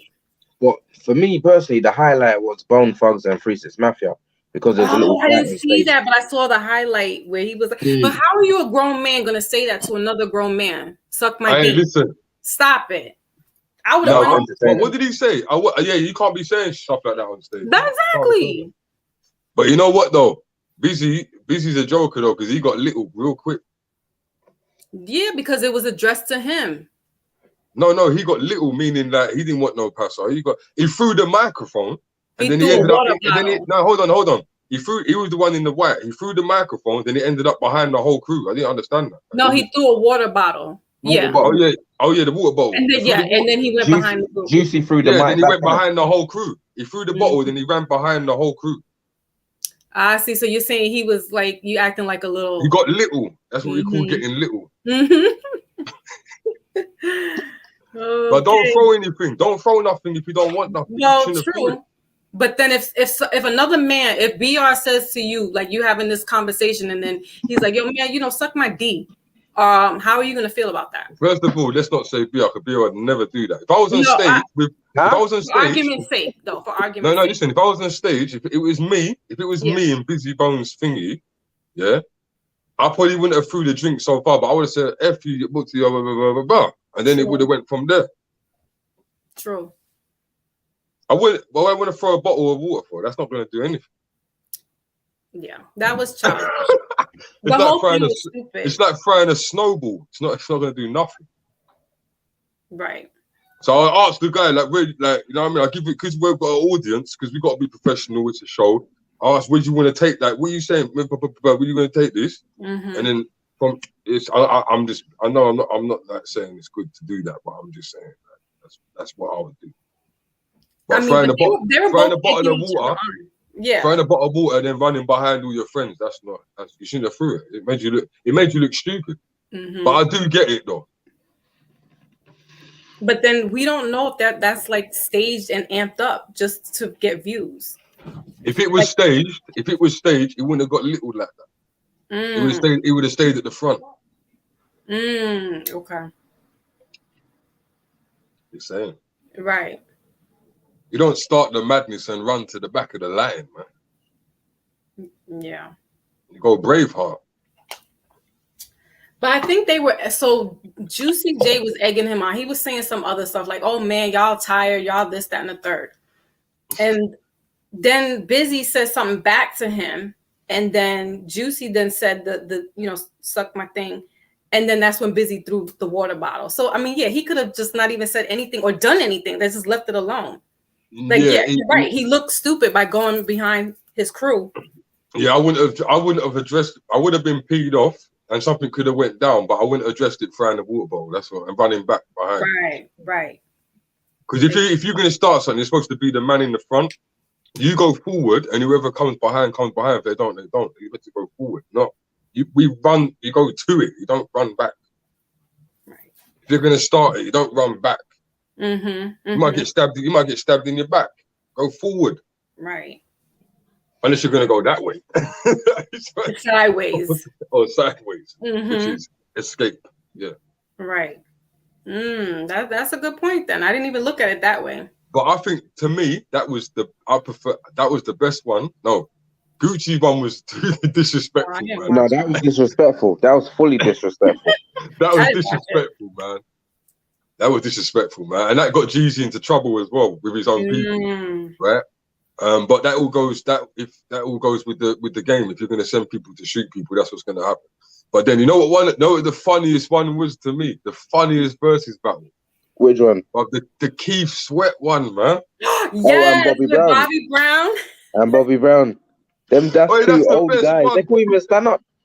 Bro, not even just for the music, yeah? No, because he was going off on Bobby. But Keith Sweat was buzzing out of his nut the whole thing. Swear down. But he was drunk, bro. You have to watch it. He's funny. He's funny, bro. And you know what it was? It was nice to see that side of him because I've always known that, you know, the side of him. Like, I never even knew he had it in him like that. But he was high as a mother. He was busting joke. He was a funny guy. Yep. Yeah. So that one, the Bone Thugs one I liked as well. The Bone Thugs one I liked as well, though. Yeah, I know the music. I know the music in Bone Thugs, but there's a lot of tunes that Bone Thugs didn't do, which I didn't understand. I think what it is, they don't own the songs. So if they don't own the songs, they can't actually play it. You could be right. You could be right.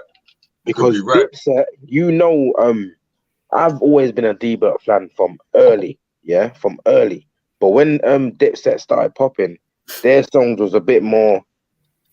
You know, you can hear it in the rave, hear it in the party, hear it somewhere else. D-Block was more underground kind of, and they stayed there for time. Yeah.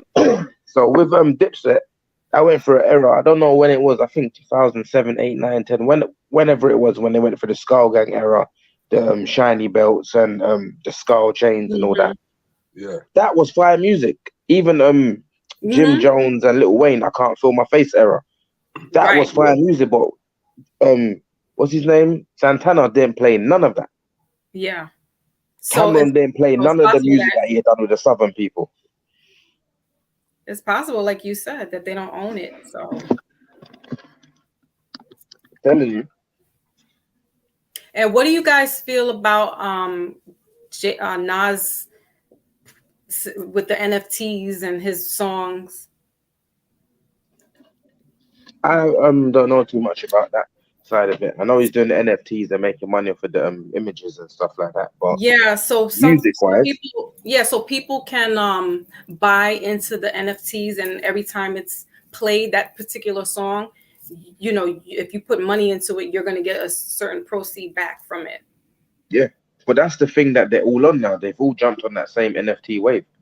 People are creating little things, and look how much they're selling for. Yeah.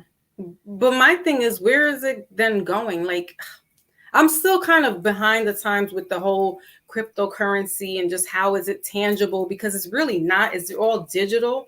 And now this NFT is there. And I'm just like, I don't really know what that's all about. And I'm like, how do you, I guess it would be like the stock market, that you put your money into that particular brand. So I guess that's kind of like how the NFT is. Schiffer probably could break that down a lot better. Like, I only know a portion about it. I don't know enough to talk on it. Yeah. But I know a portion of it because I'm a bit into it. Gotcha. Well, do you think, because you are, a little younger than us, than myself, do you feel like this is a good thing and good investment, doing this whole kind of Bitcoin and cryptocurrency, NFTs? I personally think so, yeah. Okay. Because I've started to make money off it, not major amounts, but for the fact that you can invest, and it's safely as well. Okay. So far, anyway, as we know, anyway. I think it's okay. Okay.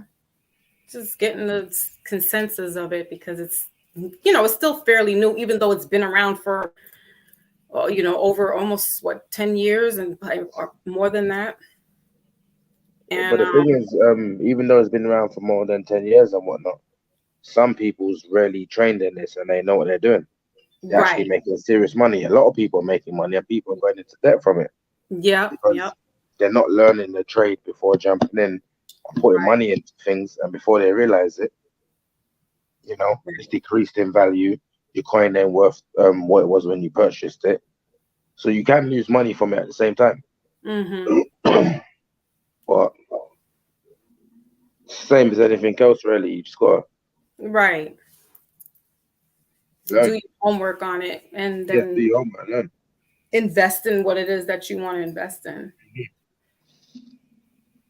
And like everyone says, do your own research and don't just go for what another person's saying. Right. No, it's good to have that. You have to, because then how are you, then you're just doing things blindly and not doing, your due diligence of researching it. Same as in our culture. A lot of our culture people grew up in a way where they saw alcohol, drugs as a way out, and they turned to that in their later stages. It's the same sort of thing. If you don't learn otherwise, then you're not going to know better. Right. True. And drugs is a major thing in our community. It's the hottest commodity there. And unfortunately, it's going to stay here. It's been here since the 20s, 30s. Probably earlier than that. Right. But we only know what's kind of been told to us and shown to us. And shown to us. What they want us to see. Knowledge has a lock-off point where you can't go any further unless they want you to go further. Right, and if you've gone further, then you're a threat to them, and you're dangerous. That's right. Because in the movie Malcolm X, and I believe it was in his autobiography, which now is to be questioned if the autobiography was more of Alex Haley's words than Brother Malcolm's. But anyway, there's a scene where the Nation of Islam goes to the hospital in Harlem, where one of the other brothers were shot from a cop. And so Malcolm marches up there, and it's all quiet, it's all civil protest. Then one of the cops come out and tells Malcolm, you got to get this crowd out of here, and because the regular people behind the Nation of Islam was shouting and just like, all kinds of slurs and whatnot. So Malcolm puts his hand up. Everybody silences. The Nation of Islam falls into line. He turns his left hand to exit left, and the Nation of Islam turns and they walk quietly. Nobody's talking. The crowd behind the brothers were all quiet. So the cop says, "That's too much power for one man to have." Now you're a threat. Exactly. You know, and our weapon is knowledge. When we dive into these books and we become real savvy with the laws, you know, how they operate, listen, then we start looking at them like, you ain't nothing. You're nothing. Because what you're doing is using their tactics against them. When you know, like the lawyers and the judges and how they operate, they're not legal. What do you think of death penalty then? I think the death penalty should be if a child is murdered or harmed. I mean, really that children, because they're innocent. So you know what? You deserve to fry. Yeah. Now, for somebody that's done like a murder or something, like as far as like it's like an adult type situation, or he murders a woman or she murders a man, something like that, I'd say let them sit there in the jail and rot. But for death penalty, yeah, it would have to be like if there's something to a child.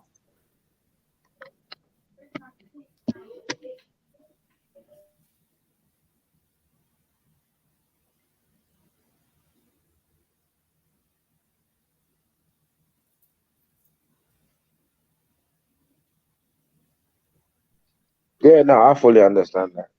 But you see, no, it's because the death penalty is not in this country. It's crazy, you know. Because the thing in America, you'd have what is it, first degree something you would have to do to get a death penalty, or can you get like lower? How does it work? Well, I'm not too savvy with that type of you know, legal terms, but I believe that it is you get first degree manslaughter. I think depending on the state, you can get up to 20 or 20 years is life. And depending on if you kill multiple people, then it's, you know, 20, it's like 5 counts life sentence. So somebody could be sitting in jail for, you know, if they're like 20 years old, they could probably be sitting there until they're like 60. And if they're 50 something, then they're just basically maxing out in prison. They're going to die there. Yeah. Because they throw out 100 years like it's nothing, isn't it? Yeah, and like legally that there's no such thing, like that doesn't even stick. So you got to make it. They bring up that type of charge, but then it's like once you start going through the exact counts of it, it doesn't equal out to 100. I mean, they could do 100 years, but I don't think any one person has done that long in there. They usually die. If they're gonna just give them. Yeah, of course. Yeah. And certain states like New York doesn't do the death penalty. I think Texas does. I'm not sure if California. Not all the states. They don't really have the death penalty in there. Yeah. So yeah, it varies from state to state. Do they still use electric chairs, or is it more lethal injection now then? I believe it's lethal injection. Yeah. Lethal injection. It's more humane. Right. Yeah, in Texas, Oklahoma, because that guy Timothy McVeigh, yeah, he's the Oklahoma bomber. Yeah, so yeah, lethal injection, and like I said, it varies from state to state. So here in New York State, they'll have they'll give them life because there's no death penalty here. Okay. But so there was never once coming upon up. a time, many years ago. But like I said, I feel like if it's towards a child, then yeah, they deserve. No, they don't deserve to live. Death penalty can only be against certain people, but then, you know, some people will probably see it as, if you can give it to a pedophile, why couldn't you give it to a murderer? But then, you know what I mean? I'd rather the pedophile be terminated than the murderer. But then if that murderer then comes out, what happens then? They might kill another 4 people, or kill a few people, more people while they're inside. That's true.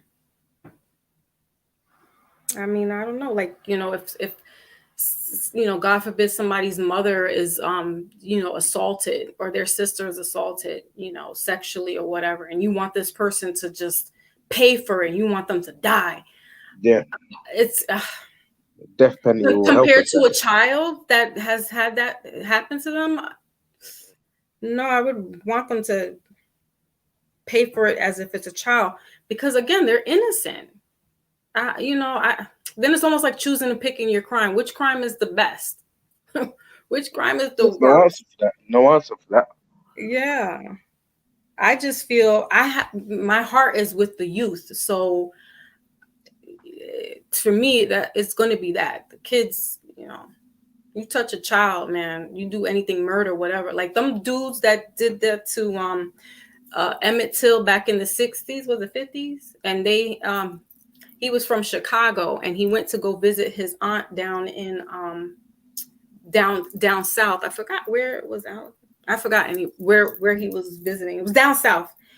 And supposedly he's 14 years old. This happened in 1950. Let me make sure I get the right date. Supposedly he whistled at a white woman, and these other white men heard that, beat this young boy up to a pulp, killed him, and those two guys never went to jail. They got acquitted. That was a 14-year-old boy. Those guys that did that to him were like in their 20s. They're adults. And I understand back, it's racist, but that's a child. But they didn't see it like that. They just looked at it like, oh, he's this black boy, and they can't be around our women. He whistled at our woman, and who knows if that's true. Come to find out, a couple of years back, the woman then now confessed on her deathbed that was a lie. He never whistled at her. That's crazy. They sent him back. His mother came to pick his body up. She brought him back up to Chicago, and she had an open casket. His face is deformed. She couldn't even recognize him. And she had the casket open. She said, because I want the world to see what they did to my baby. The lady goes and lies about it. And that happens a lot. A lot of those situations happen because some woman goes and lies about certain things. You can't do that.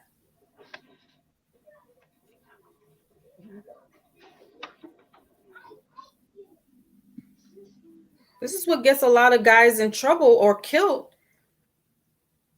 He went to Mississippi,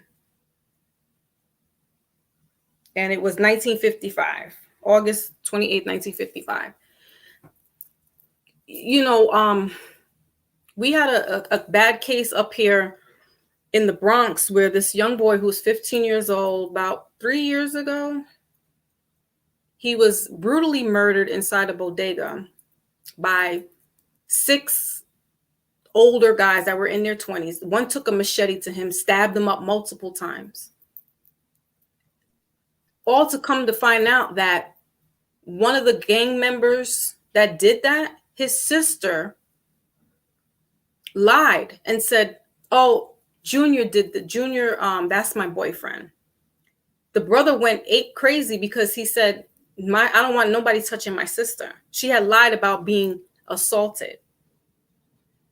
And because it was her boyfriend, she didn't want the family to know that it was her boyfriend that did that. So she went to this after school program. She said that the boy who got murdered, that was who touched her, but never touched her. So in retaliation, the group of guys, the gang members, went to look for him, saw him, and killed him. And that was based over lies. All of a lie. See, that's the crazy world that we live in. Exactly. A small lie to someone could be a big lie to someone else and could lead to something else. Exactly. And that's dangerous. It's, I tell my children, I don't care if you are bad in school and, the teacher's got to call me. Don't lie about what you did. Yes, I'm going to be mad about it, but if you tell me, then I can be on the same page, right? It doesn't, even if you lie to me, you're wrong, but don't lie to me. Tell me the truth. Your punishment may not be so severe if I understand why you did what you did. And they did, especially my youngest. She'll tell me, Mom, I was talking today and she says, the teacher's going to call you later on today. All right. So she comes home and she tells on herself to me. That's what it is. Tell me, let me know. Because if you lie, it's going to be far worse because now you've lied. And it could have been something so innocent as, you turned around and asked somebody for a pencil and the teacher told you no talking. You know what I mean?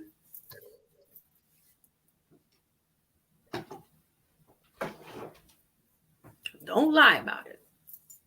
Yeah, that's true. Lay it out as is.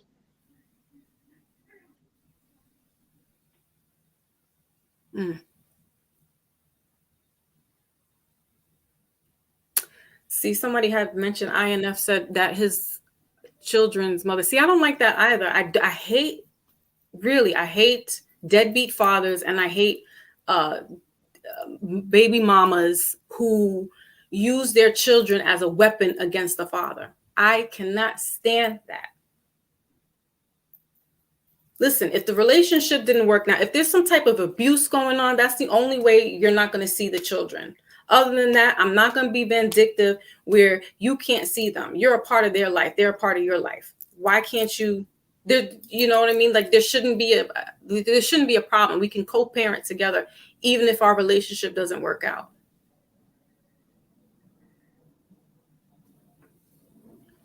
You have these women who will do that. Oh, it didn't work out, and they're being manipulative. They want money for themselves. The child is child support for you, for them, not for you to go shopping for yourself. For the It's kids. for your children. For the kids. Right. That's what it's for. That's why it's called child support. It's to support the children. Bingo. Not the parents' habits or lifestyle. Exactly. Or they're jealous because now, he's moved on and he's in a relationship and I don't want this one around my kid. Listen, he's the father still. What he does with it, as long as they're not endangering that child or children, there should be no problem. But I think there's a limit to, you see, if you break up with your partner or you break up with the parent of your child, to when you can bring other people around there. Because some people probably bring them around too soon, I reckon. Too soon. You don't want people in and out of your kid's life. Do you know what I mean? Exactly. Mm-hmm. Same how you introduce a partner or someone to your parent. You ain't gonna bring 3 people a year, and that's too many. Right. Right. Find the right one before introducing them to anybody, and even making them what do you call it? A family. Right. Yeah, absolutely right. Mm-hmm. And some people don't. Some men or women don't know how to heal themselves and heal from a relationship, and they need to have somebody else to fill that void. What you're doing is you're setting, and see, this is why I'm going to be transparent again. Like I said, I was a teenage mother, but I didn't want to keep dating around either because I had a little girl, and I didn't want her to see mom with different men, and I didn't. Yeah. And it wasn't until a year and a half, 2 years later, where I met my husband.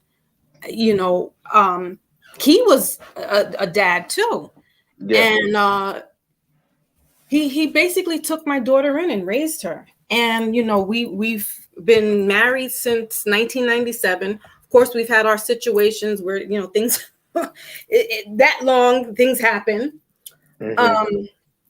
But I made this conscious moral vow to myself that I was like, I didn't want to keep dating. That's not nice for my daughter to see, and I didn't want any old guy around my daughter either. That's right. It's not safe nowadays, and even in olden days, it's not safe to have too many people around your kids. Exactly. In and out of their lives. You know, these are people they might see on the street, and they say, "Hi, I'll give you a lift," and that's your child gone. Right. Child gone. You know, you're going to introduce someone to your kids. You know, your kids might think that's a friend of the family, and like I said, they might just hop in the car with them. And that's how usually it is, because it's somebody that they know. Yeah. So, you know, I'm very and to test my faith with you know, Most High, God, Allah, Source, and all that good stuff. One day I had to I had an interview or some kind of appointment where I actually had to leave my daughter with my husband, well, boyfriend at the time. Yeah. You know, I really had nobody else. My mom was working and he was off. I had to leave that trust, and you know, he took care of her, and he was like, I had to wait until you got back home to change her pamper. Meanwhile, her diaper was soaking wet. Yeah. And that's understandable for a man. If it's not your child, you ain't changing them. Yeah. You know what I mean? Like that in early stages, you know what I mean? And it happened before, and then he eventually then had to change her. But you know, I don't know. I just, you know, he and I developed a friendship first, so we got to really know each other, and we also lived on the same floor in our apartment, so we really saw a lot of each other.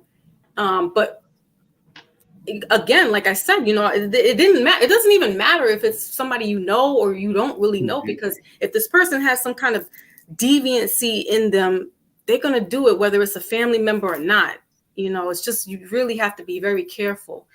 And, you know, I took that chance, but, you know, thank God that it didn't turn out ugly.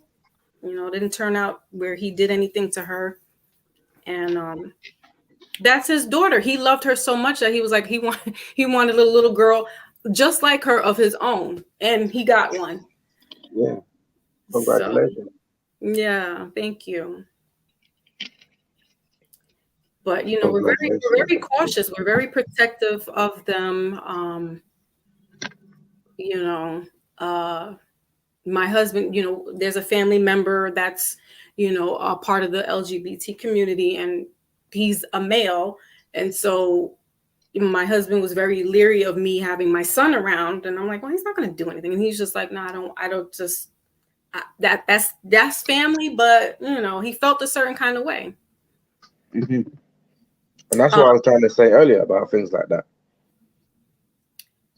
Yes, you know, that's detrimental as well, but at the same token, it's like us killing each other off is a little bit worse. Of course, 100%. I know that 100%. Yeah.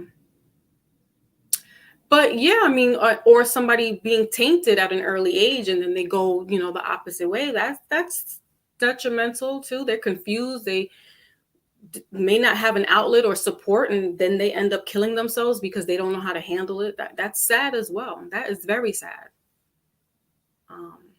But again, I mean, you know, it starts at home, as what was it? Brother Earl was on earlier. You know, we have to keep it in. We are their parents. We're the teachers first before they meet anybody else. That's true. So what are you teaching your children? How are you teaching them? What are you showing them? That's what they're going to imitate out in society. And then out in society, they got another beast to deal with. So if you're not trying to, you know, morally secure your children, they're really just going to be out there lost. Running wild. and then you will have no control. So it's best to nip it in the bud when they're little. You know, you do the best that you can. You can't shell them from the world completely, but if you send them out with some type of moral and some, you know, knowledge of self, then it's up to them. And, you know, pray that they come back home in one piece and safe. No, of course, 100%. Because that's all you want is for your child to make it back home. Yeah. Yeah. So, you know, and I have a good dialogue, like I said, especially my youngest one. She's very intuitive, and she's just, you know, we have this great dialogue with each other where, you know, she tells me certain things, and I'm like, I don't want to talk to her about that, and she, you know, she brings it up, and I'm like, okay, so we're talking about it, and I'm like, well, how does that make you feel when, you know, you said your friend felt suicidal, and you know what I'm saying? I had to talk to her like when she was 12, 11 years old about that. You know, so. And that's how early those thoughts start. I don't know much about suicidal, but I know they start quite early in people. Yeah, and earlier, yeah. And that's very dangerous. And how do we pick up on things like that? That it's very hard because depending on the child, like but you have to know, like you have to know them. That's what I'm saying. Like we gotta have this. Children, yes, should have a fear for their parents, but they shouldn't be so fearful that they can't open up and talk to their parents about anything. 100%. And I think that's where the problem is, because there's some children's parents that won't talk to them, or they got them so shook up that they won't talk to their parents about something that's really bugging them. Then you won't ever know. So they're looking and acting like they're okay, but inside they're really going through something. You know, so I just for me, I did everything that happened to me in my growing up, I reversed it. So where my mom and I didn't talk about certain things, or me growing and developing, I did that with my girls and my son. Yeah, so you made sure you did that. Bingo. So that they don't have a problem with coming to me and telling me, you know, this is what's going on, or this is how I feel, or anything, really, you know, just being there for them, being an ear for them, and not being too judgmental. Like if they say something and you're like, oof, you know, my kids will see my face, but I won't say it. And they're like, we know you thinking it. But I can't be judgmental, because then they won't come to me. They will clam up, and that's the last thing I want them to do. Yeah, that's the truth right there. I'm sure every parent that's listening to this right now knows it's the truth. If you're too harsh on them, they won't come to you. Now, you know, there are points where they need to be disciplined. You know, and if you have to give them the good old little spanking, tap them so that they can fall in line, okay. But just remember that they're little humans. Just because they can't articulate the way you can, you still have to give them some kind of respect and respect them as a little person. That's right. And trust me, that goes a long way, because like I'm telling you, my youngest, we're both each other's BFFs. And she says, Mom, she comes home sometimes and she complains about her friends at school. And she says, Mom, I wish you were my age, because you would be the perfect best friend. You just listen to me and we have a good time and we talk and I feel better.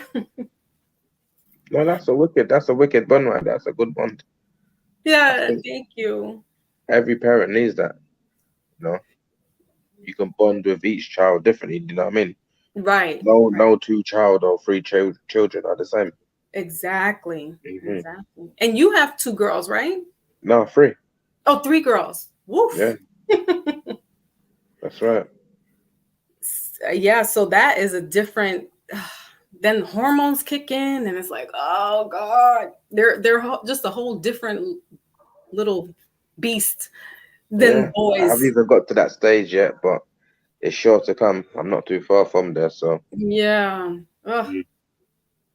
And well, for me, my oldest didn't, so I got it with my second one. I was just like, what? Where did this all come from? Because I was really blessed with my oldest. Like, she was a very quiet baby. She didn't cry too much. You know, feeding her kept her content, and you know, she watched her little TV shows and color.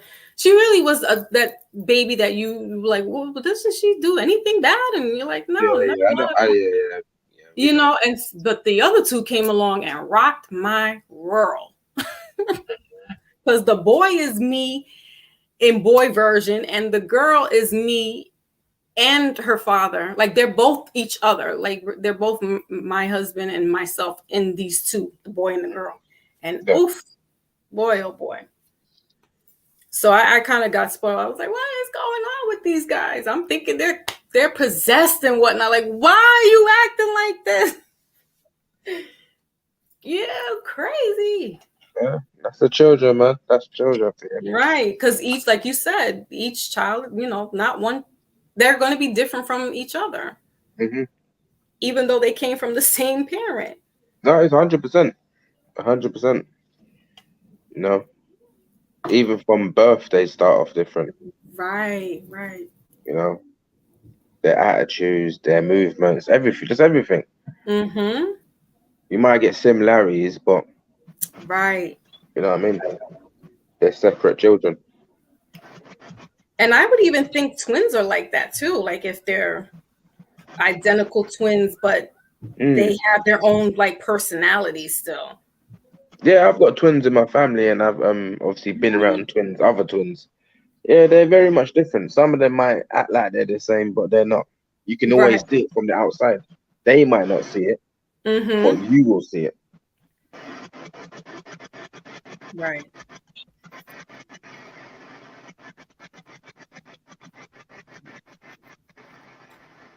Salute, Nico. Yeah, big up. What's up? What's up? No, I'm just saying, man, these girls out here today are talking about baby fathers' applications are open, so they're just trying to nab boys, try to nab the boy's seed and just cut. And these are lesbians are putting these up, bro. It's crazy.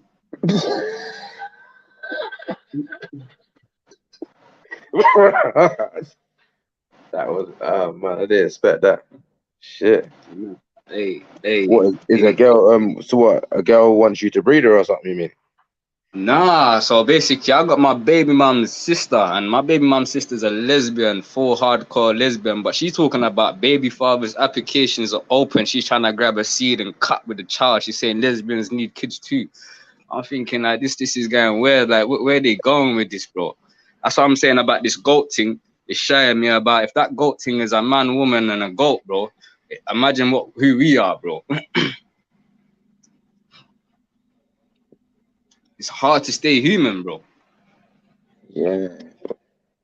So how are you feeling? You feeling cool? Everything blessed? I'm actually tired, bro. I'm like I live in South now. It's been 2 years I've been living in South. It's been 9 years I ain't seen my kids. She just sent me like last year, she just sent me a DNA test telling me how that my youngest Kyrie is not my son, and how that I need to do a DNA test. And I sent back the DNA test to my mother. My mother sent the DNA test back to her.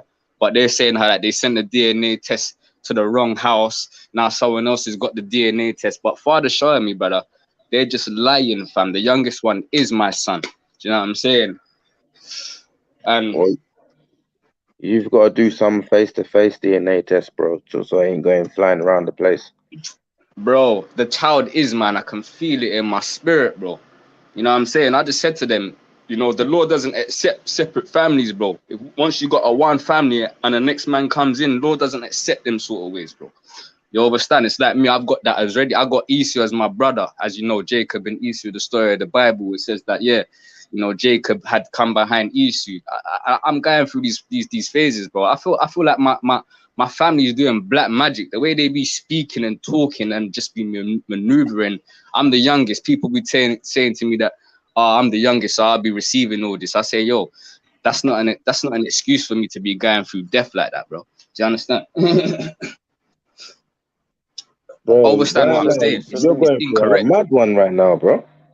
Bro, I've just hit 30, bro. I'm a 91 baby, last of the real, bro. And I'm just seeing everything is just full of crap, bro. Yeah, salute, brother Nico, man. I've been You listening know, to you. bro. I hope Thank you for things get better, your bro. revelations, man. Bro. You know, just full of witchcraft right now. I ain't spoken to my family for months now, months in, months out, you know. What's the reason? And I'm just, bro, to be honest, like I said, I believe they're doing black magic. You know, they don't want me to. My whole family, I believe my whole family's doing black magic. Like, if I tell you from my experience growing up in London, my parents is Guyanese. Okay. They're from South America, yeah. Mm-hmm. And bear in mind, as me being the youngest. Got Nico. What's going on, Pete? What going on, Nico? What's going on, my brother? Blessings, man, for jumping on. Alright, can you not hear me as well? Yeah, we got you. Yeah, salute, brother, man. Salute, man. I appreciate your revelations, man. I appreciate them, man. I met none of my grandparents, yeah, and they've passed away in Guyana. I met on my dad's side. I met my grandparents. My dad's smoking crack consistently. He's probably about 80 years old right now. He's never looked after me in a day in his life. My mom's moving bookie, like she's moving hella weird, bro. And my brother's Isu, he's my older brother. You know, he's mixed race. He's got a bit of white in him. My mom's black. And I have to deal with the Bible side with them. And every time I go to my Bible and I tell them, bro, they get angry, bro. They don't like the fact that I'm screaming the Bible to them. So I'm saying, what am I doing here on earth, bro? If I can't see my kids and I have to pay to see my kids, then come home to pay gas, electric, buy my food, and still have to buy money for a drawer. You know what I'm saying? And all these sort of things, like, how am I supposed to survive? If there was no job center, what in the earth would they be doing, bro? And it's killing my patience, bro. Yo, Nico, can I ask you a question? Talk to me. Obviously, I'm listening to your revelations, and you know, life is hard, brother. I got a tune called "Life Is Hard" for that reason. But I'd like to ask you, what plans and what things have you put in place, you know, to change things around for the future, for your next generation, so that hopefully they won't have to go through the same kind of issues. Oh yeah, so basically, right now I'm trying to work on a career, my brother. I live in a so-called studio flat, and you know, I live in Forest Hill, so it's like I go to the job center, bro, and I'm trying to get my career for my children, basically. You're in Forest, yeah? Yeah, I'm in Forest Hill, my bro. That's my ends. Nico's on the ends, brother. I know Nico personally, bro. Your boy is about, man. It's expensive down there, though. I can feel your pain, because I'll be honest with you, like, I used to live in Forest Hill at one point. I used to live in Catford at one point. And you see, back in the day, things was a lot easier when you had council housing and XYZ, so it was a bit cheaper, you know. But you know, for the people now, it's a lot more difficult. The rent's high, everything's high. All the bills are going up, everything, food's going up. So it's I moved out of London. I now live in the countryside. I will go down there, like, you know, just to see my siblings and family members and my children, most importantly, who live down there, you know, like that. But I find that because they don't, my children don't live with me, innit? They live with their mums. You know what I'm trying to say? Yeah. So I don't need to be there every day. If you are coming from, you know, they live somewhere else. They've got, you know, a bit of support financially from me, XYZ.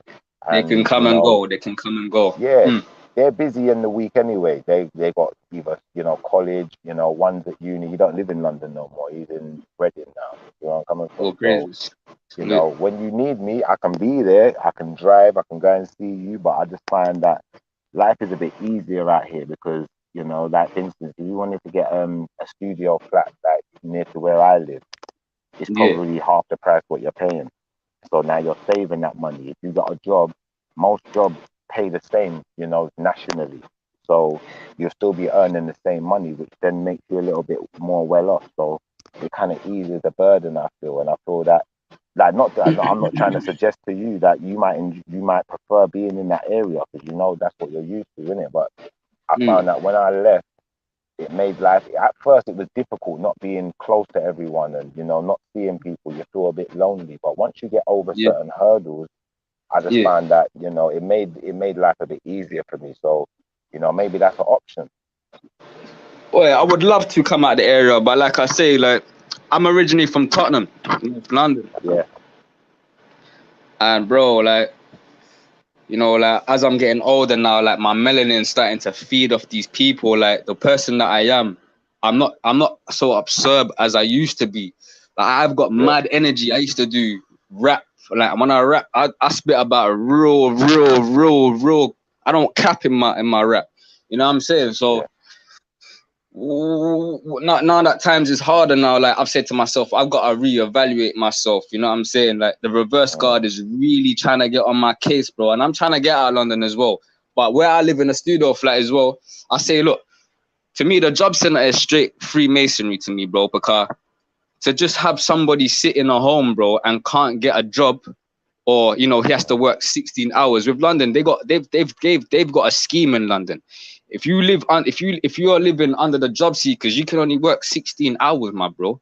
So when I went to prison in Belmarsh, a man told me, listen, never ever go back to work, bro, because just a job is just over broke. So when I came home, like, about 7 years ago, I always had the mentality about let me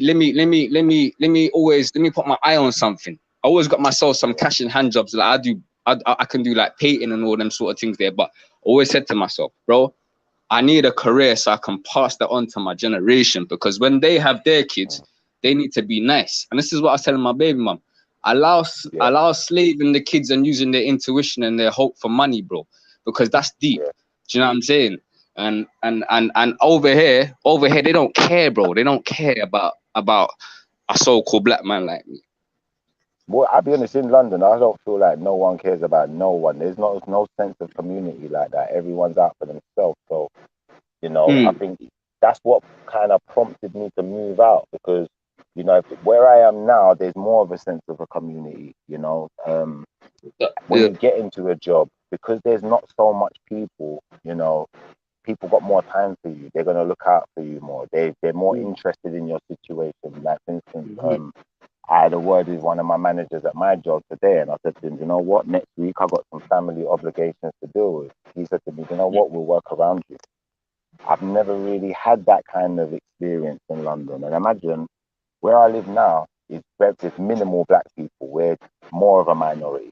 You know, there's very few. There might be, in my town, there might be, you know, 10, you know, 20. Maybe if there's 100 people in, you know, the surrounding areas, that's a big number for us, for black people in these areas. So, you know, I find that when I was growing up, I used to hear this a lot, you know, that, you know, the white man don't want to help us, X, Y, Z. But I find I get more help from them than I was getting from my own people when I was Of course. Your own people just gonna sell their souls. All they do is know the street corners, my bro. That's all they know, bro. You heard? And bring that satanic energy, bro. It's long. That's why I come away from people. I'm in South London, bro, and I still pick up my niggas' energies all the way from Enfield, Tottenham, bro. I can feel their senses, bro. So I said to myself, look, one favor. Let's not use that word, please. I hate that. Not that I hate it. Even just, I don't like the word, but because of the panel niggas, as well, we try not to use profanities and stuff. But, you know, nothing against you. It's just that it's not something that we do. Appreciate it. But that's how it is with this generation. Nah, that's what I'm saying. Like, you see, with me, fam, my family's never put nothing into me. So, like, you gotta remember, there's a God and there's a devil in this world. It's an unseen. Like, we got the unseen in this world, and there's us. Do you know what I'm saying?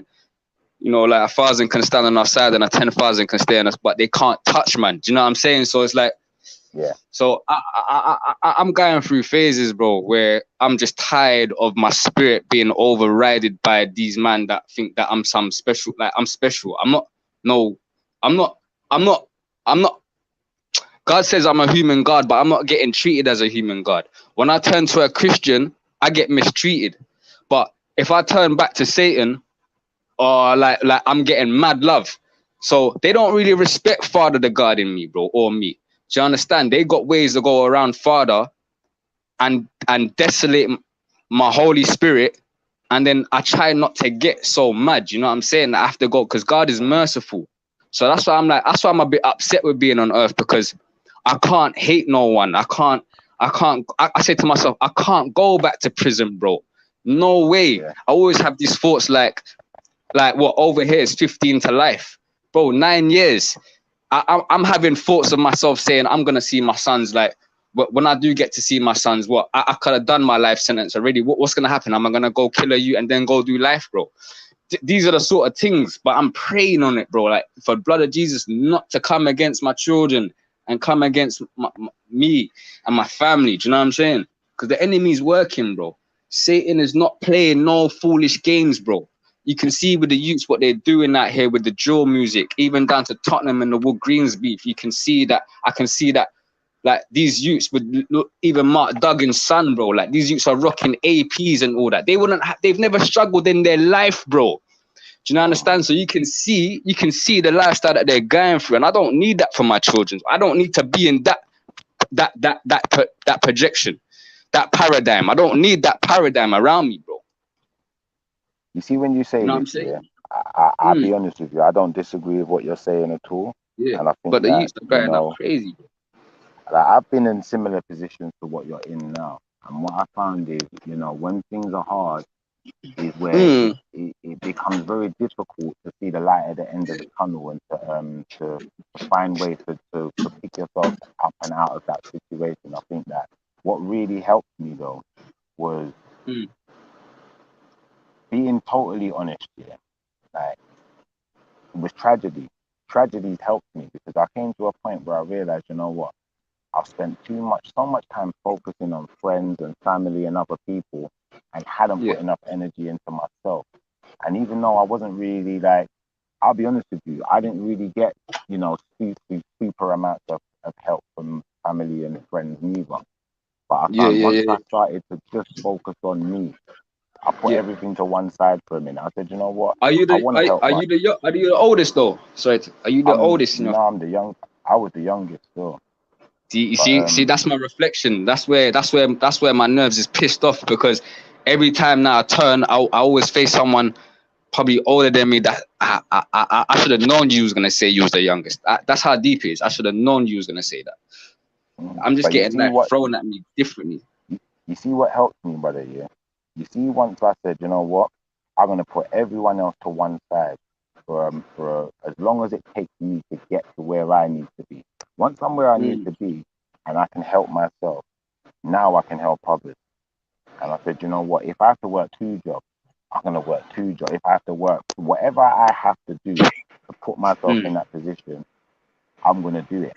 What I realized was, the people at work became my friends. The people that was, helping me to get myself out of that situation and to feed my family X, Y, Z.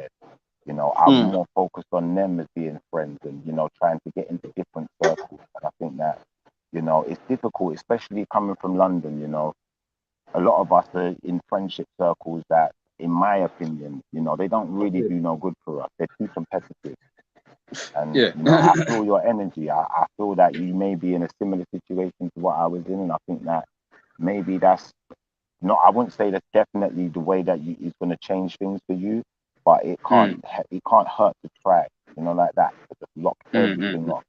Like even what you said, you need to pay your bills and you're going to need to buy a drawer. I said to myself, you know what? I don't need to buy a drawer, I want to. I don't need to eat certain types of food. You know what? I'll live on cheap food. I'll live on whatever I have to live on. I'll do whatever I have to do to change that situation, and I'm more focused on that. And I think it's just, sometimes that's what it is. It's difficult to have those kind of focus when you've got so many materialistic people around you, like that. Like where I'm at now, I don't have to wear the best trainers and wear the best clothes and wear name brand for people to want to be my friend, to want to talk to me, because that's rubbed out. Type of mindset. I've separated myself from people with that mindset, and I think that those kind of things really help me. So if you choose to go down that path and it helps you, then you know I wouldn't expect any recognition for that. I just hope that you know what I'm saying to you, you can reflect with and maybe it can help you, because I don't like to see my brother struggle, man. I don't like it. And life is that's what it's about, though. Really, life is about struggling to, you know, so that when you get to the other side, once you've achieved, you know, all of those people, you know, who wanted to, you know, to feed off of your energy or to act like they're the ones who got you there, they're not going to be able to say that, because you did it yourself. You separated yourself from them. You know, all of But my one friends thing I that, do know, one thing I do know is that my dream is under attack. But also, you know, there's a balance. So like, while my dream is under attack, my dream still wants me to see how deep I really want my dream. Do you know what I'm saying? So no matter how much these people are fighting me spiritually and non-physically, I still gotta go physically to find my route to get my job for my career for my children. Yeah. What kind of career would you be looking at, or what I'm gonna bait it. I'm gonna bait it. No lie, I'm gonna bait it, 'cause I wanna get off my chest, bro. Like right now, I'm trying to get on London Overground, London Underground, TFL, DLR. Any one of them things there, I'm involved. You know what? You see, when you say that now, yeah, this is why it's good. Like I said, like we're having this conversation, because sometimes, like I said, it's just about changing your circle and even having a conversation. Like even having this conversation with me, I know people who work in the underground, the overground, Big up. TFL, Yes. I might even know a manager or two and be able to pass on a link and say, do you know what, talk to this guy, and he might be able to show you the avenue to get yourself in there if you are coming from. Yes. Yeah, man, because they got me around the bend right now. What is it about that job that appeals to you, though? Basically, so like, you know, on the job center, I've been on the job center my whole life since I was 16, bro. So but obviously I've worked in and out of I've worked various of work. So but about 10 years ago, when I was having my children, and I just thought, bro, I really need something. Like, I know there's something out here. I knew about bus drivers. Like my brothers, like my brothers used to tell me, like, bro, get your license and jump on a busway, $5 a week, fam. Like, get this dough. I'm saying, yo, I would love to, but I don't have my license. You know what I'm saying? But I've been promised so much things by my family. Like, my family would promise me when I was a youth, man. They would probably promise me, oh, all right, cool, we're gonna get your provisional. We're gonna get you this and that, bro. All my promises was just rational. They never gave me nothing. Do you understand? They had me outside stealing from people, bro. Do you know what I'm saying? When my drug line fell low and I didn't even know what happened to my mind, bro, I felt like I was tapped. Like my currency, my weight of myself was just not in order. I just didn't feel like a real boy no more. And now that's why I just said, you know what? I'm gonna stop all of this. I'm gonna stop everything. Do you know what I'm saying? And bro, literally, they left me out there, man. So that's why I said I always pray for the spirit of success. And it's been 10 years. It's been 10 years in the job center. I've been watching the job center for 10 years. And I've been saying to them, listen, you lot are deep, man, because you lot know what I've written on my job searches about careers. And when I spoke to them about careers, when I used to live in Wood Green or whatever job center I used to go to, bro, they used to just leave me, because once you aim high, they just think, do you know what? My man's aimed high. Let me just allow him, fam. I can feel the subconscious of it, bro. So now that I moved to South London and I can't see my children and whatnot, and the third, I said to myself, nah, I'm gonna go grab my dream. I ain't gonna kill myself. I ain't committing no suicides. I ain't letting no one kill me. I'm gonna go get it. Yeah, I'm glad to hear and I got that, I got this witchcraft above me, sorry to mention, bro. She's been trying to sleep with me in my sleep, seducing. You know what stigma means? Stigma means signs. And all the stigmas and all the signs, all I can just see is witchcraft. Bro, it's mad. It's mad. Trying to get out of here. I just think that you see what I'd say to suggest to you, my brother, is any situation you put yourself in, yeah, like as a young man, I never used to think like this, you know, and as I've got older, I think even more like it, even more to the point now. You know, like recently I've moved home, and where I've moved to is double what I was paying before. But before I made that decision, I said to myself, is it economically viable? Am I able to maintain it and still have the type of life that I want to live? And I think that even just little things like you sound like you live on your own. I don't know if you've got a Yep. partner. No, I And don't. like I those don't. type I'm of celibate, bro. with those type of things, sometimes they help, because no man's an island, innit? And we can all. It's like we all become. We're quite modest people, especially as people of color, or dark skinned people. We're very modest, and we don't want to feel like we're asking for handouts. We want to feel like we did it ourselves. But sometimes it's good, to work on yourself, but also to work on building bridges with other people. So the more bridges you build, positive ones, not negative ones where, we're getting involved in crime and stuff like that. Positive bridges, being around positive people, you'll find the more you're positive around them, and when they ask you for help, you're there, you're available. People's going to want to help you. The more attention and the more time you put into a person, they're going to want to put time into you also. So I think like that really helped me. When I was when my mother passed away a few years back, I was in a similar situation, like I said to yourself, where I'm doing everything myself.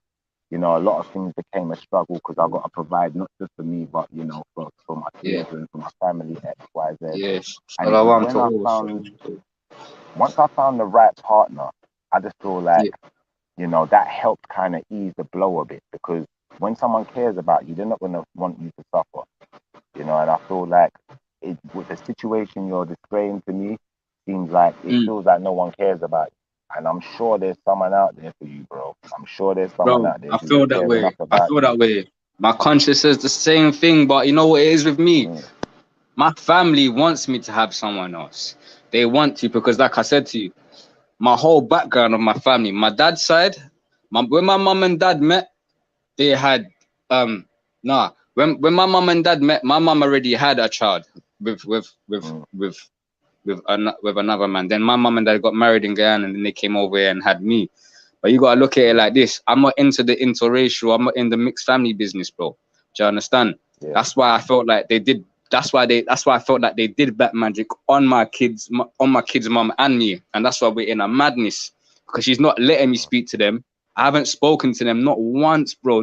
She don't even pick up the phone and think, let me speak to them at night time, let me hear their voice. I ain't bathed them, I ain't fed them, I ain't cleaned them, I ain't taught them not a freaking nothing, bro. Not a letter A, B, or C, bro. Do you know what I'm saying? So it's like more time. But obviously, go on. It's just, that's what it is. It's just more time. I've just got more time. Do you know what I'm saying? And obviously, bro, a lot of those things, they're out of your control. And when you see, one thing I've learned in life, you see the things that are out of your control, the more you focus on trying to get back control of them, it usually just deflates us and gives us, impossible tasks to fulfill. Whereas if we just focus on the things that are within our control, we can start to build a more positive situations. Like, for instance, you've got all of this time on your hands right now. I know it seems hard because the bills are high, X, Y, Z, but it's just about you focusing and applying yourself, getting into the right job, whatever that may be, whether it's TFL. But you have to look at your financial situation. If you're spending, say for instance, your rent is, I don't know, I'd imagine it's probably somewhere from $1,000 upwards a month. Yeah. You can't afford to make less than, and you have to know what that figure is. And once you figure out what that figure is, you have to start looking at it's productive to look at things that pay within that bracket what you need to earn. If you can't get that job, like maybe you'll have to do what I did for a little while. I was working in the day, and then at night I had a part-time job. I used to work doing deliveries for an Indian takeaway. Yeah. And that job only paid me in the evenings. I earned probably like a £50 upwards, depending on how much tips I got, X, Y, Z. But that little bit extra, it put me above what I needed to earn to be able to pay my bills, as well as, give something to my kids, as well as have something for myself. So when if I want to look good, I want to buy something. If I want to, treat myself to the latest whatever, I can treat myself to it. And I think that, because you've got time on your hands, you focus on that, you'll find the more you focus on something, the more you pre it, it's gonna arrive. It's gonna come to you, bro. And I'm quite confident that, the fact that you're here, you're sharing your revelations with us, just like, we've had other brothers up here sharing their revelations with us. we had Elza Ornke up here earlier on, and this brother was telling us, you know, some fantastic revelations about the life he lived and the struggles he went through. And, you know, he almost had another guy who was listening in tears. I was at work at the time, and one of the guys at work was listening. He was almost in tears when he heard his story. But I remember him saying he was doing a 70-hour week. A 70-hour week means if he worked every day of the week, he done 10 hours every day. But he was prepared to go through that struggle because he knew there was light at the end of that tunnel. And once he'd done that over a long duration, you know, it was only so long before he said to himself, you know what, I'm going to move to the right area like what I did. I'm going to find myself the right situation where the bills are consistent with me being able to not have to work that hard, but I can still maintain that lifestyle. And that's what it's about. Life is about maintenance. It's about maintaining a certain lifestyle. It's about structure, building that structure. And I think if we focus too much on things that are out of control, it will take us out of our structure. Whereas, you know, I know some people, they're real selfish and people will call them selfish. But you know what? Although they may seem selfish, they're not in those kind of situations because they just focused on self all the time. And then when there is something else to do for someone else, they've got what they need to do. They've got the means to do what they need to do, to be able to help if they want to. But don't go over the top.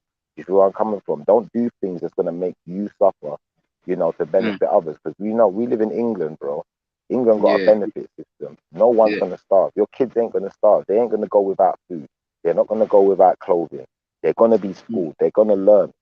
And at the end of the day, they're always going to be yours.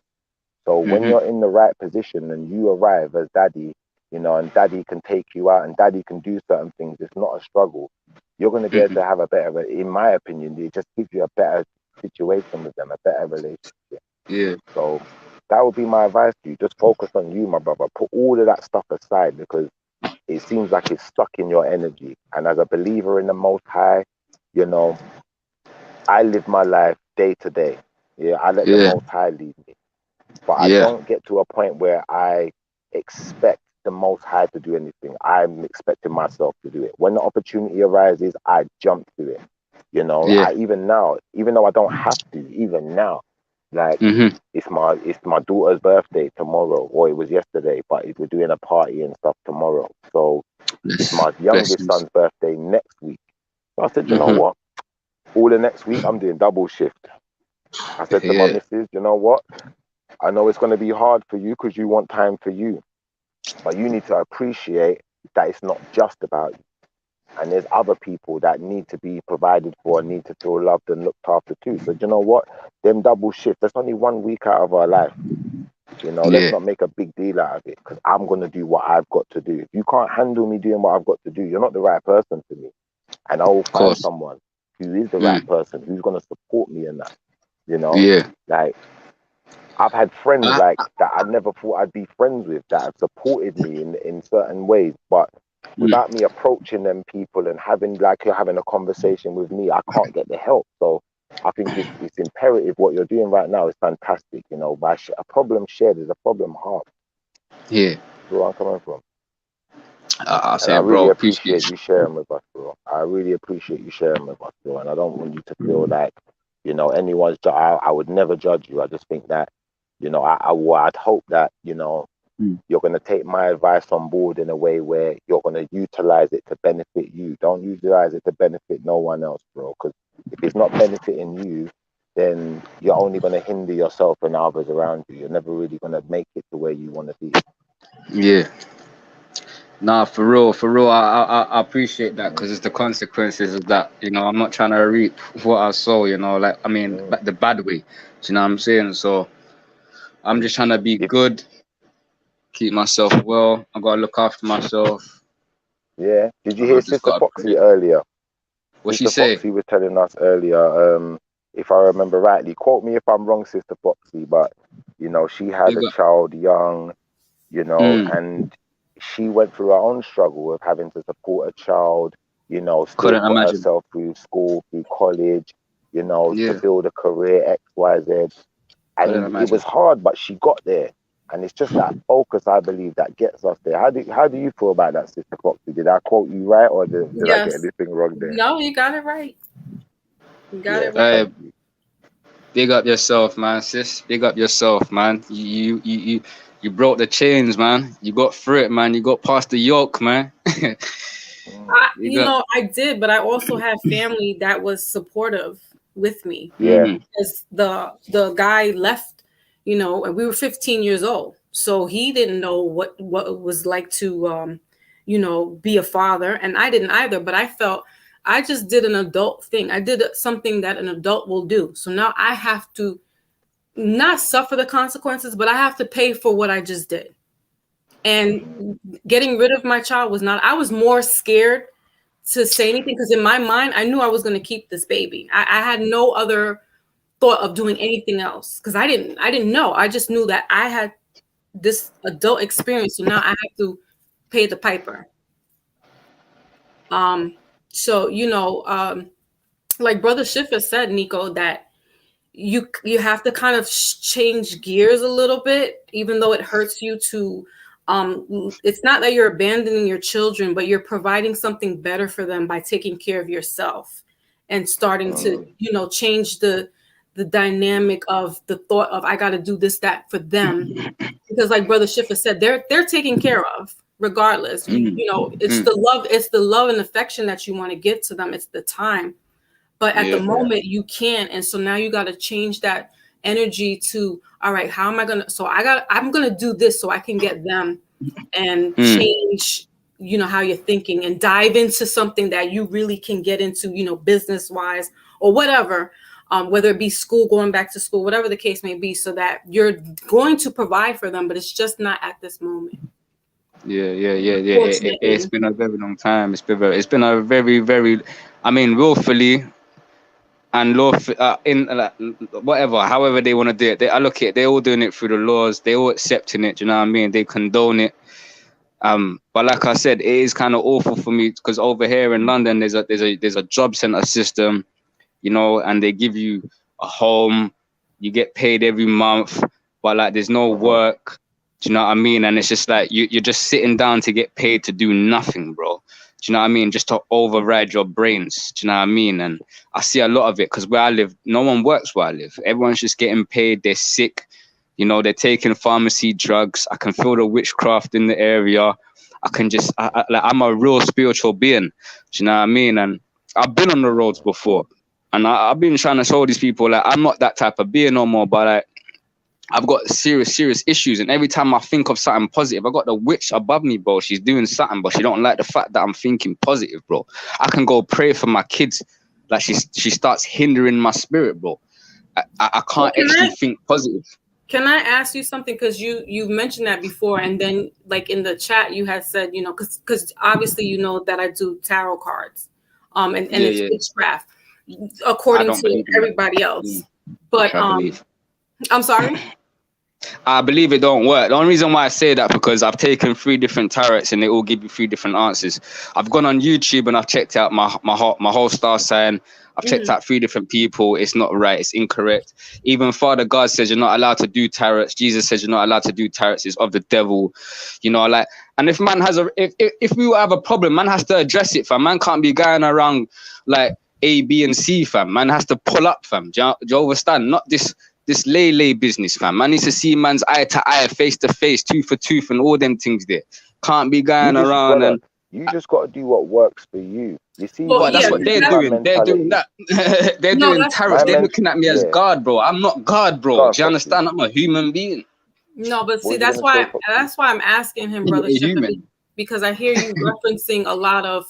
You give more light to saying that people are doing witchcraft. So what you're doing is you're entertaining that type of energy instead of channeling it to where it's positive.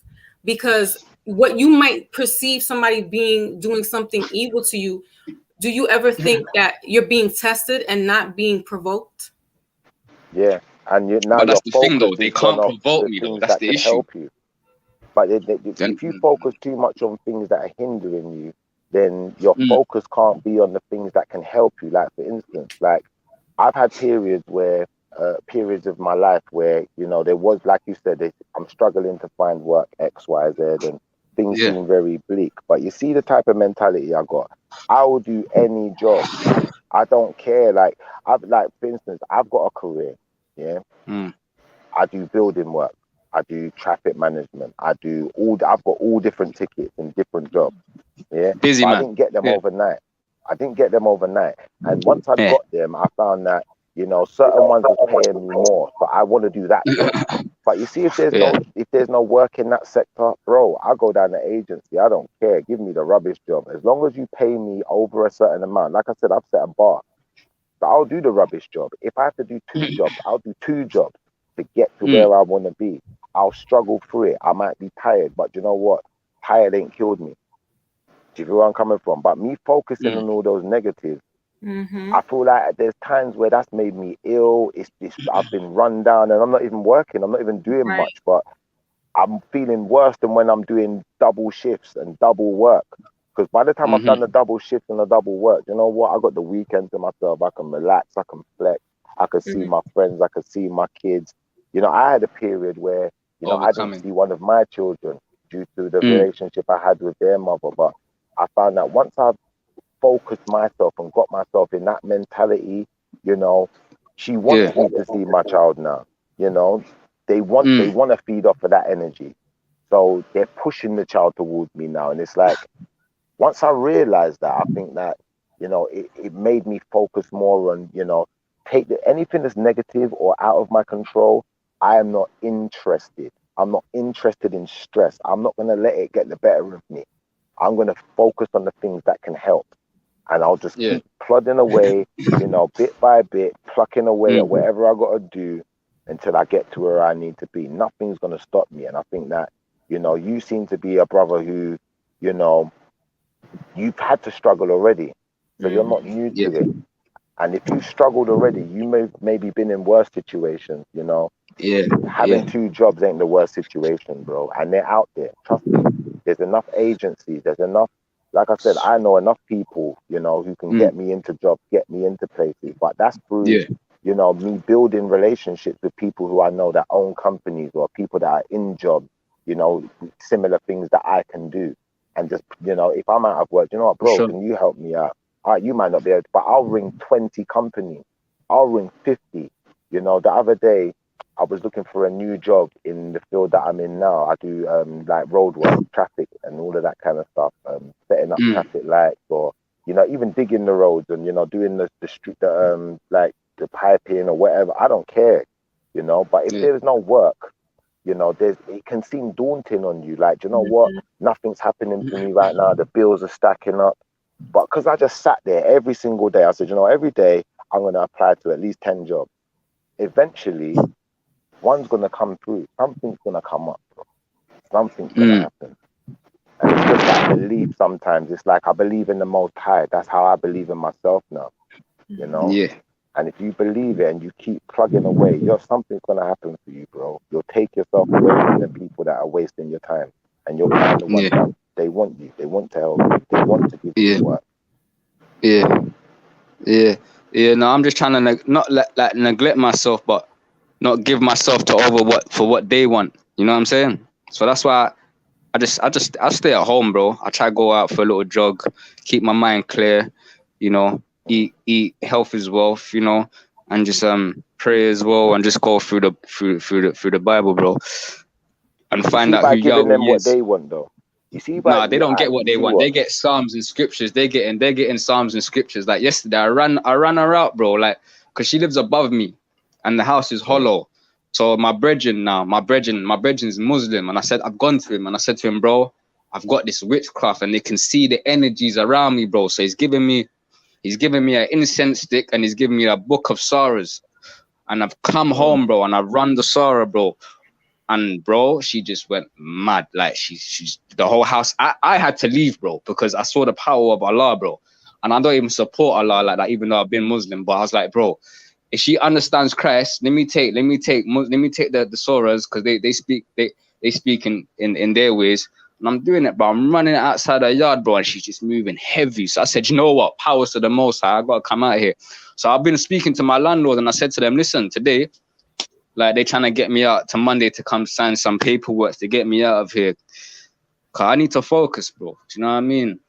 But you see all of that, yeah? Do you see where I'm coming from now? Where I'm saying it's like you put so much emphasis on these other people where you could have been doing positive things to change your situation. You could have absolutely ignored that woman, and anything she's doing to bother you, you could have ignored her and just focused on, you know what? I'm gonna find myself the right job. It feels like she's in my spirit, though. Whatever she's doing, like I feel like she's inside my spirit, bro, trying to control me, like move, like whatever. Like it's hard to elaborate because we're not spirits, bro. Do you understand? We don't even know how to define that, but it's just like, bro. I know that from what I know is that she's Nigerian, and I know how Nigerians work. I've been, one of my ex-girlfriends was actually a Nigerian, and bro, like they do certain things, bro. And I just said, ever since I haven't been with that Nigerian girl, bro, I've just been seeing bare Nigerians, fam, and I'm just seeing bare witchcraft out of them. So it's just like, all right, but check this one out.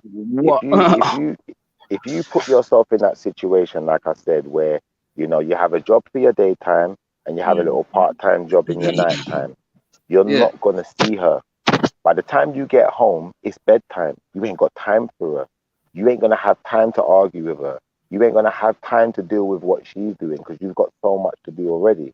And then it's gonna change that situation. She might even realize that, you know, you're rising yourself up out of the situation. She might want to try and drag you back down. But that's where it's more imperative for you to keep your focus. Don't let her draw your energy. Keep your energy very secluded to yourself. Be very selfish with your energy. Like I used to live in London. I used to get in so much arguments with people and so much, you know, situations that when I look back now, I think, you know what? That was unethical of me. I should have never gave those people so much time because all of that time could have went towards doing positive things, you know, and I would have never ended up doing nothing on the road. Or bro, that's the maddest thing, though. That's the maddest thing. That's the maddest thing because where I live, though, I'm the youngest where I live. See, if you come to Forest Hill, yeah, I live on Albion Villas Road, blood. And if you come to Albion Villas Road, yeah, you're going to see a so-called studio flat. But if you look around, I live right next door to a millionaire, bro.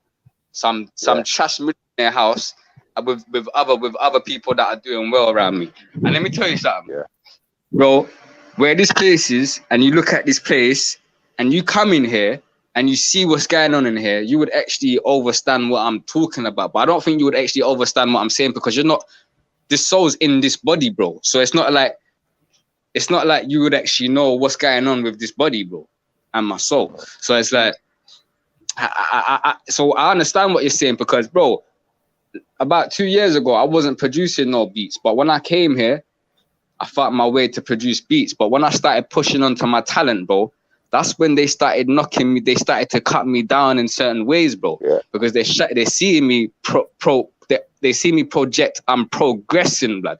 So when I spoke to my neighbor, not my neighbor, but my landlord, even my neighbors, like my neighbors were saying something to me like, I don't even know, man. I don't even know my neighbors. My neighbors go to me, don't chat to no one in this building, yeah, because of such and such and such and such and such. But I don't know what they see from here because when I'm sleeping in here, I say to myself, how the hell did they build a place like this for people just to sit around and not do nothing, do their satanic works, play PlayStation all freaking day, and you know get paid by the job center to go pay these people back to just do nothing and do drugs.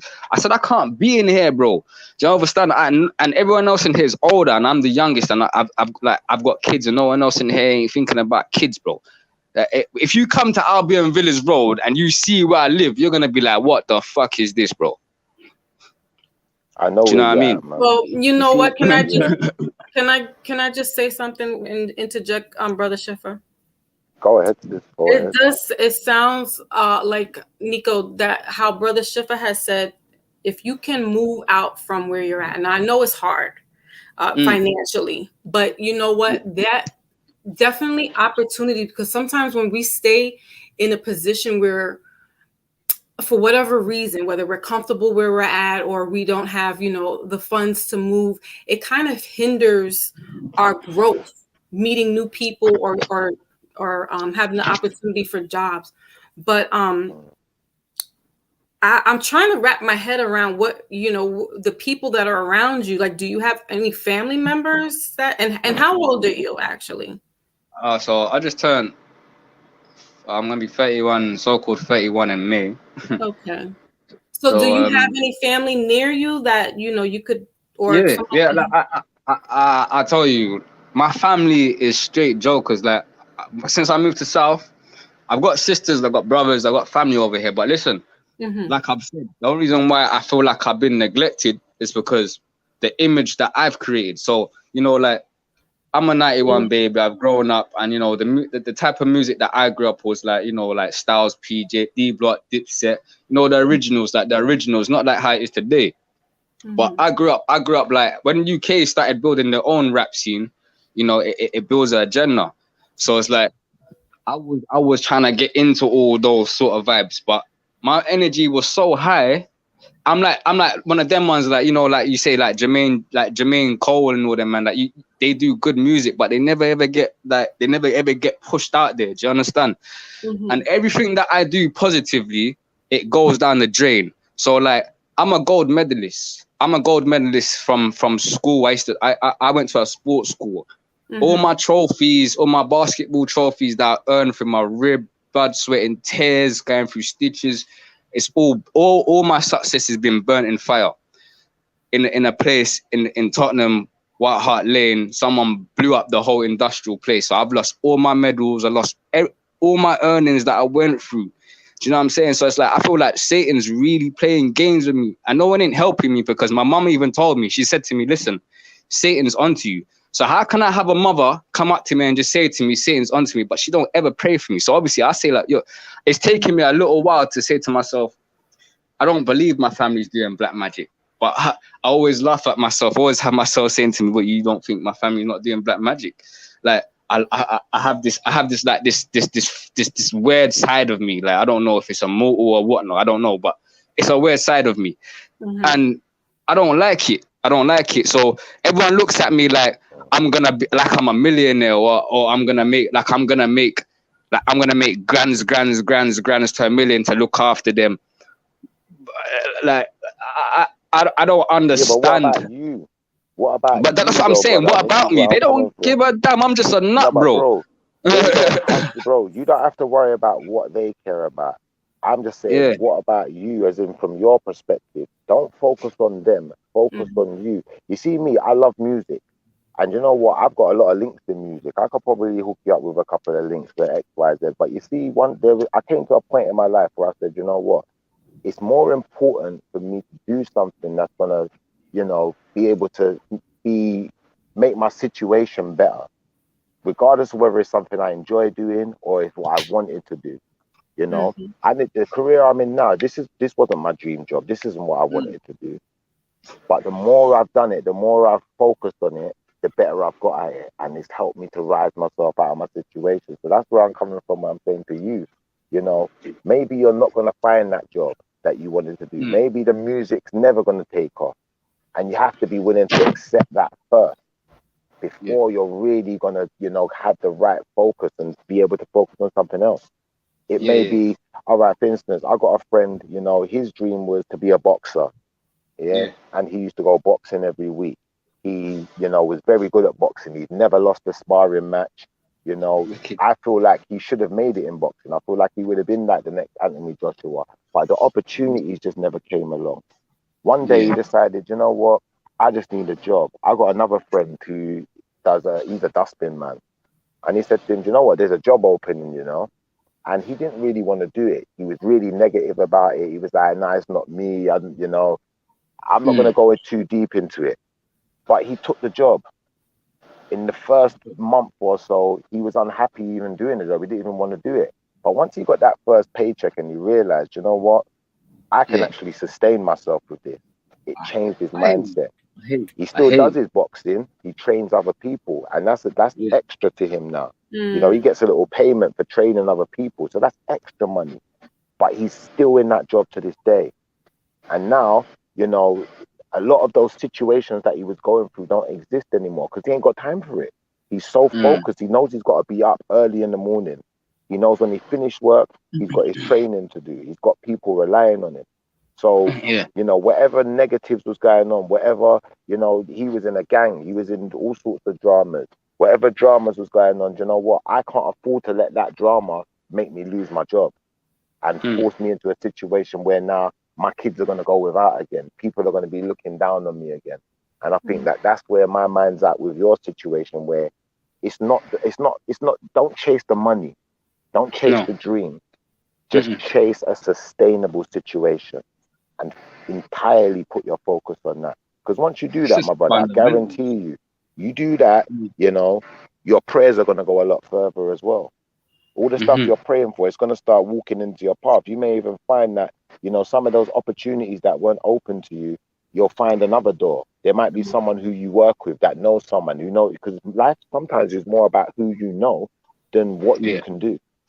You know? So I just think that I don't want to give you too much advice, because I think you're a man, and every man, you know, has to go through his own hardships and has to find himself in his own way, however he does it. But I honestly believe that what every man, you know, if they focus on something and you get yourself into any career, don't matter what the career is, there's money in everything, brother. In every single career. Like, there's a guy who just picks up scrap, and he looks like a tramp, but he's probably earning more money than me. That's the truth. Nah, for real. That's what it's about. And then you know what?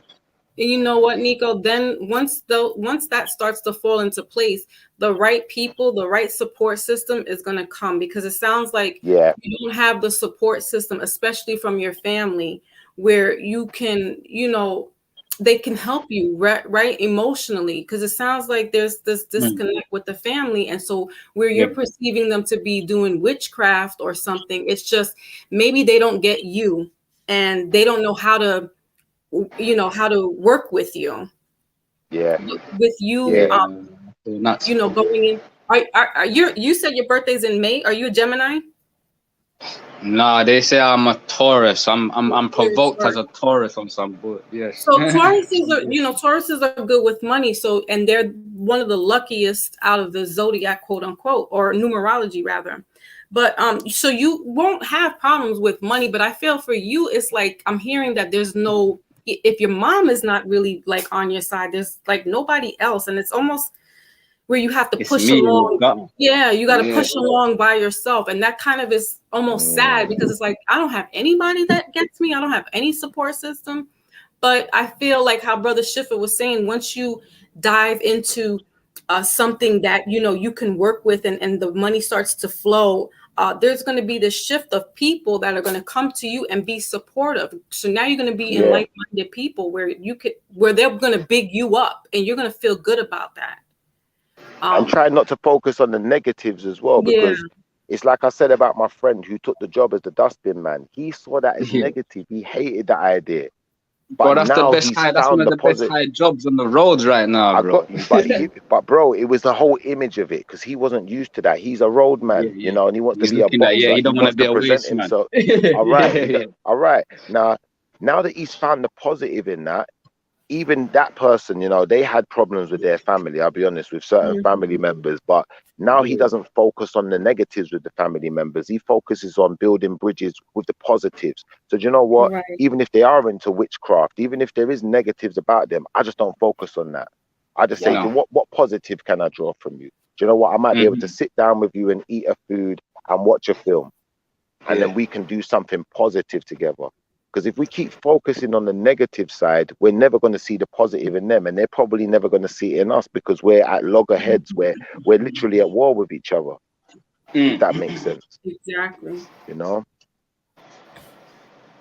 it's hard work, bro. Life is hard work, bro. Like I said, like Prodigy said it. It's a spiritual warfare, I am. It's an actual warfare, I am. It is, but you know what? I'm also getting, because that's why I asked you how old you are, because you know, you're coming to a pivotal point where it's like you're not in that 20s, you're not 25 anymore. Now it's like, okay, you're actually a full-fledged adult, where there's certain things you can't do that you used to do. So there's like this internal battle of, you know, I'm not a kid anymore. I gotta grow up. I gotta get myself together. you know, and you know, I don't have the family support system like I did before, or you know what I'm saying. So I hear there's like this almost life crisis happening. Yeah. So you're just trying to put everything in perspective.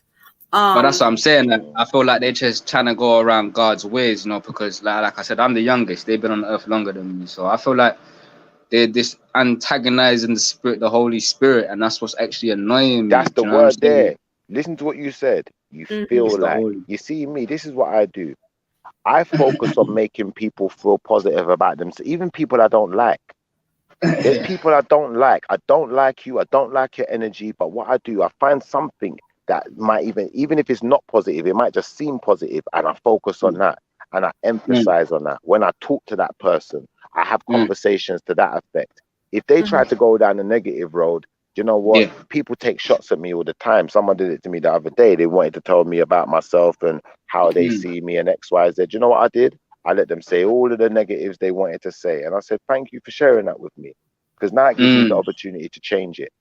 I didn't tell them any negatives about themselves though. Because you see, the moment I do that, all I'm doing is drawing that negative side of them out again.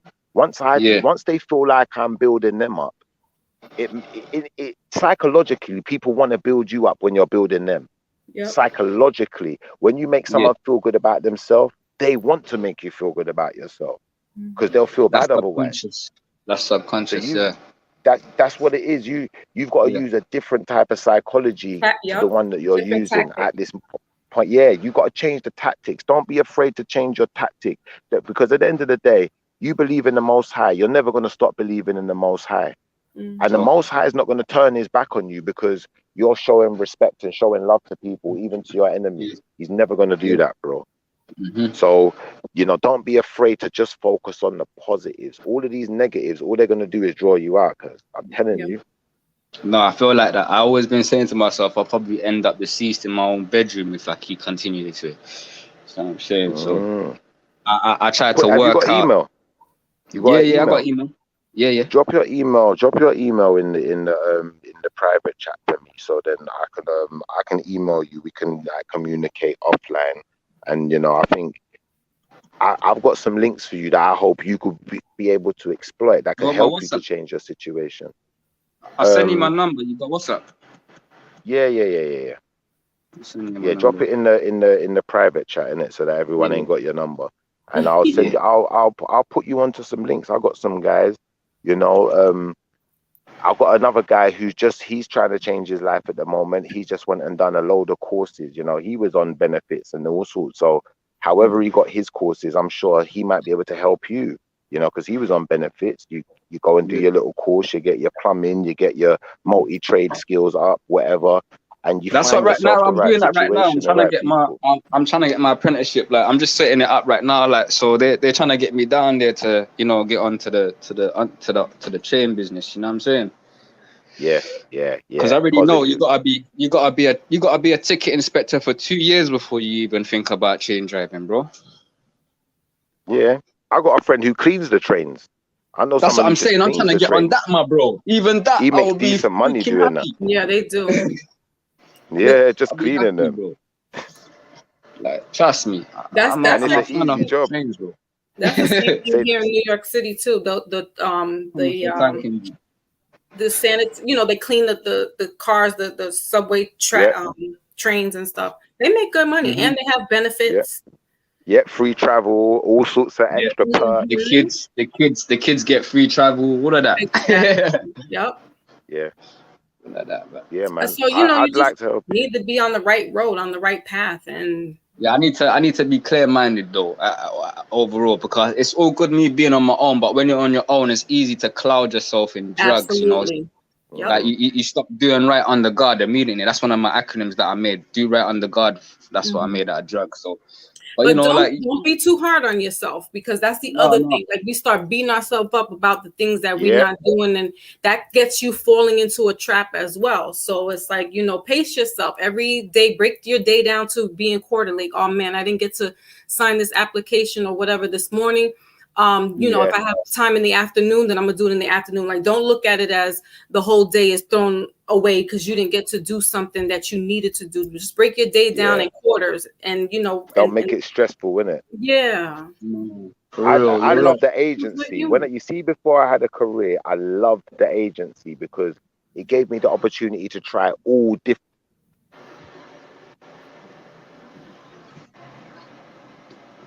Yo. Where you going? Can you hear me? Sure. Yeah, now I Yo, can can hear you hear me? Yeah, sorry, yeah. I was saying I love the agency, yeah, because when I was on the agency, it enabled me to try all different jobs. And I'd say to them, do you know what, just move me around. Don't keep me in one place for too long so I can try loads of different things. So that when I'm eventually ready to say, do you know what, I'm going to settle down somewhere, I've at least got a little bit of experience, if nothing else. If I need some extra training, do you know what, there's minimal that I have to do.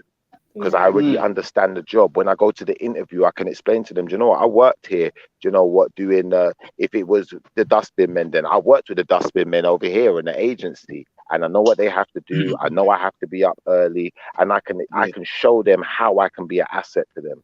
And people will just gravitate towards you just for that, even if you ain't got the qualification. So that's my advice to you. Don't be afraid to try everything and anything. Try different things. If one thing isn't working for you, you know, don't be afraid to try something else.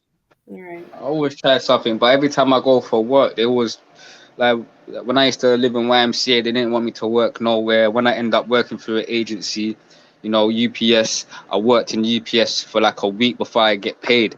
And when I used to do that, bro, they nabbed me, bro. They sent me to the job center and said to me, yo, you can't work. You're doing fraud, bro. They classified me coming out of my way to go to work at nighttime because I didn't want to live in no hostel. I had what's the word when you can't sleep? Insomnia or something like that. Insomnia. Yeah, like I had all of that, and like I couldn't sleep in hostels. My energy in hostel is completely rage.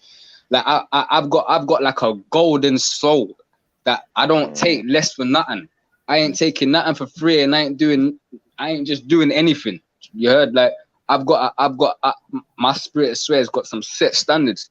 But I let myself down though, because I'm stuck in the environment of like, you know, like, how can I say, like, I'm not a drug dealer, bro. I don't even like the fact that, you know, when I was growing up out of certain things, I let myself believe into people.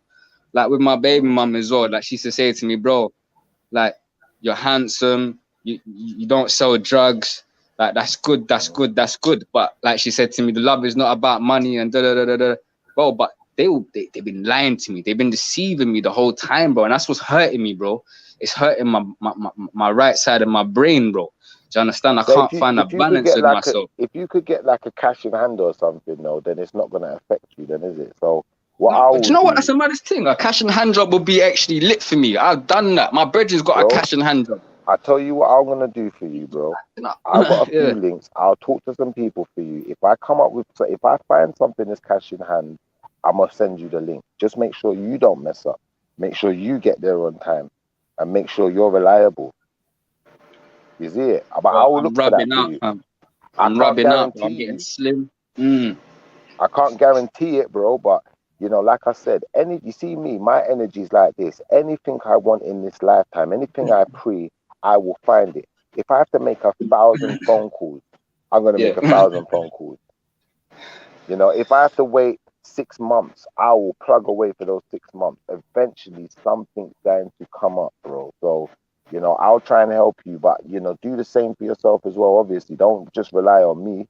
But I will definitely try and help you, bro. I'll try and help you because like I said, you know, I can hear you want the help, and it's like you almost don't want to cry out for help. Sometimes it's better to cry out for help.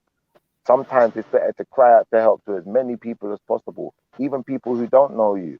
Right. You know, even if you walk into places and just say, listen, mate, look, I need something cash in hand. I'm willing to do whatever you want me to do as long as I can earn X amount. You know, I'll clean your toilets. I don't care what it is. As long as I get my money, bro. That's how my mentality is. And I think, like, you know, if I apply that to your situation, something will come up. It might not be tomorrow, might not be next week. But if you apply yourself in the same way, I'm sure we'll find something for you faster, bro, and we'll change the situation around. All praises, all praises, all praises, all praises. Come on, that's what the Most High is here for, bro. You know, it's not just about praying; it's about application. Yeah. It's about taking charge. Yeah, the Lord helps those who help themselves, my brother. Yeah. You know, you got people who won't receive help. You know, it's like I was talking to my grandmother today, and I'm saying to her, you know, like for instance, just something really simple. When the dustbin man comes, they're supposed to take her bins out for her and put them back in her garden where they belong. But she doesn't want the help. She's saying, no, I don't want to be a burden to anyone. I'm like, fair enough, you don't want to be a burden to anyone. But if that help is available and you're supposed to have it, and that's their job, you're entitled to it. You know, even if you don't want the help, as long as they know that they're supposed to do it, you can still do it if you want. But as long as they know they're supposed to do it, if you're ever unwell or, you know, for some reason you missed it, whatever, they're obligated. It's still going to be done. And now it's not a worry that you have something you have to worry about. And, you know, I kind of get that energy from you where it's like you're reluctant to ask for help, you know, like that. Because you don't, no one, it's not shameful to ask for help, bro. Don't feel ashamed of asking for help. No, for real. But there ain't really much to do out here. Like when I do ask for help, I ask all my brethrens, bro. Like, I ask my brethren, bring me on that cash in hand work. He said, nah, bro, he can't do it. I asked my next brethren, bring me on that cash in hand work. He works and he's all the way in Enfield, but I travel from South London all the way to Enfield, but for some reason he's just not picking up to me, bro. He's not answering. Like everyone around me is just turning snaky, bro. No, he might just not have it. It might, but bro, he might just not have it. It might not be that he's being snaky. Tell me that then, bro. Do you understand? Like, tell me that, bro. But maybe you see what happens is, you see when you're down in life, people will gravitate away from you. And that's where it's good to change your friends. Like, I don't know the age groups of your friends, but you see me, I was quite lucky growing up. Most of my friends, like Peniros is older than me. And most of my friends are older than him. Most of my friends are in their 50s, some in their 60s. And I found that once I started making friends with older people, there was more opportunities open to me because they see me as a younger. They see me as, you know, someone who they should be helping because they're the elder. You know, they don't look down on me, but I look up to them, and that's how they see it. So if anyone's going to help anyone, they probably see it as they're going to be the one helping me. And maybe that's what it is. You know, if you've got loads of friends your own age, maybe make some older friends. You know, think outside of the box, because otherwise you're going to trap yourself. Yeah.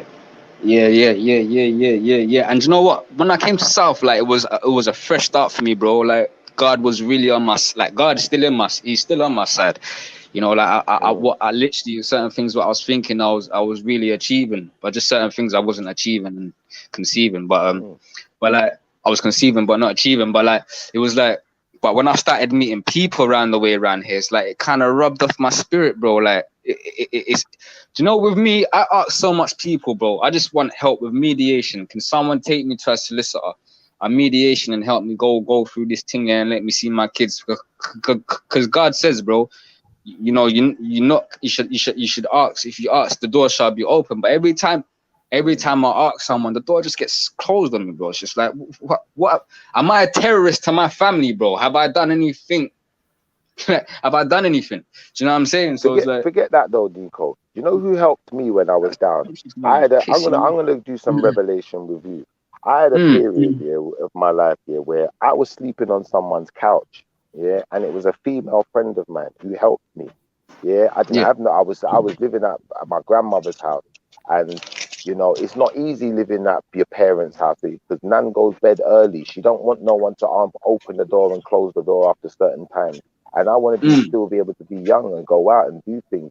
If I go to work, it's going to be a problem for her because if I get back too late, you know, it's an argument, X, Y, Z. So I said, you know what? I spoke to a friend of mine who is a female, and, you know, she let me sleep on the sofa. And, you know, after a week of sleeping on the sofa, I thought, you know what? I don't want you to be doing all this for me and I can't do nothing. I've at least got to give you something. It prompted me to say, you know what? I'll do any job. I don't care what it is. I'll do the stupidest, most ridiculous jobs that I would have never done before. And once I was able to give her that little bit of help, it made me feel better about myself, and it made me feel like she's gonna respect me more. I'll be honest, I feel like she respected me anyway, but it just gave me that respect for myself. By the time I, been in that situation, paying her that little bit of money for a little while, I found a better job. Before you knew it, I found myself a new partner because I'm driving again now. I'm looking better again. I've fixed myself up now. I'm in a stable situation now. Before you knew it, you know what? My partner said, you know what? Let's split the bills. Let's get a place of our own. Now it's not all on me. Nah. This is where I'm coming from. Before you know it, we've grown. We're way past that point now. We're so far from that point now. It's like people look to me for help now.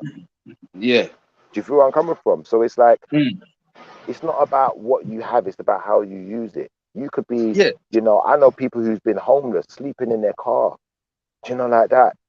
But they've just been consistent. They found themselves their little situation where they got a little work or whatever. The money starts coming in. Now they can start, looking after themselves a bit better. But eventually they find themselves a place that's cheap enough, X, Y, Z. So it's just about how you're using the tools around you, how you're using your situation to your advantage. Don't make the situation take advantage of you.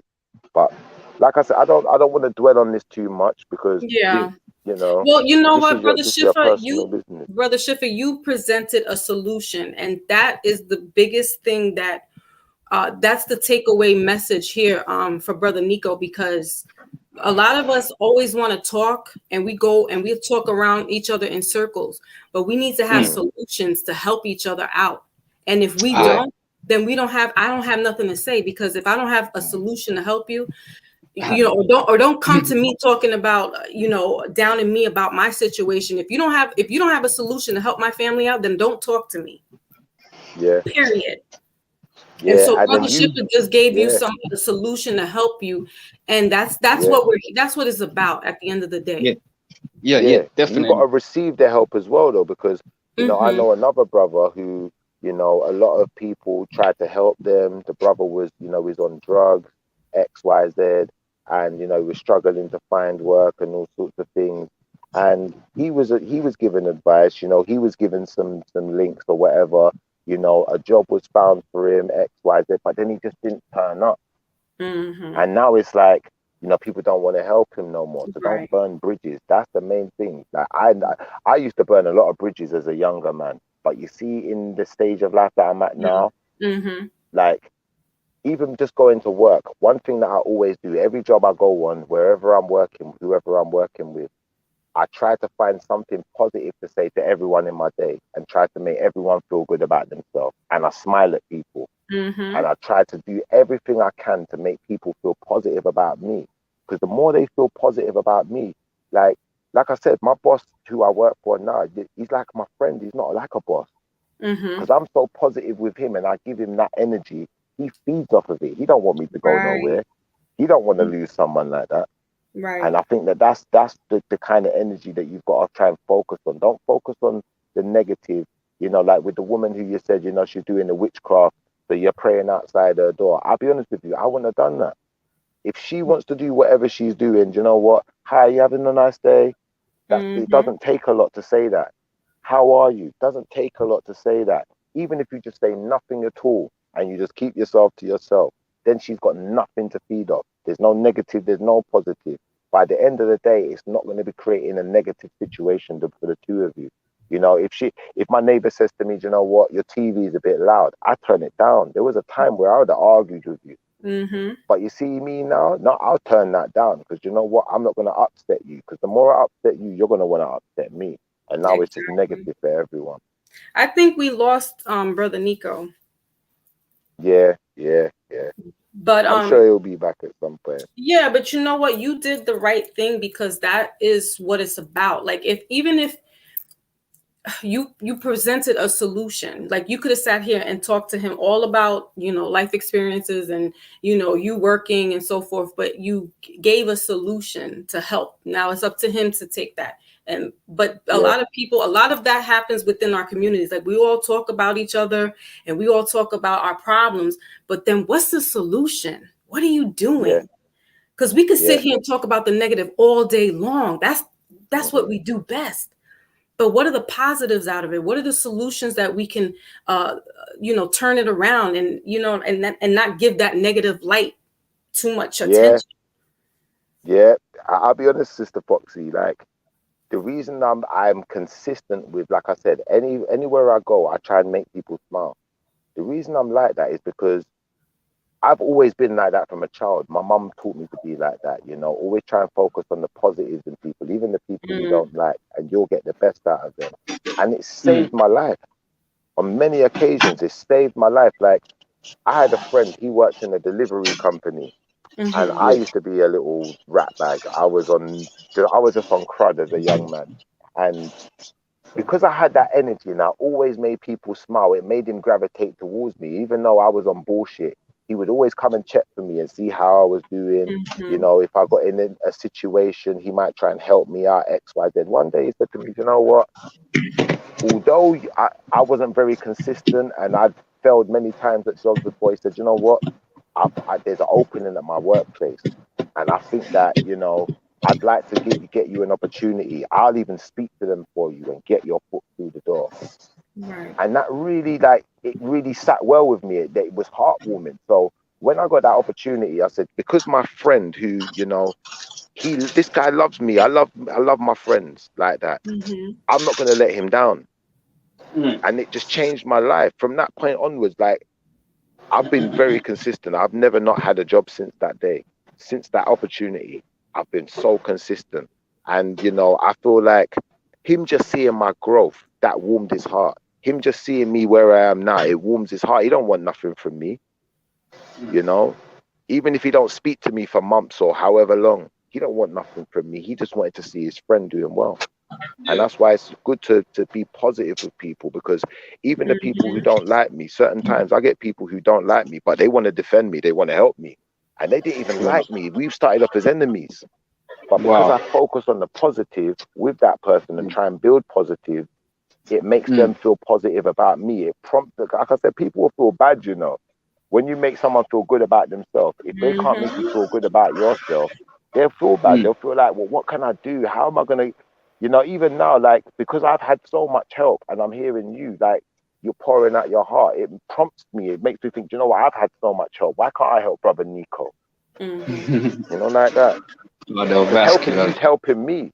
Helping you is like my way of giving back. So when we jump off, I'm going to give you a call differently. Don't worry. We're going to talk on the phone differently. Even Peniro. Peniro's another guy. Peniro's another guy where, you know, when I met Peniro, you know, I was surrounded by people who, some of them may have had a lot of love for me, but a lot of those people didn't have love for me like that. And without brother Peniro pointing out certain things, because I'm sure he picked up on my positive energy as well, and said, you know what, this guy's positive. You know, he makes me feel positive about myself. I don't want to see that with them people around you. You know, he pointed out things to me that helped change my life also. So it's like, that's what I'm saying to you. Like, don't focus on the negatives of people. Even with the people you don't like, even with the woman next door, try and find something positive. If you can do that, I guarantee you, my brother, you'll start changing the situation with them. I see the change already. And I'm happy that I spoke to you guys, because I am trying to stay. Even though although I do feel my spirit hindrance from time to time, and it's a bit shaky, but like, I'm gonna keep myself positive, man. I'm gonna even like try to put my headphones in or something, like just to block myself, my ears away from. Yeah, find different alternatives, because, you know, if you can't leave from where you're at least you can change what's going on inside your home. You know, putting on meditation music, coming on platforms like this, and just, you know, sometimes people just need to talk. And if nobody's listening and you don't have the support system, you know, that's where social media becomes this blessing, because you meet people that you can talk to, and, you know, maybe even, you know, have some type of friendship in that quote unquote type of friendship. You know, it's not physical, but, you know, you have somebody you can talk to. And so sometimes social media is a blessing, and then it's, you know, a curse at the same time. But yeah, because sometimes you go on a panel where it's like people just want to judge you, you know, like that. So luckily you've come to a place like Peniros Mind. I'm glad you're here, because we're not going to judge you over here, brother. No. You know, we don't believe in judging people. We believe in, you know, positive energy, you know, and building people up rather than tearing them down. And I think that sometimes that alone, you know, just that energy, once you start feeding off of it, right, it's going to help you in whatever you're trying to achieve. It helps me every day. Yeah, me and Peniro will sit on the phone for, you know, just yesterday we had a conversation. You know, we was on the phone, I think, for about an hour and a half. This is one of the few people in my life that I'll sit on the phone to. I don't sit on the phone to family members for that long. But I'll sit on the phone to Peniro's Mind for an hour and a half, 2 hours. It's like the time doesn't even matter no more. Right. The energy's the vibration's so high. Speak that.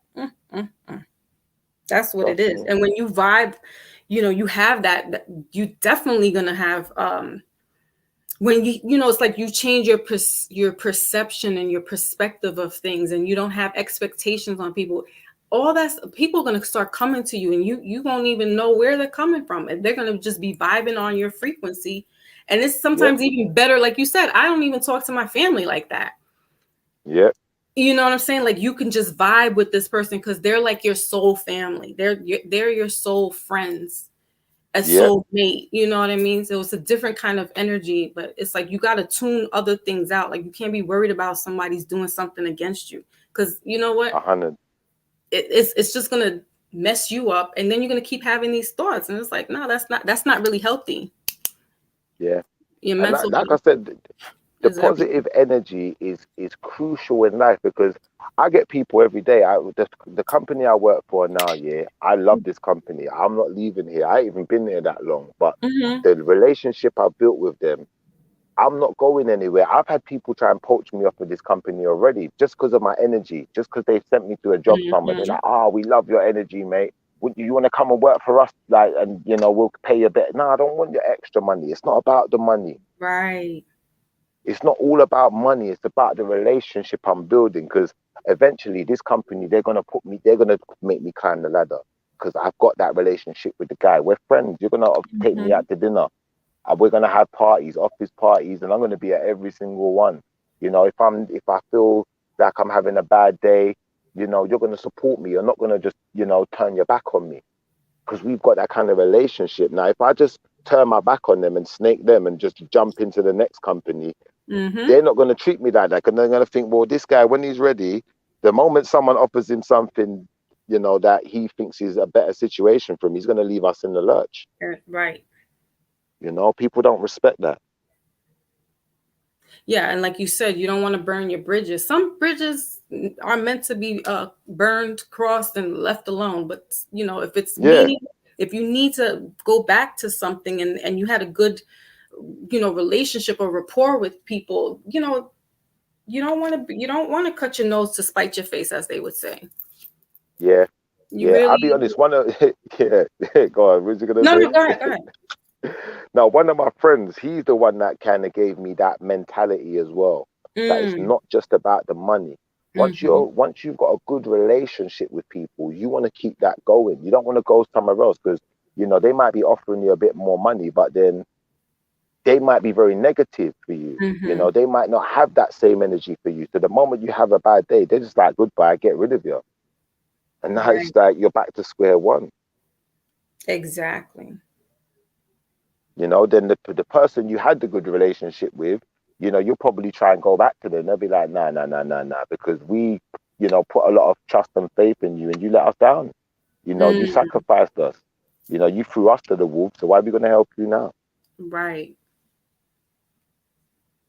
Yeah, you don't want to do that, especially now with how jobs are becoming so scarce and so, you know, almost obsolete in certain things. you really want to hold on to what you have and make it work as best as possible until you can get to something else that you want to do. See, I don't honestly believe that. I think there's work out there, you know, but you have to, you see, in this day and age, especially with all this pandemic stuff that's going on, you got to be able to be prepared to do things that you don't want to do. And I think that that's what's really stopping a lot of people getting into work now, because they just want to do what they're used to. And you have to be able to be adaptable in these kind of environments, unfortunately. It's just the nature of the world we're living in now. There's plenty of work out there. I'm not gonna lie. I was online, you know, just last month over the Christmas period. The industry that I'm in, it gets really quiet in the building industry. So I had a little job that I was doing. I was working with a lovely bunch of guys, you know, but the building works that we was on, you know, they're waiting to get some planning permission. So until they get that planning permission, everything's ground to a halt. We can't do nothing. So even though they want me there still, unfortunately, there's no work. There's nothing we can do about that. So it was like, well, you know, how am I going to get back into a job? Like I said, I just kept applying to jobs every day. I applied to so many jobs. By the time I got one, like, I've got 10. Now I'm inundated with work. Do you feel where I'm coming from? So there's too much work for me. But some people saying they can't find none. But I think it's just the way they're applying themselves, and you know, the fact that they don't want to settle for what they for something less than what they believe they're worth. You hit it right on the head. Because you know, there's this entitlement going on with certain people that they think that they're, you know, they can't get beneath themselves and work hard or whatever it is, you know. And it's like, well, listen, if it's giving you money, you better go ahead and go do that. Come on. That's me, sis. That's me all day. I know business. Listen, if I have to clean the toilet, as long as you pay me over my remit, I've got a bar. Once you don't go below that bar, even if you did go below that bar, I might say, you know what? I'll do your job, but this is the minimum I can take. And a lot of times, people will just give me that minimum that I'm asking for. In fact, I can't remember a time they haven't. Like, for instance, the job I was talking about, when I took this job on the building site, you know, their guys was getting paid a little bit less than what I'm used to. And I just said to the guy, well, you know, I can't take less than this. This is what I want. He said he thought about it. Within a week, he got back to me. Yeah, mate, come on site. We're going to give you what you're asking for, because they need someone in it. And, you know, if I'm consistent in, you know, what I need, and I'm not going to take less than that, what's the chances that I'm going to be consistent in staying in that job and getting there on time? You know, it's about consistency. If I just said, do you know what, I'll just take whatever, you know, it's more likely that I'm not going to end up being there for the duration, which, you know, is showing an inconsistency already. You know, so I just think that we have to be able to be prepared to adapt to our environment. Don't let the environment you know, force you into just not doing anything, because then now you're in a downhill cycle. Unless you're rich. If you're rich, you're cool. You don't need the job. You're all right, innit? Take a break. Or go start your own company, innit? But we're not all in that situation, innit? Not at all. Shoot, I'm still trying to figure it out. And you know, I had worked in the health field. I was a medical assistant for 20-something. Well, I was a medical assistant for 20 years, which is kind of like a nurse. I just didn't have the degree behind it. And I had got sick on the job. I got so stressed out. And so now, you know, I'm home, but, you know, according to my life path and all these numbers that are lined up with my birth date, it's like, well, I've been told you need to start your own business. You should be doing your own business by now. And I'm like, I don't know what to do. Like, I'm doing this, you know, my readings and stuff, but I kind of like want to do other things as well. Like, I'm not limited to just one thing. Like, I like to get my hand into everything. But you know, what works for me is what I got to figure it out. But Yeah, I'm kind of like you, Shifa. Like, I don't care. Like, I worked in the fast food restaurants. I did different various jobs, telemarketing, call centers, the phone operator, you name it, just so I can have my money and not be dependent on anybody or the system. And unfortunately, I did get so sick that I had to come out and not work anymore. But where I was, what I was doing, I loved my job. The people and the job qualifications were a little stressful, but I thoroughly enjoyed my job, like what I did. I'm not gonna lie. When I found this job and got back into the field that I'm used to being in, just before doing this job, I took on a job just as, just a regular, just a laborer, on-site laborer, Right. And I just said to them, I'm not taking less, like I said, than X amount if you can give me a job at that. And they gave me the rate I wanted. When I found this job and I told that guy that that's what I was doing at the time, he employed me immediately. He said, you know what? The fact that you're willing to do that shows me that you're consistent, that you want to work. You're not going to be the kind of person that's going to be here today, gone tomorrow. And, next week you're going to be making excuses. Like that. He employed me on the spot. I'm not going to lie.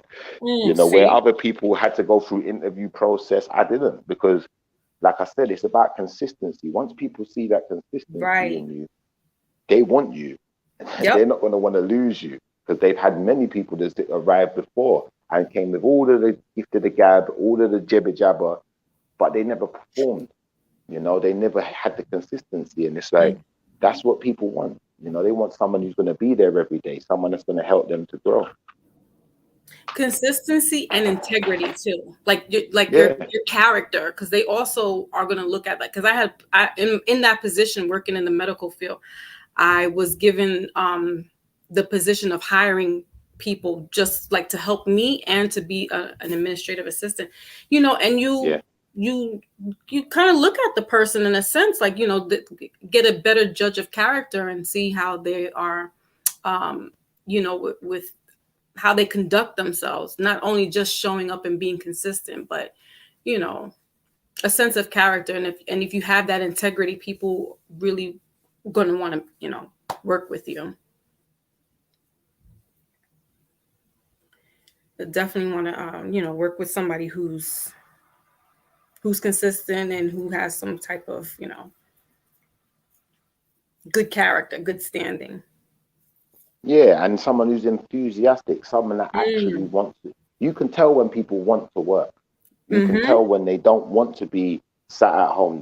They're not gonna just be here this week and then next week, oh, I'm ill, and making excuses. I've been ill many a times. I'm still at work. I'm not losing money. That's my mentality, and people see it in me, and it gives me the edge when I go to job interviews.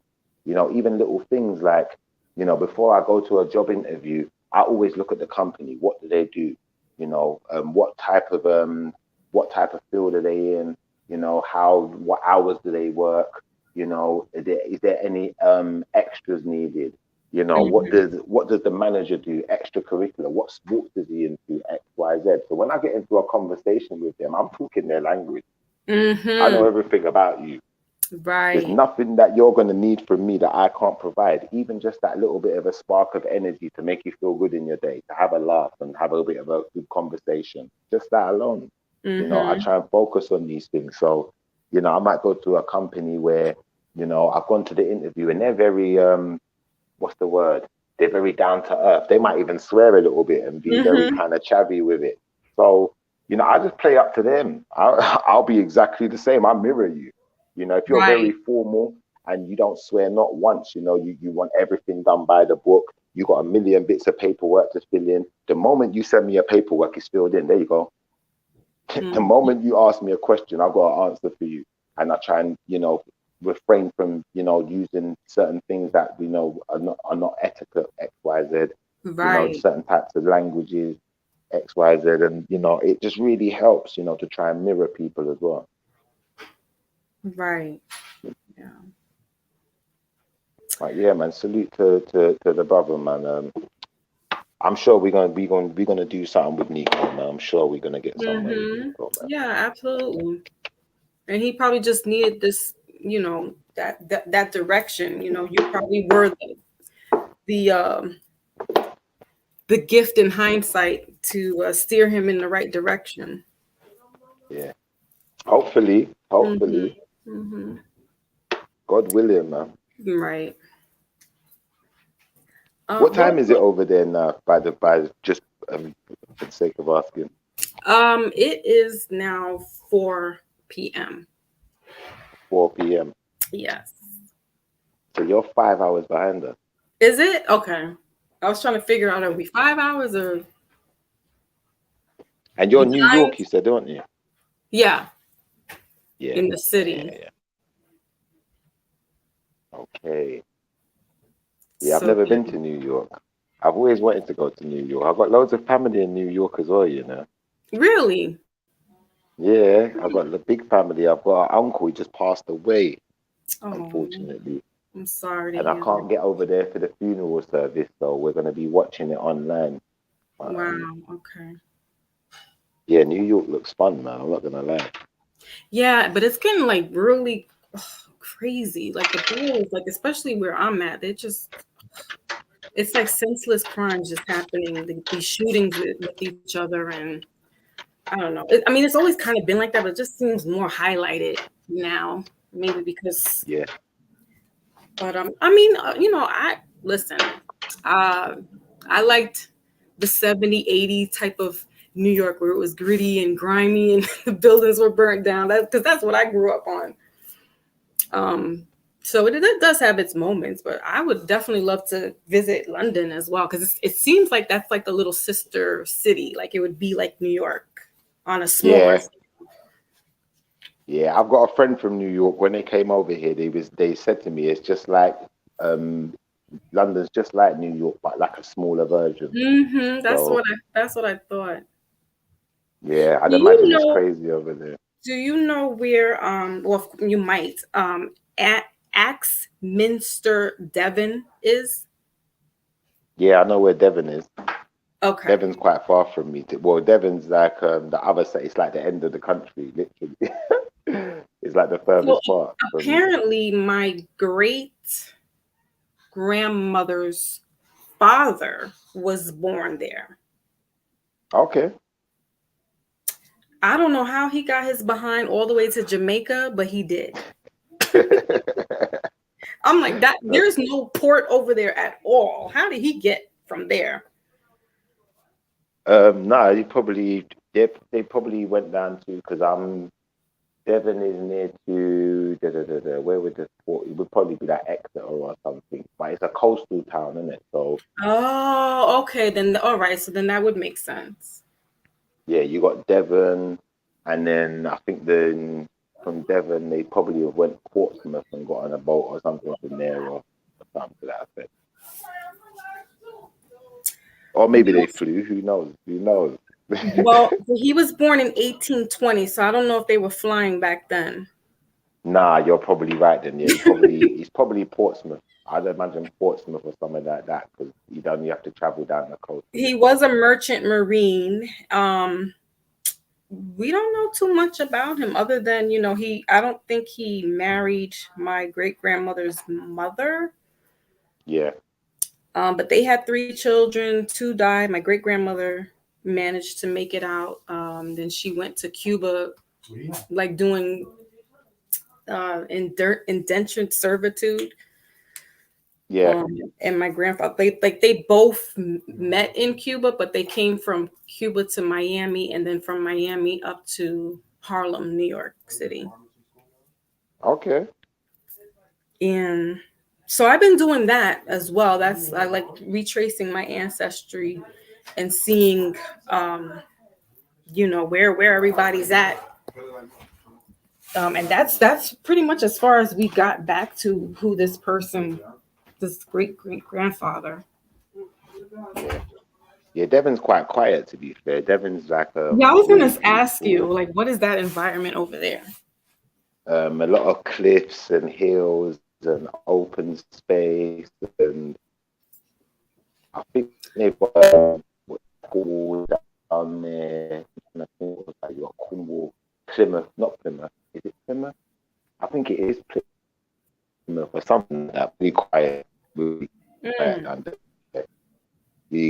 of them like day resorts, like people go and stay in caravans and stuff. A lot of old people. Yeah, countryside. Right. Countryside. Old country. Yeah, the old country. Like when you watch That's them the old- programs, like the Hobbits and all of that, like it would look quite similar to the Hobbit, like that kind of environment. Like the Ooh, I old would style like. houses with the thatched roofs and all of that. Yeah.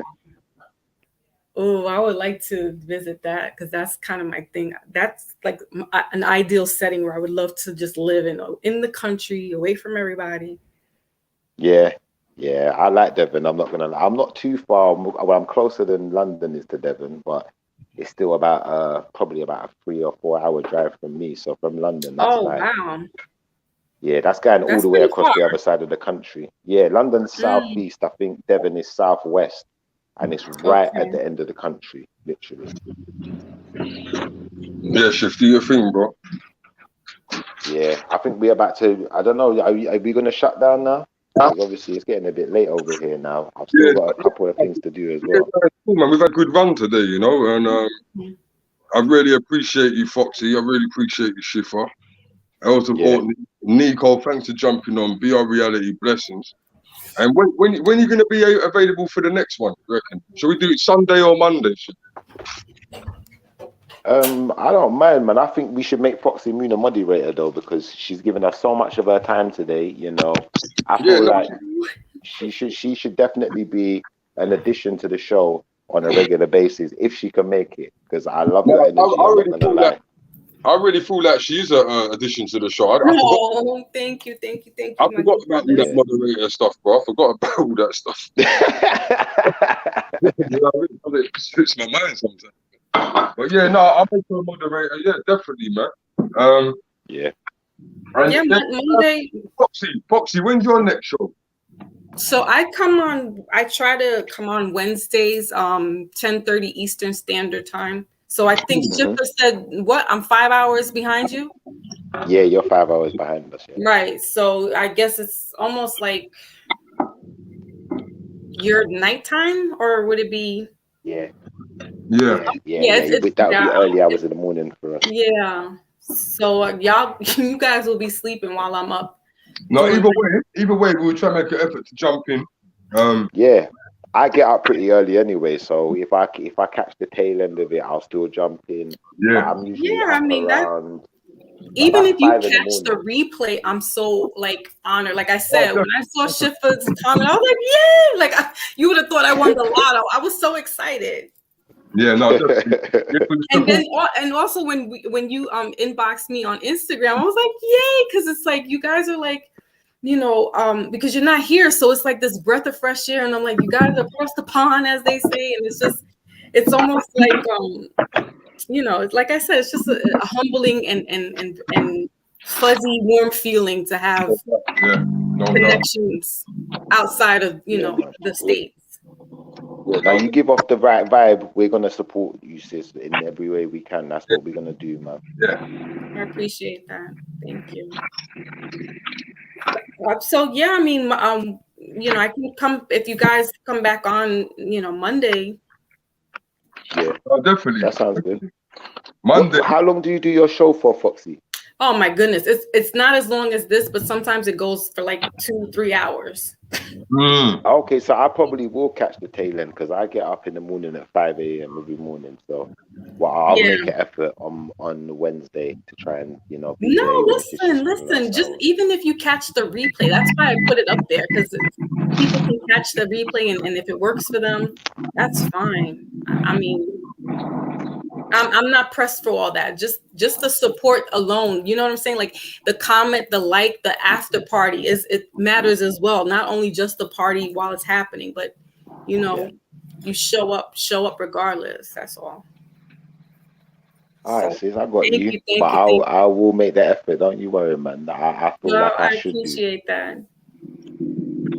Thank you, my good brothers. It's actually been a blessing today to be on here with you too. Yeah, that show today. Yes, wow, a very powerful show. And it's crazy how much knowledge that everyone's got. We could have went on till tomorrow morning. It's crazy. Come on. Everybody's obviously coming in and out. Yeah, I know. Yeah. Yeah. Oh, yeah. But yeah, Shifter, what, you want to shut him down or?